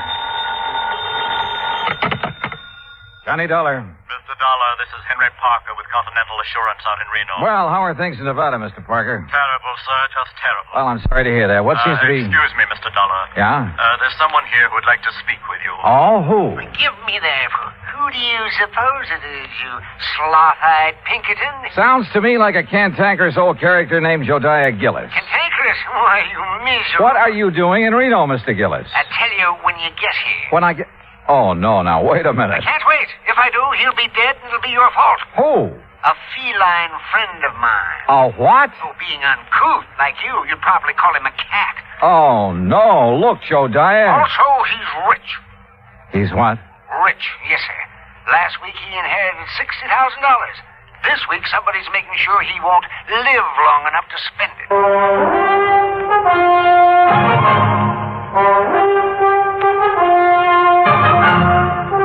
Bob Bailey in the exciting adventures of the man with the action-packed expense account. America's fabulous freelance insurance investigator. Yours truly, Johnny Dollar.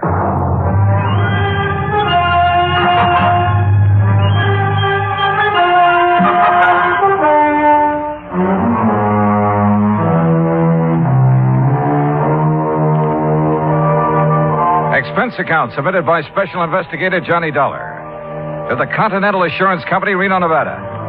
The following is an account of expenses incurred during my investigation of the Felicity Feline matter. Expense account item 1, $164, air transportation, Hartford to Reno. En route, I wondered again what Jodiah Gillis was doing in Nevada. At Reno, he was on the flight deck waiting for my plane, and standing beside him, wearing a dark suit and expression to match, was a tall, cadaverous-looking gentleman. As I started down the ramp, Jodiah began calling me. Yeah, there he is. Dollar. Yoo-hoo. Hey, John. Oh, hi. Afternoon, Jodiah. Well, you are a sight for sore eyes, boy. Yes, indeed, you are. Johnny, this is my friend and business associate, Henry Parker. Mr. Parker? Oh, I'm certainly glad you've arrived, sir. That's so? Yes, yes. Mr. Gillis has been quite concerned over Felicity. The Felicity? The feline. What do you think you came out here for? Your help? Well, no. Yeah, then give Parker your checks. My checks? So what's the matter with you? The altitude affect your mind? Hand over your claim check so Parker can fetch your luggage. Sure. Here. Yeah. Go on, Parker. Go on. We haven't got all day. Whatever you say, Mr. Gillis. We'll be in the waiting room. You hurry up. Yes, sir. Now, come on, Dollar. Come on. Jodiah, before I left Hartford, I tried to check up on this Continental Assurance Company. Nobody ever heard of it. A lot of things those white-bellied clerks in Hartford haven't heard of. But the fact is, Continental ain't exactly worldwide. Oh? In here. No, sir. It ain't nationwide either. Well, just how wide is it? Well, you know how far it is from Winnemucca to Black Butte? No. Good. It's just about that wide. Oh. And Parker is one of their agents, huh? Agents? Parker is the president of the Continental. The president? But you just... I mean... Well, you look peaked, boy. You better sit down. Phew. Jodiah, I shouldn't let the man that's paying my salary run after my bag. Pish-tash. Here. Take a look at this. It's my new business card. Yeah, go on, read it. Jodiah Gillis, chairman of the board, Continental. What? Yes, sir. But Floyd's of England has always carried your policy. Carried, yes, past tense. I don't take guff from anybody, especially a ninny of an insurance agent telling me what I can insure and what I can't. You had a fight with him? Yep.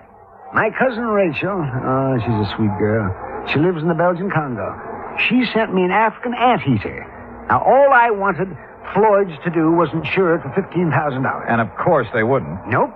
So you canceled all your policies and bought the controlling interest in Continental? Same as anybody else would have done. Oh, sure. And naturally, you insured this anteater. Yeah, Archie, that was his name. Was his name.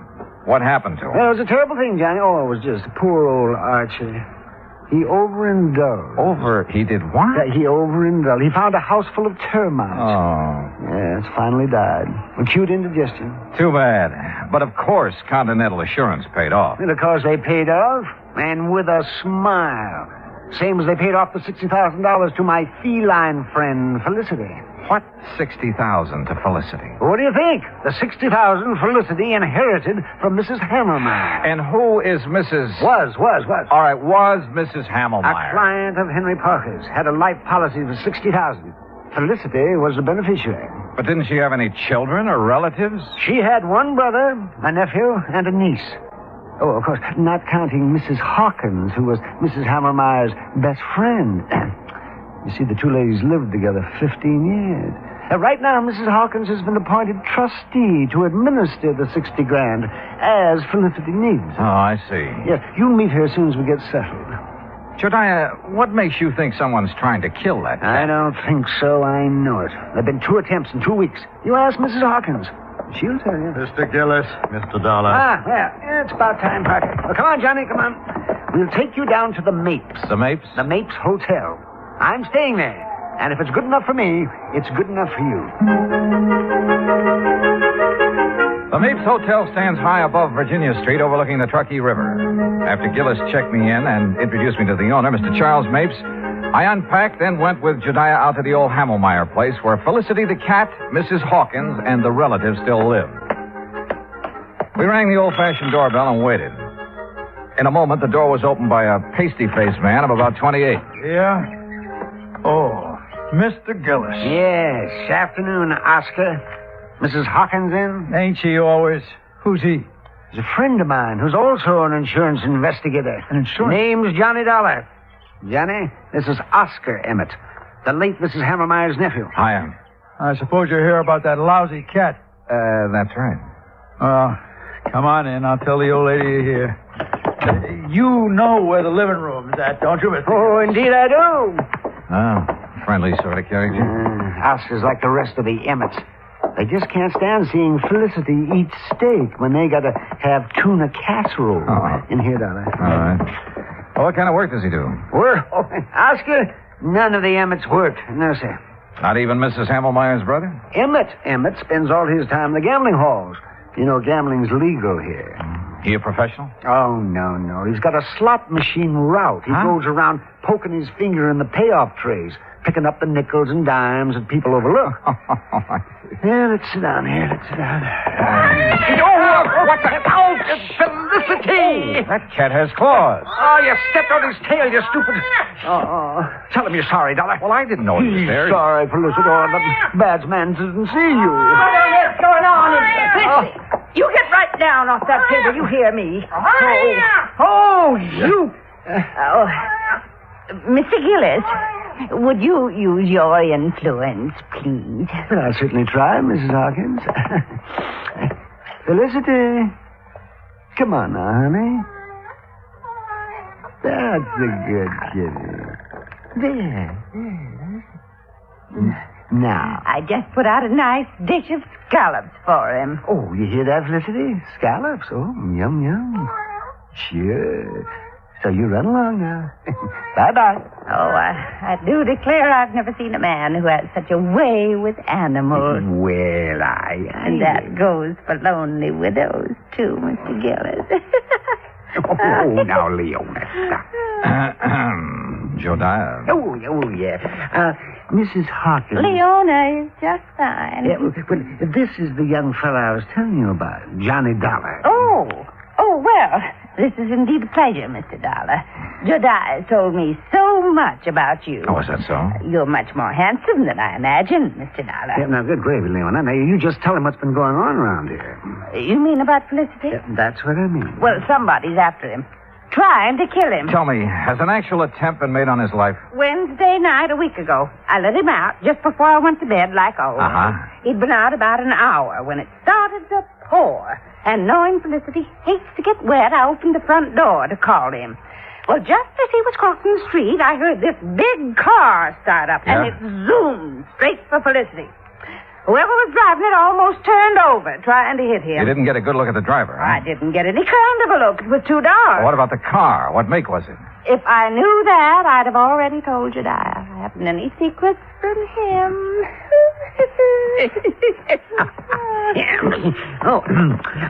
Tell him about last Thursday, Leona. Felicity was poisoned. That's what the vet said. Somebody put arsenic in his lobster. Lobster? Oh, yes, he just loves it. According to the instructions Mrs. Hammelmeyer left, he's to have lobster once a week, steak 3 times, and boiled chicken every Sunday. I see. Yes, and as long as I take care of him and obey her instructions, I can live here rent-free, same as her kin, the Emmets. Uh-huh. Same as them. Mr. Gillis, just who gets Felicity's money in case he dies? The Emmett family? We aren't sure. Oh, why's that? Because Mrs. Hammermeyer left a sealed envelope to be opened only in the event of Felicity's death. Oh, the Emmets will get all that's left, Mr. Dollar, I'm sure of it. No, Leon. You mustn't look on the dark side. Well, I did rub Mildred, Mrs. Hammelmeyer's back and bunions for a good many years. Did her marketing. So she got her medicine on time. I do hope she appreciated Oh, it. she did, Leona. You see. You dear, sweet man. Hello? Anybody home? Where is everybody? We're in the living room. Yes, I figure they start flocking in. Now it's dinner time. Dollar. Yeah? It's Joyce Emmett, the niece. She hates cats. Told me so herself. Oh. Well, evening, Mrs. Hawkins. Do I have time to take a shower before dinner? Oh, I didn't know he had company. Mr. Emmett, Joyce, you both know Mr. Gillis. Yes. Hi, Mr. Gillis. Terrible. And this is Mr. Johnny Dollar. He's investigating the trouble we've had about Felicity. After the would-be cat killer, huh, Johnny? Yeah, that's right. I'll lay 8 to 5 you never catch him. Or her. Could be a woman, you know. Oh, yes. It most certainly could. Why, Joyce, the way you say that, you act as if you want Mr. Dollar to start investigating you. Maybe I do. How about it, Johnny? Well, how do you feel about Felicity, Miss The Emmett? same as everyone else in this house. Aunt Mildred had no business leaving all her money to that creeping night crawler. Joyce. Well, he is. Mr. Dollar, just what interest do you have in Felicity? He isn't insured. Mr. Gillis sent for me, Mr. Emmett. He did? Yes, I did. Continental has a moral responsibility to see that the funds handed over to widows, children, and dumb animals are protected from swindlers, connivers, and blackguards, of which I'm sure this house has many. Why, you pompous, wrinkled old Romeo. Joyce, please, if you can't hold your tongue, leave the room. Well, what I said is the truth. Man his age getting romantic. You wait, girl. 30 years from now, you'll be mighty glad men my age can get romantic. That's telling it. Mr. Emmett. Mr. Emmett, do you share your daughter's opinion of Felicity? Why, of course I do. I'm a dog man. Besides, I can't see why she left all that money to the critter. Mrs. Hawkins has figured up what it costs to keep him like a king every week. Yes, $23. Maybe a trifle more by the time I get him out of the pretty kitty. The pretty kitty? Well, it's a beauty parlor for cats. Felicity has a standing appointment there every Friday at 1. Oh, no. $23 a week. You know how many weeks it'll take him to spend that $60,000, not counting the interest that'll add up while he's doing it? No, not exactly. No, 2,600 weeks. 50 years. And believe me, the odds of any cat living to be 50 years old, well... I'll lay you 10 to 1 he doesn't live another 6 months. Joy. Oh, speak of the devil. Well, hello there, Felicity. Oh, did you know we were talking about you? Did you finish up all your dinner, Felicity? He sometimes doesn't eat all his scallops. Last week I gave them to Oscar. Oh, it's disgusting. Well, look at him. He thinks he owns us. What do you mean, thinks? Huh. A few minutes later, Jodiah drove me back to the Mapes. Whether it was the Emmets or Mrs. Hawkins who wanted Felicity out of the way, I didn't know. But I did know we should get him out of that house as soon as possible. I changed my clothes, met Jodiah and his friend Charlie Mapes in the Skyrim for dinner, did a bit of gambling, then went to bed. Must have been about 3:30 when the phone rang. Hello? Oh, Mr. Dollar, please answer me. Who is it? Mrs. Hawkins, I tried to get Mr. Gillis, but he left word he wasn't to be disturbed. Oh, well, what is it, Mrs. Hawkins? What's wrong? Oh, it's terrible. Oh, it's just terrible. What is it? What's happened? Felicity, he... Felicity, what? I let him out about 10, but he's disappeared. Mr. Dollar, I know he's been killed.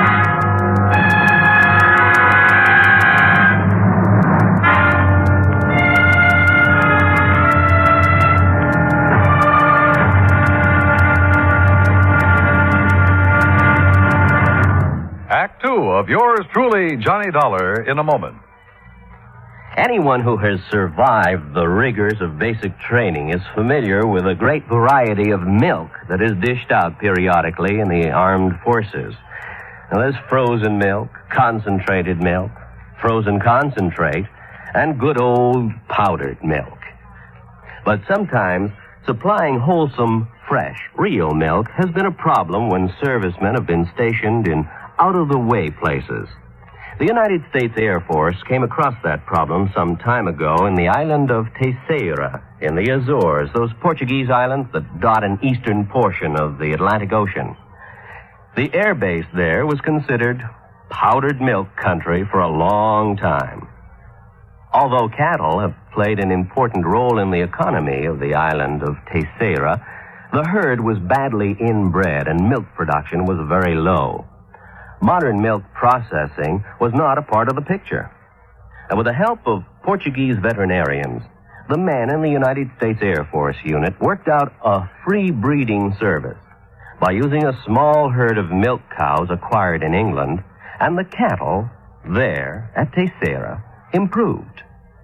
Then, a complete pasteurizing, homogenizing, sterilizing, bottling, refrigeration plant was flown in from the United States. As soon as this activity got underway, milk production began to climb steadily, and thirsty Air Force men and civilians were soon buying and drinking the new fresh milk.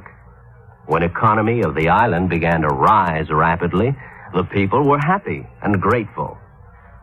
You might say that a little milk of human kindness increased understanding on an island of freedom, the right of all men everywhere. And now, Act Two of yours truly, Johnny Dollar, and the Felicity Feline matter.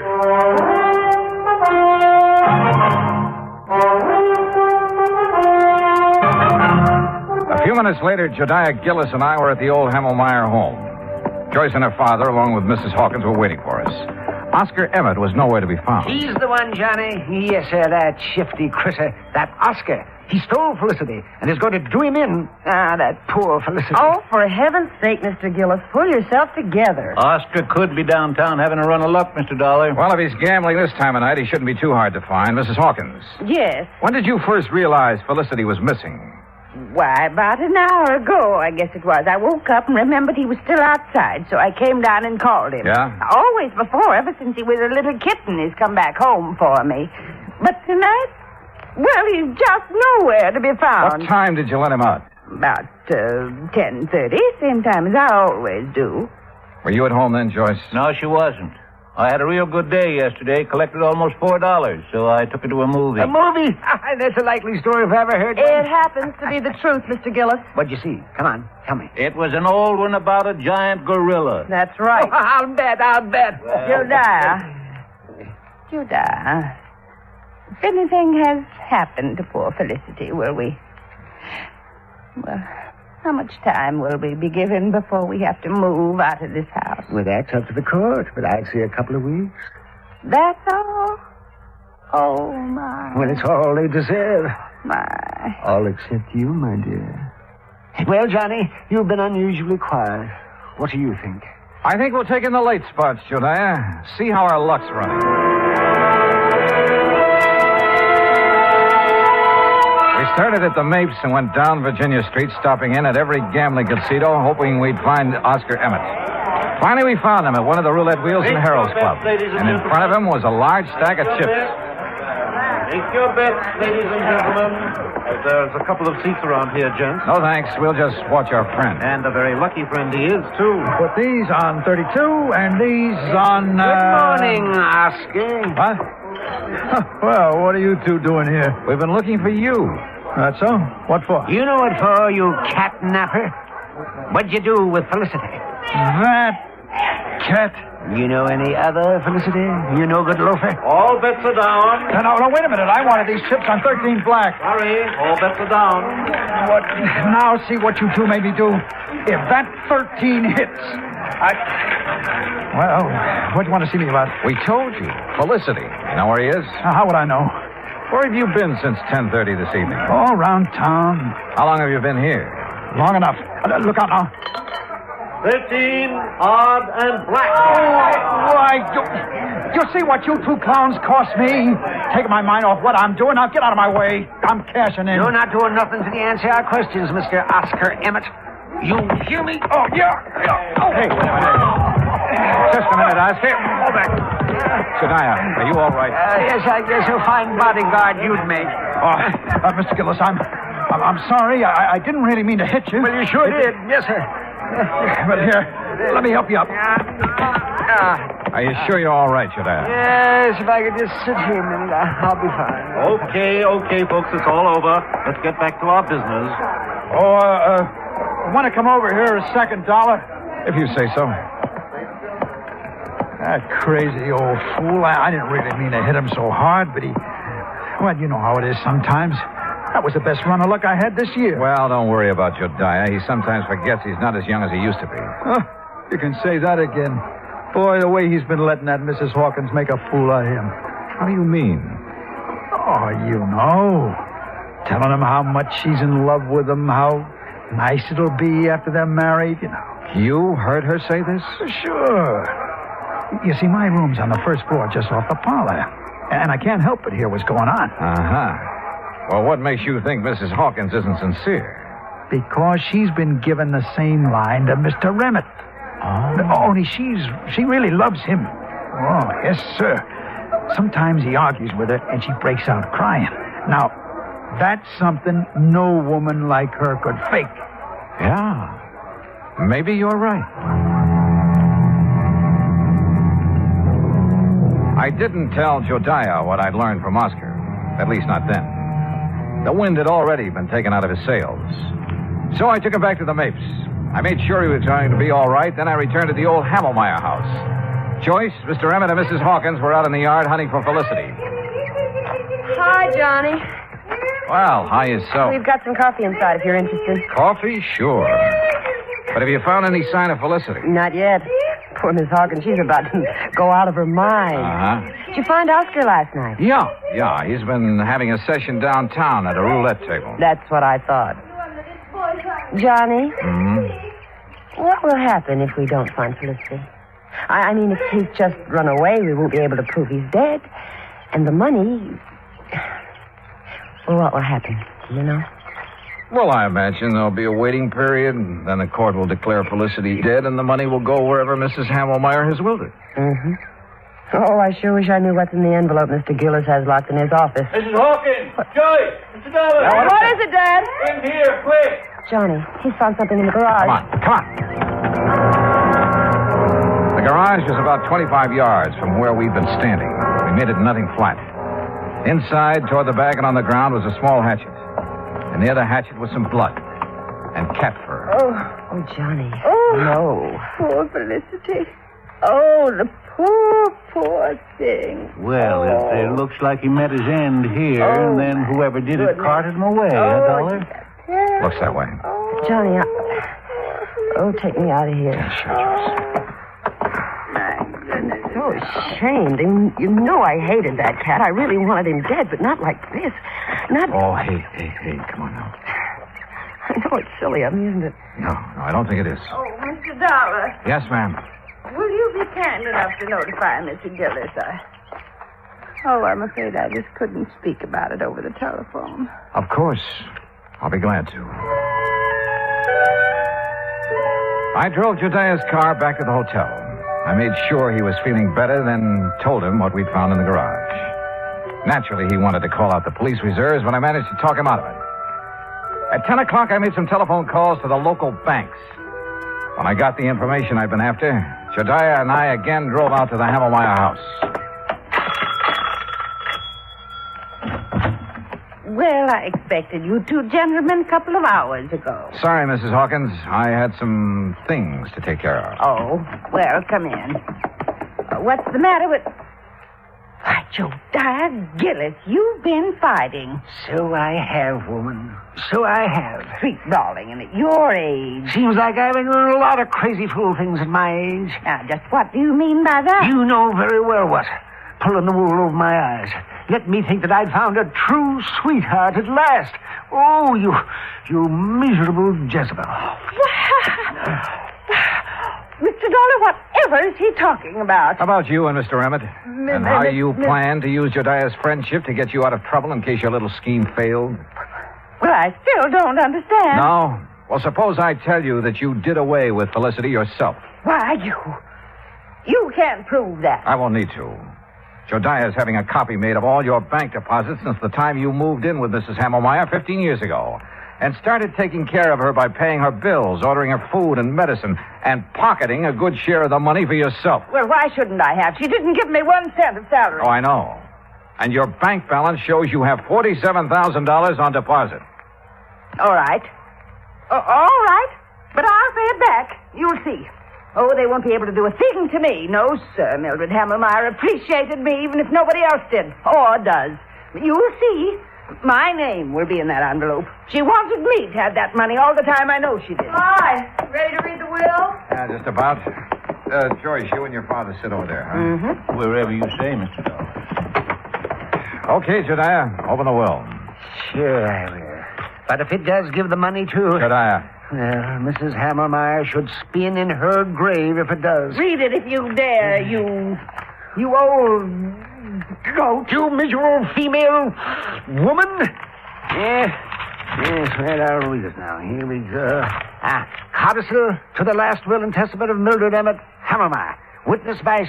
Yes, there's a lot of legal gab here. Here we are. The monies unspent after the death of the cat known as Felicity shall... Well, holy smoke. Mr. Gillis. This is no time for laughing, Gillis. Read it, Jediah. Yes, please. Oh, doggone. I'll read this thing again. The monies unspent shall then go to the descendants of the original heir. The what? The Descendants? What? Yes. Well, how... The original heir is Felicity. Now, the money goes to his descendants. And being as he was a tomcat who loved to go prowling at night, did he ever have descendants? Oh! Hundreds of them.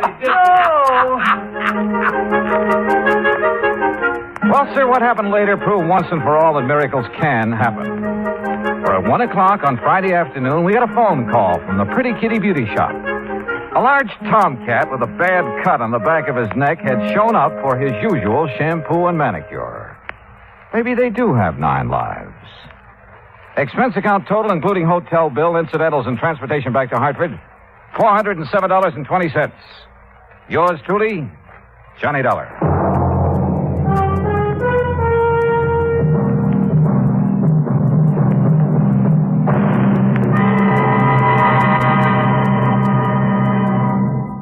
Now, here's our star to tell you about next week's story. Next week, an actor who talked nothing but Shakespeare and who talked himself into his grave.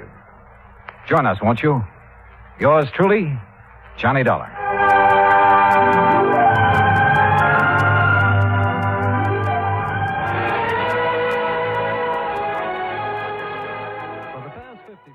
From Hollywood, it's time now for Johnny Dollar. I have your call to Hartford, Connecticut, Mr. Dollar. One moment, please. Thanks, operator. Hello?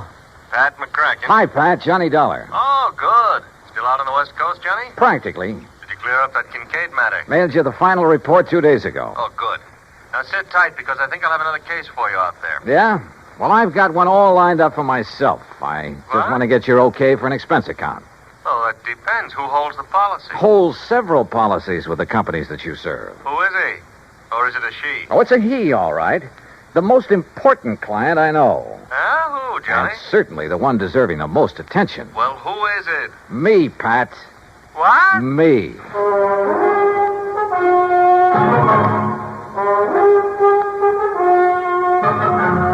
Bob Bailey in the exciting adventures of the man with the action-packed expense account. America's fabulous freelance insurance investigator. Yours truly, Johnny Dollar.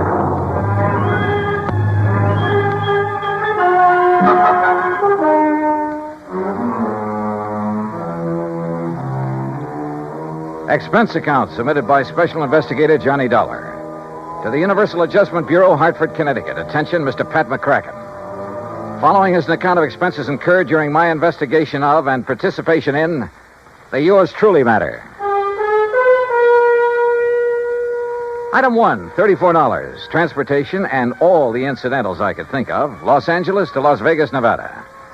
I needed a couple of days of relaxation after that Kincaid affair. Item 2, $31.40 for my room at the Flamingo Hotel, plus 2 fancy meals and a couple of drinks to go with them. Item 3, 85-cent phone call to my old pal Buster Favor down at Lake Mojave Resort on the Colorado River. Sure glad to hear your voice again, Johnny. Coming down here for some fishing? Buster, how did you guess? Big lunker bass are practically jumping into the boat. How big? 3 to 6 pounds. Ah, I did that well on the Flamingo boat yesterday on Lake Mead. Then I'll arrange for some bigger ones that stand by and wait for you. Want me to drive over and pick you up? No, I like to be independent, so I'll rent a car here. Well, in that case, wait for me. Huh? I've got to have 3 or 4 days' work done on my car at a garage there in Vegas. So? So I'll drive on up, leave my car, and you and I can come back here together in yours. And when you've had your fill of fishing... Okay, Buster, it's a deal. See you when you get here.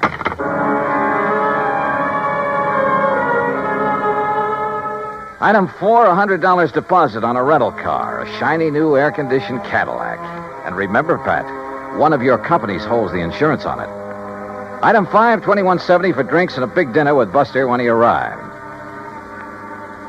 It was quite late when we hit Route 95 for the drive down to Lake Mojave Resort across the desert. It was still hot after the day's high temperature of 118.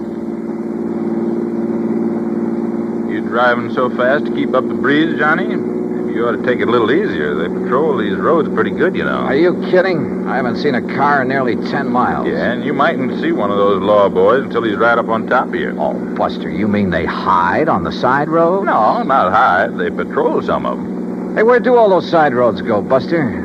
Some of them are a little more than wagon trails. Mostly to old mines, Johnny. Some of them 10, 15, 20 miles away up in the hills. Some of them being worked, some of them just... Now, look. Yeah? Over to your right. You see those lights? Look like they're on the side of the mountain? Oh, yeah. That's Haley's tungsten mine up there. Real big operation. A few miles ahead, one of my old friends has a mine. He works it for, Uh-oh. What's the matter? Look in the rear view mirror. I see some other lights. Oh, hey, if you think we're stepping along, that guy behind us is certainly... Uh-oh. Yeah, that flashing red light above the corner of his windshield means a highway patrol car. Also means you better stop. Well, it isn't as though I'd been driving all over the road. It's as though you haven't been keeping a sharp enough eye on the speedometer. Okay, start thinking up excuses, Johnny, and they'd better be good. Oh, no, I'll take it like a man. Shall we get out and greet the minion of the law? No, don't. He might think you're trying to pull something. And those laddies carry guns. Just sit here calmly, eyes front, and try to look innocent. Yeah. All right, boys. Huh? Oh, there's nothing in the back seat, officer. What? Right, mister. Nothing but me. And this. Hey, now, wait a minute. You're not... Hey, Johnny. Yeah. I take it that thing's loaded. That's right. Now get going. You were flashing that red light. Flashlight. Fooled you pretty good, didn't I? You were making like the highway patrol, and man, is that against the law. You think that's bad? Just wait till you see what I've got for you. I'll start her up. Hey, look, mister. Don't argue with a gun, Buster. Yeah. Buster, remember that. And remember it's aimed right at the back of your head. Now get going, you. Sure. Here we go. Whoopsie! Watch it, will you? What's the idea of backing up that way? I'm sorry. It's a rental car. I guess I'm not used to it. Well, watch it. Sure, yes, sir. Here now. Take it real slow, buddy, and no funnies, or I'll pull this trigger first and figure it out afterwards. Yes, sir. You're the boss. You bet I am. Well, what happens now? Just keep going straight ahead. When I want you to turn off, I'll tell you. Where do you think you're taking us, mister? Where you guys will be a long, long time getting back to civilization. And by then, I'll be loaded and out of the state. Just a plain stick-up, huh? Yeah, that's right. Modern style. Well, look now, just because we're driving a big car If doesn't you mean... got dough enough to gamble big money in Vegas and rent a big car, you got enough for me. You and a few others I'll take over before the night's over. Unless you get tagged first. This car will be plenty easy to identify. You'll find this car back where I stopped you. If you ever get there. Oh, brother, I wish I had a good look at that one of yours. Why do you suppose I pulled up behind you and didn't give you a chance to look? Now, let up on that gas. Getting a little nervous? Well, I just want to be sure that if I have to put a hole in the back of your heads, I can get to the wheel before this crate flips over. Pretty smart, aren't you? Yeah. That's why I stay alive and in the chips. Easy now. You see that little side road? Yeah, what about it? Turn off on it. Why not? Hey, Johnny. Yeah. It's the road to old McKinney's mine. Who's? McKinney. He's the one... Look, if you guys want to talk up. I'll quiet you down permanently. Talking about this lousy road is all. Yeah, well, that's why I picked it, buddy. And take it easy. Hit these bumps too fast and this gun's liable to go off. And you wouldn't like that now, would you?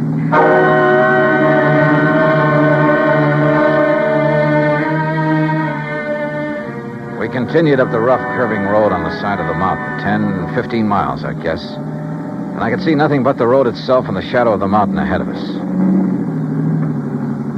Turn up that air conditioning, buddy. It's a hot night. Yeah, sure. Listen, we go much further on this road, we'll scrape off the drip pan. You know this road? Well, it keeps getting worse and worse is all. This car's built pretty low, you know. Hey, take it easy, I said. How can I? You hear that? We don't stop pretty soon, we'll all get stranded out here. Yeah, maybe you got something there.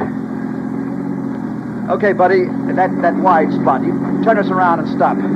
And take it easy. Okay. Now what?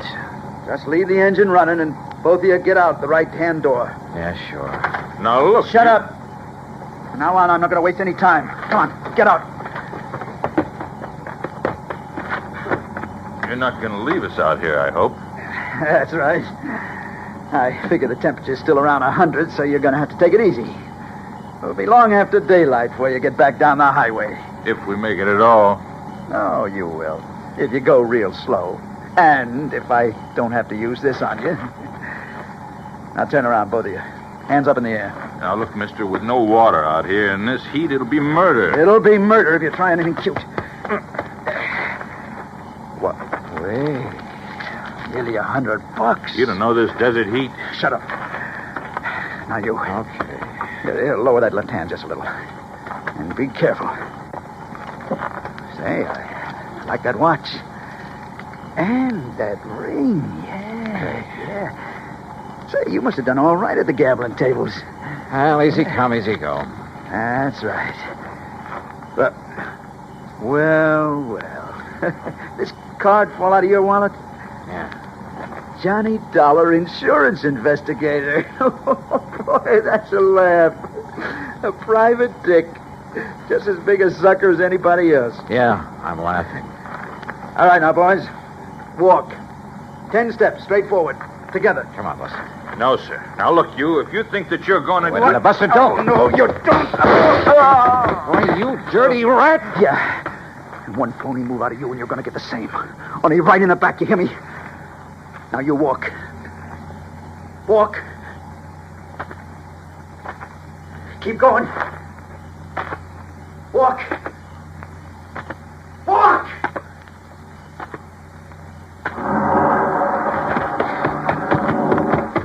Buster.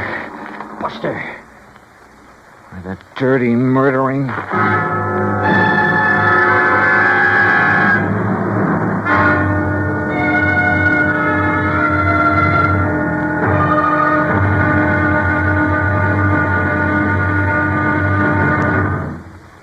Act 2 of yours truly, Johnny Dollar, in a moment.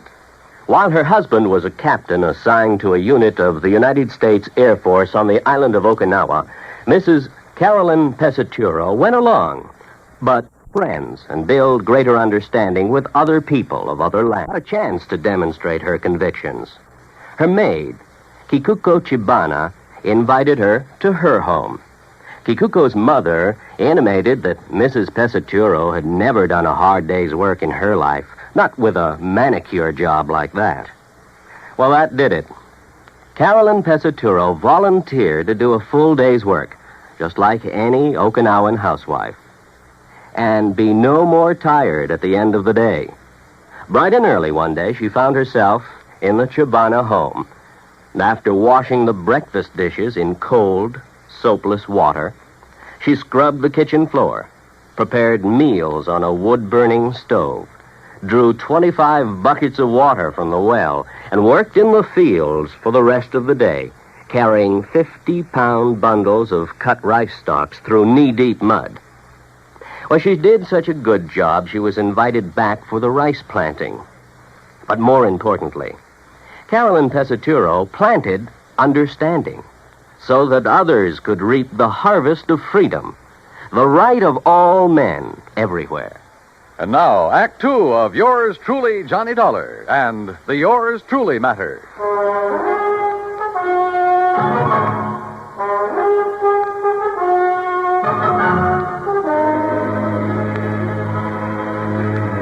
He'd overtaken Buster Favor and me on Highway 95 out in the middle of the Mojave Desert. At gunpoint, he'd made us drive my rented air-conditioned car of a rough, winding side road, miles and miles up into the mountains, and finally stopped. There, he'd ordered us out into the stifling desert heat. He'd taken our watches and money, and there, in spite of my warning, Buster had turned on him. Then, with a gun aimed at my back, he'd ordered me to walk away from the fallen man. Then he took off in our car. Buster! Hey, the dirty, murdering... Just take it easy, Johnny. Oh, what? Buster, you're okay. Yeah, but I sure had myself worried there for a minute. Pretty lousy shot, wasn't it? Oh, brother, you were crazy to make a dive at him. Only legitimate way I could think of to get down on the ground. What are you talking about? You see these? I can't see a thing, but it sounds like a couple of stones. Yeah, real sharp ones, the kind that cut a tire to ribbons out here, chunks of lava. Oh, what? I shoved them under the right front wheel. Buster, those tires are probably self-sealing. Sure, so just to make certain, I went to work with this old knife of mine that he didn't seem to want. When he hits a few of those washouts we went over... Oh, good boy. But on that rough road and with power steering... Don't you worry, he'll have to stop and change a tire before he gets very far. Rubber sealant was already leaking out fast. Meantime, we better get on after him. Come on. Are you forgetting he still has that gun? Johnny, I'll show you tricks for getting a man in the desert at night that you never heard of. And don't forget, he'll be the one standing in the light from his car. If he's had to stop. He'll be stopped. If you stumble onto any rocks about the size of a baseball, pick them up. Oh? Yeah, maybe I'll show you why I ought to be pitching for the New York Yankees. And while I'm occupying him from one side in the darkness, why... Okay, Buster, let's go. Easy. This heat'll get you faster than you think. Then let's hope it gets him when he stops to change a tire. That's what I'm banking on. If he does. Don't you worry, Johnny. He will. Slowly, carefully, we trudged on down the side of the mountain, conserving our strength. I was glad that Buster knew the ways of the desert. A couple of times we left the winding trail to make shortcuts around big mounds and rocks, around old mine workings. And then we saw them. Car lights, Johnny. You see? Yeah, but they're moving down there, winding back and forth. He hasn't had to stop yet. No, I guess it... Hey, wait a minute. Those lights are coming up the trail. Yeah, why would he be coming back here? I don't know. Come on, toward that little hill on the side. When he comes around it, we'll let him have a handful of rocks through the windshield. Yeah, right. Pick up stones, anything you can get your hands on. Right. Hey, look, there's a good spot on that mound. Huh? He won't see us, but we'll see him when he pulls around it. We'll be practically on top of him. Here we are. Okay, good. And don't forget, our eyes are used to the darkness. His won't be. We'll just aim for his windshield, Johnny, with all we got. But don't forget, he still has that gun. Once we stop him, we'll have the advantage. With a cracked-up windshield, he won't be able to drive, and as long as it stays nice and dark... Hey, listen. Yeah. Yeah, I am listening. That's no Cadillac. It sure isn't. You think maybe he's nailed somebody else down on the highway and is bringing him up here? He hasn't had time to get halfway down there yet. Well, then who is it? Buster, I'm going to jump down and hail him. But if it is him... I have to take that chance. Johnny, wait! That's a Jeep! Hey, stop! Stop! Hey, you, stop, will you, please? Now, what the howling tarnation are you doing out here? What's the matter? You get lost or something? Hey, listen, mister. Did you pass a big sedan on the way up this road? Now, wait a minute, young fella. Just who are you? Mac! Hey, Mac! Mac McKinney! Huh? Who's that? That's Buster, can't you see? Buster Faber? That's right. Well, hey, you gone crazy or something? Wandering around out here this time of night? Look, never mind that. I asked you about a car. Did you pass him? Pass him? I helped him out. Just below that last hill. What do you mean? Well, he had a flat tire, so I helped him put on his spare. You what? City dude, having a lot of trouble with the heat, so I give him a hand. Oh, no. And he give me a 10-spot for my trouble. Doggone it, Mac. That guy stole our car and money from us and left us up on the mountain. No kidding. Who's kidding? Well, well, then, maybe I done right at that. What do you mean? Yeah, I've been worrying about it ever since I left him down there. What are you talking about, Mac? Well, I got an instinct. Yeah? The same kind of instinct about everything that I got about finding Mac. a gold mine. Buster, don't you tell the government, but I have took over 40,000 worth of ore out of my mine up there since the turn of the year. Yeah, Look, well, mister. Go on with whatever it is you were getting at. Yeah, come on. Yeah, well, instinct. Now, you take my gate down at the end of the road. Oh, Mac. That wasn't closed when you come up here, was it? No, come to think of it, I wondered about that. But now, Mac... Usually, when I go into Vegas like tonight, I close it. But you know something? Tonight, I clean forgot. All right, Mac, get to the point, will you, please? Well, the point being that I did lock up the gate when I come off the highway just now. Oh? And I clean forgot to tell that fella I locked it after I fixed his tire. Wait a minute, Mac, wait a minute. You mean he can't get back on the highway? He sure can't. And he can't break down that gate? Not without wrecking his car. All right, then. That's what I was worrying about on the way up the hill. All right, now listen. Should I go back on down and let him out or not? Will you listen, Mac, But please? then I remembered that bulge in his coat pocket like a gun. It was a gun, all right. Yes, sir. And my instinct Mac, told please, me... I don't care what your Told instinct... me I'd better get back to the mine and telephone the county police on account of maybe he'd been prowling around Telephone. my mine. Look, Mac, you've got a phone at the mine? Son, I got everything up there. Electric... How far is it? On this road? About 3 miles. All right, then listen. But Listen. walking across that ridge, not more than a half mile. Good. Can you make it on foot? I ain't been wandering around these hills the past 41 years for nothing. Then, brother, go to it. Huh? Buster and I'll take the Jeep. Well, now, you go son. up to the mine and call the police. Tell them to set up roadblocks, whatever they want to do. And stop a 1956 Chevy. It's gray and white, license CGJ158. You got that? Sure. CGJ158, a gray and white... Now, Look, Mac, now, I'll wait. pay you for the use of this Jeep. Anything you like. $50, $100. Oh, yeah? He's not kidding, Mac. Huh? You sure? You know him, Buster? His word's as good as mine, better, and he's kind of a lawman. Oh, well... now, why did you So tell get me... on up there to that mine. Yeah, fast as please. you can. Will Tell you? the police what happened to us. Give them that description. 1956 Chevy CGJ158. That's the car the crook is using. Got it. And you then go to it. Right, Buster. Come on, One Buster. more way. Yeah. Right? And you better let me drive. Okay, if you want. Okay.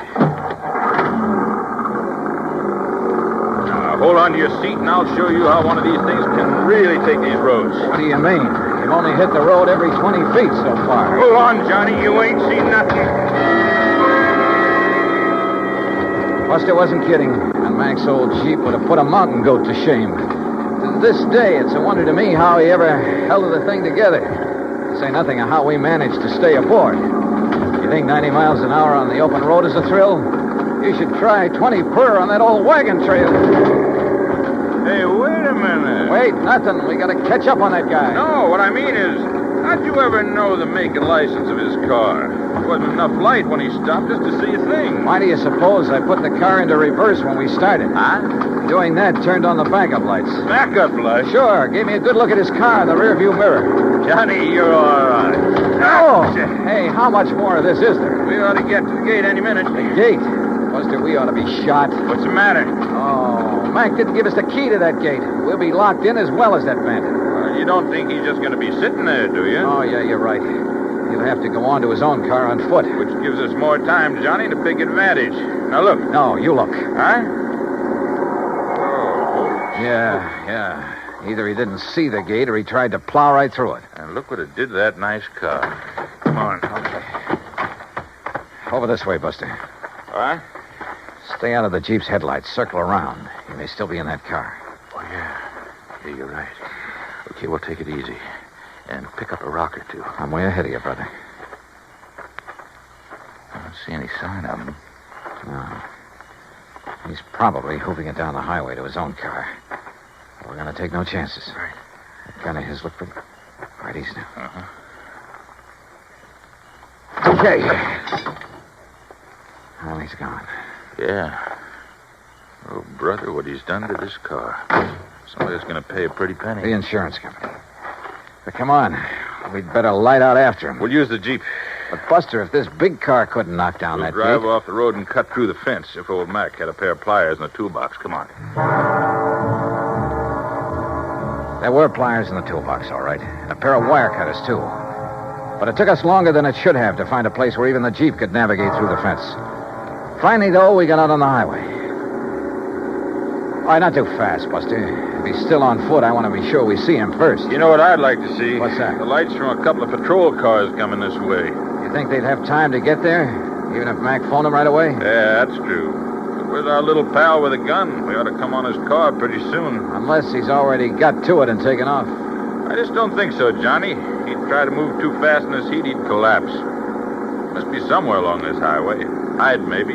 Under one of those storm bridges along there. No, I think he's too smart for that. With a racket like his, he has to keep moving. Maybe he's bummed a ride back to his car. Is on his merry way again. Well, we'll soon find out. The place he stopped is right ahead, on the curve behind that hill, just beyond that next bridge. All right, then take it easy, will you? Yeah. Maybe we ought to stop the other side of this bridge. Say, along about here. Buster, there was something underneath that bridge. Looked like a car. Oh, your eyes are deceiving you now. Let's stop right here. Let's keep going. What? Now what? Just keep driving until you get to my car. Get it? Why don't you put that thing down? Listen, how'd you get in the back of this Jeep? While you two bird brains were prowling around the cad there at the gate playing detective. Pretty smart, aren't you? That's right. Like I told you, that's how I keep alive. There's more than I can say for you boys. What's that mean? Pull up. There's my car. Pull up right beside it. Now, look, mister. Don't argue with him, Buster. Okay, here's your car. All right, now. Give me those keys. Come on. Yeah, and kill your headlights. Kill them. Okay. Now, look. Things got balled up tonight. I got held up too long. Now, I heard you say something about getting word to the cops, so I got to get out of here. I got to get out of the state. I don't know how you guys got the Jeep away from that crazy old man. I didn't plan on you getting down off that mountain before daylight, see? But it's too bad you did. Oh, you sure? Oh, yeah, I'm sure. Because I didn't take a chance on your getting away now. I can't. Especially you, Mr. Private Eye. Well, thanks. That means you think I might find some way to get the police on you in a hurry. Yeah, that's right. Maybe I have. No chance. Before I leave here, you're gonna be dead. From this. You're out of your mind. Yeah, Buster, I think he is. Oh, yeah? I'll stop waving that gun. One shot, just one shot, and you'll be dead so fast. Oh, yeah, wise guy, how? You know, Buster, I was right. Huh? What, Johnny? There was a car parked under that bridge back there, a police car. You're crazy. Oh, yeah, Johnny, I see what you mean. What? What do you see? You don't think you're the only one who can hide in a back seat, do you? What are you talking about? Old Mac must have really got that phone call through in a hurry. What are you talking about? That officer there. Oh, that old bluff. The officer waiting there in the back seat of your You're car nuts. with his gun aimed straight at your head. Oh, yeah? Where? There! Oh,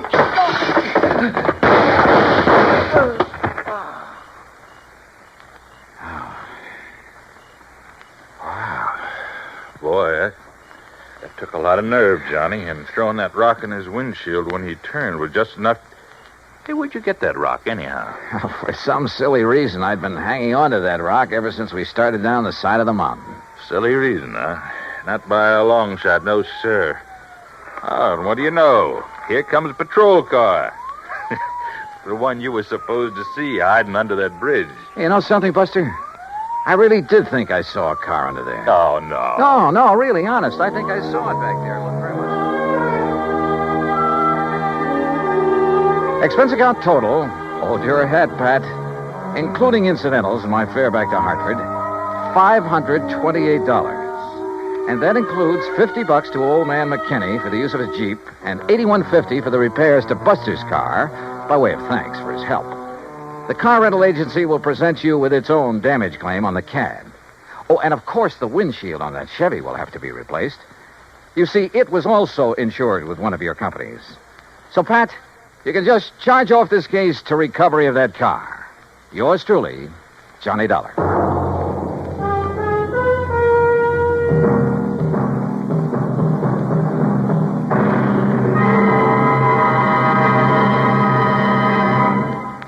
Now, here's our star to tell you about next week's story. Next week, a small round piece of metal, a coin.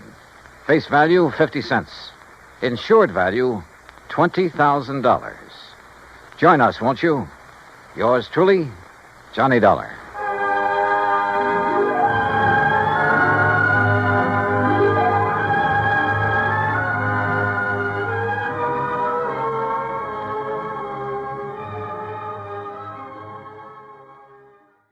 From Hollywood, it's time now for... Johnny Dollar. The count's 3-2 and the bases are loaded. And Ted Williams is at bat, huh, McGraw? Oh, Johnny, how'd you know it was me? Oh, just psychic, I guess. What's on your mind, Bert? Fella named Henry Sampson. Ever hear of him? Name's familiar. Well, it should be. He owns about half the newspapers in the South. Which means he isn't exactly struggling for money, huh? Right. In fact, he collects it. Figures. Especially Confederate money. Well, anybody can... What? Yes, sir, Johnny. He has one of the largest collections of old coins in this country. Oh? And a Confederate $50 he owns has disappeared. Bert, Confederate money isn't worth its weight in salt. That's where you're all wrong, Johnny. Huh? This particular $50 is insured for $20,000.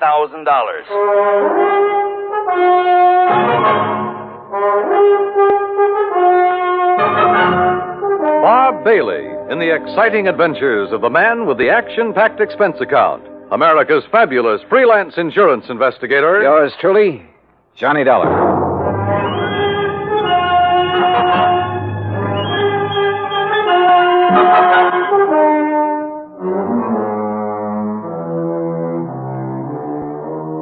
Expense account submitted by Special Investigator Johnny Dollar to the Providential Assurance Company, 393 Dewey Avenue, Hartford, Connecticut. Following is an account of expenses incurred during my investigation of the Confederate coinage matter.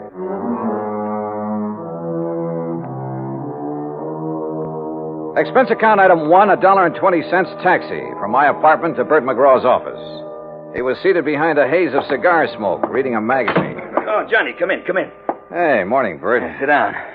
I was just reading about an old teammate of mine. Oh, who's that? Bob Feller. Feller? Yeah, he was a pretty fair country pitcher. Of course, he wasn't in my class. Carr? Yeah.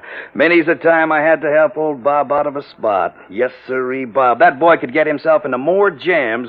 Well, I remember... I didn't know you played with the Cleveland Indians, Bert. What? Well, I...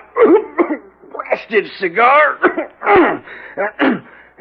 You been reading up on baseball, Johnny? No, but I remember Bob Feller. Who doesn't? In 1940, I saw him pitch a no-hit, no-run game for the Indians. Oh, well, now, wait a minute. You and me, we must be talking about two different fellers. Yes, sir. That's so? Why, sure. This Bob Feller that was my teammate, he played ball for the Apalachicola Alligators. Yes, sir. Good old Bob Feller. Spelled it Faller. Fowler. Yeah.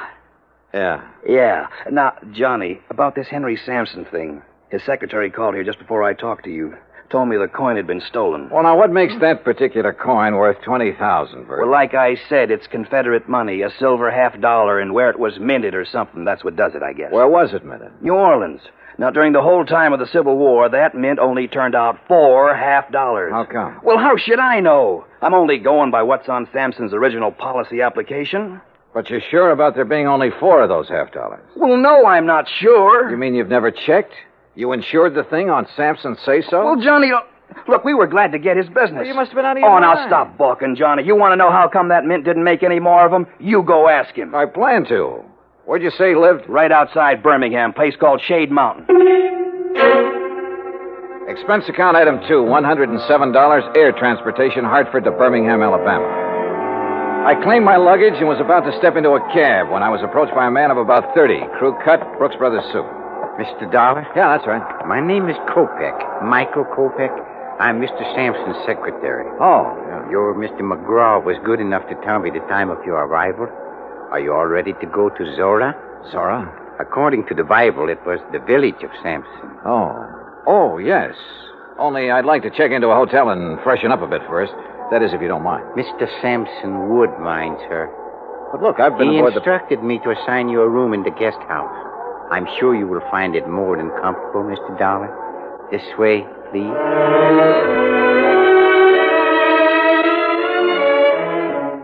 Just outside, standing in a no-parking zone, was the Sampson limousine. A uniformed chauffeur took my bag, and about 40 minutes later, we passed through the gates of Zora, Sampson's private domain. Beside the main house, there were 2 guest houses, 2 swimming pools, a private zoo, stock farm, turkey ranch, and a number of cottages for the servants and maintenance people. Inside the main house, Kopek led me down a long hall lined with statues and oil paintings and other art objects. Finally, he stopped and opened a heavy door. Henry Sampson was seated behind a large desk, and standing near him was the most beautiful woman I had ever seen. Mr. Dollar, sir. Thank you, Michael. I'll call when I need you. Yes, sir. Well, Johnny, come in. Come in, sir. You had a pleasant journey down, I hope? Yes, fine, thanks. Good, good. Would you like a sample of our southern hospitality, Mr. Dollar? Well, Forgive me, my dear. Johnny, this is Mrs. Sampson. Delilah, Mr. Dollar. Mrs. Sampson? In case my question confused you, Johnny, I meant, would you like a drink? No, thanks. Not just now. Let the man catch his breath, Delilah. Now, Johnny, let me get on my feet. I can't give you more than 10 minutes of my time. So, let's get right down to business. This here's a display case that was broke into. Mm-hmm. None of your other coins were taken, huh? No. Whoever did it knew what they wanted. They got the most valuable one. What about this lock? Was it tampered with? Wouldn't have done them no good to tamper with it. It's the biggest and strongest that Yale makes. Reckon he knew that. That's why he broke the glass. Then you think someone familiar with this room and your collection took the coin? If you want to know the truth, he suspects me. Delilah. Mr. Sampson, did anything unusual happen that evening? Did you have any visitors? None. Delilah and I ate our supper. I worked for a couple of hours, same as always. Then we played casino till 10:30. We always play casino until 10:30, John. It's the only thing that relaxes my husband. I see. There were only 4 people besides myself in the house. Mrs. Sampson, Mary, her maid, Digger, my manservant, and Michael, my secretary. Good old Michael, the trusty troubleshooter. Mr. Sampson, according to your policy application, only 4 of those Confederate $half were ever made. Is that right? Yes, 'tis. Confederate states didn't have any silver bullion to make more. Dirty Yankee blockade. Yeah. Could you give me a description of the coin, sir? Sure. Originally, it was a regular Union 1861 piece. At the New Orleans Mint, they ground off the reverse side and stamped on the shield of the glorious Confederacy and the words Confederate States of America. Hallelujah. May the South rise again. Now, that's not funny, Delilah. I think it is. Don't you, Johnny? Well, I'm just... You just give me your answer later. Right now, I'm going to have another drink. You ready? Not yet, thanks. No, you don't know what you're missing. You'll have to forgive my wife, Johnny. She isn't herself this evening. I haven't been myself in several years. Not since I married this You shut up, woman. Michael. Yes, sir? Mrs. Sampson is tired. Very tired. She wants you to take her to her room. Yes, sir.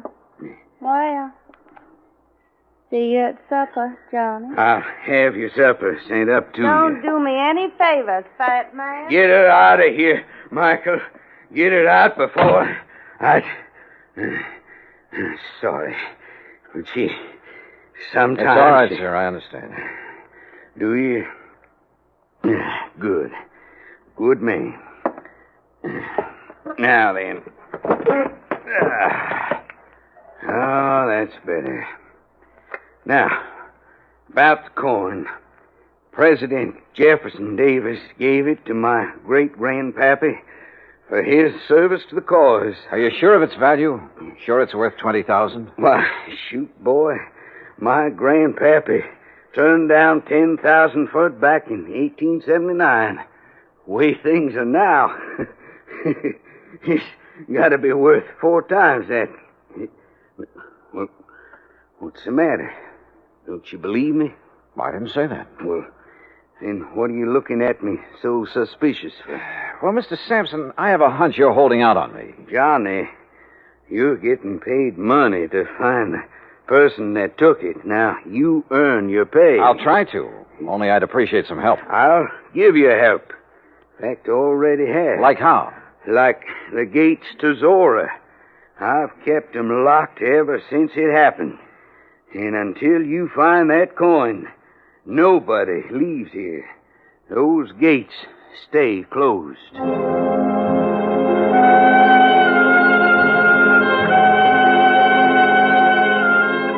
A few moments later, Kopek returned and escorted me across the magnolia-scented grounds to my rooms in one of the luxurious guest cottages.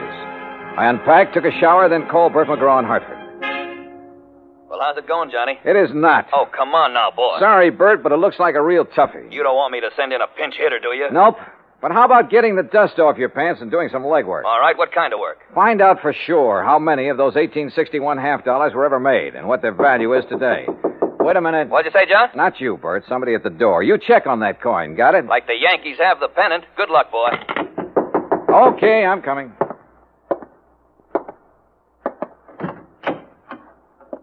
Yeah? Mr. Dollar. Yeah, that's right. I'm Mary Williams, Miss Sampson's maid. And I'm Digger. Everybody just calls me Old Digger. He's Mr. Sampson's man. We snuck off and come over here to see you. Oh, well, come in, please. Thank you, sir. Oh, yes. Thank you. Sure hope nobody saw us come in here. Well, what's this all about, Mary? Mr. Dollar, being an insurance investigator, you work for a company instead of the police, is that it? Yes, the company I'm working for now is in Hartford, Connecticut. Way up north. Oh, that's good. Mr. Dollar, Digger here, he's just scared to death. Scared? Of what? If you'd be here a while, you'd know. Yeah, you sure would. Well, can't you tell me? Mr. Sampson's got a big place here. He needs lots of folks to keep it up for him, and he gets them cheap from the prisons. What?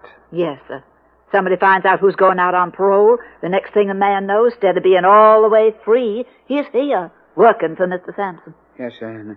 And if he don't like it, Mr. Sampson has him sent back. Oh, come on now. Look, this is 1957. Things like that just don't happen anymore. Tell him, Digger. Well, Mr. Dollar, sir, I don't want to go back to that place. No, sir. I don't ever want to go back. Oh, it's all right, Digger. Mr. Dollar, we wouldn't have bothered you at all, except that Digger and me, that is, we want to get married. That's right, yes. But if he's sent back to prison, well, he's already spent 15 years there. And you're afraid that Mr. Sampson is going to send him back? Yes, sir. Mr. Sampson or somebody else around here. But why? Well, come on. One of you say something. Well, sir, I ain't going to tell you. Nobody else, Mr. Dollar.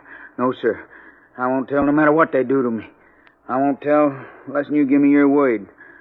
Unless you promise me. Promise you what? That you won't let Mr. Sampson or nobody send me back. You give me your word on the Bible. I'll tell. Yes. Well, come on. Tell me what.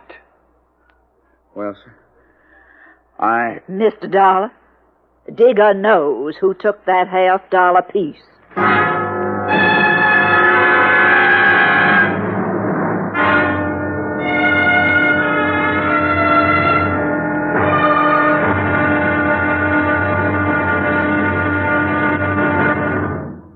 Act Two of yours truly, Johnny Dollar, in a moment. The American writer Christopher Morley once wrote, "When you sell a man a book, you don't sell him just 12 ounces of paper, ink, and glue. You sell him a whole new way of life," unquote. Now that goes double when you give, not sell, a book. But the gift of 550 books to little children increases the legacy tenfold. Near the end of 1960, the employees of the Chase Manhattan Bank started a people-to-people program with such a gift to school children of a town in Tanganyika. That's on the southeast coast of Africa. And to give you an idea how the books were received by the children, let me first quote from Francis Bacon. He's an English writer of a few centuries back. He said, "Some books are to be tasted, others to be swallowed, and some few to be chewed and digested." In the past, children in Tanganyika may have done a little tasting and chewing and a little swallowing and digesting. But there's one certain thing. They wound up devouring the books they received from the United States. And they did so much of it that they, the ones in high school anyway, were able to reach the level of English children their age and pass the exams at the same time. That takes a lot of book learning, as they say. Now, the gift of these books from the United States of America may have seemed a small thing to the senders, but the boys in Tanganyika who received them know that they've opened a whole new way of life. They've greatly increased understanding in the classroom of freedom, the right of all men everywhere. And now, Act Two of yours truly, Johnny Dollar, and the Confederate coinage matter. I wanted to help Digger, the Sampson servant who claimed to have information concerning the missing Confederate $half. But I couldn't promise him anything without first knowing more about the part he had played, if any, in the theft of the coin. I did promise to think over his offer and let him know if I was interested by the next afternoon. Anyway, at 8 that evening, I joined Mr. Sampson and Kopek for dinner in the large dining room. After we'd finished our coffee, Sampson rose and excused himself. When you're ready, we got work to do, Michael. Yes, sir. Huh? See you in the morning, Johnny. Well, how is the investigation coming, Mr. Dollar? Have you found any valuable clues? Nope, not a thing. Oh, that's too bad. But you haven't given up. Kopek, I haven't started. Uh-huh. Well, would you care for something else? If not... No, I'm fine. Then shall we... Yeah, sure. Say, tell me something, Kopek. Anything I can. What about the servants who were in the house the night of the theft? Digger and Mary? Yeah. What do you know about them? Everything that there is to know. I have a file containing the record on every one of Mr. Sampson's employees. If you like, I shall have the information on these two sent to your rooms. I'd appreciate it. Now, if you will excuse me, Mr. Sampson is waiting in the den. You can find your way back to the guest house? Hmm? Sure. Good night. Good night, Mr. Dow. Johnny. Oh, Delilah. Where are you? Up here, on the stairs. No, don't come up. Oh. Johnny, do you like to ride? Well, sure, only it's been a long time since I've had a chance to, and I didn't bring any riding clothes. Well, that doesn't matter. Meet me at the stables before breakfast. You will, won't you, Johnny? What do you think? I went back to the guest house, and about half an hour later, Kopek delivered the files on Mary Williams and Digger. Everything Digger had told me was true. He had spent 15 years in prison on a manslaughter charge. So early the next morning, I crossed the green lawns of Zora and met Delilah at the stables. And a few minutes later, we were riding our horses away from the main house. Where shall we ride, Johnny? You want the cook's tour? Oh, I don't know. What's it include? Oh, the turkey farm, dairy, and zoo. Or would you rather go down to the river? Hey, you know, it's a funny thing, Delilah. What is? I've never seen a river. You fool. Come on, I'll race. Come on, boy. Come on.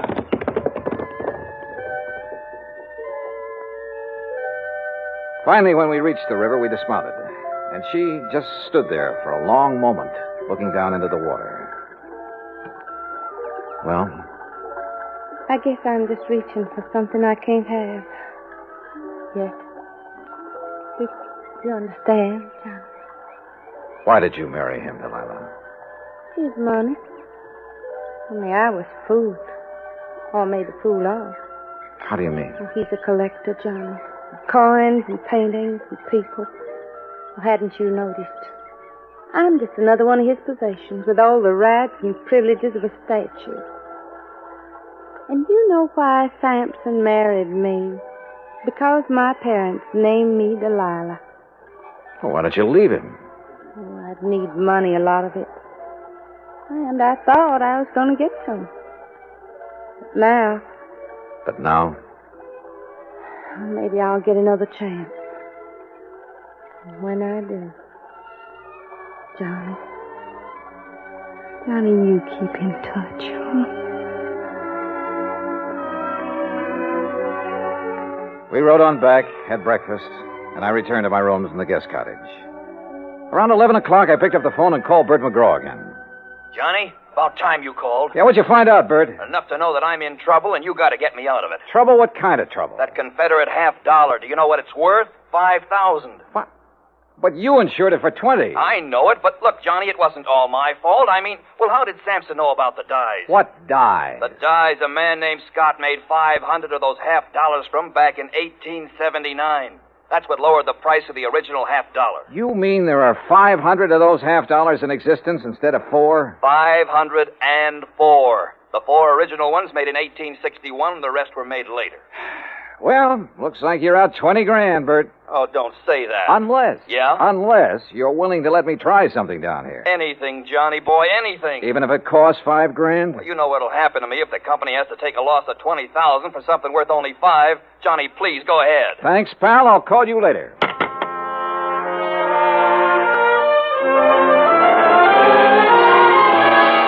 As soon as I could, I sent word to Digger and Mary, the 2 servants, asking them to come to the guest house. It was almost 3 o'clock before they arrived. Miss Doll, have you decided on what you're going to do? Yes, Mary, I have. Digger. Yes, sir? I can't promise that you won't be sent back to prison. Well, then I ain't going to tell you nothing. Now, wait. Sir. Let me finish. But I can promise that I'll do everything possible to help you. Well, sir, I have to ask Miss Mary. You know, she's the one who talked me into coming to you in the first place. I did it soon as he told me what he'd done. I didn't know about it till afterward, Mr. Doll. All right. Just what did he do, Mary? Well, it wasn't his fault. He just had to break into that case and take that $50. Yeah, sir, that's right. I had to. Why? Because she said that she'd tell Mr. Sampson something real bad about me.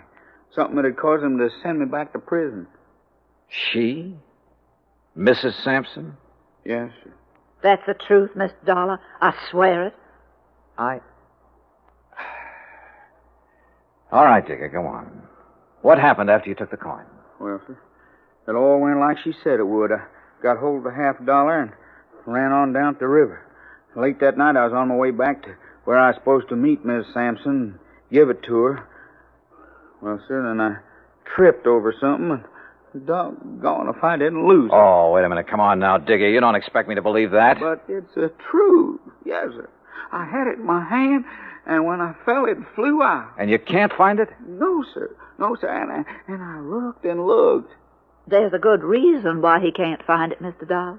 Oh? Yes, and you come with us. We'll show you.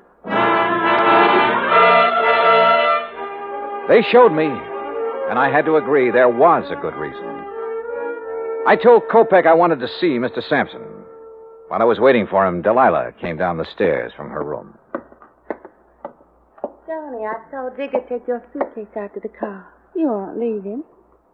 I will be in a few minutes. Well, Johnny, have you found the coin? No, not quite. But I know where it is. And I know how it got there. You do? Why did you do it, Delilah? Why did you make him do it? You ought to know by now, Johnny. I did it for the same reason I've done everything else in my life, for money. I thought I could use the money to get away from here. What'll you do now? I don't know. It's up to him. You do have to tell him, don't you? Yes, Delilah. I'm afraid I do. There's no other way. I mean, well, couldn't you say one of the servants? No, Delilah, don't you say it either. Okay, John. See you around, huh? Sure. See you around.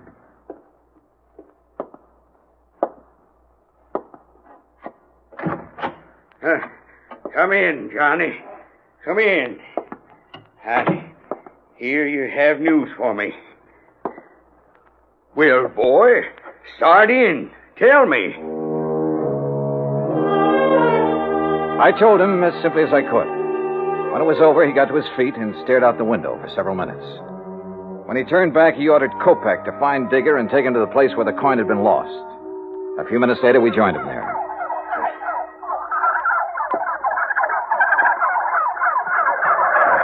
I can't believe it. This where you lost the $50, Digger? On the turkey farm? Yes, sir. Yes, Mr. Sampson, sir. Right over there. Well, why didn't you get in there and find it? Well, I told Mr. Dollar how come I couldn't, sir. Well, Dollar? He couldn't find it because when he dropped the coin, one of those turkeys swallowed it. Dollar, what do you mean, one of those turkeys swallowed it? Well, sir, just what I said. Turkeys will eat anything that glistens or shines that's dropped near them. And since Digger was cutting across this field when he dropped the coin... But, boy, do you realize there are 2,000 turkeys in there, and any one of them could have my $50? The $50 Jefferson Davis, president of the glorious Confederacy, gave my grandpappy. Any one of them could have it stuck in his skinny redneck? Yes, sir, it certainly could. Well, good. Now, you just tell me, how do you propose to get me my $50 back? You can't do it. You'll have to give me my insurance money. Yes, we know. That's why we're willing to buy the turkeys from you. What? Yes, sir. I'll give you $5,000 for the turkeys and guarantee to return the coin within 90 days, providing... Go on. Providing you allow Mary Williams and Digger to leave here and be responsible for the recovery of the coin. You mean you're going to let them tend the turkeys? I'm going to give them the turkey. What? Oh, Mr. Dollar, you're a good man. Digger, you miserable... You hush up. Well, Dollar, you sly fox. Doggone, boy. You just got yourself 2,000 turkeys.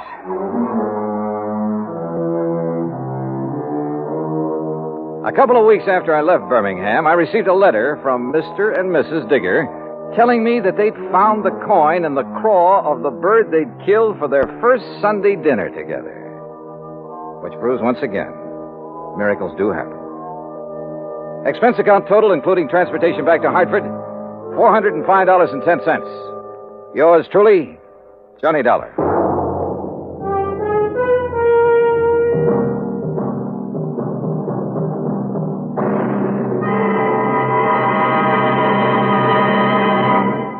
Now, here's our star to tell you about next week's story. Next week, the story of a tragedy that befell a sweet old widow, and the very surprising results. Join us, won't you? Yours truly, Johnny Dollar.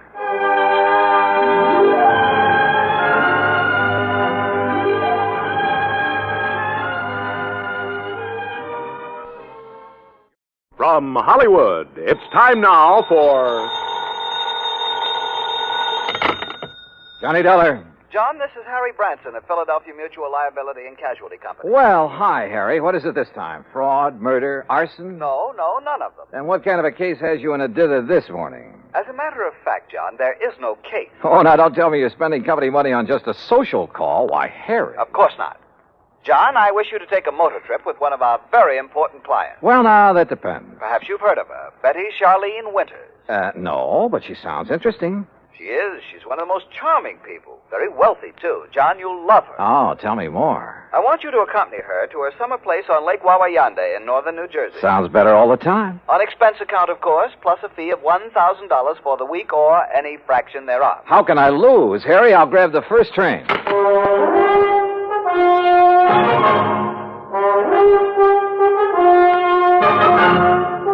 Bob Bailey in the exciting adventures of the man with the action-packed expense account. America's fabulous freelance insurance investigator. Yours truly, Johnny Dollar.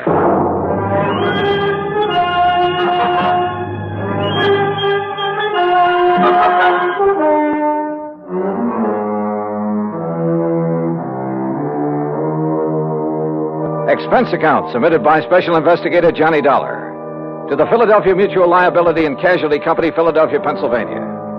Following is an account of expenses incurred during my investigation of the Wayward widow matter. Expense account item 1, 2150, fare and incidentals, Hartford to Philadelphia. At his office on Walnut Street, Harry Branson looked as though he'd been just sitting there waiting for me ever since his phone call. I'll get straight to the point, John. Well, good. You don't mind if I sit down first, though, do you? Oh, no, of course not. As I told you on the telephone, Mrs. Winters is one of our Mrs.?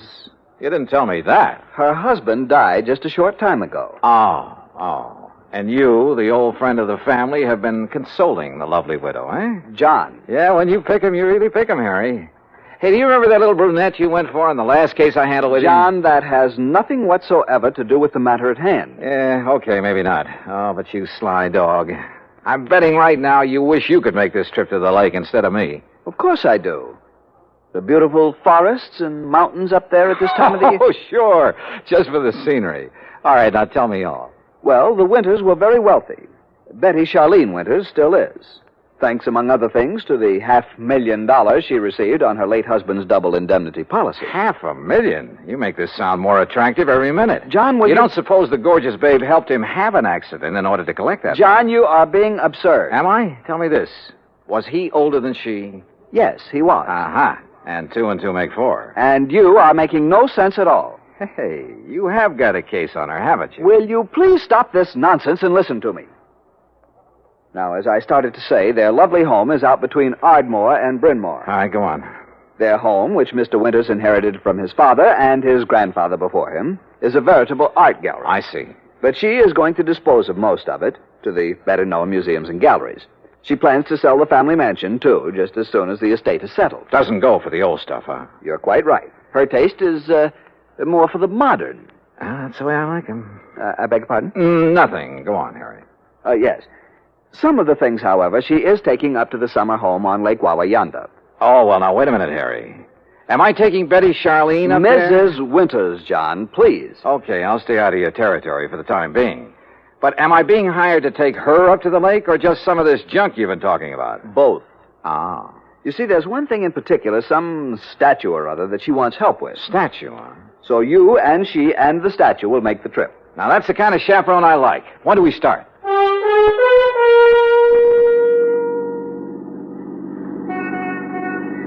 I must confess it's quite a relief to get out of that office for a while. Oh, don't try to kid me, Harry. The only reason you wouldn't let me find my own way out to this winter babe's home. Babe!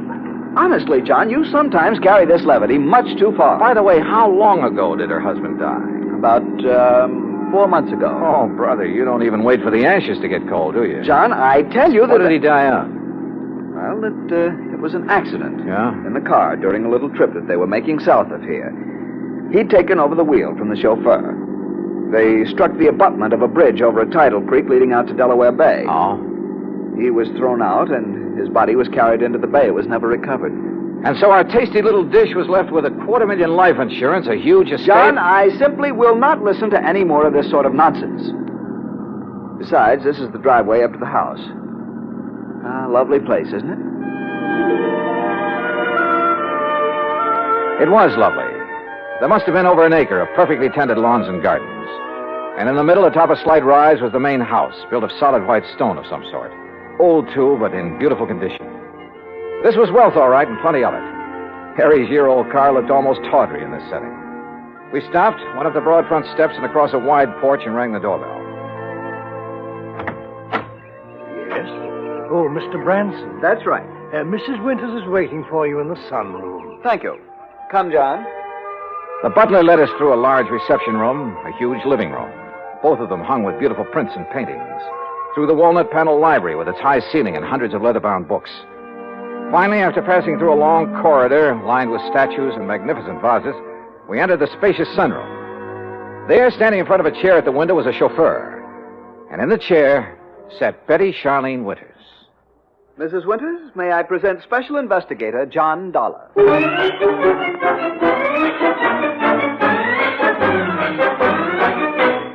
Well, she was a cute little thing, that I will say.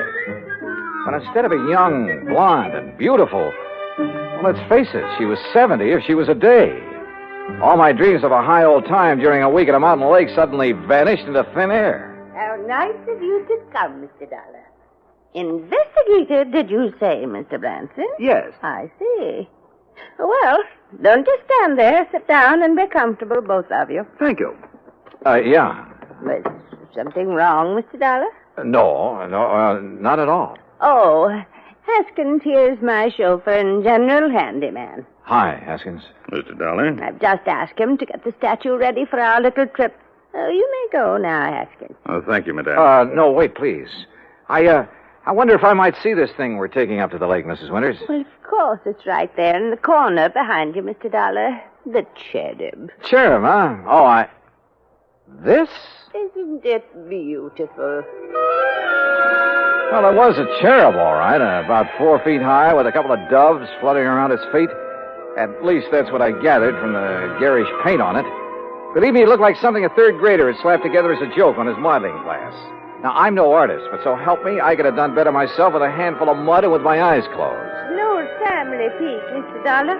Antique. I started to say what I was thinking, but then Haskins lifted the atrocity off its pedestal and left with it. Haskins has made a special box for it. He'll place it in the car so we can leave with it tomorrow. You are ready to leave on such short notice, aren't you, Mr. Dollar? Well, now look, Mrs. Winters, Yes, his luggage is right outside in my car, Mrs. Winters. Then, Eric, you may fetch it and put it in one of the guest rooms. Very good, madam. By the way, I hope you know how to drive a Pierce Arrow, Mr. Dollar. Pierce? Or did you think perhaps Haskins would drive us up to the lake? Well, I don't know. No. Haskins is leaving today on his vacation. And I wonder if he will come back. Why do you say that, Mrs. Winters? Oh, I've been having some trouble with him. Oh? I thought you were always eminently satisfied with Haskins. Until recently. Until the death of my husband. He's been... Well, if he doesn't come back, I shall have to replace him. But now, Mr. Branson... Yes? You're a bit of a rascal. You didn't tell me you were bringing a detective to go along with me. Investigator, Mrs. Winters. Insurance investigator. Since the company wouldn't permit me to issue any special insurance on that thing... But I'd thought you were going to bring me just some strong bodyguard. I have known John for many years, Mrs. Winters, and I assure you... Oh, now, don't apologize. I think this is fine. I just hadn't expected so much. Such a nice, good-looking young... But now come, Mr. Dollar, and I'll show you the rest of the house. We spent the next hour or so on a tour of the place, and Mrs. Winters pointed out the various works of art destined for specific museums and galleries all over the country after she moved out, after the estate was settled. Then Eric caught up with us, announced that Haskins had created the statue and placed it in the car. You know, I was curious about that car, so we went out to the garage and inspected it. It was a Pierce Arrow, all right. Vintage of 1928, complete with headlights on top of the fenders and as bright and shiny as the day it was made. When I tried to start her, it purred like a contented kitten. With a bass voice, that is. Along about 5 o'clock, Mrs. Winters, with a sparkle in her eye, announced it was cocktail time. Harry, being a teetotaler, decided to leave, but not before I buttonholed him for a quick conference. What doesn't make sense, John? Oh, that silly statue, Harry. All the fuss over that piece of junk. After all, John, with all the big policy she carries with us on the legitimate artwork, well, we just can't afford to displease her. But if it had any real value... Perhaps it does to her. How can it? Unless she has a lot of jewelry hidden away in the base of it or something. What, John? Cocktails, she said, and I'm sure ready for them. Go on back to Philly, Harry, and wait for my final report. Well, I must admit that Betty Charlene Winters turned out to be a charming hostess, a very interesting conversationalist. Even long after dinner, over brandy and cigarettes, we chattered away like a couple of magpies. I didn't question her about the statue because I wanted to find out more about it on my own hook. Finally, about midnight, we decided to retire, had a nightcap, and went to our respective rooms. But instead of going to bed, I sat around and read for a few minutes, turned off the light, waited a few minutes more. Then, quietly, I slipped out of my room. That was a mistake. For as I reached the end of the long hall to the stairway, a door behind me suddenly opened. Huh? Who's there? I said, who's... Oh!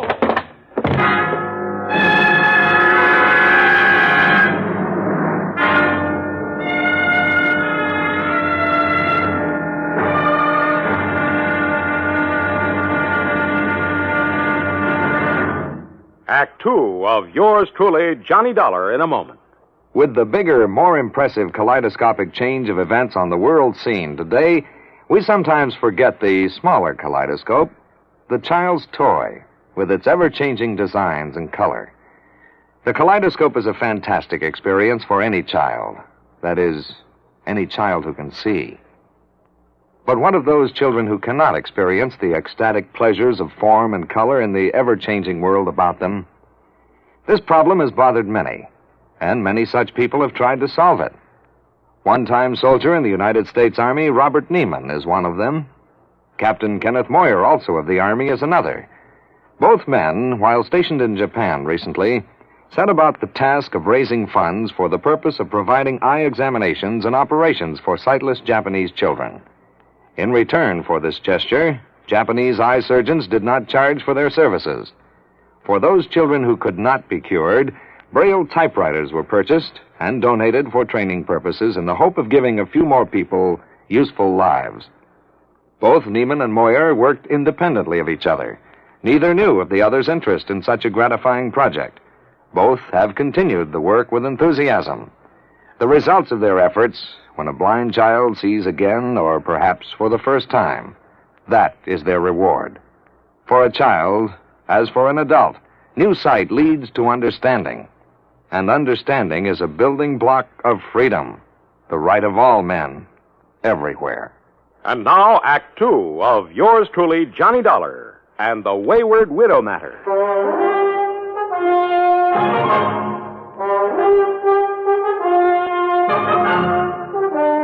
When I came to, it was morning, and I found myself in my pajamas lying comfortably in my bed in the guest room. But there was nothing comfortable about the lump on the back of my head. Whoever had slugged me out there in the hall had meant business. I got up painfully, went down the hall, and made a quick check of the room from which the attacker had surprised me. It was just another guest room. I showered, dressed, and went downstairs, where I found Mrs. Winters at the breakfast table. She was very much distressed over what had happened and suggested we go out and look in the trunk of the car immediately.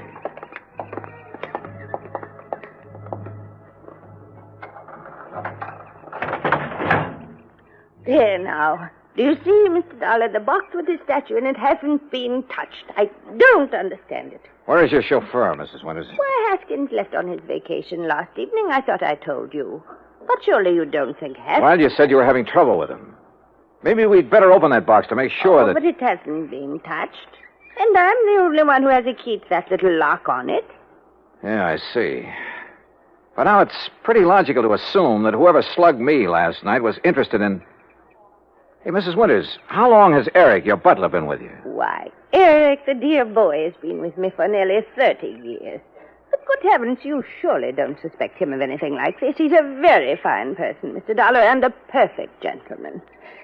Oh, certainly more of a gentleman than my late husband ever was, in spite of his money. Oh? I must confess that although his death was a terrible shock, life has been a great deal easier for me since he passed away. Just how do you mean that, Mrs. Winters? No, well, why talk about it? Something that... Oh, why not talk about it? I married Charles for his money, Mr. Dollar. I'd never got any further than the front line of the chorus until he came along. Would you believe that I was a chorus girl? Well, as a matter... And the wealth and the luxury that he could give me was very attractive, was very satisfying for a long, long time. But for the past 10 or 15 years, maybe more, he insisted that we just stay penned up in this musty old museum he called a home. And what happened? Well, all our friends were traveling around the world, seeing new places and new people. We just sat here looking at four walls and at each other. Except for a couple of blessed months up at the lake. You'll love the place up there, Mr. Dollar. It's new and fresh and modern. I had it built over his protest.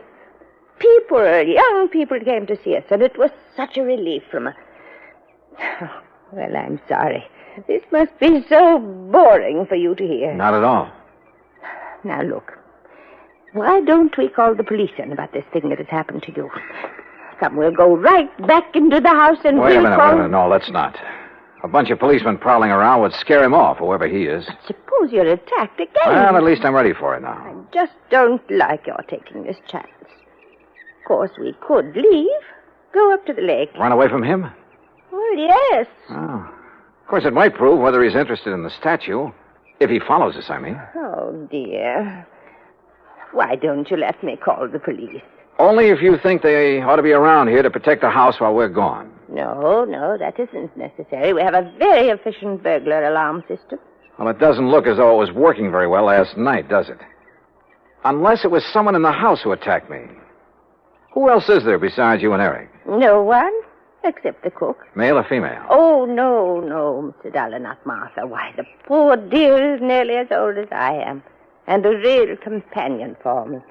Sounds strange, I know, but we're real nice friends. All right, let's go back in, have our breakfast, pack our things, and go on up to the lake. Eric, who served the breakfast and whom I hadn't seen since dinner last evening, kept giving me a rather strange look. And as soon as breakfast was over, I quickly stuffed my things into my handbag and headed down to the garage. Eric was waiting for me there.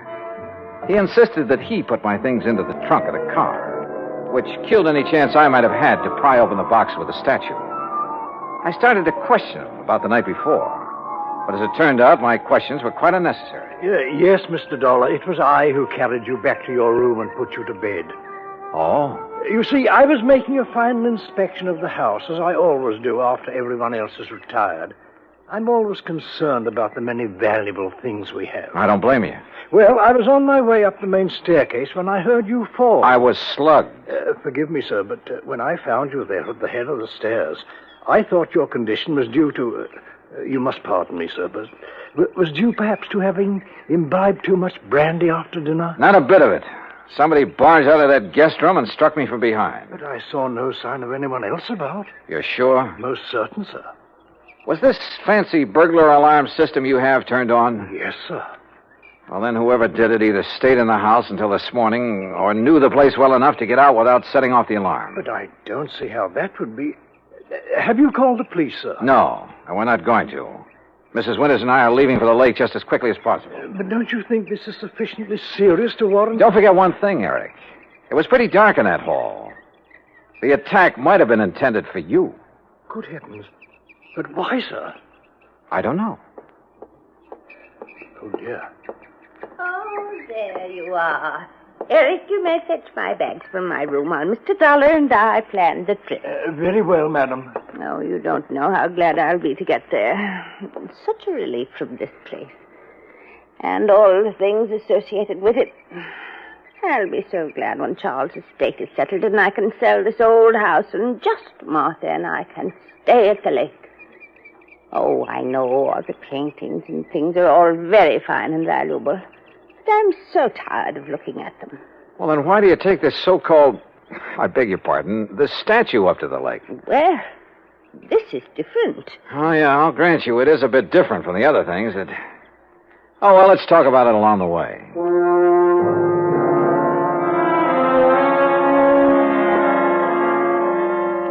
But we didn't.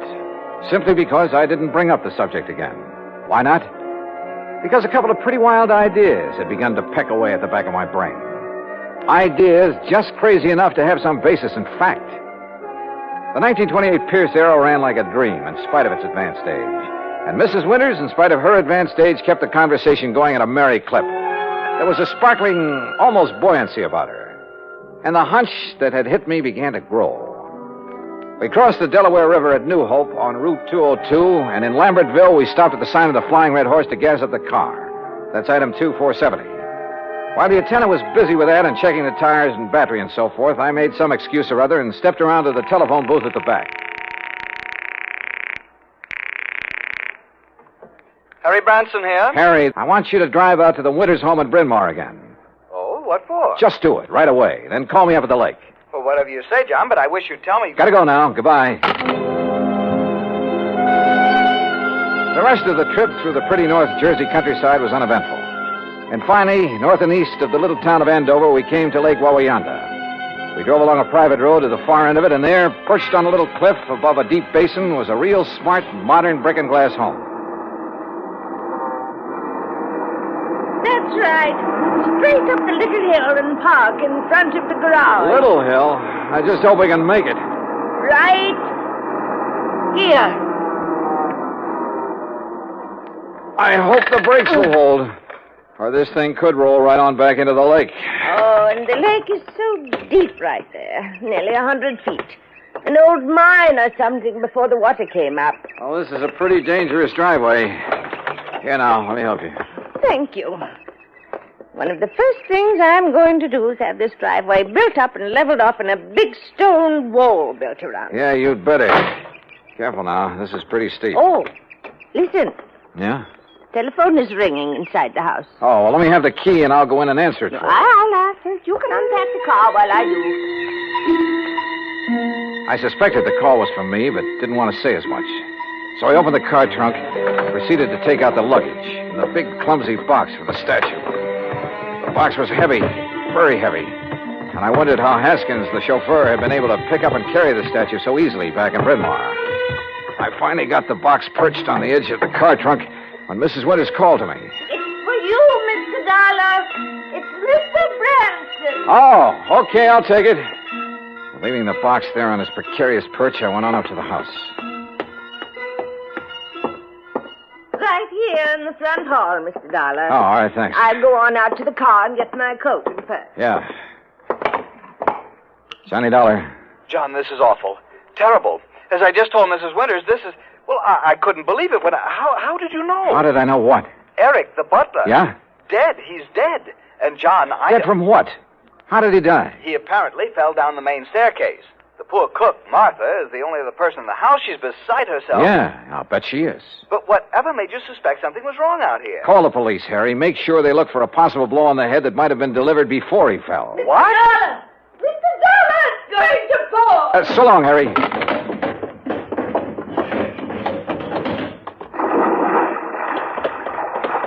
Oh, dear. Oh, Mr. Dollar, oh, dear. Fell off the back of the car, huh? Yes, the big box. I must have bumped it when I reached into the trunk for my weekend case. Bounced right down into the lake, huh? Yes, my beautiful little statue is at the bottom of the lake. Oh, well, don't worry, Mrs. Winters. We'll get it back. I'll have a diver come up here. No. It's all right. We'll leave it there. Huh? No, you were right. It'd only be another memory of the musty old house in Bryn Mawr. It has no place here where everything is so fresh and new and clean. We'll get it back. But it really had no actual value. You were right, Mr. Dollar. It's better to just... Yes, we'll leave it there. Sorry, Mrs. Winters, but that's where you're wrong. Why, Mr. Dollar... We'll get it back, all right. And whatever's in it. Oh, dear. I suppose I might have known. Expense account item 3, $290 even for the diver who came over from New York and retrieved the box from the deep hole in the lake. 2 boxes, as a matter of fact. One with Haskins' body in it, and the other with the body of Charles Winters, the body that was supposed to have been washed out to sea after a car accident. The story? Well, of course. After Haskins got rid of Charles for me, I had to do something about him. Or rather, we did. Martha, you know. He's such a wonderful friend. Was Haskins the one who slugged me? Yes, so foolish of him, wasn't it? But he'd heard Mr. Branson say you were an investigator, and it frightened him. Worried me a little, too. Well, he might have killed you, too, if Eric hadn't stopped him. And, of course, Eric knew that Haskins had unwittingly made this second box for his own body. So now Eric's gone. Martha, huh? Yes, she did it. But she had to put him away. Oh, yeah. You see, he was the one who took care of Haskins for us. And we couldn't have him around knowing everything. Oh, dear. Martha and I had planned so many wonderful things together. But now... Oh, dear.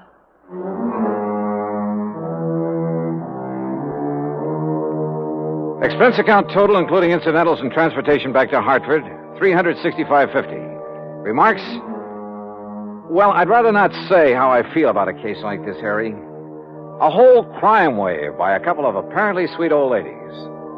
The legal procedures, and there'll be plenty of them, are up to you and the company, as well as recovery of the insurance paid on poor old Charles Winters. Hey, next time, give me a case that doesn't turn my stomach, will you? Yours truly, Johnny Dollar.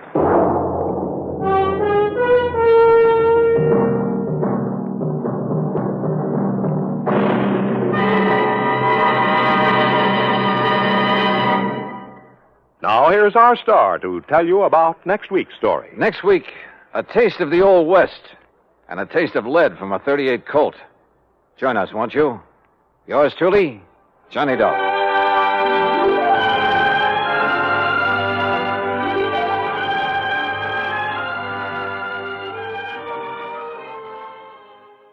From Hollywood, it's time now for... Johnny Dollar.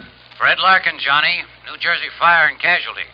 Hope I didn't get you out of bed. Well, you sure did, Freddie, but how are things in Trenton? In Trenton, fine.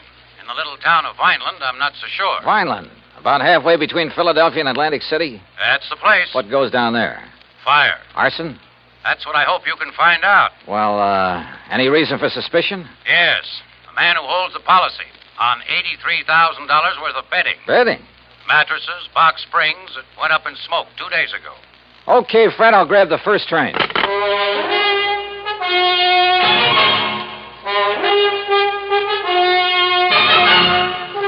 Bob Bailey in the exciting adventures of the man with the action-packed expense account. America's fabulous freelance insurance investigator. Yours truly, Johnny Dollar. And now, Act One of Yours Truly, Johnny Dollar.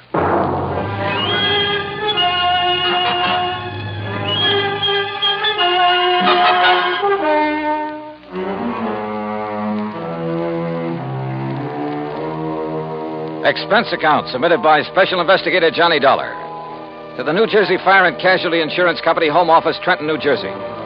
Following is an account of expenses incurred during my investigation of the Smoky sleeper matter.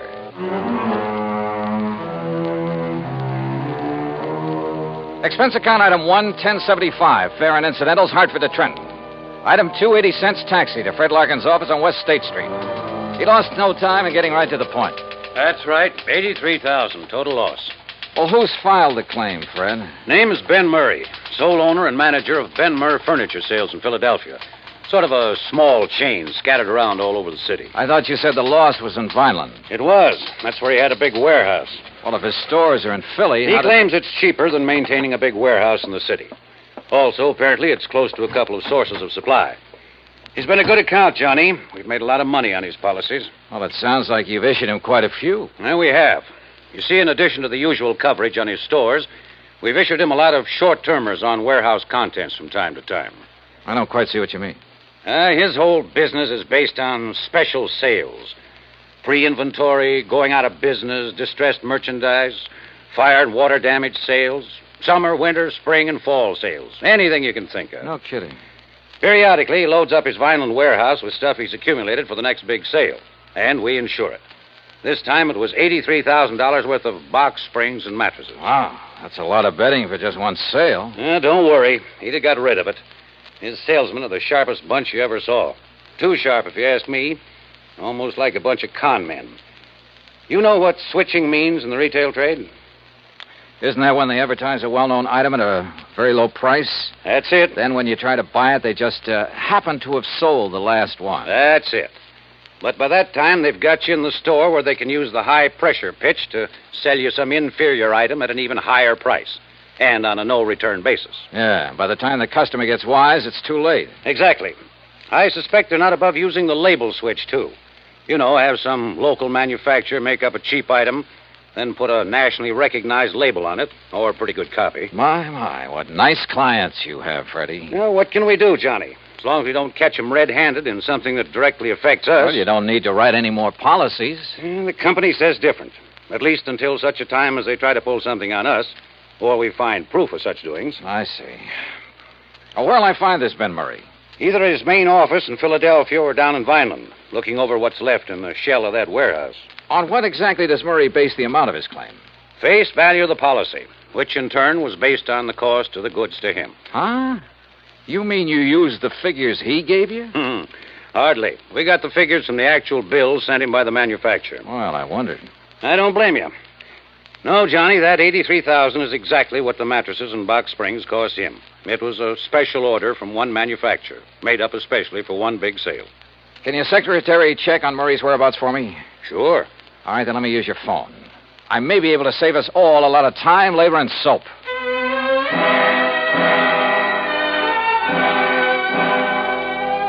I called my old friend Adam Bowles, who lived within a few miles of Vineland, who, before he retired, was one of the top arson men in the country. Investigator, I mean. He wasn't home, but I left word for him to drive to Vineland and meet me in the lobby of the East Landis Hotel whenever I got there. Meanwhile, Fred's secretary had learned that Ben Murray was in his Philadelphia office. Expense account item 3560 for a train to Philadelphia and cab to the main office of Benmer Furniture Sales. The place was a madhouse. Okay, Dollar, go ahead in. It's that first office on the right. Thanks. And listen. Oh, wait a minute. Sales department. Call me back. I'm busy. Listen, Dollar, if you can get a word in edgewise with Ben, ask him where's the contracts for that West Philadelphia deal, will you? Oh, sure. Sales department. Yeah? Well, turn a hose on some of that stuff and call it a flood sale. Something like that. Makes the picture in that advertisement look good, see? Put a lot of stuff around. Pictures on the wall, rug on the floor, stuff like that. Yeah, make the suckers think they're getting a 25-piece dining room suite, not just a table, 4 chairs, and 20 crummy dishes. Dollar, sit down. Thanks. Yeah, make it look like they'll be getting everything they see in the ad. Yeah. Now, did you get them sofas in from Sterling? Okay. Put a price ticket of $95 on them. And then mark it down to $49.95, and we'll clean out the whole... Mr. Murray. Huh? He what? Sterling charges $25 for those lousy sofas. Listen, we're giving them $22.50 for them. Except for the demonstrator we show on the floor, the good one. Who does he think he is telling me the price he's going to charge me? Oh, that lousy bunch of chiselers trying to hike the price on me. Boy, what a business. From the looks of that outer office, you've got plenty of it. Yeah, volume, Dollar. That's what does it. I work on a narrow margin, see? Oh. Yeah, sometimes I even lose money, just to keep the volume up. I got 9 stores, see? They're all over Philadelphia. Hey, Ben. Yeah, what's the matter now? Pine Street wants to know the sale prices on those 3 grades of Night Cloud mattresses. What'll I tell him? What are the cost prices? All the same, $13 a piece. Cost us $13, huh? Well, price them at $39.95, $49.95, and $69.95. Okay, Ben. Hey, Larry. Narrow profit margin, huh? And now, look, Dollar, your card says you're an insurance investigator. That's right. Well, if it's about that fire I had down in Vineland a couple of days That's ago... That's exactly what it's about. Well, let me tell you something. Yeah, what is it? Oh, yeah? Well, listen. Hey, pick that other phone off the hook, Dollar. That noise is killing me, will you? Why not? I might learn something. Well, you tell him I don't care. These are Department of Internal Revenue in person. Hello. We pay Hey, for protection Ben, against guys I like got him, a dame here and in the he'll look store at whatever found set out of that books bed we we want sent to her look wasn't at. the Hear same that? one she saw on the floor. Well, now, wait just a minute. She threatens to go see the Better Business Bureau. Well, look, this isn't Ben. Huh? That's what I mean. Just hold on a minute, will you? Hold on. And you tell that bookkeeper we got there, he either keeps the books the way I tell him, or either he... well, look, I'll call you back, see? Did you hold that call for me, Dollar? Yeah, here. Yeah. Hello? Yeah? Yeah? Well, don't take any chances. Give her anything she wants. Give her the one she saw on the floor. Go out and buy her one, a good one. Just make her happy. Keep her from... well, you know what I mean. Yeah. Troubles. Well, now, look, Dollar. You think there was anything wrong with that fire, you prove it, I'll give you this whole business. What do you think I am, a crook? I haven't said that yet. Then what's the idea of investigating? Not you, but that fire. We always investigate when a claim this large is involved. Oh, yeah? Do it automatically. Look, I'm trying to run an honest business here, just barely scraping by. That phone call just now. A customer ain't 100% satisfied, we make her satisfied. Oh, sure. To keep her from blabbing about the way you rooked her. Oh, look, get out of here, would you? Can't you see I'm busy? I try to run a decent business here, and punks like you come in and... Oh, if I'm... Yeah, hold on. Look, you got some legit reason to investigate, Dollar. You come around then. Maybe I will. Now go on, get out, will you? Gladly. Listen, Charlie, you tell him he tries to outsmart me, I'll sue him for every cent he's got. Expense account item 4, $50 deposit on a drive-your-own car. I crossed the Delaware River Bridge and finally picked up Route 47 for the 35-mile drive down to Vineland. Flat country, this, with plenty of beautiful trees and rich farmland, and occasional cranberry bog. The soft smell of ripening peaches greeted me from the vast orchards I passed. It was all very pleasant. Certainly a complete contrast to the noisy, unhealthy joint I just left. And I could see only too plainly why Fred Larkin suspected arson in the warehouse fire. Sure. If a character like Ben Murray didn't resort to arson, he'd feel he was missing a good bet. Proof of arson, however, is a different matter, and not always easy to come by. That's where I wanted the help of Ed Bowles. But Ed hadn't got to the hotel when I arrived in Vineland, so I drove over to the police headquarters at 610 Wood Street, a block north of Landis Avenue, the main drag. There I found Sergeant Louis Tomaso, who'd been working on the case. Be glad to take you over there, Dollar. Just the other side of Chestnut Avenue. That's over south of town. All right, Sergeant, I'd like to see that warehouse, or what's left of it. Oh, there's plenty left of the warehouse. All metal construction. Come on. That in itself might make it hard to spot arson. Dollar, we went over that. Lieutenant, Mr. Dollar and I are going out to the Benmer warehouse. We went over that place with a fine-tooth comb, both during and after the fire. You came up with nothing, huh? Nothing that would give any cause for suspicion. Sergeant, do you know a man by the name of Adam Bowles? I certainly do. He's been giving me a lot of help with this. You know, just to sort of keep his hand in. And he's found nothing? Not a thing. But of course, he's the kind that never gives up. Yeah. Well, let's get on over and take a look at that place.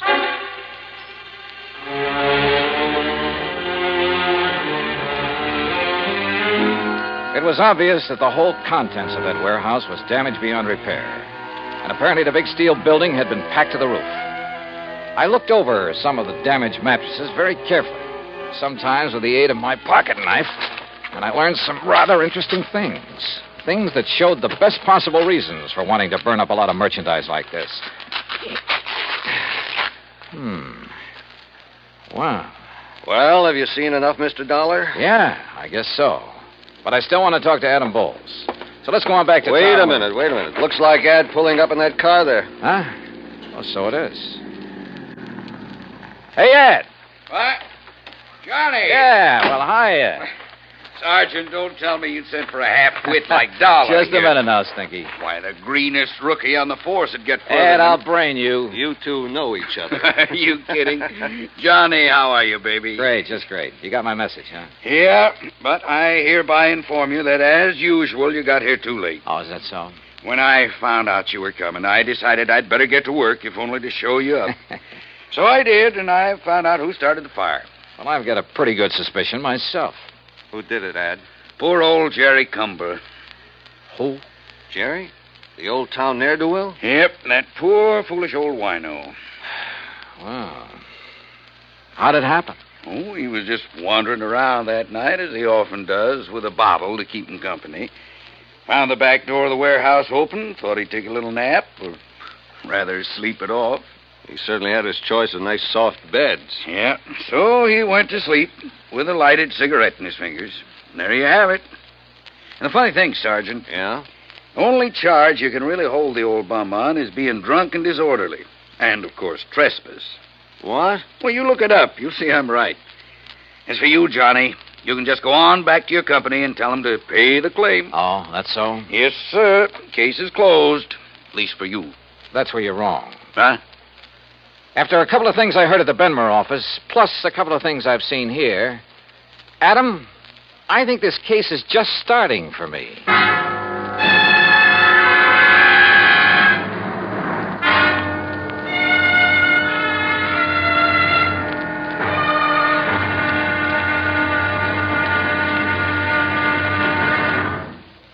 Act Two of yours truly, Johnny Dollar, in a moment. For a long time, people have been saying that the Earth is shrinking because transportation is getting faster and faster. And because this is true, people are getting closer, too. Today, our neighbors are not only the ones who live next door to us, they're all over the world. It is axiomatic that one should help his neighbor. But Americans have gone a step further. In addition to individuals helping individuals, now many American cities help many other cities through the Sister City program. Now, perhaps you've heard how it works. If not, here's an example or two. In the fall of 1959, a large area of Nagoya, Japan, was struck by a devastating typhoon. Her sister city, Los Angeles, California, sent tons of relief materials to Nagoya by way of an Air Force plane headed for the area. The Marines and the Navy rendered vital emergency aid during the disaster. When earthquakes shook Viña del Mar, Chile, during the summer of 1960, her sister city, Sausalito, California, sent hundreds of dollars worth of relief materials to help out. Another case in point, the school children of Clovis, New Mexico, sent a number of cultural exchange packages to students in their sister city of Adana, Turkey. There are hundreds of such examples, because there are hundreds of sister cities. By using this means of diplomacy, friendship and understanding have increased throughout the world and paved the way for permanent freedom, the right of all men everywhere. And now, Act Two of yours truly, Johnny Dollar, and the Smoky Sleeper Matter.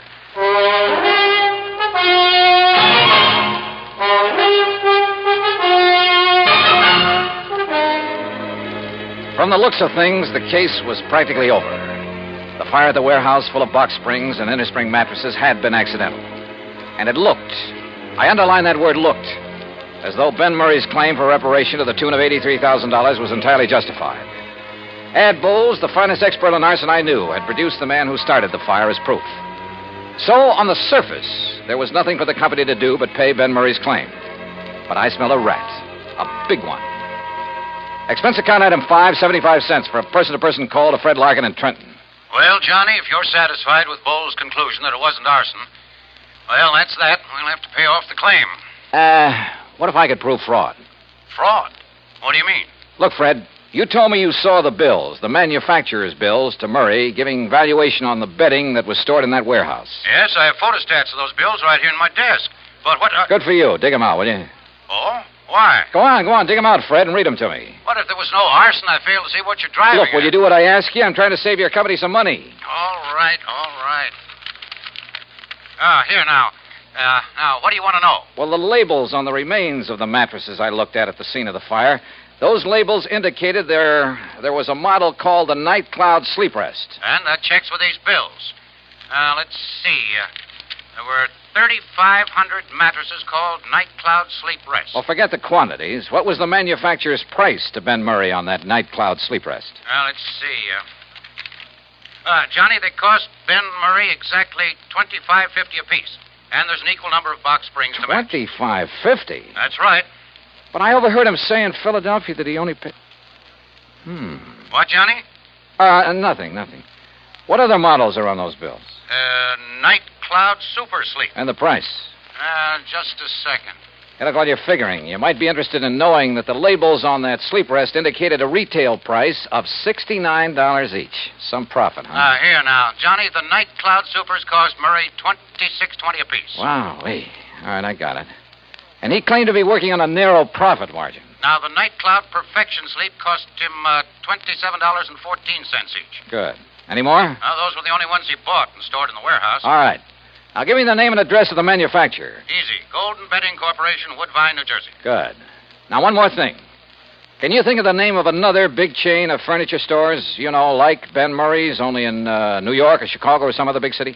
Well, of course, there's Glauder Brothers in New York. Glauder Brothers. Only they're such a disreputable outfit that when they try to talk insurance with us... Freddie, that's all the better. Thanks a lot. Now, wait, Johnny. You still haven't told me... Oh, I will, Freddie. Don't you worry. I will. Why I didn't get pinched for speeding somewhere along Highway 49, I'll never know, because I certainly didn't hold back the horsepower. Just short of the town of Tuckahoe, I turned off on 557 and then, a few miles later, pulled into Woodbine. Although it's a small community surrounded by farms, it boasts a big hat factory, a couple of clothing factories, a vast, sprawling state institution, and on the far edge of town, the Golden Bedding Corporation's huge plant. I figured the best thing to do was put on a bull front and bull my way into the president's office. But any such tactics proved entirely unnecessary. Barney Glauder, huh? Yes, Mr. Golden. But just Barney's good enough. Well, I should say it is, because you must be Barney Jr. I've known your papa for years. Sit down, my boy. Would you like a cigar? Why, no, thanks. You don't look like your old man, though. You know that? Not a bit. Of course, I haven't seen him since 42. Barney Glauder. Yeah. Well, what are you doing in this part of the country, huh, Barney? Oh, business. Pleasure trip. Business, huh? What's the matter? We haven't had any orders from you people lately, huh? Well, up to now, I haven't really had anything to do with the business. Living off the old man's millions, huh? Smart boy. Did you go to college? Yeah, full 4 years. Yeah, that's the way. Smart boy. Now you are in the business. Buying, maybe? Well, if you mean from you, that depends. Well, if you're as sharp as your papa... How old is he now, huh? Pop? Yeah. Oh, let me see. Yeah, how's your mama? Mama? She... look, Mr. Golden, if you don't mind, we'll talk business first. Chip off the old block. Sure, business always first. After, maybe you come out to the house and have dinner, huh? Talk over old times, your family. Sure, maybe. All right, you go right ahead. Tell me what you want to order. 1,000 mattresses in Box Springs, huh? 10,000? Anything you want, my boy, and at a good price. Well, like I said, that depends. Uh-huh. What kind of a deal? Is that what you mean? Yeah. All right, I'll tell you. Your papa's a very smart man, you know that? He's a good businessman. I know what he's thinking, so I know what you're thinking. All right. If you want to give me a nice big order for a lot of merchandise, I'll name you a price that you... Listen, Barney, I've got such a good customer in Philadelphia these days. Not mentioning any names, but you'll pardon me, I don't even miss your papa's business. Understand me? But to get your business back again, I'll make you the same type deal I give this man. For a firm order, that is, you understand? No cancellations. You'll pre-ticket the merchandise. That is, put the list price on the labels for me, for us. Any price you say, irregardless of the cost to you. Now, look over here, my boy. The pictures of our merchandise here on the wall. Uh-huh. Night Cloud Perfection Suite. Well, we'll put on any name you like. One should sound like some national brand, we'll think up a name for you. Not a bad deal, so far. And we make up as many models as you want. You know, we change just the ticking. They look different. All 196 springs. I personally guarantee it. Only 196? That's all you need, sure. Nobody can tell the difference. Except, of course, the demonstrators you keep on the floor to show the customer. The demonstrators got 392 springs. Those you can jump on and bend them anything you like. Yeah, and the customer thinks that's the kind he's getting. What else? I tell you, Barney boy, just as smart as your old man. Yeah. Now, what about the price? The price. Now, Barney, this you can't resist. You understand, out here in the country, low overhead, no labor problems, nobody snooping around. Yeah, I know. How much? Well, for you, my boy, how many? Well, say 10,000 units.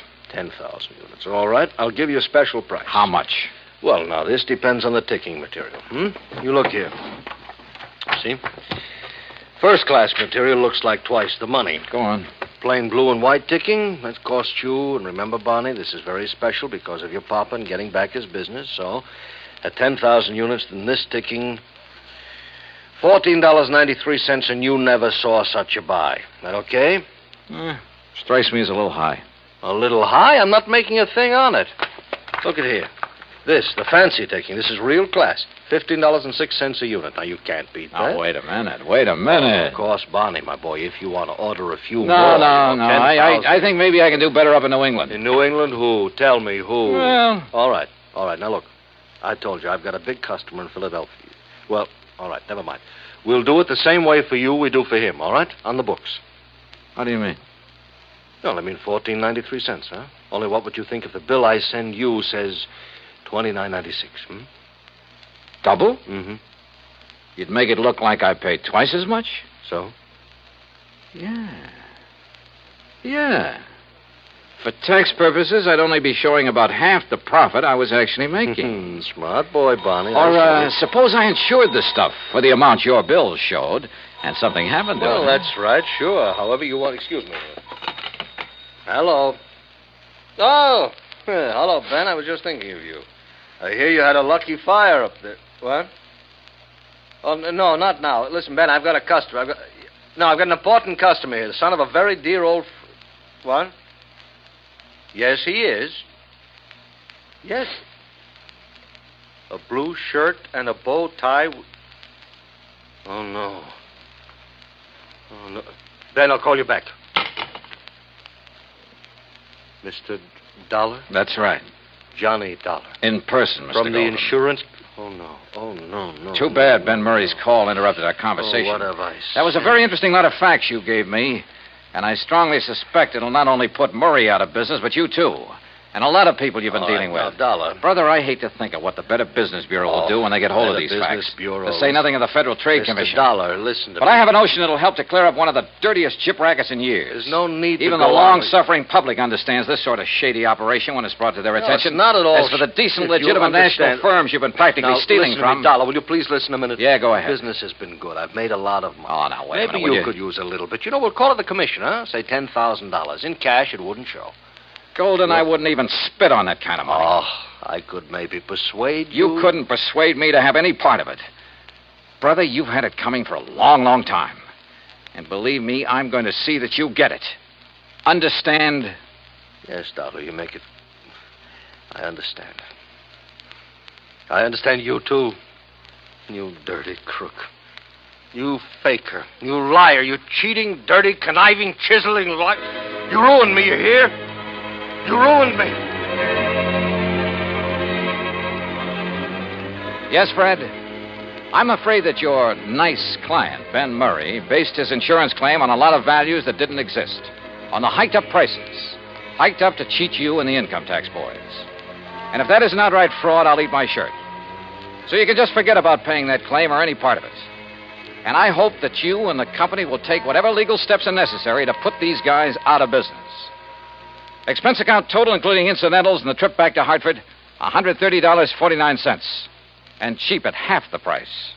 Yours truly, Johnny Dollar.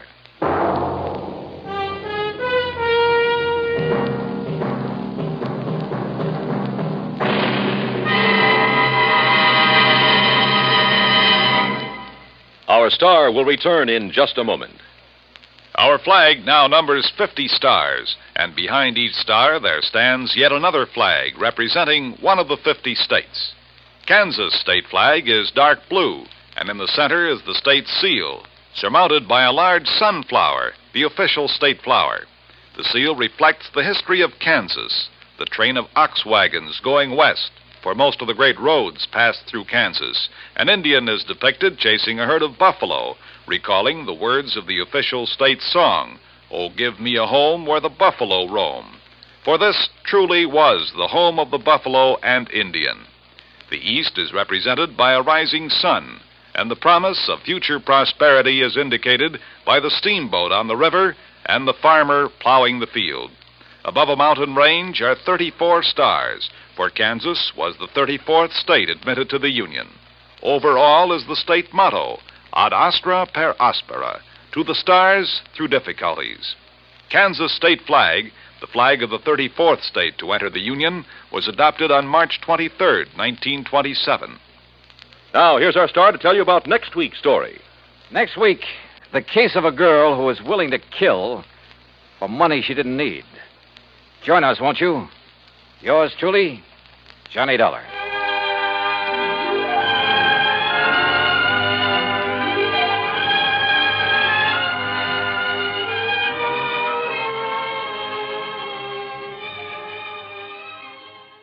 From Hollywood, it's time now for... Johnny Dollar. Bert Major, Masters Insurance and Trust. Oh, hi, Bert. What's up? Poor little rich girl in California wants to take out a $200,000 straight life policy on her husband, with herself as beneficiary. A lot of dough, but not too unusual, if you can afford it. Effective in 2 weeks, and hush, hush, a surprise. But who'd want to... Why? Exactly. Nice piece of change for the company in commissions, or for her in payoff, if she's playing that kind of a game. You talk like you don't know her. Name only. Deal was arranged pending through her lawyer in Los Angeles. You could be out there in the morning, Johnny. All right, Bert. Who gives me the fill-in? Our agent out there, Roger Hackey. He'll meet you at International Airport.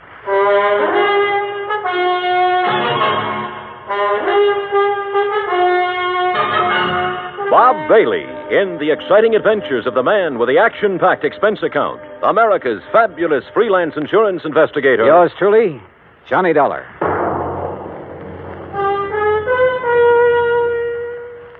And now, Act One of Yours Truly, Johnny Dollar.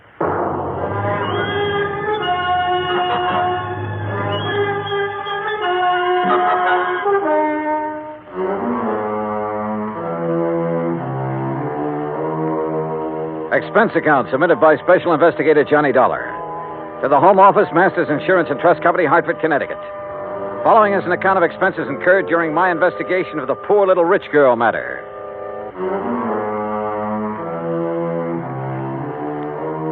Expense account item 1, $280 round-trip plane ticket and incidentals, including sunglasses, Hartford to Los Angeles. I arrived, rested, ready, and right on schedule. Also on schedule was Roger Hackey, Masters Los Angeles agent, who turned out to be a repressed comedian become insurance salesman. Yep, I said to myself, that's Johnny Dollar, I said. You are Johnny Dollar, aren't you? In person. You Roger Hackey? In person? You got the old feel, haven't you? Simpatico, we call it out here. Have a nice trip? Yeah. Good. Airplanes scare me. Don't like being up there in the wild blue yonder. Terra firma is my dish of tea. Slow but sure, they call me. Yeah, well, look. Now, if you'll just follow me, we'll jump in my jalopy, and I'll have you at the Beverly Hilton before you can say happy hooligan. You said. Huh? Oh, yeah. Well, here we go. Cloud of dust and all that.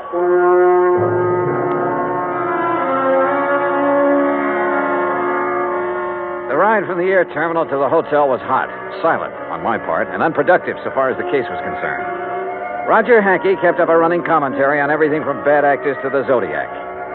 It wasn't until I was settled in my room with drink in hand and shoeless feet propped up that I could get him to switch to the $200,000 surprise. Her name is Cynthia Durbin. Now, how much do you know about her? Nothing. Bert Major said you'd give me the background. Now, she's a strange one. You know what a chameleon is? Well, sure, a lizard that changes color, so what? So, that's the kind of a gal Cynthia Durbin is. At least she is now. You're losing me, Roger. Begin at the beginning. Now, you're the doctor. As the Siamese twins said after the operation, what's missing? Yeah. Yeah. How did you meet Cynthia Durbin? Well, she came into the office yesterday. No call, no appointment. There she was. Oh, what's she like? Trim. Real trim. And expensive. Just casually announced she wanted to buy $200,000 worth of insurance, huh? Well, not exactly. She started asking about various policies, endowments, straight life, etc., and how and when they paid off. And she kept giving me the big eye and cross-leg routine. She tell you anything about herself? Oh, didn't have to. I already knew. She's practically a fixture in the society section of the Sunday papers. Garden parties, opening nights, and all that. Yeah, but only lately. Her husband? Peter Durbin. He's been a public figure ever since they got married about 3 years ago. But she hasn't. No, just the last couple of months or so. How old is she? Oh, around 25. Blonde, blooming, and gorgeous, figuratively speaking. I take it she has the money, huh? Yeah, right. He was a well-torsoed movie bit player with a champagne appetite. I see. Now, what about this surprise angle? Well, she came right to the point. Said her husband had just had a complete physical. Asked if his doctor's report would be acceptable. If so, okay. But you didn't sign her up. Why? She didn't give me the chance. What do you mean? All of a sudden, she reached in her purse and pulled out a piece of paper with a name and address on it, announced this was her attorney. See him, she said, smiled big, and walked out. Did you go and see the attorney? Right away. A guy by the name of Crane Collins.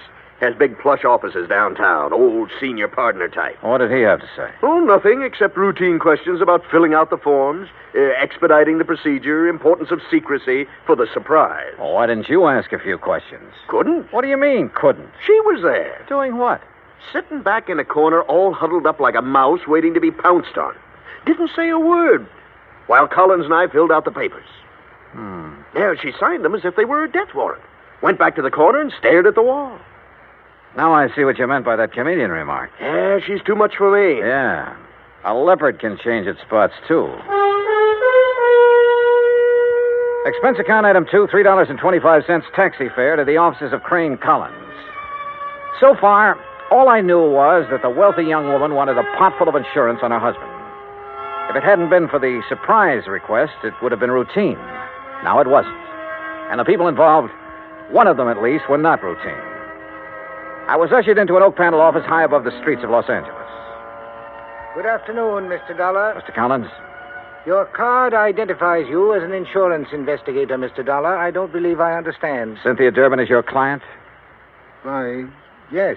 You represented this client yesterday in the signing of an application for a $200,000 straight life insurance policy on her husband. Yes? I represent the company. Everything is in order, is it not? Insurance is a lot of things, Mr. Collins. A surprise to the insured is one of the things it isn't. My client is adamant in this respect. Call it a quirk, if you will. You expect the company to issue a $200,000 policy on a quirk? Well, how long have you known Mrs. Durbin?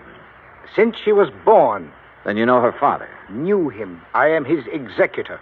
Uh-huh. Mother? Also deceased. Both parents died when Cynthia was 17. I was her guardian and have been her legal advisor since she came of age. Was she well provided for? Very. What kind of a man is her husband?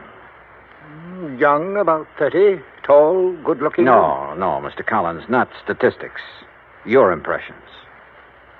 He plays an excellent game of golf. Gets along well with people when he wants to. But you don't like him, do you?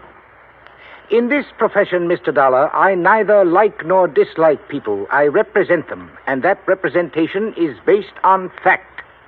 Well, in my profession, we go by feel as well as fact.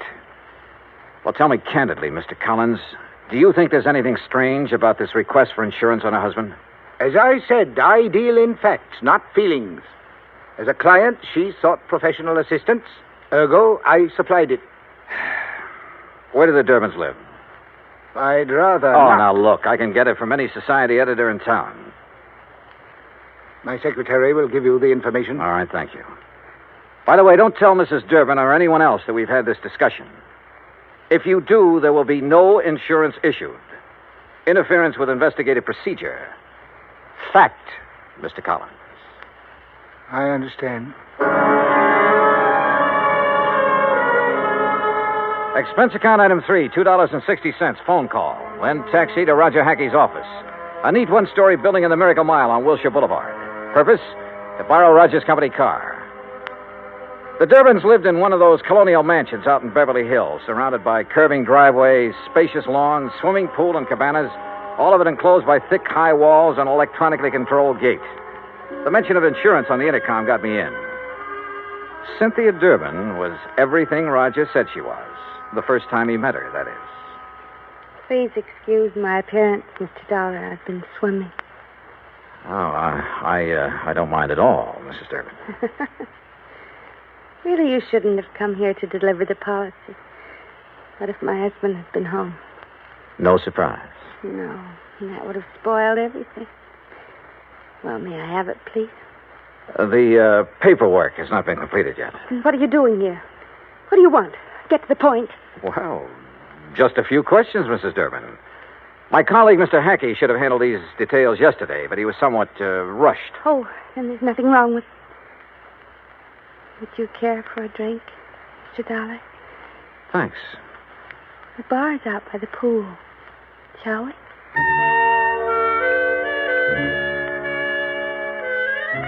She was wearing a bikini and high-heeled beach sandals, and she led the way.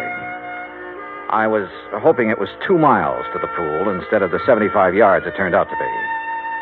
I mixed the drinks, and we settled down in a couple of sun lounges. Ah, those details, Mr. Dollar. Just formalities, actually. You ought to be the beneficiary? Yes. That was discussed yesterday. Oh, yes, so it was. What does your husband do, Mrs. Durbin? He doesn't work, if that's what you mean. He doesn't have to. I have enough for both of us. Johnny. Yeah? Freshen my drink, will you, please? Oh, sure. Say, tell me, did you ever contemplate divorce? Divorce? Whatever makes you ask a question like that? Well? Of course not. We've had our differences. Minor ones. But couple hasn't. Yeah, I suppose you got a point there. Here you are. Thank you. Johnny. Why did you pick 2 weeks from today to be the effective date of the policy? Isn't that my business? His birthday, Mrs. Durbin? What? Your husband, the surprise. Well, yes, it is, but all these questions... Plan to throw a big party for him? Yes. No, I don't know. Johnny... Your husband would be worth a lot more to you dead than alive, wouldn't he, Mrs. Durbin? Hand me that robe, please. Sure. There you are. But you haven't answered my question. I'm sorry, you'll have to excuse me. I have a headache. A terrible headache. Something was definitely wrong here. A girl of her age should have flared at my questions. Should have snapped back at me instead of blindly running away. Yeah, something was wrong, all right. But I'd seen what I'd come to see. Both facets of Cynthia Durbin's personality. And was one of them actually thinking in terms of murder? My job, find out.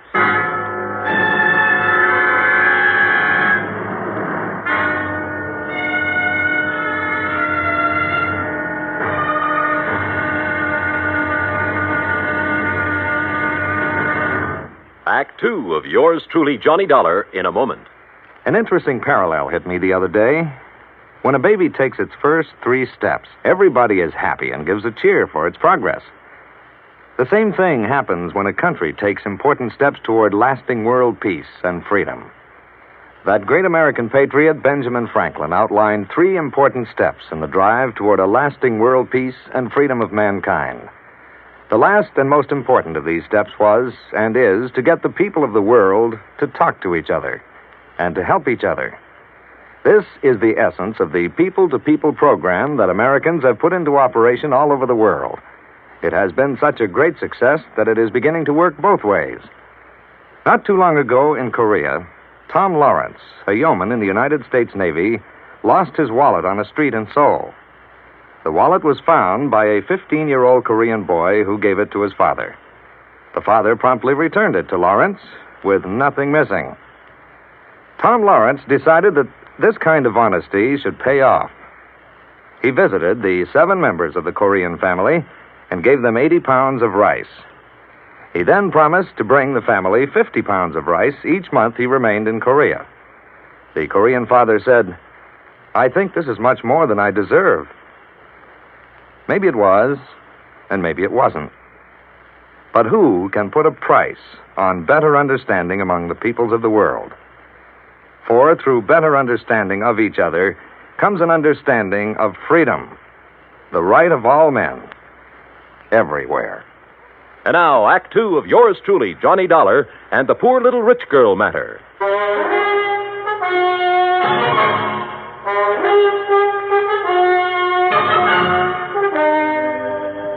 I sat beside one of the plushest swimming pools in Beverly Hills, alone. I finished my drink slowly.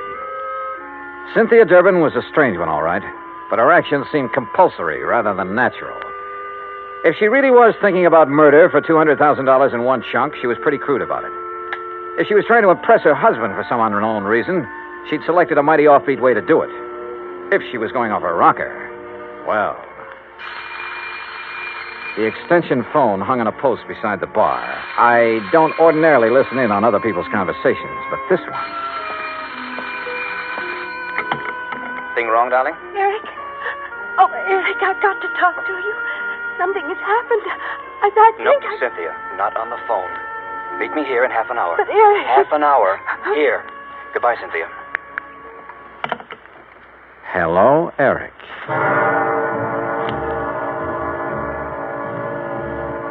As I strolled to my car, nobody asked me to come back again sometime. Not that I expected it. I parked a block down the street, adjusted the rearview mirror, and got comfortable. A cigarette later, she came zooming out in a CAD convertible and headed my way. I've tailed a few cars in my time, but this kid was either scared silly or she'd learned her evasive tactics from Bull Halsey. I lost her in the first 10 blocks. So I drove Roger Hackey's car back to his office and prepared for the horse laugh I had coming. It came.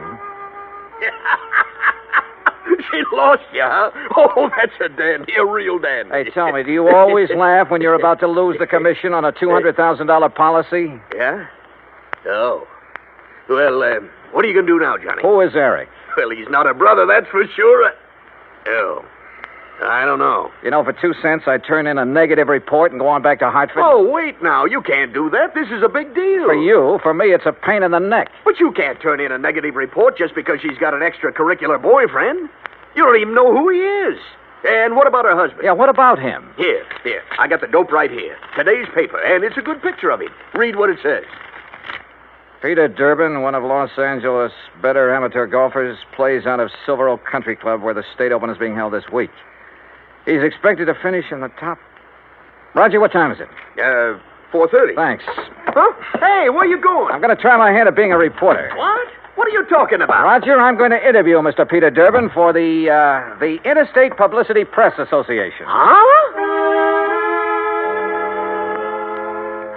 Expense account item 4, $2.40, cab fare to the Silver Oak Country Club, which nestled in a big ravine north of Sunset Boulevard, some 15 minutes from Roger's office. The last players were coming in for the afternoon round when I got there, and Peter Durbin was among them. I waited until after the radio and TV boys had got through, and then caught him in a corner of the locker room. Yes? Who are you? Johnny Dollar, Interstate Publicity Press. I'd like to ask you a few questions, please. Well, I've already given my interviews. Well, sure, I know, but this is feature stuff. Best part of the day. Does the gallery bother you? Stuff like that. Oh, all right, but make it quick. Yes, sir. Is your wife here? No, she never watches me play. Oh? Where is she now?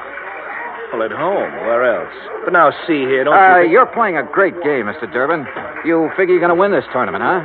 Yes, I think so. McManus turned in a 69, of course, but I'm still 3 strokes up on him. I play a much steadier game than he does. Oh, yeah, sure. This is your home club, isn't it? Oh, yes. It's one of the best in the country. Yeah, mighty fine course. You must be pretty well heeled. Well, That's none of your readers' concern. Oh, I'm sorry. Say, you have a birthday coming up soon, haven't you? How did you know? Oh, well, you're a prominent personality, Mr. Durbin. We keep a file on this sort of thing, on important people like you.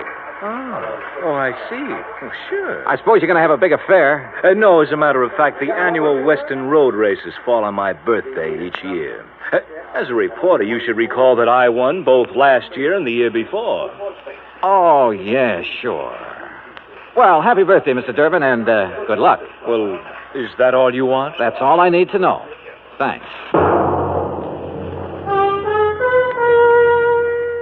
Act 3 of yours truly, Johnny Dollar, in a moment.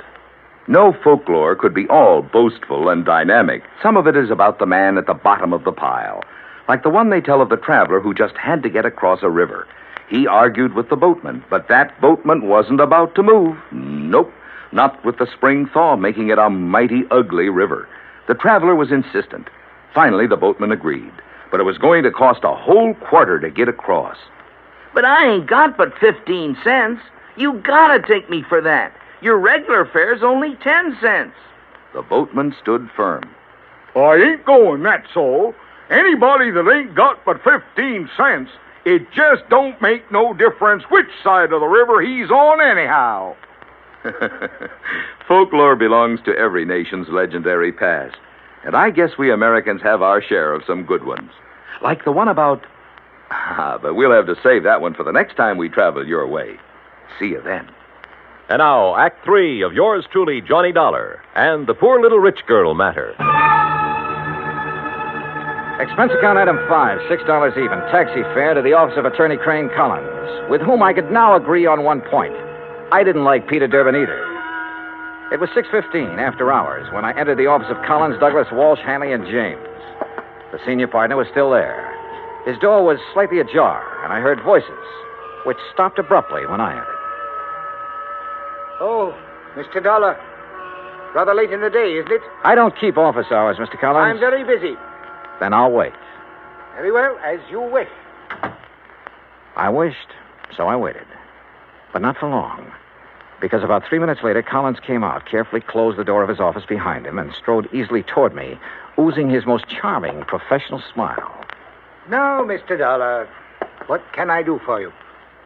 Why didn't you tell me the first time I was here that Peter Durbin, in addition to being a first-class golfer, was also a racing enthusiast? Why, it just didn't occur to me. Do you know any insurance company in the world that would issue a $200,000 policy on a man who risks his life in a racing car? Then your company will not issue the policy? What do you think? Now tell me something. Who is Eric? Eric? That's right. Well? The name is not familiar to me. Now look, Mr. Collins, I have a feeling that even you will admit that withholding information in connection with a possible murder is punishable by law. Fact. I am fully aware of that. But I fail to see what that... What are you doing? You didn't invite me into your office.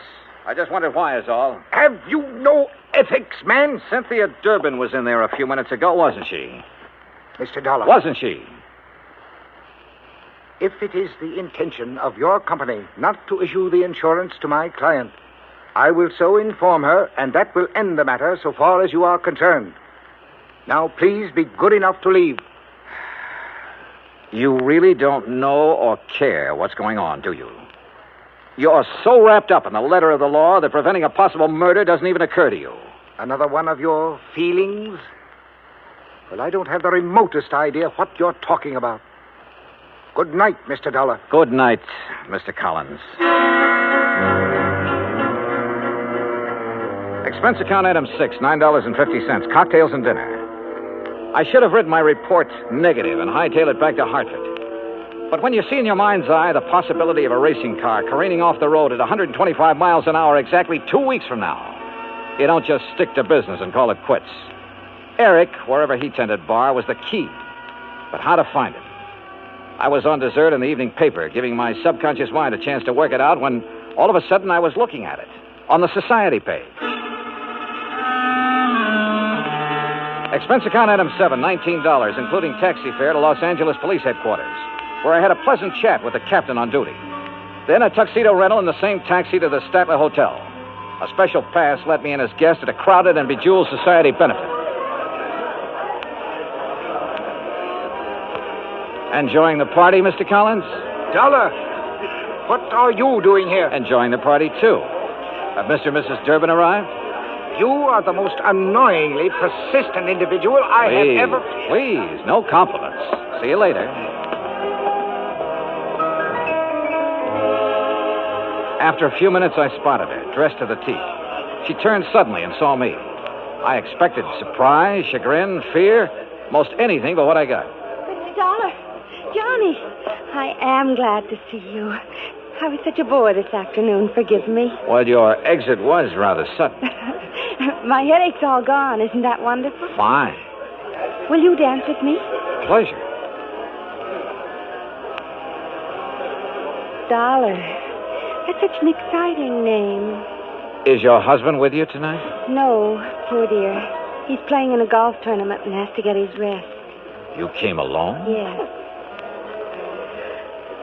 Don't you find it warm in here, all these people? Let's go out on the terrace, hmm? Sure, why not? Once more I was following her, and it was just as interesting as the first time. But my mind and eyes were elsewhere. Somewhere in this crowd was the Eric I was looking for. He had to be.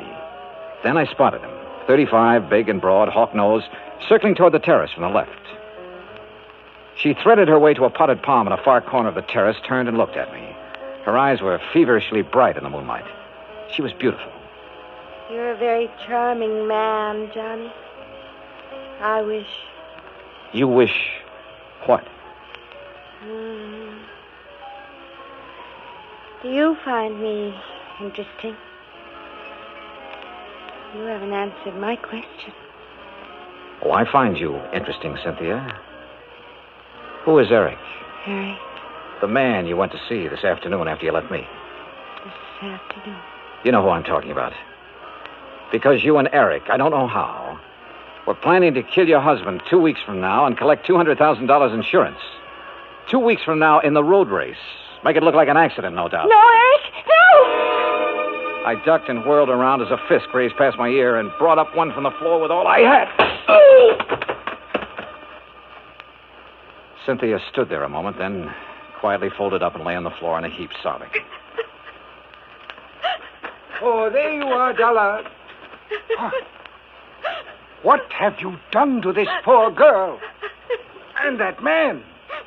Very simple, Collins. I've been combining feel and fact.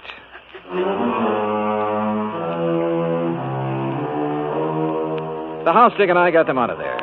Hawk-Nose to police headquarters, Cynthia to a hospital. Eric turned out to be a quack psychiatrist who preyed on unstable rich women and who was wanted in both New York and Florida. He had a perfect setup in Cynthia Durbin until he went for murder and the big money. Mrs. Durbin, well, the doctors tell me she ought to be normal mentally in a couple of years with proper psychiatric treatment. Expense account total, $317.75. Yours truly, Johnny Dollar.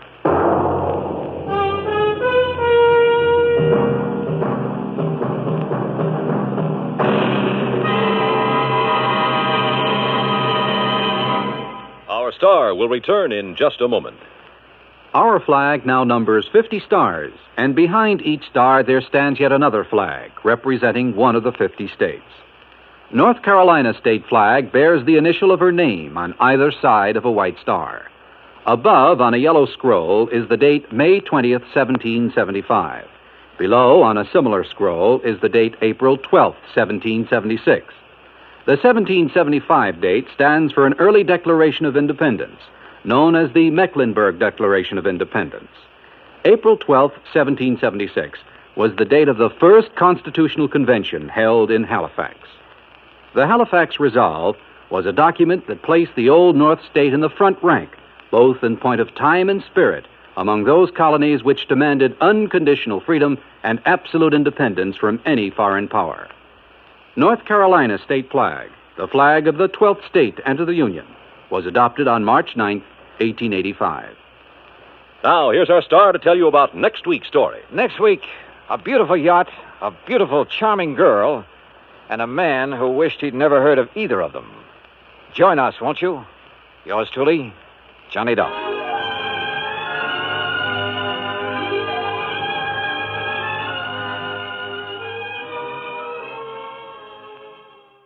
From Hollywood, it's time now for... Johnny Dollar. Johnny, this is Byron Kay at Intercoastal Maritime and Life in Boston. Hello, boy. Remember Hurricane Audrey? Back in the latter part of June, sure. Must have hit your company pretty hard. Yes. But if anybody ever needed help, it was those people down in Louisiana and neighboring states. Yeah. So we've paid up the claims just as fast as they've come in. Except for one. Oh, what's that? One we received only a couple of days ago. Okay, bye. Give me the dope and I'll head for Louisiana on the first plane. Wrong direction, Johnny. Huh? Texas? No. Oklahoma? Arkansas? Buffalo, New York. What? And I think you'd better run over here and let me give you some facts. Yeah, I think I'd better.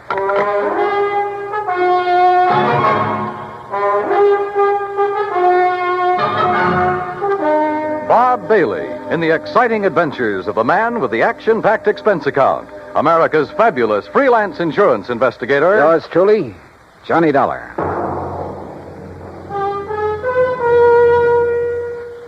And now, Act One of Yours Truly, Johnny Dollar.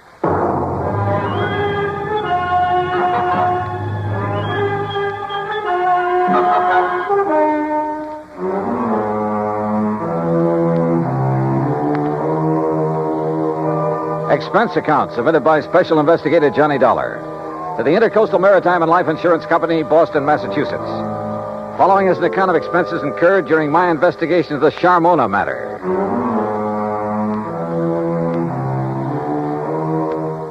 Expense account item 1, 1845. Plane fare and incidentals, Hartford to Boston, and a cab to Byron Kay's office in the Little Building.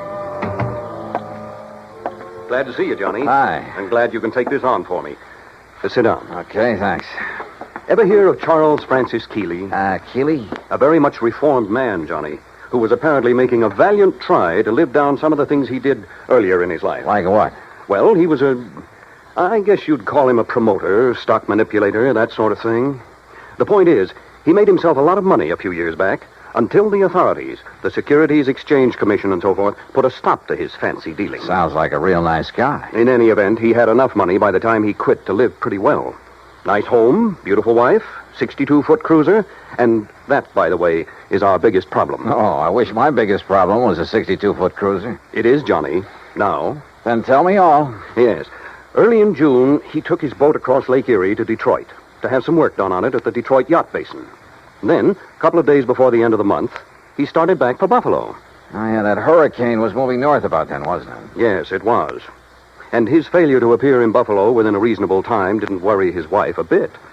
Often before making that same trip, he'd stopped off in Cleveland to visit some of his old cronies. Uh-huh. But by July 20th, she began to get worried.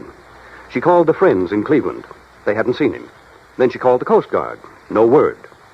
A few days later, a couple of the life preservers from his boat washed up on the south shore of Erie near the little town of Lindsay. That enough for you, Johnny? How much insurance did he carry? On himself, $35,000. On the boat, $106,000. I see. Okay, bye. I'm on my way. Expense account item 2, transportation to Buffalo, where I signed in at the Statler Hotel. Item 3, $520 for dinner. Then taxi, that's item 4, to the Keeley home north of Delaware Park on Colvin Avenue. I don't know just what I'd expected Keeley's wife to look like. Suffice it to say, I was pleasantly surprised. She was young, tall, blonde, and beautiful, with eager, sparkling eyes and none of the signs of grief I'd anticipated. I don't know why you registered at a hotel, Johnny. May I call you, Johnny? Why, sure. Please call me Mona. May I pour you another drink? No, thanks. As I started to say, you could have stayed here. There's plenty of room, as you can see. Yes. This is a very beautiful house, Mona. Yes, but so empty now. I get terribly lonely, Johnny. Well, of course I don't blame you. But now suppose we talk, if you don't mind, about the Johnny, thing if you have to be around for a few days, why don't you move out of that hotel and... Oh, I'm sorry. I shouldn't say that. I guess I'm sorry. It's all right. But I am lonely. Sure. Now, Mona, you realize this investigation is, it's just routine. Of course, Johnny. Now, as I understand, every effort has been made to find your husband. Of course. And to find the Charmona. Charmona? The cruiser. Oh, yes. It was a beautiful thing, Johnny. But now it's gone. And Paul. Paul? Yes. Paul Matthews was the pilot. Only he was more than that. He was very nice. Yeah. Well, now, as I... Oh, excuse me.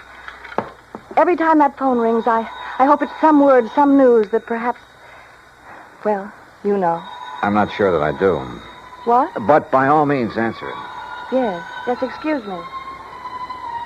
There was something distinctly wrong with this whole setup, that was for sure. The Coast Guard, yes. Yes, this is she. This is Mona Keeley. Perhaps Charles Keeley wasn't the only one in this family to arouse suspicion. What? Say that again. Especially now, with nearly $150,000 involved. Yes, well, how about Paul? I said, how about Paul? Then, when she finally finished with the phone call, came a couple of other surprises. Thank you. Johnny, he's all right. Huh? That was the Coast Guard.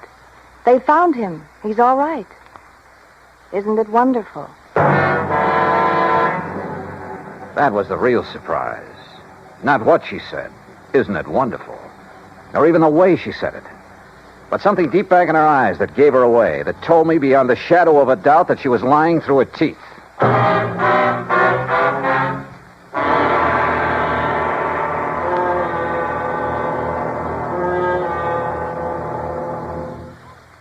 Act 2 of yours truly, Johnny Dollar, in a moment. It is a rare event when a young man decides to leave civilization behind and hide himself away in the steaming jungle, just so he can help his fellow humans in a remote corner of the world. The late Dr. Tom Dooley did just that when he left the United States to help the sick and starving jungle people in the little kingdom of Laos in Southeast Asia. Dr. Dooley's story is well known to nearly everyone. And all over the world, people talk of his little jungle hospital on stilts. That's where he treated the dread diseases of the jungle and trained native medical technicians so that they might help their own people. Dr. Dooley wrote and lectured to many people so that the work of his medical assistance program, Medico, might go on.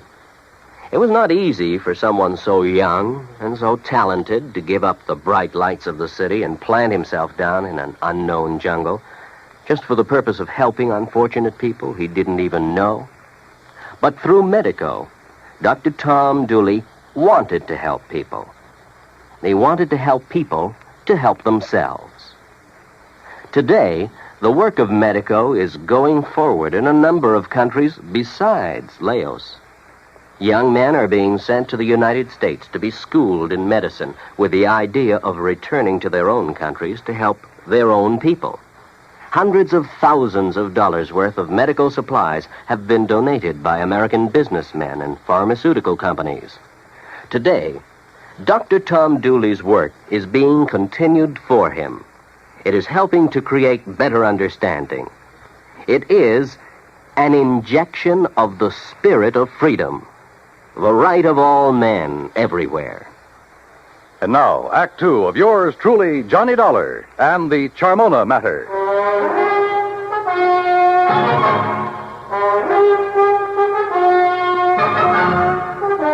The news that her husband was still alive came as quite a surprise to Mona Keeley. Isn't it wonderful, she said. But I didn't believe that she meant it. On the south shore of the Lake Johnny, near the little town of Lindsay, west of Cleveland. He was picked up on the beach by a farmer who's been caring for him ever since.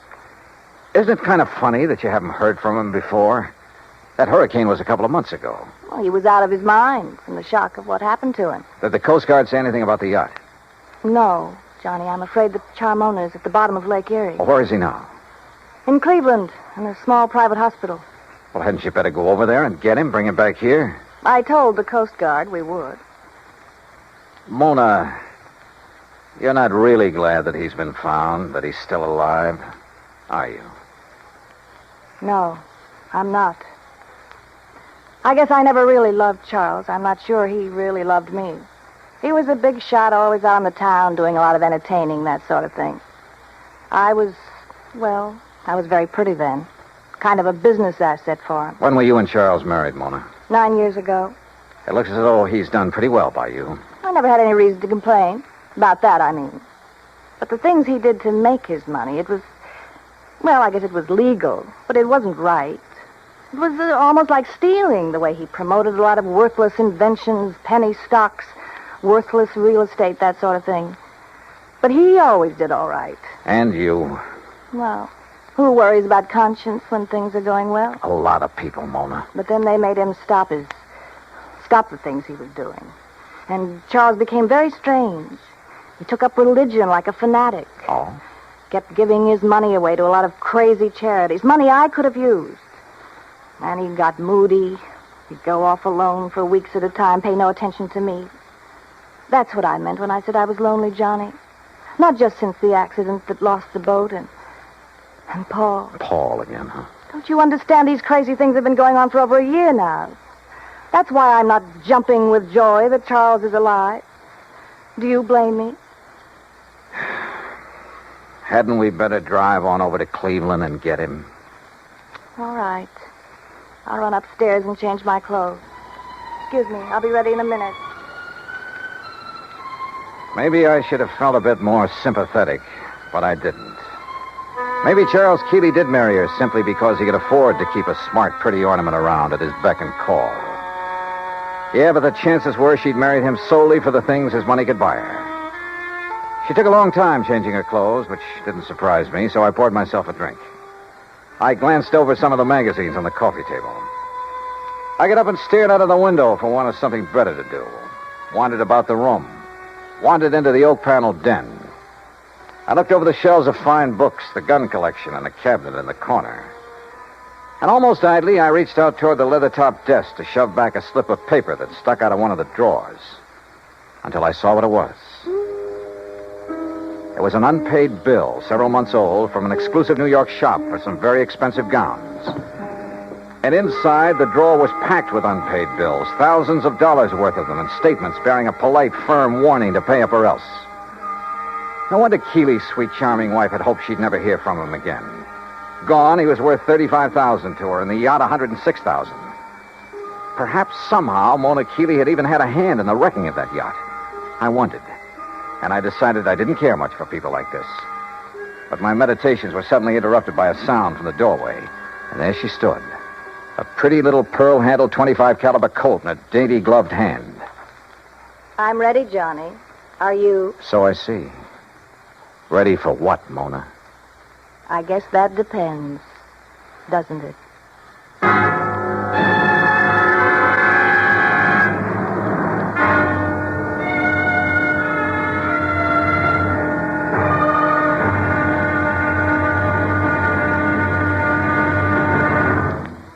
Act 3 of yours truly, Johnny Dollar, in a moment.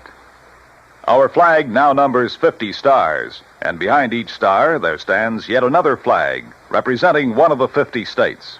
Wisconsin's state flag bears the state motto, Forward, and a likeness of the state mascot, the badger.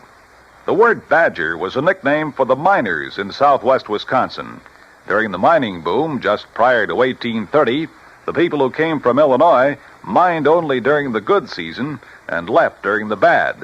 They were called suckers, just like the fish in the streams. But the busy Wisconsinites, with either too little time to leave or to build a house, moved into abandoned mine shafts to live as badgers. The Wisconsin banner pays tribute to these industrious natives. Wisconsin's state flag, the flag of the 30th state to enter the Union, was adopted on April 26, 1913. And now, Act 3 of yours truly, Johnny Dollar, and the Charmona matter. Mona Keeley stood there in the door of the den, a .25 caliber Colt in her hand. For she'd caught me going through the drawer of a desk, through papers that showed only too clearly why the loss in a storm of a $100,000 yacht might well have been carefully planned. Why she wished that her husband had gone down with her. You shouldn't have done it, Johnny. You shouldn't have looked in that desk. Pretty good proof, isn't it, Mona, that the wreck of the Charmona was no accident. I don't know how your husband worked it and still managed to get back to shore alive. You don't know what you're talking about. But he almost didn't make it, if what you've told me is the truth. Maybe that's because he didn't anticipate that the storms from Hurricane Audrey would hit Lake Erie. Maybe it's because... Well, we'll soon find out. Will you? Yes, when we drive over to the hospital in Cleveland and talk with him, if he's really there. Oh, he's there, all right. And you and I are going for a drive, but not to Cleveland. All right, now. Oh, put that thing down, Mona. Sorry, sweetheart. That little thing in your hand is about as accurate as a slingshot. Now, why don't you... No, don't move. I still don't get it, though. Oh? What? And I'm sure you must have been in with your husband on his deliberate sinking of the yacht. If you think Charles sank it deliberately, Johnny, you're all wrong. Then I certainly don't get it. Because if... Oh, now, wait a minute. You've made a couple of cracks about... What was his name? Paul? Do you want to know the truth? Paul was the pilot for Charles, and there's been no word about him. So he must have gone down with the Charmona. That's why I'm lonely and feel the way I do. Mona, this whole thing smells worse to me every minute. He was young, and he was kind, and he loved me. I was glad when they found that Charmona had gone down, because the money for it would be mine. And I could get free of Charles, and Paul and I could... That's why I hoped Charles was gone. Yeah, another $35,000 for you. You're about the crummiest lot I've ever run into. Look at this, Mona, here on the desk. What? This solid gold table light. What about it? And there beside you, that expensive mirror. What are you talking about? Well, look. Why did you do that? To get this gun away from you. No, you... Oh, you... A lot of good this would have done you with the safety on. I'll kill you for this, Johnny. No, I don't think so. And I don't think the police would like it if you tried. Oh, no. Do you think they'd blame me for trying to stop you from going through the papers in my desk? For shooting you? No. Wait. I didn't mean that. I couldn't have shot you, Johnny. Johnny? Before we go, is there anything you'd like to tell me? Go? Where? Is there anything you'd like to tell me about why Charles really sank the Charmona? No. And I don't think you'll ever know how and why the Charmona went down. Want to bet? No, stay right there. Now I've got the gun, remember? Hello? What? Charlie? No. This is a friend of the family. Oh, well, this is Harry Nelson. You gave me a real start. I thought Charlie'd come back from his watery grave. He has, Mr. Nelson. What? Yes, he's in a Cleveland hospital. He's okay. Oh. Well, then I'll talk to him when he gets back. You see, I'm the man who was going to give him $98,000 for the Charmona when he got her back from Detroit. Oh? Oh, yeah, sure. But since the Coast Guard tells me she was a complete loss, well, naturally, I think I ought to have my deposit back. I'm sure you'll get it, Mr. Nelson. Yeah, okay, Mr. What did you say your name is? Bye. Who was that? Someone who threw some very interesting light on this whole matter. Come on. Where? Our little drive, remember? To Cleveland. During the 5-hour drive to Grace Hospital on the outskirts of Cleveland, I questioned her, using every trick I could, but she refused to talk. The theory that Charles Keeley had deliberately sunk his yacht had gone up in smoke. If he had a buyer for it, he wouldn't need to try to collect the insurance on it.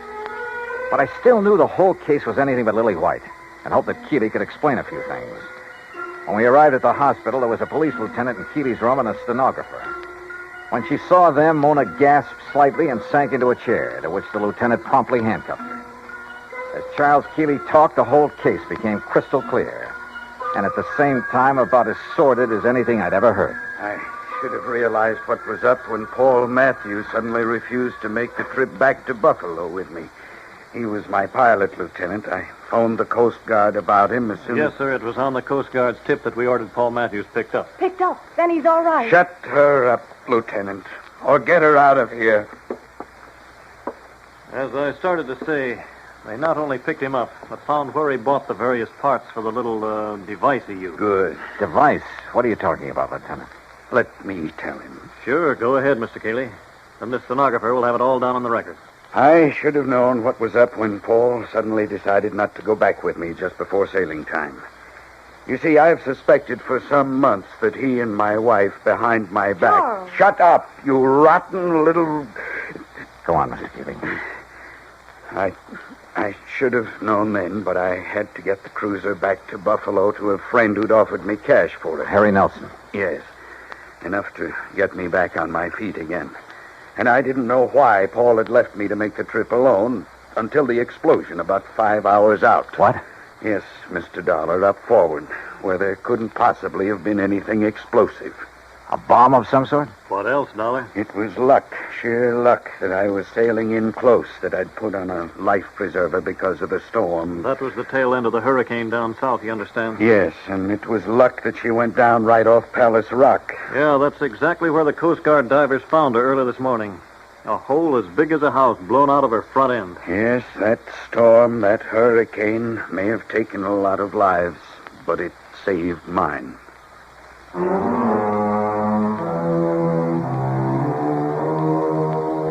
All I can say is I'm glad there are courts to take care of situations like this. I myself would hate to have to dirty my hands any further. Yeah, it probably does take all kinds to make a world. But believe me, the world would be a lot better off without some of those kinds. The claim on the yacht, sure, it'll have to be paid. And to a man I honestly think is trying to live a decent life for a change. Expense account total, including incidentals and the trip back to Hartford, $103.80. Yours truly, Johnny Dollar.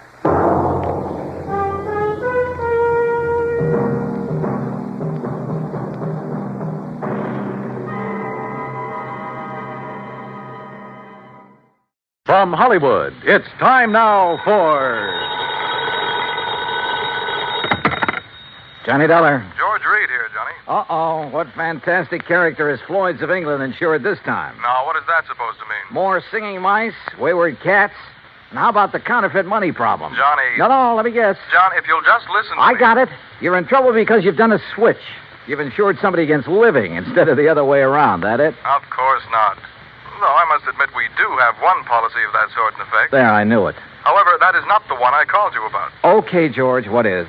We've issued a policy. Well, I guess it is a little unusual at that. I fear the worst, but go on. Well, it's on a small brewery over near... Brewery? You mean a beer factory? That's right. It's over near the town of Tamaqua, Pennsylvania. Oh, yeah, I know that country pretty well. Good. We've insured the Dortmund Brewery against possible damage from a nearby construction project. Well, you said unusual. What's so unusual about that? Perhaps you'd better come over here and let me tell you. Yeah. When you say it that way, I guess I'd better.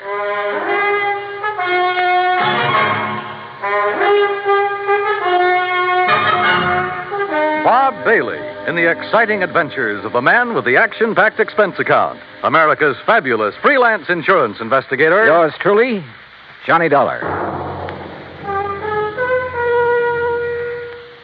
And now, Act One of yours truly, Johnny Dollar.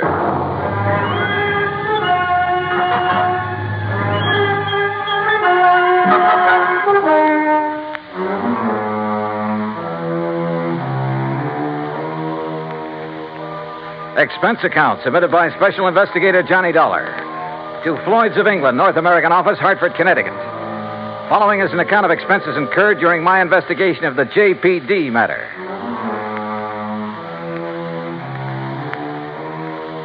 Expense account item 1, $1.10, taxi from my apartment to George Reed's office, where he promptly dragged me over to a large map tacked to one of the walls.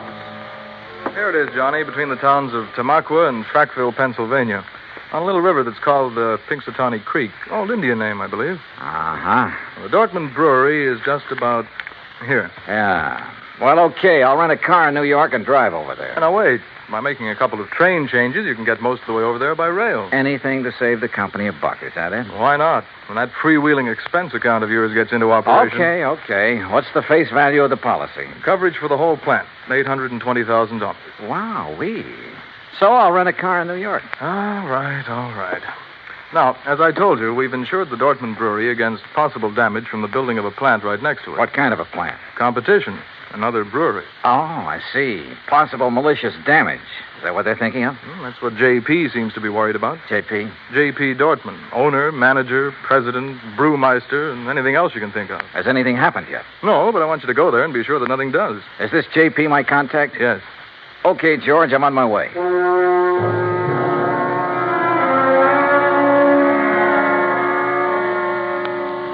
Expense account item 2, $935, fare and incidentals, Hartford to New York. Item 3, $50, deposit on a drive-your-own car. Item 4, 50 cents toll through the Holland Tunnel. I cut straight across the top of Jersey, crossed the Delaware at Phillipsburg, and finally pulled into the little town of Tamaqua shortly after 6 p.m.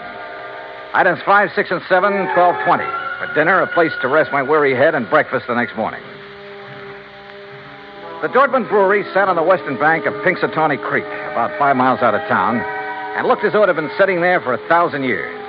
It was a small affair, and the old frame buildings were badly in need of a coat of paint. Just north of it rose a towering cliff, and on top of that cliff stood an array of cranes and machines and bulldozers that are used on modern large-scale construction jobs. I parked my car at the entrance of the office building and was greeted at the door by a large, raw-boned woman of about 50 with straggly yellow hair and wearing a faded blue cotton dress that looked as though it hadn't been ironed in years. Something I can do for you? Oh, why, I'm looking for Mr. J.P. Dortmund. Mister. That's a laugh. Is it? Why? Because I'm J.P. What? That's right. Anything wrong with it? Well, Hey, wait a minute. You another of those lawyers from that job up on the cliff come to fancy talk me about not having to worry in the world about what they're doing to me up there? No, and how I better mind my own business. What do you mean, no? My name is Dollar, Johnny Dollar. I'm here on behalf of Floyd's of England. The insurance company? Well, now, that's different. You come on into my private office, Johnny. Her private office was furnished with a battered walnut desk, some ancient filing cabinets, and a couple of straight wooden chairs. Nothing else. Hardly the kind of an office you'd expect for the president of a company worth $820,000. There's nothing fancy about it, Johnny, because there's nothing fancy about any part of my brewery. But that isn't what counts. We've been here ever since my great-great-grandfather built it up. And all we've cared about is making the finest beer in the country. Gretchen? And we do make it, too. Gretchen, can't you hear me out? Yes, J.P.? Gretchen, I want you to bring Mr. Dollar a pitcher full in a glass. Yes, ma'am. Well, look, I'm afraid I'm not much of a beer man. You will be when you've tasted this. It's the creek that does it, you know, Pinxatawney Creek. Finest water for beer in the whole United States. That's what makes good beer, you know. Yes, so I've heard. That's why that dirty Clarkson Kemper bunch are building up on the cliff to get at that water. I understand they'll be your competitors. Ha! All their fancy modern equipment and methods can't produce the brew the way I can. The long, slow, easy way. With all the good old-fashioned apparatus. The old country method. Yes, I see. Why, Now- Johnny, we make our own barley malt, and we grind it by hand, and we come up with a wort that's second to none in the world. The old type sparger, too, and the hopjacks, and the finest strain of yeast there is. Yes, I'm sure that 3 full months we age before we rack a drop. Sure, we take more time and more trouble, but we come up with a better brew, better than any modern plant can ever make. Well, then what's your problem? They're getting ready to blast up on that cliff. Blast? A whole big chunk of it away. And when they do, that whole thing will come crashing down here. Thousands of tons of rock. Well, surely there's some state authority or something to prevent that. Oh, they've bamboozled the authorities. And your insurance company, too. They'll say it was an accident, a miscalculation. And when that rock comes crashing down here, it'll wreck this whole plant of mine. Well, you do have insurance, remember? It'll wreck all my fine old equipment that can never again be replaced because there are no such things anymore. Well, when's all this blasting supposed to take place? Who knows? Tonight, tomorrow, next week. Who knows? That soon? Yeah. So, Johnny, if there's anything you can do, you'd better do it now. What's insurance money if I have to lose this for it?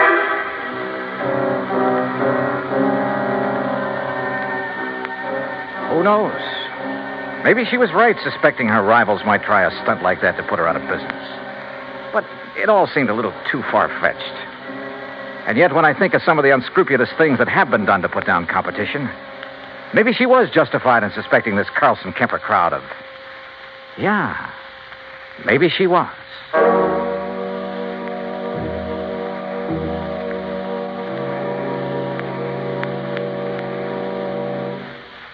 Act Two of yours truly, Johnny Dollar, in a moment. Our flag now numbers 50 stars, and behind each star there stands yet another flag representing one of the 50 states. Massachusetts state flag, bearing a green pine tree, is the descendant of the famous Liberty Tree flag that came out of Boston to serve all the original 13 colonies. It was under the Liberty Tree flag that the Sons of Liberty met and planned the Boston Tea Party, that our floating batteries on the Delaware River defended Philadelphia, and on the Charles River defied Howe's cannons. Beneath the tree is inscribed the state motto, Ensu petit placidum sub libertate quietum. By the sword we seek peace, but peace only under liberty. These words were originally written by the famous English patriot Algernon Sidney about 1659. This was a message intended for King George III. Unhappily, it went unheeded. Massachusetts state flag, the flag of the sixth state to enter the Union, was adopted on March 18th, 1904. And now, Act Two of yours truly, Johnny Dollar, and the JPD matter.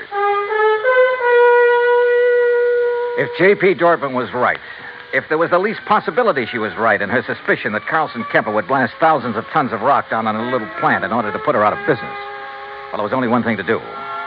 I got back into my car and drove by a roundabout way up to the top of the cliff overlooking the Dortmund Brewery. There in the middle of the vast array of heavy construction equipment, giant cranes, trucks, huge cement mixers, and so on, I found the main construction shack. And by a stroke of luck, one of the partners in the proposed new brewery, Mr. James Carlson. That crazy old lady's being absurd, Mr. Dollar. If you really want the truth, well, I think she'd welcome our smashing that antiquated brewery of hers out of existence. Is that what you plan to do, Mr. Carlson? Can you be serious? By blasting a few tons of rock off the face of the cliff into the river? Or a few thousand tons? Or a few thousand tons. Won't do that place of hers a bit of harm. You're sure? Of course I'm sure. Only thing I'm not sure of is why she stays in business. What do you mean by that? Well, she can't be making any money. The methods she uses were out of date in this country 50 years ago. The product's good, sure. But today, you've got to snowball. Did you know, Dollar, that out of the goodness of my heart, I offer to take that crummy plant of hers off her hands? Or because her location is better down next to the water supply? Oh, partly, sure. I offered her nearly $500,000 for her spot. 400,000 to be exact. But no dice. She just kept bothering us, trying to get out a lot of injunctions against our building there. I assume you have the necessary permits for this blasting operation. A whole drawer full of them. Hey, look at them yourself. At the same time, appreciate the volume of red tape necessary to do anything these days. But suppose that something should go wrong, that quite by accident, the top of that cliff should drop down on JP's brewery. Mr. Dollar, it's to obviate any such possibility that I called in one of the foremost blasters in the country, who, purely incidentally, is top man for one of the biggest makers of explosives in the world. You talk to him, Mr. Dollar. Maybe I will. Believe me, I can understand why you might not take my word for the safety of the operation we're about to undertake, but certainly you can't question his word. You say about to undertake. When? I believe he's planned the big blow-off for tonight. Tonight? Yeah, come on, I'll take you to him.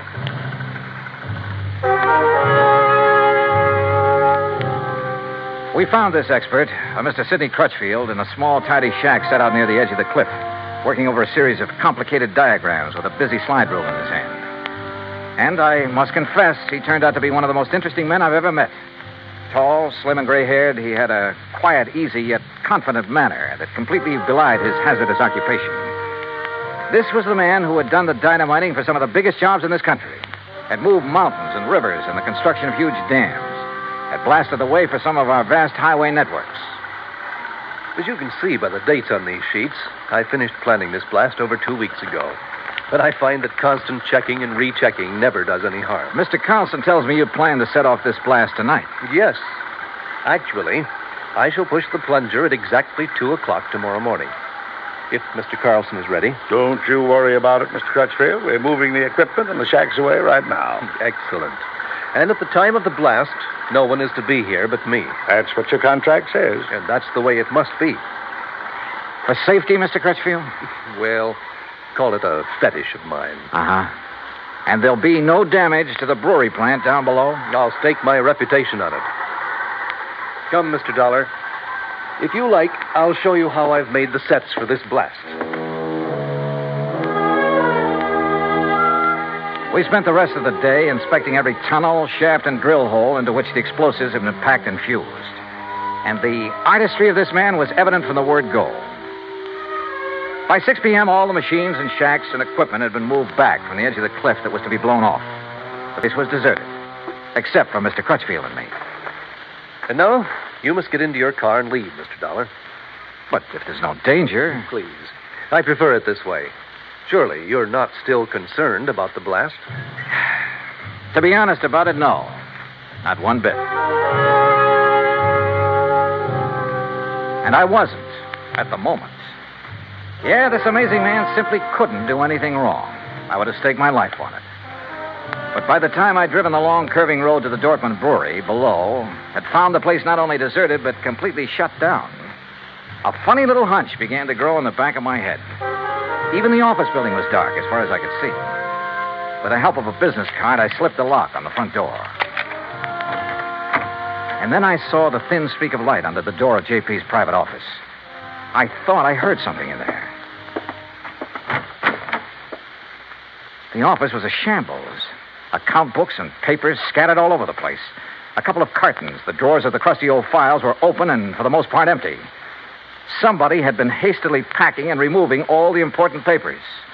But why? I'm sorry, Johnny. Oh, what? Sorry. Oh! And you seemed like such a nice boy.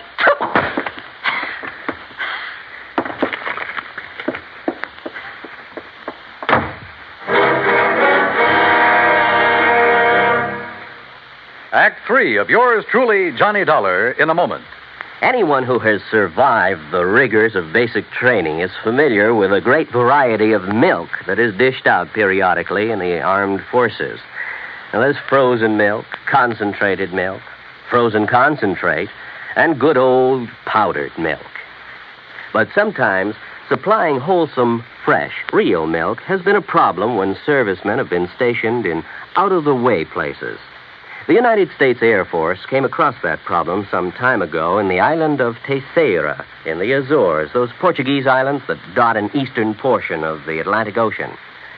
The air base there was considered powdered milk country for a long time. Although cattle have played an important role in the economy of the island of Terceira, the herd was badly inbred and milk production was very low. Modern milk processing was not a part of the picture. And with the help of Portuguese veterinarians, the men in the United States Air Force unit worked out a free breeding service by using a small herd of milk cows acquired in England, and the cattle there at Terceira improved. Then, a complete pasteurizing, homogenizing, sterilizing, bottling refrigeration plant was flown in from the United States.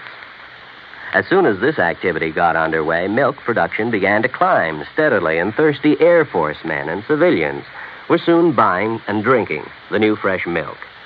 When economy of the island began to rise rapidly, the people were happy and grateful.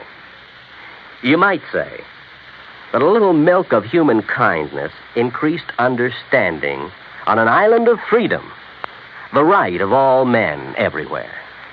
And now, Act 3 of yours truly, Johnny Dollar, and the JPD matter.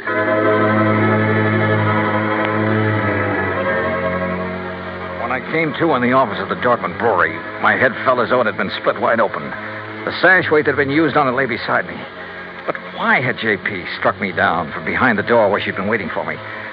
And why, before that, had she been hastily packing a lot of business papers, bills, and so on to take away? A couple of them still lay under me where I'd fallen. It was several minutes before I found strength enough to roll over and try to push myself to my feet. As I did so, I saw two things. One was a bill she'd overlooked in her haste to get away. A bill from Frankline Powder Company addressed to her personally. A bill for 21 cases of dynamite and some other explosives. The other was my watch. I'd been out for hours, too many hours. For according to my watch, it was 1:52 a.m., exactly 8 minutes before the tremendous dynamite blast on the cliff above was to be set off. And suddenly I knew where, somehow, by her plan, those thousands of tons of rock would land, and not harmlessly in the river below. And I knew why J.P. had left me here, so I'd be crushed by them.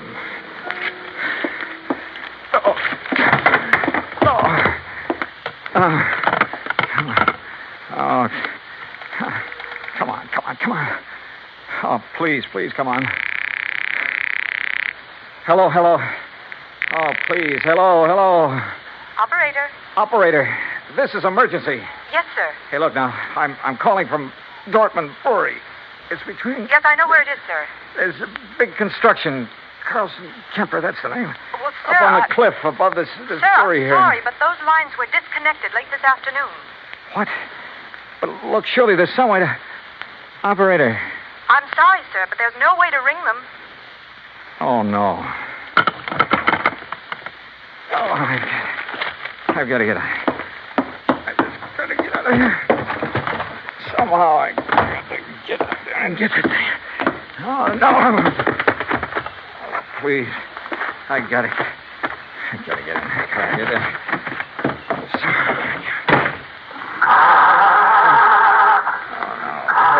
My head, I can't...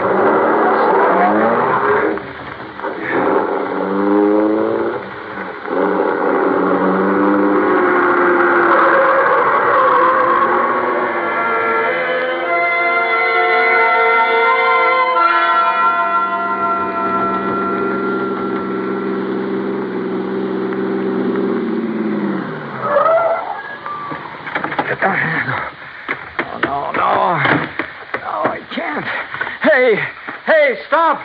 Stop! Who's that? What are you Crutchfield! Stop!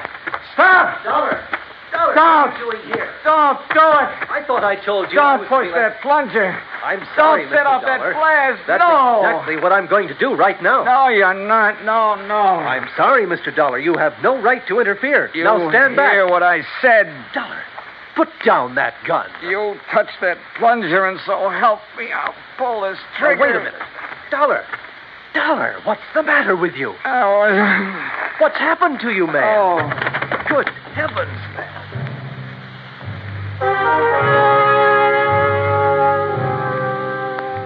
I guess it was just luck that I was still hanging on to that bill for the dynamite that I'd found. I guess it was luck that made Crutchfield grab it when he tried to keep me from falling. Made him look at it carefully by the light of his flashlight. But it was his good sense that kept him from going ahead and setting off that charge. When daylight came, he found the spot on the face of the cliff where J.P. had another charge planted. It was set to go off by concussion from the blast that Crutchfield had set. It would have diverted the rock from Crutchfield's blast to smack dab on top of her little beer factory. Nobody would ever have known who'd really done it. And J.P. would have collected $820,000 insurance for it. Incidentally, when the police caught up with her, which wasn't hard, they also found the book she'd taken from her office. Yeah, J.P. Dortmund was broke. Stony. Expense account total, including a handful of doctor bills for my aching head, and all the incidentals I could think of, $204.80. Yours truly, Johnny Dollar.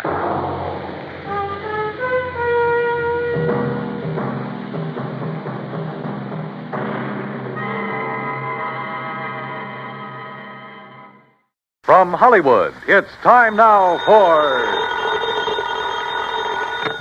Johnny Dollar. This is Peter Hardy at Tri-Western Property and Casualty Insurance. Hi, how are things at the Golden West? You still in Reno? Sure am. Good boy. What goes, Pete? A little trouble with a big dairy farm out here, Johnny. Armenian Dairies. Okay, Pete, tell me all. A year and a half ago in a fire, Armenian lost one of his silos. You know, one of those big towers where they store and cure a lot of chopped up corn and stuff. Yeah, I know. Cost us $21,000. $21,000 for a silo? This time it's a compound silo, and the claim is for $56,000. Oh. But I don't want to pay it. I don't blame you. Sure, because, Johnny, I think it was arson.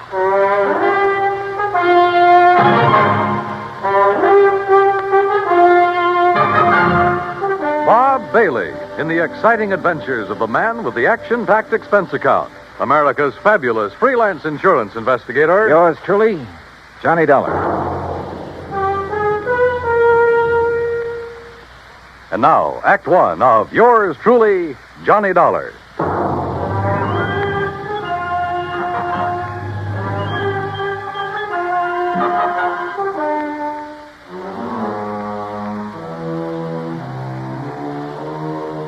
Expense account submitted by Special Investigator Johnny Dollar to the Tri-Western Property and Casualty Insurance Company, Reno, Nevada office. Following is an account of expenses incurred during my investigation of the Doubtful dairy matter.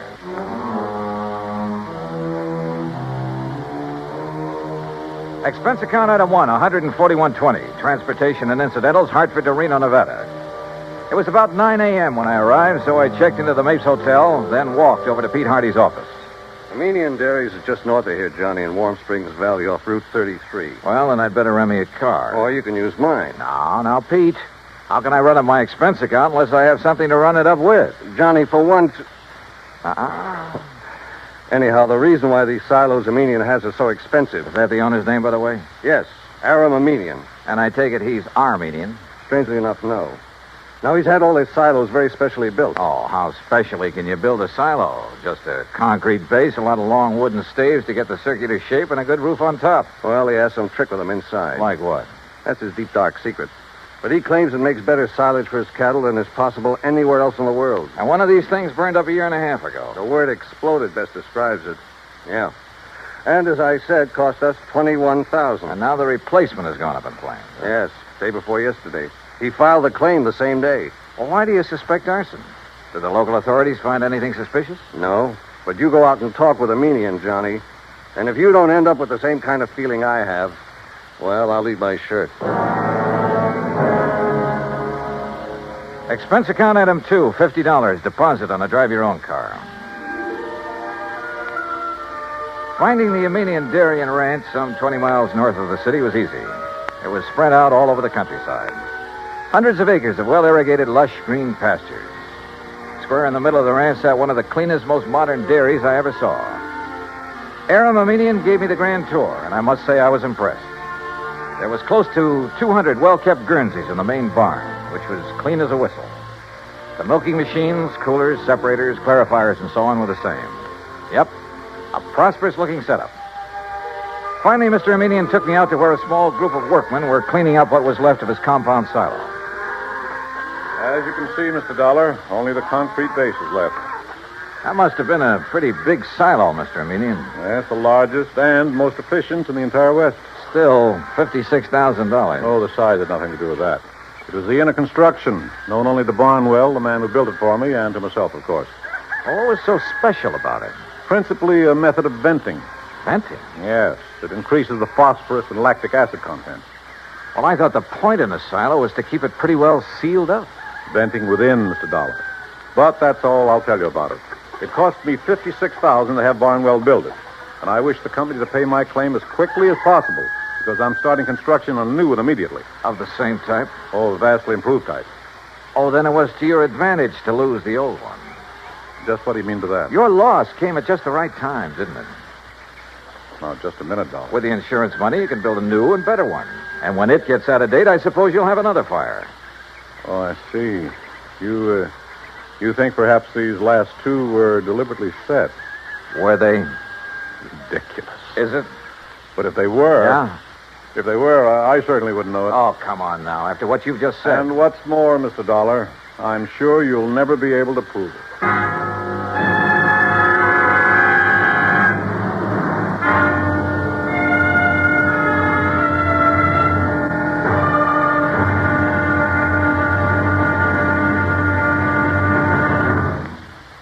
Act two of yours truly, Johnny Dollar, in a moment. We sometimes wonder, what is the life of a human being really worth? Not too much? Or maybe a great deal? Does it depend on whose life it is? Whatever the answer, one thing is certain. Fred Hargesheimer, since World War II, has felt that his life is worth quite a lot. Quite a lot of gratitude.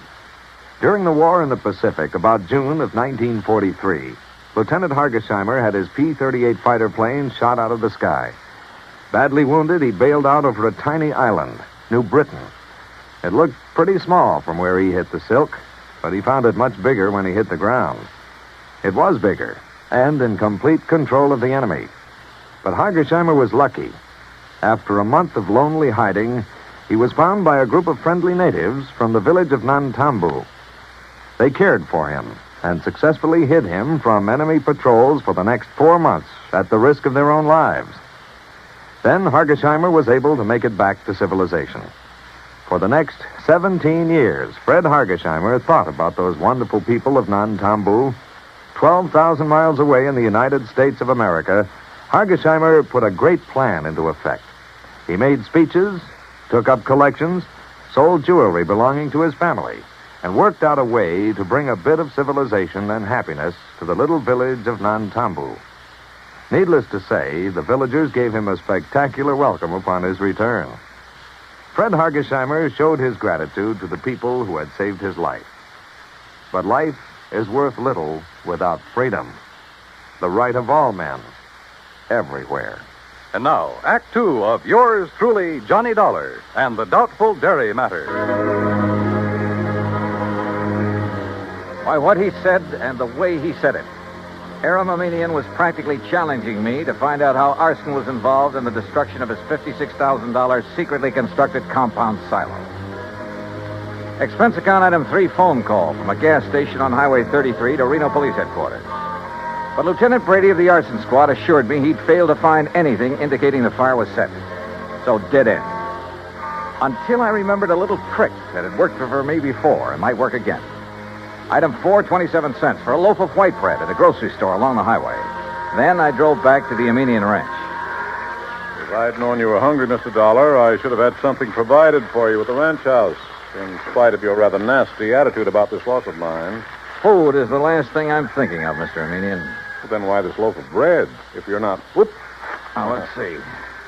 Oh, now, surely you're not going to eat the piece that dropped in the ashes. No. For now. Well, then get it out of your mouth, man. Well, mm-hmm. Whatever in the world are you doing, Mr. Dollar? Yeah, I knew it. You knew what? A sure test for kerosene, Mr. Armenian. What? Yeah, fresh bread dropped in the ashes of a fire even days after the fire is out. I don't understand. I can still taste the kerosene. And, mister, it makes things look pretty bad for you. Me? Oh, good heavens, man, you can't... Dollar, I resent this completely unfounded accusation. Go right ahead and resent. Or better still, let me get hold of a stenographer and you can dictate a confession. Get out of here. Want to do it the hard way, huh? Get off this ranch, Dollar. Now leave. Immediately. Sure. I warn you, don't come back. Because if you do... Better be careful, Mr. Armenian. The kind of a threat you're about to make wouldn't sound very good in court. Get out. Get out. Out on the highway, I stopped at the mobile gas station again and made another phone call. Item 5, another 20 cents. It was to my old friend Herb Carlbert, cashier of Reno's Farm Trade National Bank. It was past closing time, but he promised to leave a door open for me. So I grabbed a sandwich and a Coke along the way. That's item 6, 80 cents, including tip. Then at the bank, Herb led me back to his private office. Oh, sit down, Johnny. Tell me all about yourself. Yeah, later, Herb. We'll go out on the town and talk our heads off. Right now, I need some information. I hope you can tell me where to get it. Oh? Information about what? The Armenian Dairy. Or better still, Armenian himself. You know him? Oh, I certainly do. We're his bank. His happens to be one of the best accounts we have, especially in our investment department. You mean it's big? Plenty big. Like how much? Well, now, Johnny, I'll tell you this. If I had a quarter of his net worth, I'd have retired long ago. No big outstanding debts on his place? Anything like that? Not a penny. Aram's financial condition is as... Now, wait a minute. Yeah? That fire and explosion of his compound silo? Yeah, that's right. Herb, I found evidence indicating arson. Well, certainly aren't accusing him. Who else? Oh, no, you're wrong. Oh, now look, Herb, he filed that claim so fast. It's the most natural thing in the world for him. It's the way he does everything, like paying his bills immediately on receipt. He works that way. You expect everybody else to. Well, he gave me the impression he wanted to collect quickly in order to have money for rebuilding. Of course. Rather than cash in some of this blue chip investment. Herb, somebody fired that silo. Well, it certainly wouldn't be Aaron. You sound like you're in cahoots with him. What about his employees? From my impression of the man, They love him like a father. Every one of them. And if every employer was as generous as he is, there wouldn't be any labor troubles in this country. Well, the fact remains that somebody somehow stood to profit by destroying that silo, and the one before it. Well, I can't imagine who. Even his competitors like and respect the man. Or so they say. No, they do. He's helped them stay on their feet during hard times, developed new ideas and methods, then passed them on to them. Oh, the fact remains... But Johnny, I've had a rough day. How about a nice, cool, casual drink? Then we'll have dinner and take in the town. Item 7, 2130, for drinks and a good dinner back at the Mapes. But I didn't enjoy either. Because Herb in his defense of a median was no help at all. Except perhaps for giving me a list of all the people he could think of who did business with him. I decided to check them all first thing in the morning. Finally, about midnight, having lost our share at a couple of nearby gambling clubs, we parted. Herb drove away to his home on the outskirts of town. I went back to the Mapes. Take Mr. and Mrs. Kenworthy to room 314, boy. Yes, sir. What's your... Oh, Mr. Dolly. Just my key, please. Certainly, sir. Here you are, sir. And I hope you enjoy a pleasant night's rest. Thanks. Oh, by the way, there was a gentleman here looking for you early this evening. Hung around quite a while. Said he'd be back. Well, who was he? He didn't give his name, sir, nor did he wish to leave a message. Mr. Armenian? Mr. Armenian the dairyman? Oh, no, sir. I'm quite sure. Okay, thanks. Yes, sir. Good night. Good night, sir. Oh, Mr. Dollar. Yeah? There he is. There. Huh? Going out the door, the dark brown coat. You're sure? Yes, sir. The same man. I wonder. Yeah, so do I. But if he knows you, sir, and saw you, sir... By the time I got out the front door, the man in the brown coat was halfway down the block and walking fast. Faster and faster, as a matter of fact, as I gained on him. He turned the corner, and by this time, both of us were running. Hey! Hey! Were you looking for me? By the end of 3 or 4 blocks, it was a real foot race. Then suddenly he turned into an alley, and like a darn fool, I plunged into the darkness of it after him. Hey! Hey! Right here. Oh, no, you...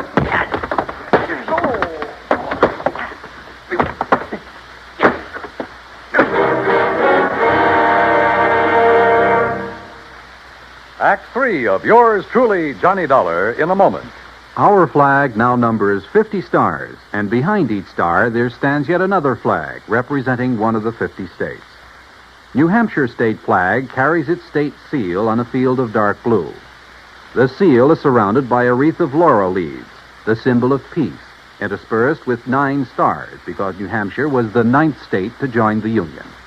The heart of the state seal is a representation of the frigate Raleigh, recalling the glory of the early days of sail. New Hampshire state flag, the flag of the 9th state to enter the Union, was adopted on April 29, 1931. And now, Act 3 of yours truly, Johnny Dollar, and the Doubtful Dairy Matters.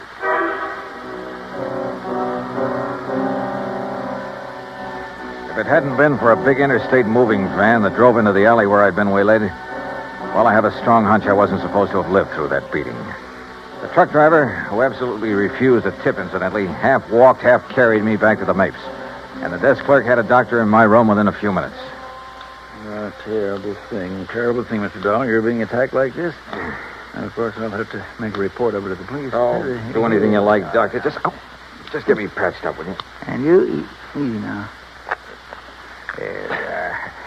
You have no idea who could have done this to you. Believe me, I intend to find out. Judging by this swollen hand of yours, you got in some good licks, though, and whoever... What's the matter?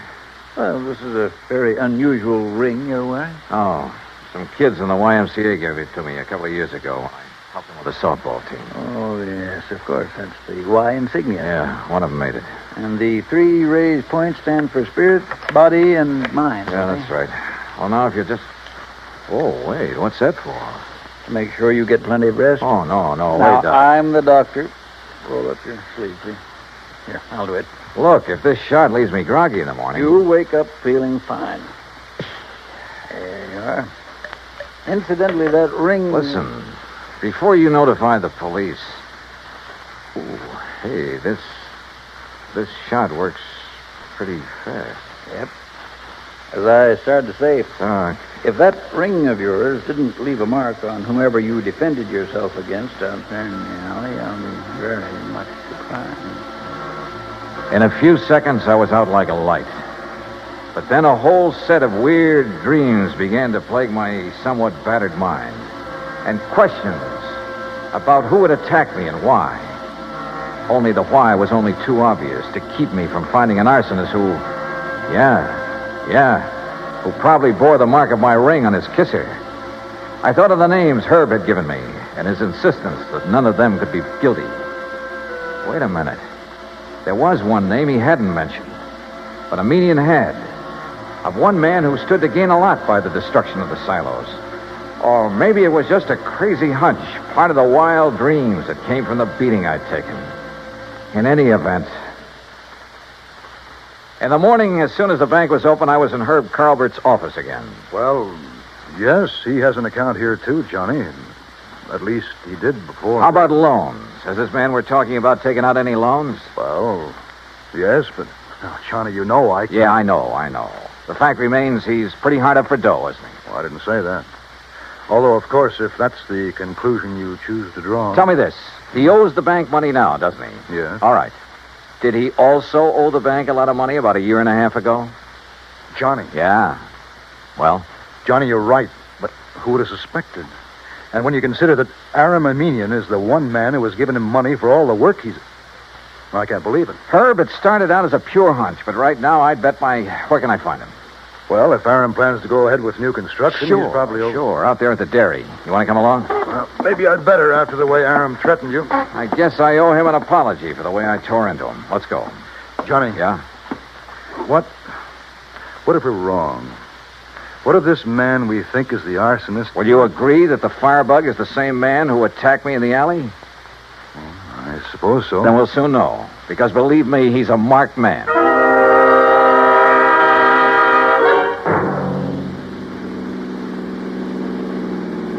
We made the Armenian dairy in 30 minutes flat, and we're told at the gate that Aram Armenian was in the pasteurizing plant.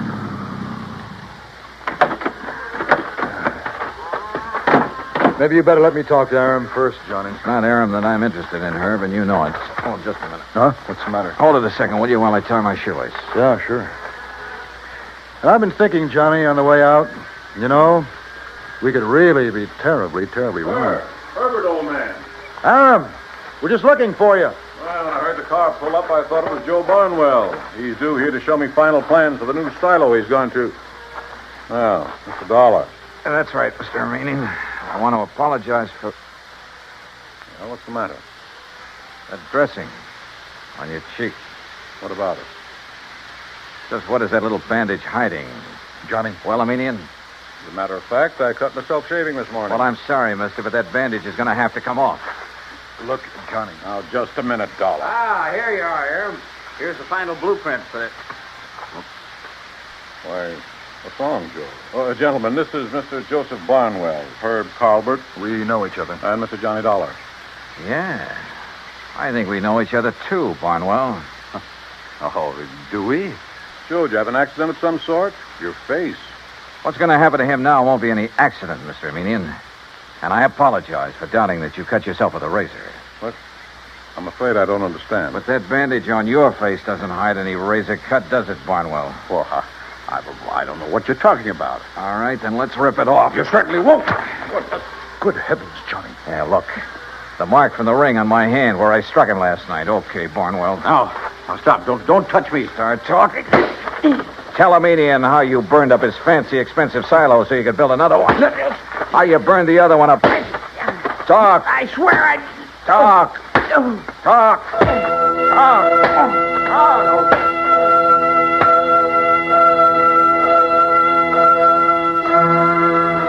Yeah, he talked all right, plenty. About a racket so old I hadn't heard of it in years. The crooked builder who burned out his own clients to get himself more work. And in this case, a natural, because he was the only one who shared Aram's secret construction plans. And by the time I was through with him, he blabbed about some of the other clients he'd taken the same way. Expense account total, including incidentals and the trip back to Hartford, $418 even. Yours truly, Johnny Dollar.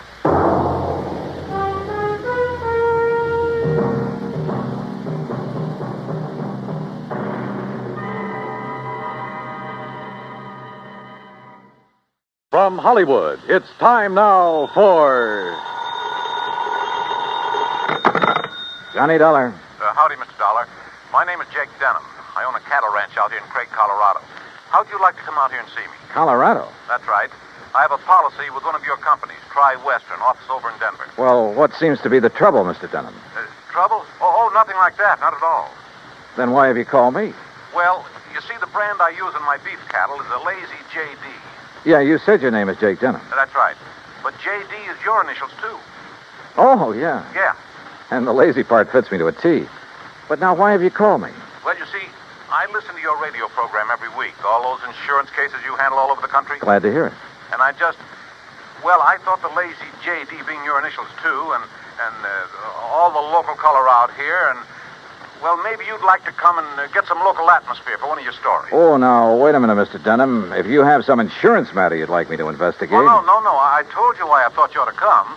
So can you, right away? You sure there's nothing wrong out there? No, like I said, a lot of local color. Nice place to stay here at the ranch. How about it? Well, I've a couple of days' work on some reports to finish up. Then right after that, huh?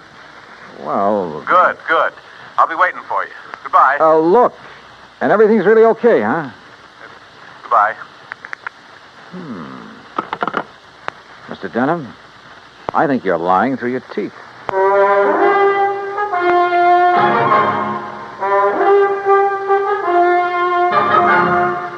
Bob Bailey in the exciting adventures of the man with the action-packed expense account. America's fabulous freelance insurance investigator. Yours truly, Johnny Dollar.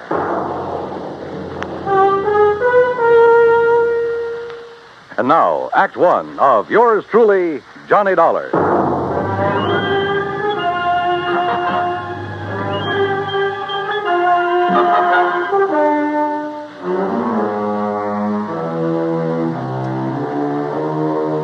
Expense account submitted by Special Investigator Johnny Dollar to the Tri-Western Life and Casualty Insurance Company, Home Office, Denver, Colorado. Following is an account of expenses incurred during my investigation of the bum steer matter.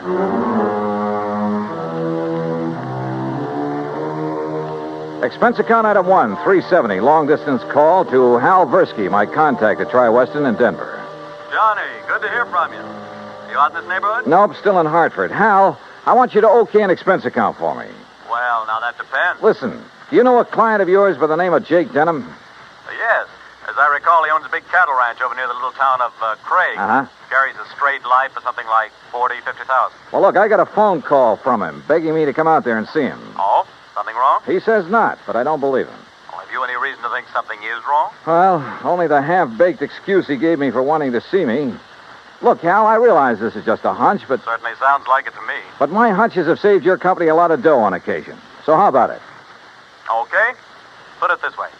If you run into something out there and clear it up, we'll pay the freight.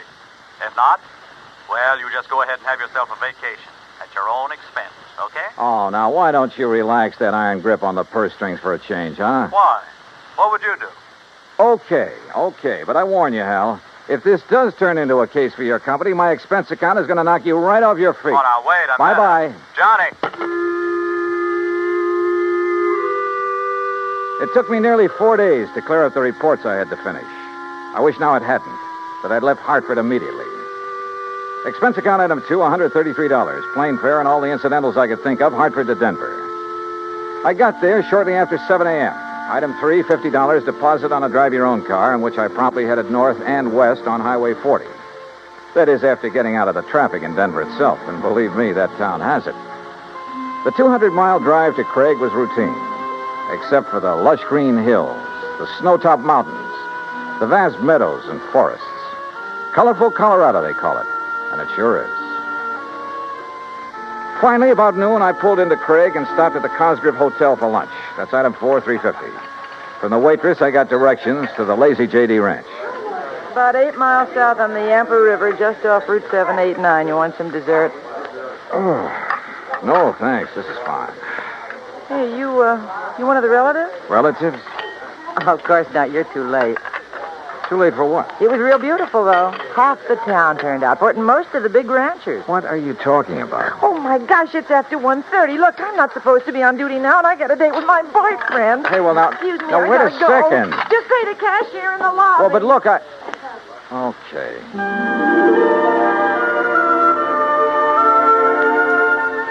I paid my check to the cashier, went out to my car, climbed in, and headed for the Lazy J.D. There must have been several thousand acres to the ranch, all rich, green, healthy-looking pasture land, and Lord knows how many head of beef cattle. The main ranch house was a rather small but well-kept affair near the gate to the road from the highway.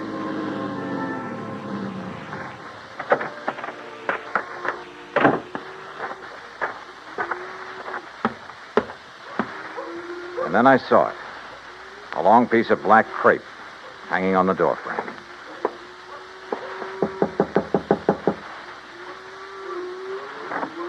Yes? How do you do? My name is Dollar, Johnny Dollar.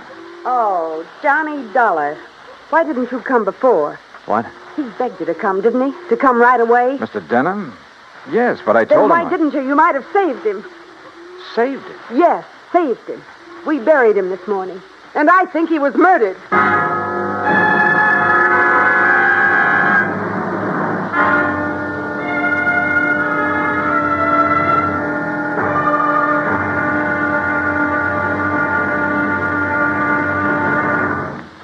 Act 2 of yours truly, Johnny Dollar, in a moment. The American writer Christopher Morley once wrote, "When you sell a man a book, you don't sell him just 12 ounces of paper, ink, and glue. You sell him a whole new way of life," unquote. Now that goes double when you give, not sell, a book. But the gift of 550 books to little children increases the legacy tenfold. Near the end of 1960, the employees of the Chase Manhattan Bank started a people-to-people program with such a gift to school children of a town in Tanganyika. That's on the southeast coast of Africa. To give you an idea how the books were received by the children, let me first quote from Francis Bacon. He's an English writer of a few centuries back. He said, "Some books are to be tasted, others to be swallowed, and some few to be chewed and digested."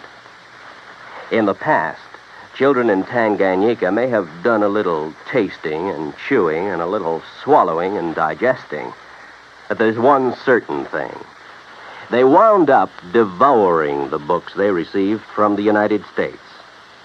And they did so much of it that they, the ones in high school anyway, were able to reach the level of English children their age and pass the exams at the same time. That takes a lot of book learning, as they say. Now, the gift of these books from the United States of America may have seemed a small thing to the senders, but the boys in Tanganyika who received them know that they've opened a whole new way of life. They've greatly increased understanding in the classroom of freedom, the right of all men everywhere. And now, Act 2 of yours truly, Johnny Dollar and the Bum Steer Matter. The tall, beautiful girl standing in the doorway of the ranch house at the Lazy J.D. outside of Craig, Colorado, was dressed in black. The red about her eyes showed that she'd been crying. But there were no tears in them now. Jake Denham was my father, Mr. Dollar. I'm Virginia. And you think he was murdered? Why do you think he called and begged you to come out here? Any idea who might have done it? Yes, Big Mike Craven. Who's he? He owns the Sea Lucky Star and wants to own every other ranch around here, and he will unless somebody stops him. How did your father die? Anthrax. That's what they said it was. I thought that was a disease of cattle. People, too, if they get infected from the cattle. And that's what happened to your father? That's what they say, but there's no anthrax around here. Our ranch is clean. Look, let's go inside and sit down and talk about this. Sure, I'll talk about it. If only somebody will listen. And here, John. Oh, thanks. Are you, all alone? Now that Dad's gone, he and I ran the ranch. Now it's up to me. Sit down. Thank you. Virginia, were you trying to tell me out there that you think somebody tried to infect your herd with anthrax? What would you think? Who was your father's doctor? Dr. Regis Ross from in town. Who are you? Well, my name is Dollar, insurance investigator. Say, you fellas act pretty fast, don't you? Sometimes. Feeling all right now, honey? I guess so. I told the hands that you're in full charge now. They'll take their orders from you. Or from me. Or from... Sure. Sure, I guess that's best. Thank you, Pete.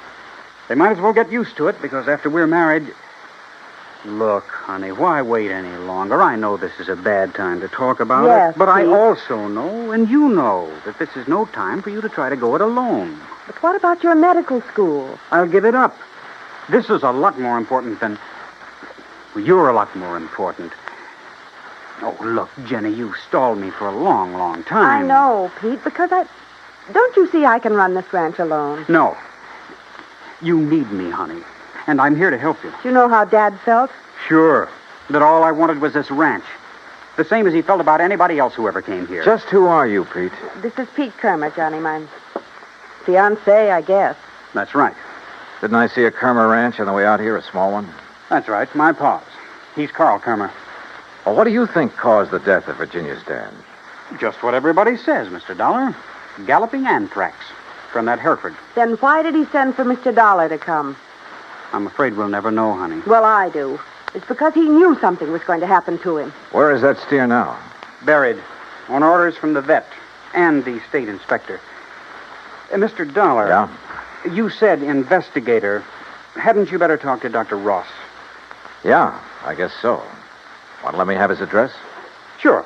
I'll write it down for you. And, while you're at it, tell me where I can find the veterinarian. And that state inspector, too. Huh? Sure. Why not? When I left them, a few minutes later, Pete was still making a quiet, but I must say effective pitch for Virginia's hand. Expense account item 5 cents for a phone call to the state inspector. He told me he'd never seen the infected steer on the Lazy J.D., that he was confined to his bed at the time. I called the vet's office, and he was expected back shortly. So I sat around the hotel lobby and glanced over some magazines. And then, in one of them, I found an article that made my eyes fairly pop out of my head. Item 6, I called the vet again. He was in. You caught me just in time, Mr. Dollar. I was about to drive over to the Sea Lucky Star Ranch for dinner. Mike Craven and I are old friends. That's so? Yes, ever since we roomed together at college. Oh, I see. I understand you're the man who spotted the anthrax out at the Lazy J.D. Yes, sir, that's right. Just that one Hereford. How it ever got to him, I'll never know. The rest of that herd's absolutely clean. Got poor old Jake Denham, too. You think he became infected from that steer? Well, how else could it be? Galloping anthrax. Just like that. Doctor, where is that steer buried? Do you know? Yes, I had it buried myself. It's some miles out in the far corner of the Lazy J.D. property. Then phone the Sea Lucky Star and call off your dinner date. You and I are going out to take a look at that carcass. Oh, no, just a minute, young fellow. Investigator, did you say you are? That's right. Well, I suppose you have some authority. What I don't have, I can get. Tell me, Doctor, is there some reason why you don't want me to see the carcass of that steer? No. Well, let's go. Along the way, we picked up two fellows who were handy with pick and shovel. It It was almost dark now, so I bought a couple of powerful flashlights at one of the local hardware stores. That's item 7925. It took a couple of hours for the two men to dig down to the carcass of the steer, but they finally exposed one flank of the unfortunate animal. Yeah, so you sure planted this critter deep, Doc.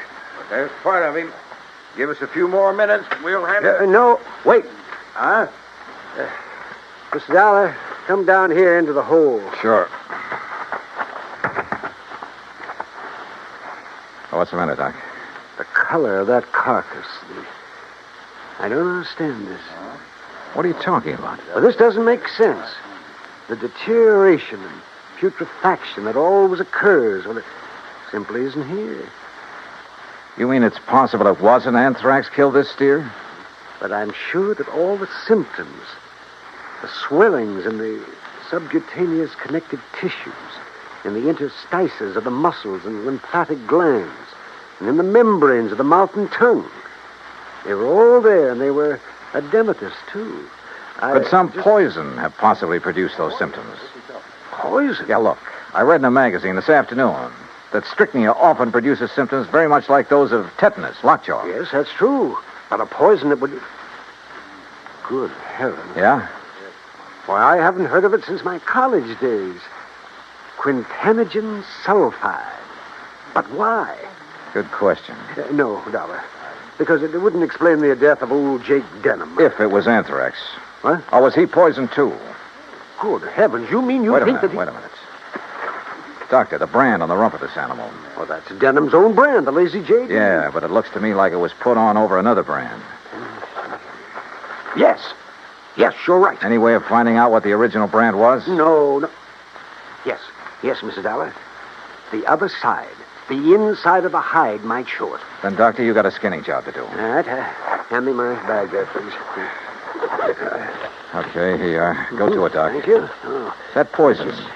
How much to infect a man? Well, even a small scratch on the skin could absorb enough to be fatal. No wonder that Dr. Ross... Ross was the one who treated Jake Denham. Yeah. No wonder we couldn't understand why death came so... Well? No. Can you see what the original brand was? Yes. Yes, I'm afraid so. Let me hold the light a little. Oh. I see. But I can't believe it, Mr. Dollar. Pretty clear, though, isn't it? See Lucky Star. Act 3 of yours truly, Johnny Dollar, in a moment. A couple of 1,000 years ago, the ancient sage Diogenes remarked that all things are in common among friends. Well, he didn't mean that only material goods were in common among friends, but that they shared their troubles as well. For a long time, the United States Armed Forces have been a friend in time of need, during fires, floods, and pestilence all over the world. Many peoples of the earth have come to believe in the friendship which the U.S. military personnel have spread for so many years, and the calls for help they answer in time of personal emergency, a response which has always been immediate. Not long ago, a Korean Buddhist nun was suffering from beriberi, an advanced form of acute malnutrition. But she was living in an isolated monastery deep in the Korean hills and valleys. Her sister nuns contacted the nearest Army Signal Corps relay station, and wheels began turning. In no time, an Army helicopter landed at the station's helipad. American soldiers carried the stricken nun to the copter. She was flown to a waiting ambulance and whisked away to the hospital.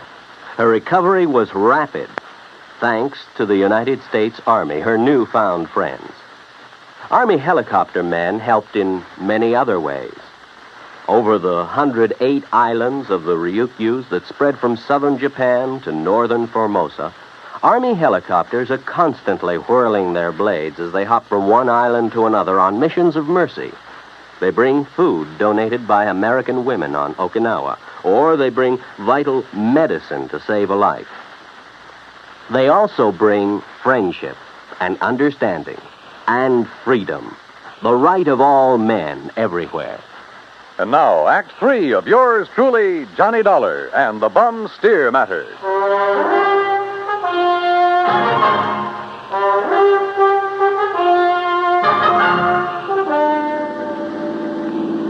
Looks pretty bad, doesn't it, Mr. Dollar? Yeah, Doc. It looks as though this Hereford steer was brought over from the Sea Lucky Star, was rebranded with a lazy JD, was given the poison to make it look like it died of anthrax. Yeah, but Mike Craven, who owns the Sea Lucky Star, I know him, Dollar. I've known him ever since our college days. Medical college? Oh, no, just during the preparatory years. But Big Mike couldn't have done a thing like this. Big Mike has wanted to get his hands on the lazy JD for years, Well, hasn't of he? course, so have a lot of other big ranchers, but I'd stake my life on it. He'd never do it. Hey, wait. Yeah? You should have taken that left turn to get to the Sea Lucky Star. That's not where we're heading. Yeah. Well, then where? If I remember correctly, it's this road to the right, here. Well, you mean the K-Bar K? Got any better ideas? Well, I'll be...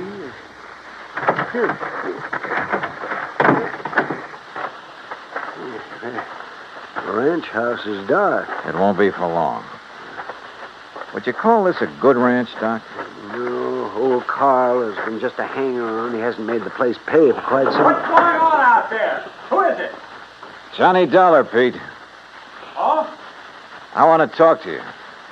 Oh, sure. Door's open. I'll be right down. Come on, Doc.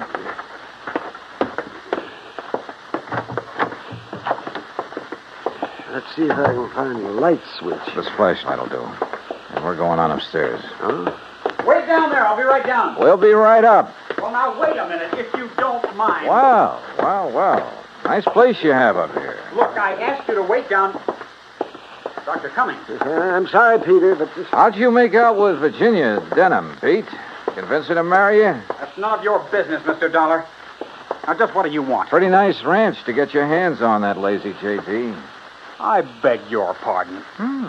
Combination bedroom and study, huh? As Virginia told you, I've been going to college. Yeah, medical school. Nice set of books you have here. Of course, I'll have to give that up now. Oh, you're going to have to give up a lot of things. What? Where did you get it, Pete? What was the name of that stuff, Doctor? Quintanogen sulfide. What do you know about... Well? I don't know what you're talking about. Then why the marker in this book on toxicology? Marker? That was a foolish thing to do, Pete. A dead giveaway. Yeah, I told you. I don't know what you're talking about. Yep. Right here. Quintanogen sulfide. I never heard of it. You're lying, Pete. No. Giving it to that Hereford was probably a cinch. Listen, you... But how did you give it to Jake Denham? Dollar, that's something you'll never live to know. Oh, look, now, wait a minute. Put the thing away. No. Now, stand back. I said, look out. You... Stop! Oh, thanks, Doc. I guess he'd forgotten all about you until you landed that chair on his head. Yes. Now, I suppose I'll have to patch this... patch him up a bit. Oh, absolutely. He'll have to look nice for the trial, won't he, Doc?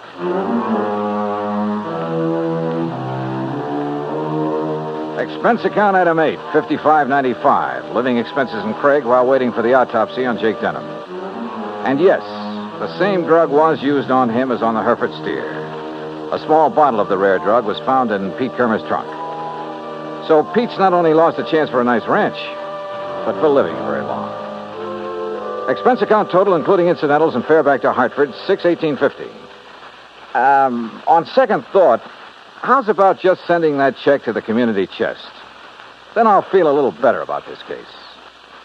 And about myself, too. Yours truly, Johnny Dollar.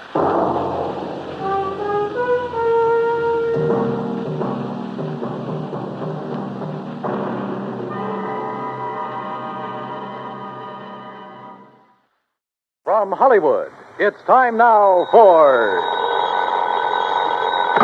Johnny Dollar. George Reed here. Well, hi, George. Haven't heard from you in a long time. Skip the formalities, Johnny. I have a problem. You and everybody else. $25,000 problem, possibly $50,000. Double indemnity clause, huh? Right. Who's insured? Name is Mercedes Crabtree. Crabtree? Elderly woman, lives out in Montana. Uh-huh. And how long has the policy been in effect? Almost 30 years.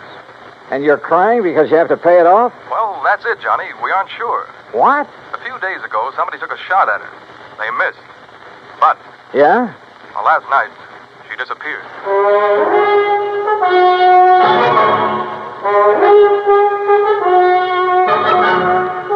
Bob Bailey in the exciting adventures of the man with the action-packed expense account. America's fabulous freelance insurance investigator. Yours truly, Johnny Dollar. And now, Act One of yours truly, Johnny Dollar.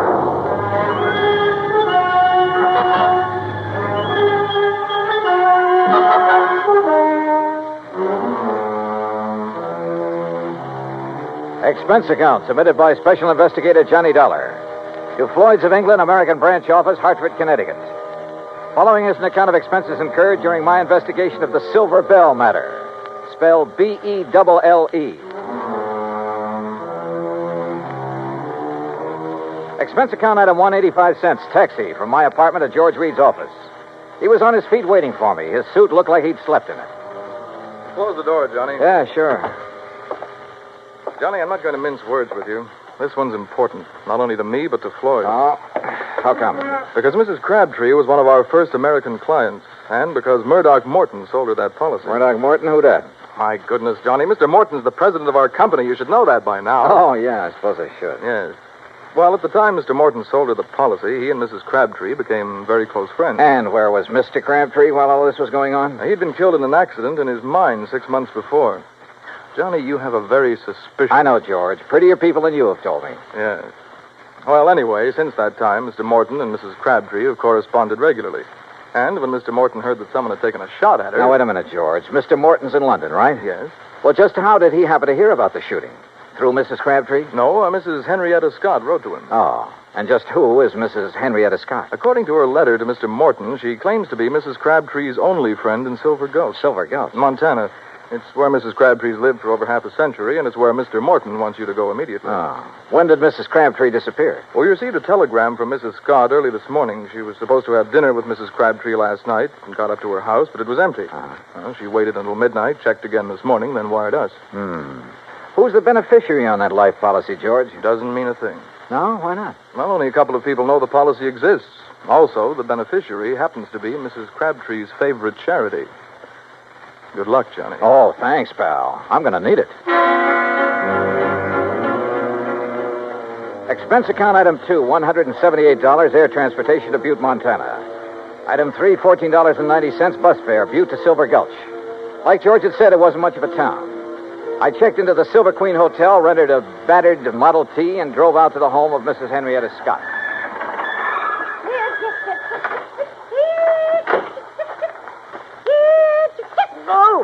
Oh, you startled me out of a day's growth. I'm sorry. Mrs. Scott? Yes. Oh, you must be from Grandma's trunk, yes. Beg your pardon? Grandma's trunk. They sent you, didn't they? Well, come along with me. It's in the house. Mrs. Scott, wait a minute. I'm afraid you've made a mistake. You mean you're not from Grandma's trunk? I don't even know Grandma. It's an antique shop in Butte. They said they'd send a man out to offer me a price for my hand-carved rosewood headboard. You're not him, huh? No. My name's Johnny Dollar. I'm an insurance investigator. Well, why didn't you say so right off? Come on inside. I suppose you're here about poor Mercedes Crabtree. God rest her soul. Yes, that's right. Is she still missing? Rest her soul. Sit down anywhere. Oh. No, not there. Willem settee. That's it. You comfortable now? Fine, thanks. The sheriff and a couple of men who work for Charlie Greenpaw were out looking for her most of yesterday. They're at it again today, but they won't find her. Leastwise alive. Well, can you think of anyone who might have reason to kill her? Well, now that's hard to say. Most people in this town right now, they ain't got no use for her. They say she's stopping progress.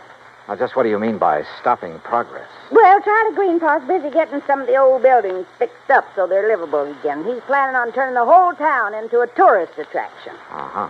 Well, Mercedes, she won't hold still for it. She won't let him set foot on any of her land. Won't sell none of it, neither.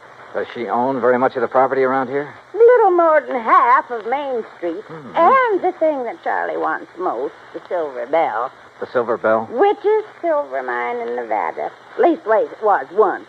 George Crabtree discovered it. Yes, When the well, now- vein ran out, he's killed trying to find it again. After that, the mine was closed. Mrs. Scott. Of course, the town closed down when the mine did. Mrs. Scott, were you with Mrs. Crabtree the day someone tried to shoot her? No. She was walking up toward her mine, alone. Thought it was just a stray bullet. Just where is this mine? Oh, you can see it from the window right behind you. It's about halfway up the hill yonder. Here, you come over here and take... Well, I'll be first cousin to a stink bug. Why, what is it? Up there on that hill going toward the mine. It's Charlie Greenpaw and Slim Richards, the sheriff's deputy. Now, I wonder if they think she's down inside that mine. A few minutes later, I caught up with Greenpaw and Richards. They'd stopped near a large, newly painted no trespassing sign about 20 yards from the mine's entrance. I introduced myself. Mr. Dollar, you see that sign says no trespassing? Yeah? Well, folks around here take the signs Mrs. Crabtree had put up mighty seriously. That right, Slim? Sure is. You mean you're not going in there, Greenpaw? Well, now, we didn't say we weren't going in. We just thought we'd better consider it before we did anything hasty. But she could be dying in there. Providing she's in there. Right, Mr. Greenball? That's right, Slim. Now, Dollar, you want to go on in? Why, there's nothing to stop you. No, sir. Not a thing.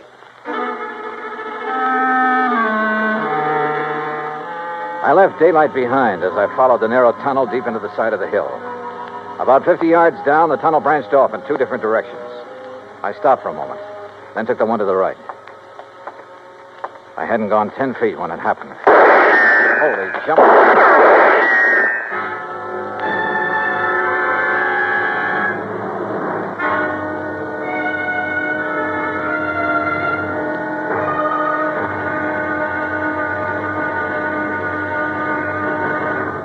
Act two of yours truly, Johnny Dollar, in a moment.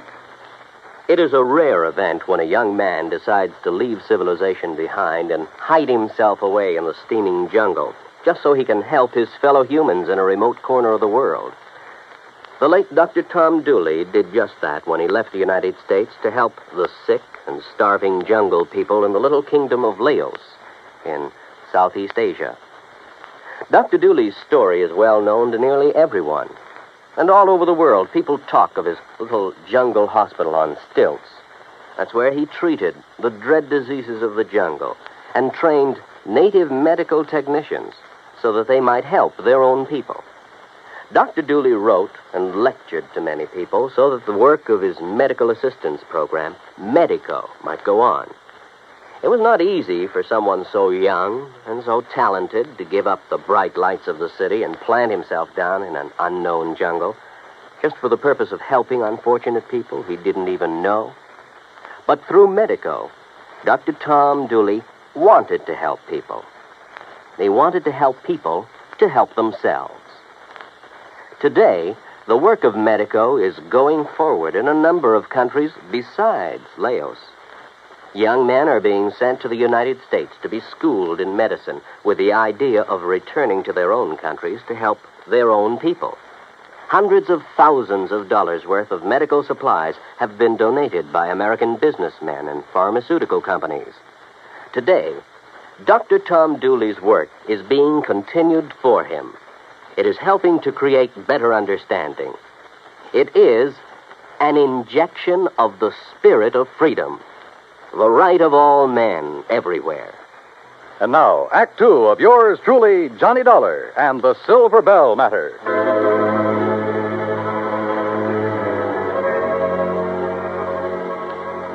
I wasn't alone in the mine, that was for sure. But whoever was in there with me wanted to be alone and resented the intrusion.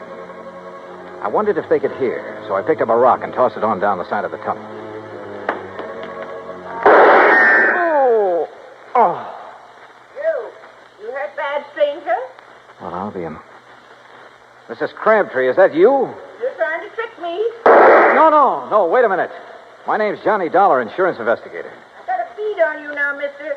So don't you move till you can prove what you're saying. Oh, no, I don't intend to. What are you doing in my mind? Looking for you. Your friend, Mr. Morton, is worried about you. Oh. Walk up this way, Mr. Dollar. But you be mighty careful about it. Yes, ma'am, I sure will.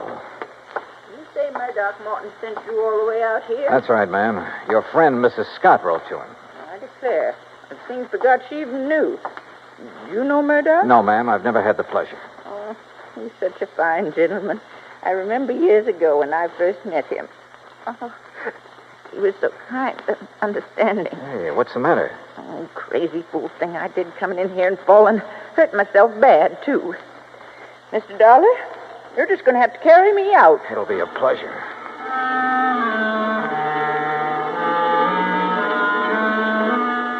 She couldn't have weighed more than 80 pounds, 6-shooter and all. I carried her out of the mine and down the hill to her cabin. I had just finished making her as comfortable as I could when Mrs. Scott arrived. Oh, dear.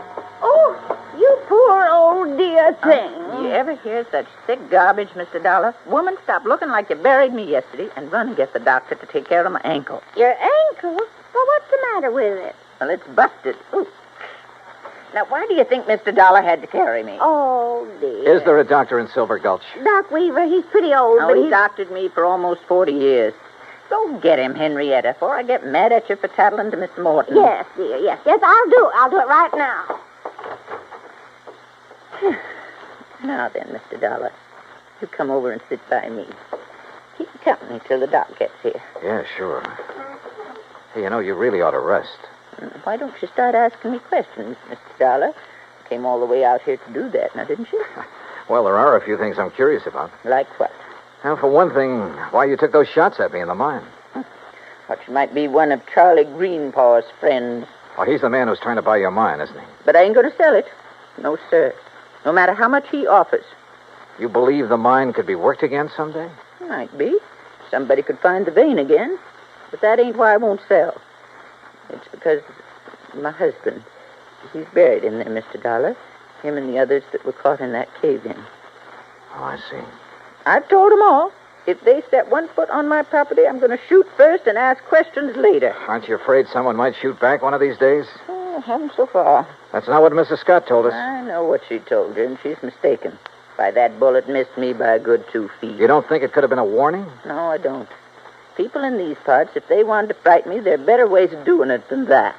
Well, if that's so, I sure hope they don't try any of them.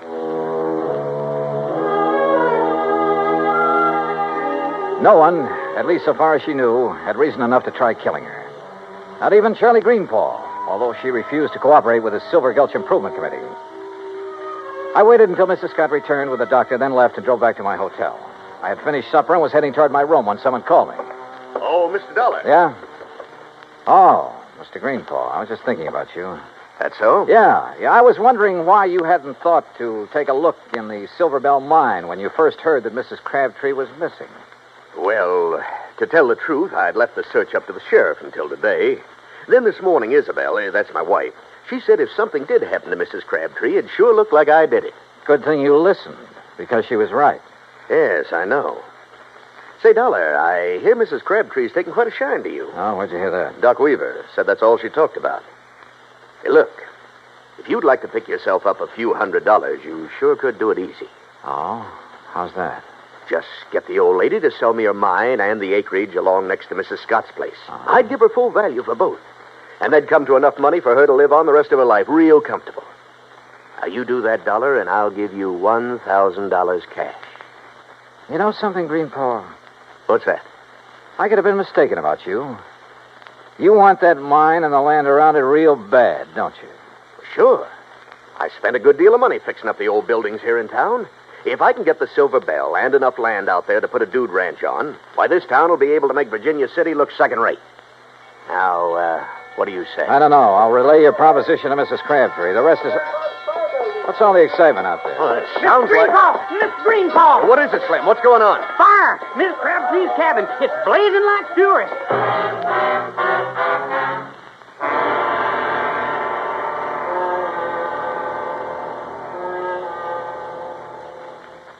Act 3 of yours truly, Johnny Dollar, in a moment. For thousands of years, the oceans of the world have taken their toll of the treasures of the people who live near them or travel over them in calm and in storm. And for an equally long time, these same people have dived to the bottoms of these oceans seeking those treasures. Gold, silver, jewels. and emblems of tradition or symbols of history have been the sought-after prizes.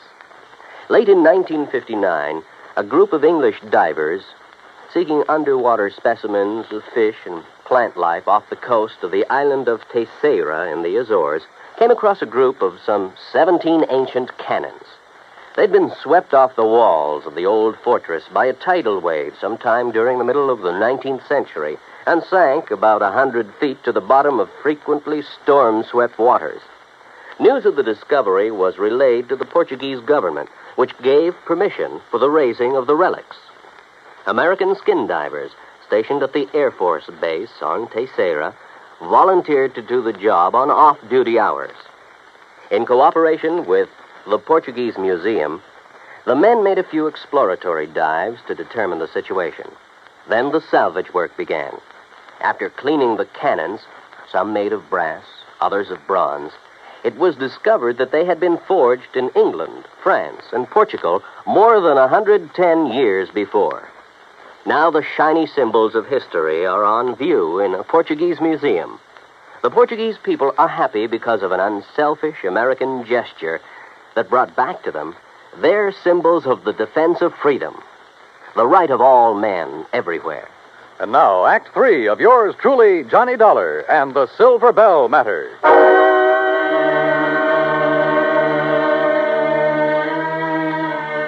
By the time we reached the cabin, it was all over. For a moment, I was afraid Mrs. Crabtree hadn't managed to escape. Then I saw her on the ground near the sheriff's car, wrapped in blankets. Hey, you! Get back over there! It's all right, Sheriff. This is Mr. Dollar. Oh, I heard you were in town, Mr. Dollar. This is Sheriff Wilkins, Johnny. Sheriff, do you have any idea how this fire started? Not yet, I don't. I asked her, but... I'd rather not talk about it now, Johnny. Maybe some other time. Whatever you say. She's pretty done in. Johnny? Yeah? You tell Mr. Greenpaw. Tell him I'll sell. Will you do that for me? Well, look, I'll talk to you about it in the morning. No. I want to sell now. Nothing to stay here for. Nothing. We'd better get her down to Mrs. Scott's place. Doc Weaver's given us some morphine. You go ahead, Sheriff. I'm going on back to town. Sure. See you later, Dollar. Oh, Mr. Dollar. Is she going to be all right? Yeah, I think so. Greenpaw, do you have a map of this area, including all the land you're planning on buying? Not on me. It's down at the office. You want to see it tonight? Yeah, I sure do.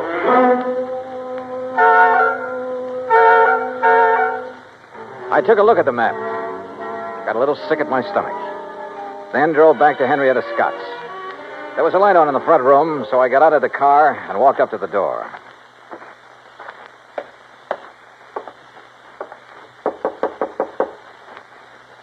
Yes, who is it? Johnny Dollar, Mrs. Scott. Oh?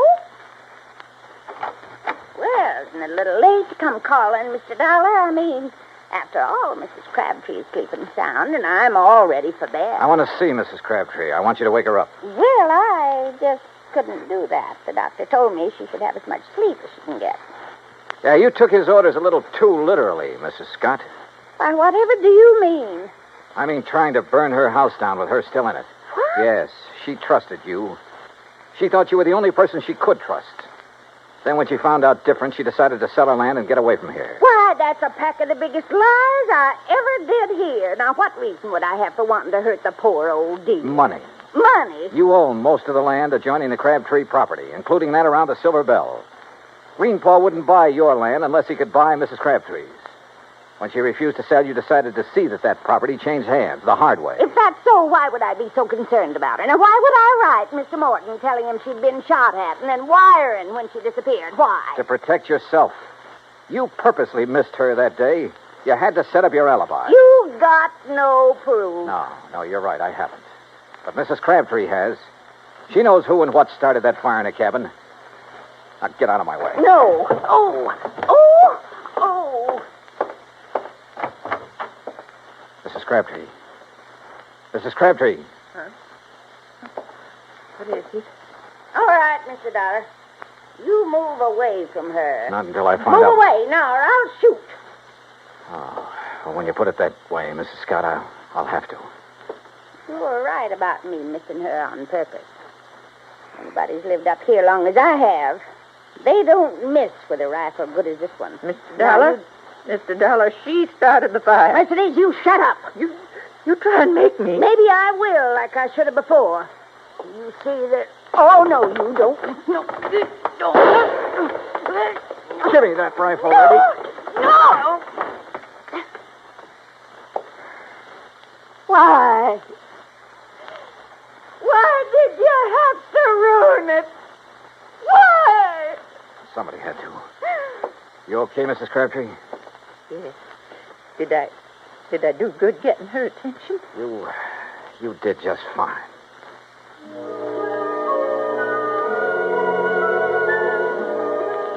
I was ready to leave Silver Gulch the next day, but I stayed over for another week, waiting for a little English gentleman by the name of Murdoch Morton to arrive and claim his bride. Yeah, just about everybody in Montana came to Mrs. Crabtree, Mrs. Morton's wedding. Everybody, that is, but her old friend, Mrs. Henrietta Scott. Expense account total, $317.10. Yours truly, Johnny Dollar.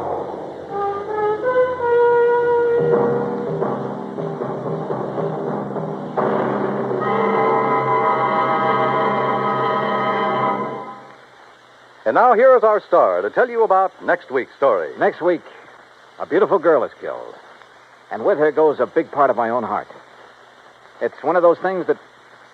Well, join us, won't you? Yours truly, Johnny Dollar.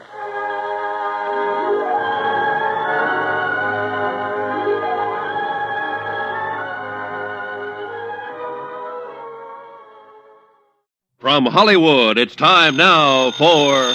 Dollar.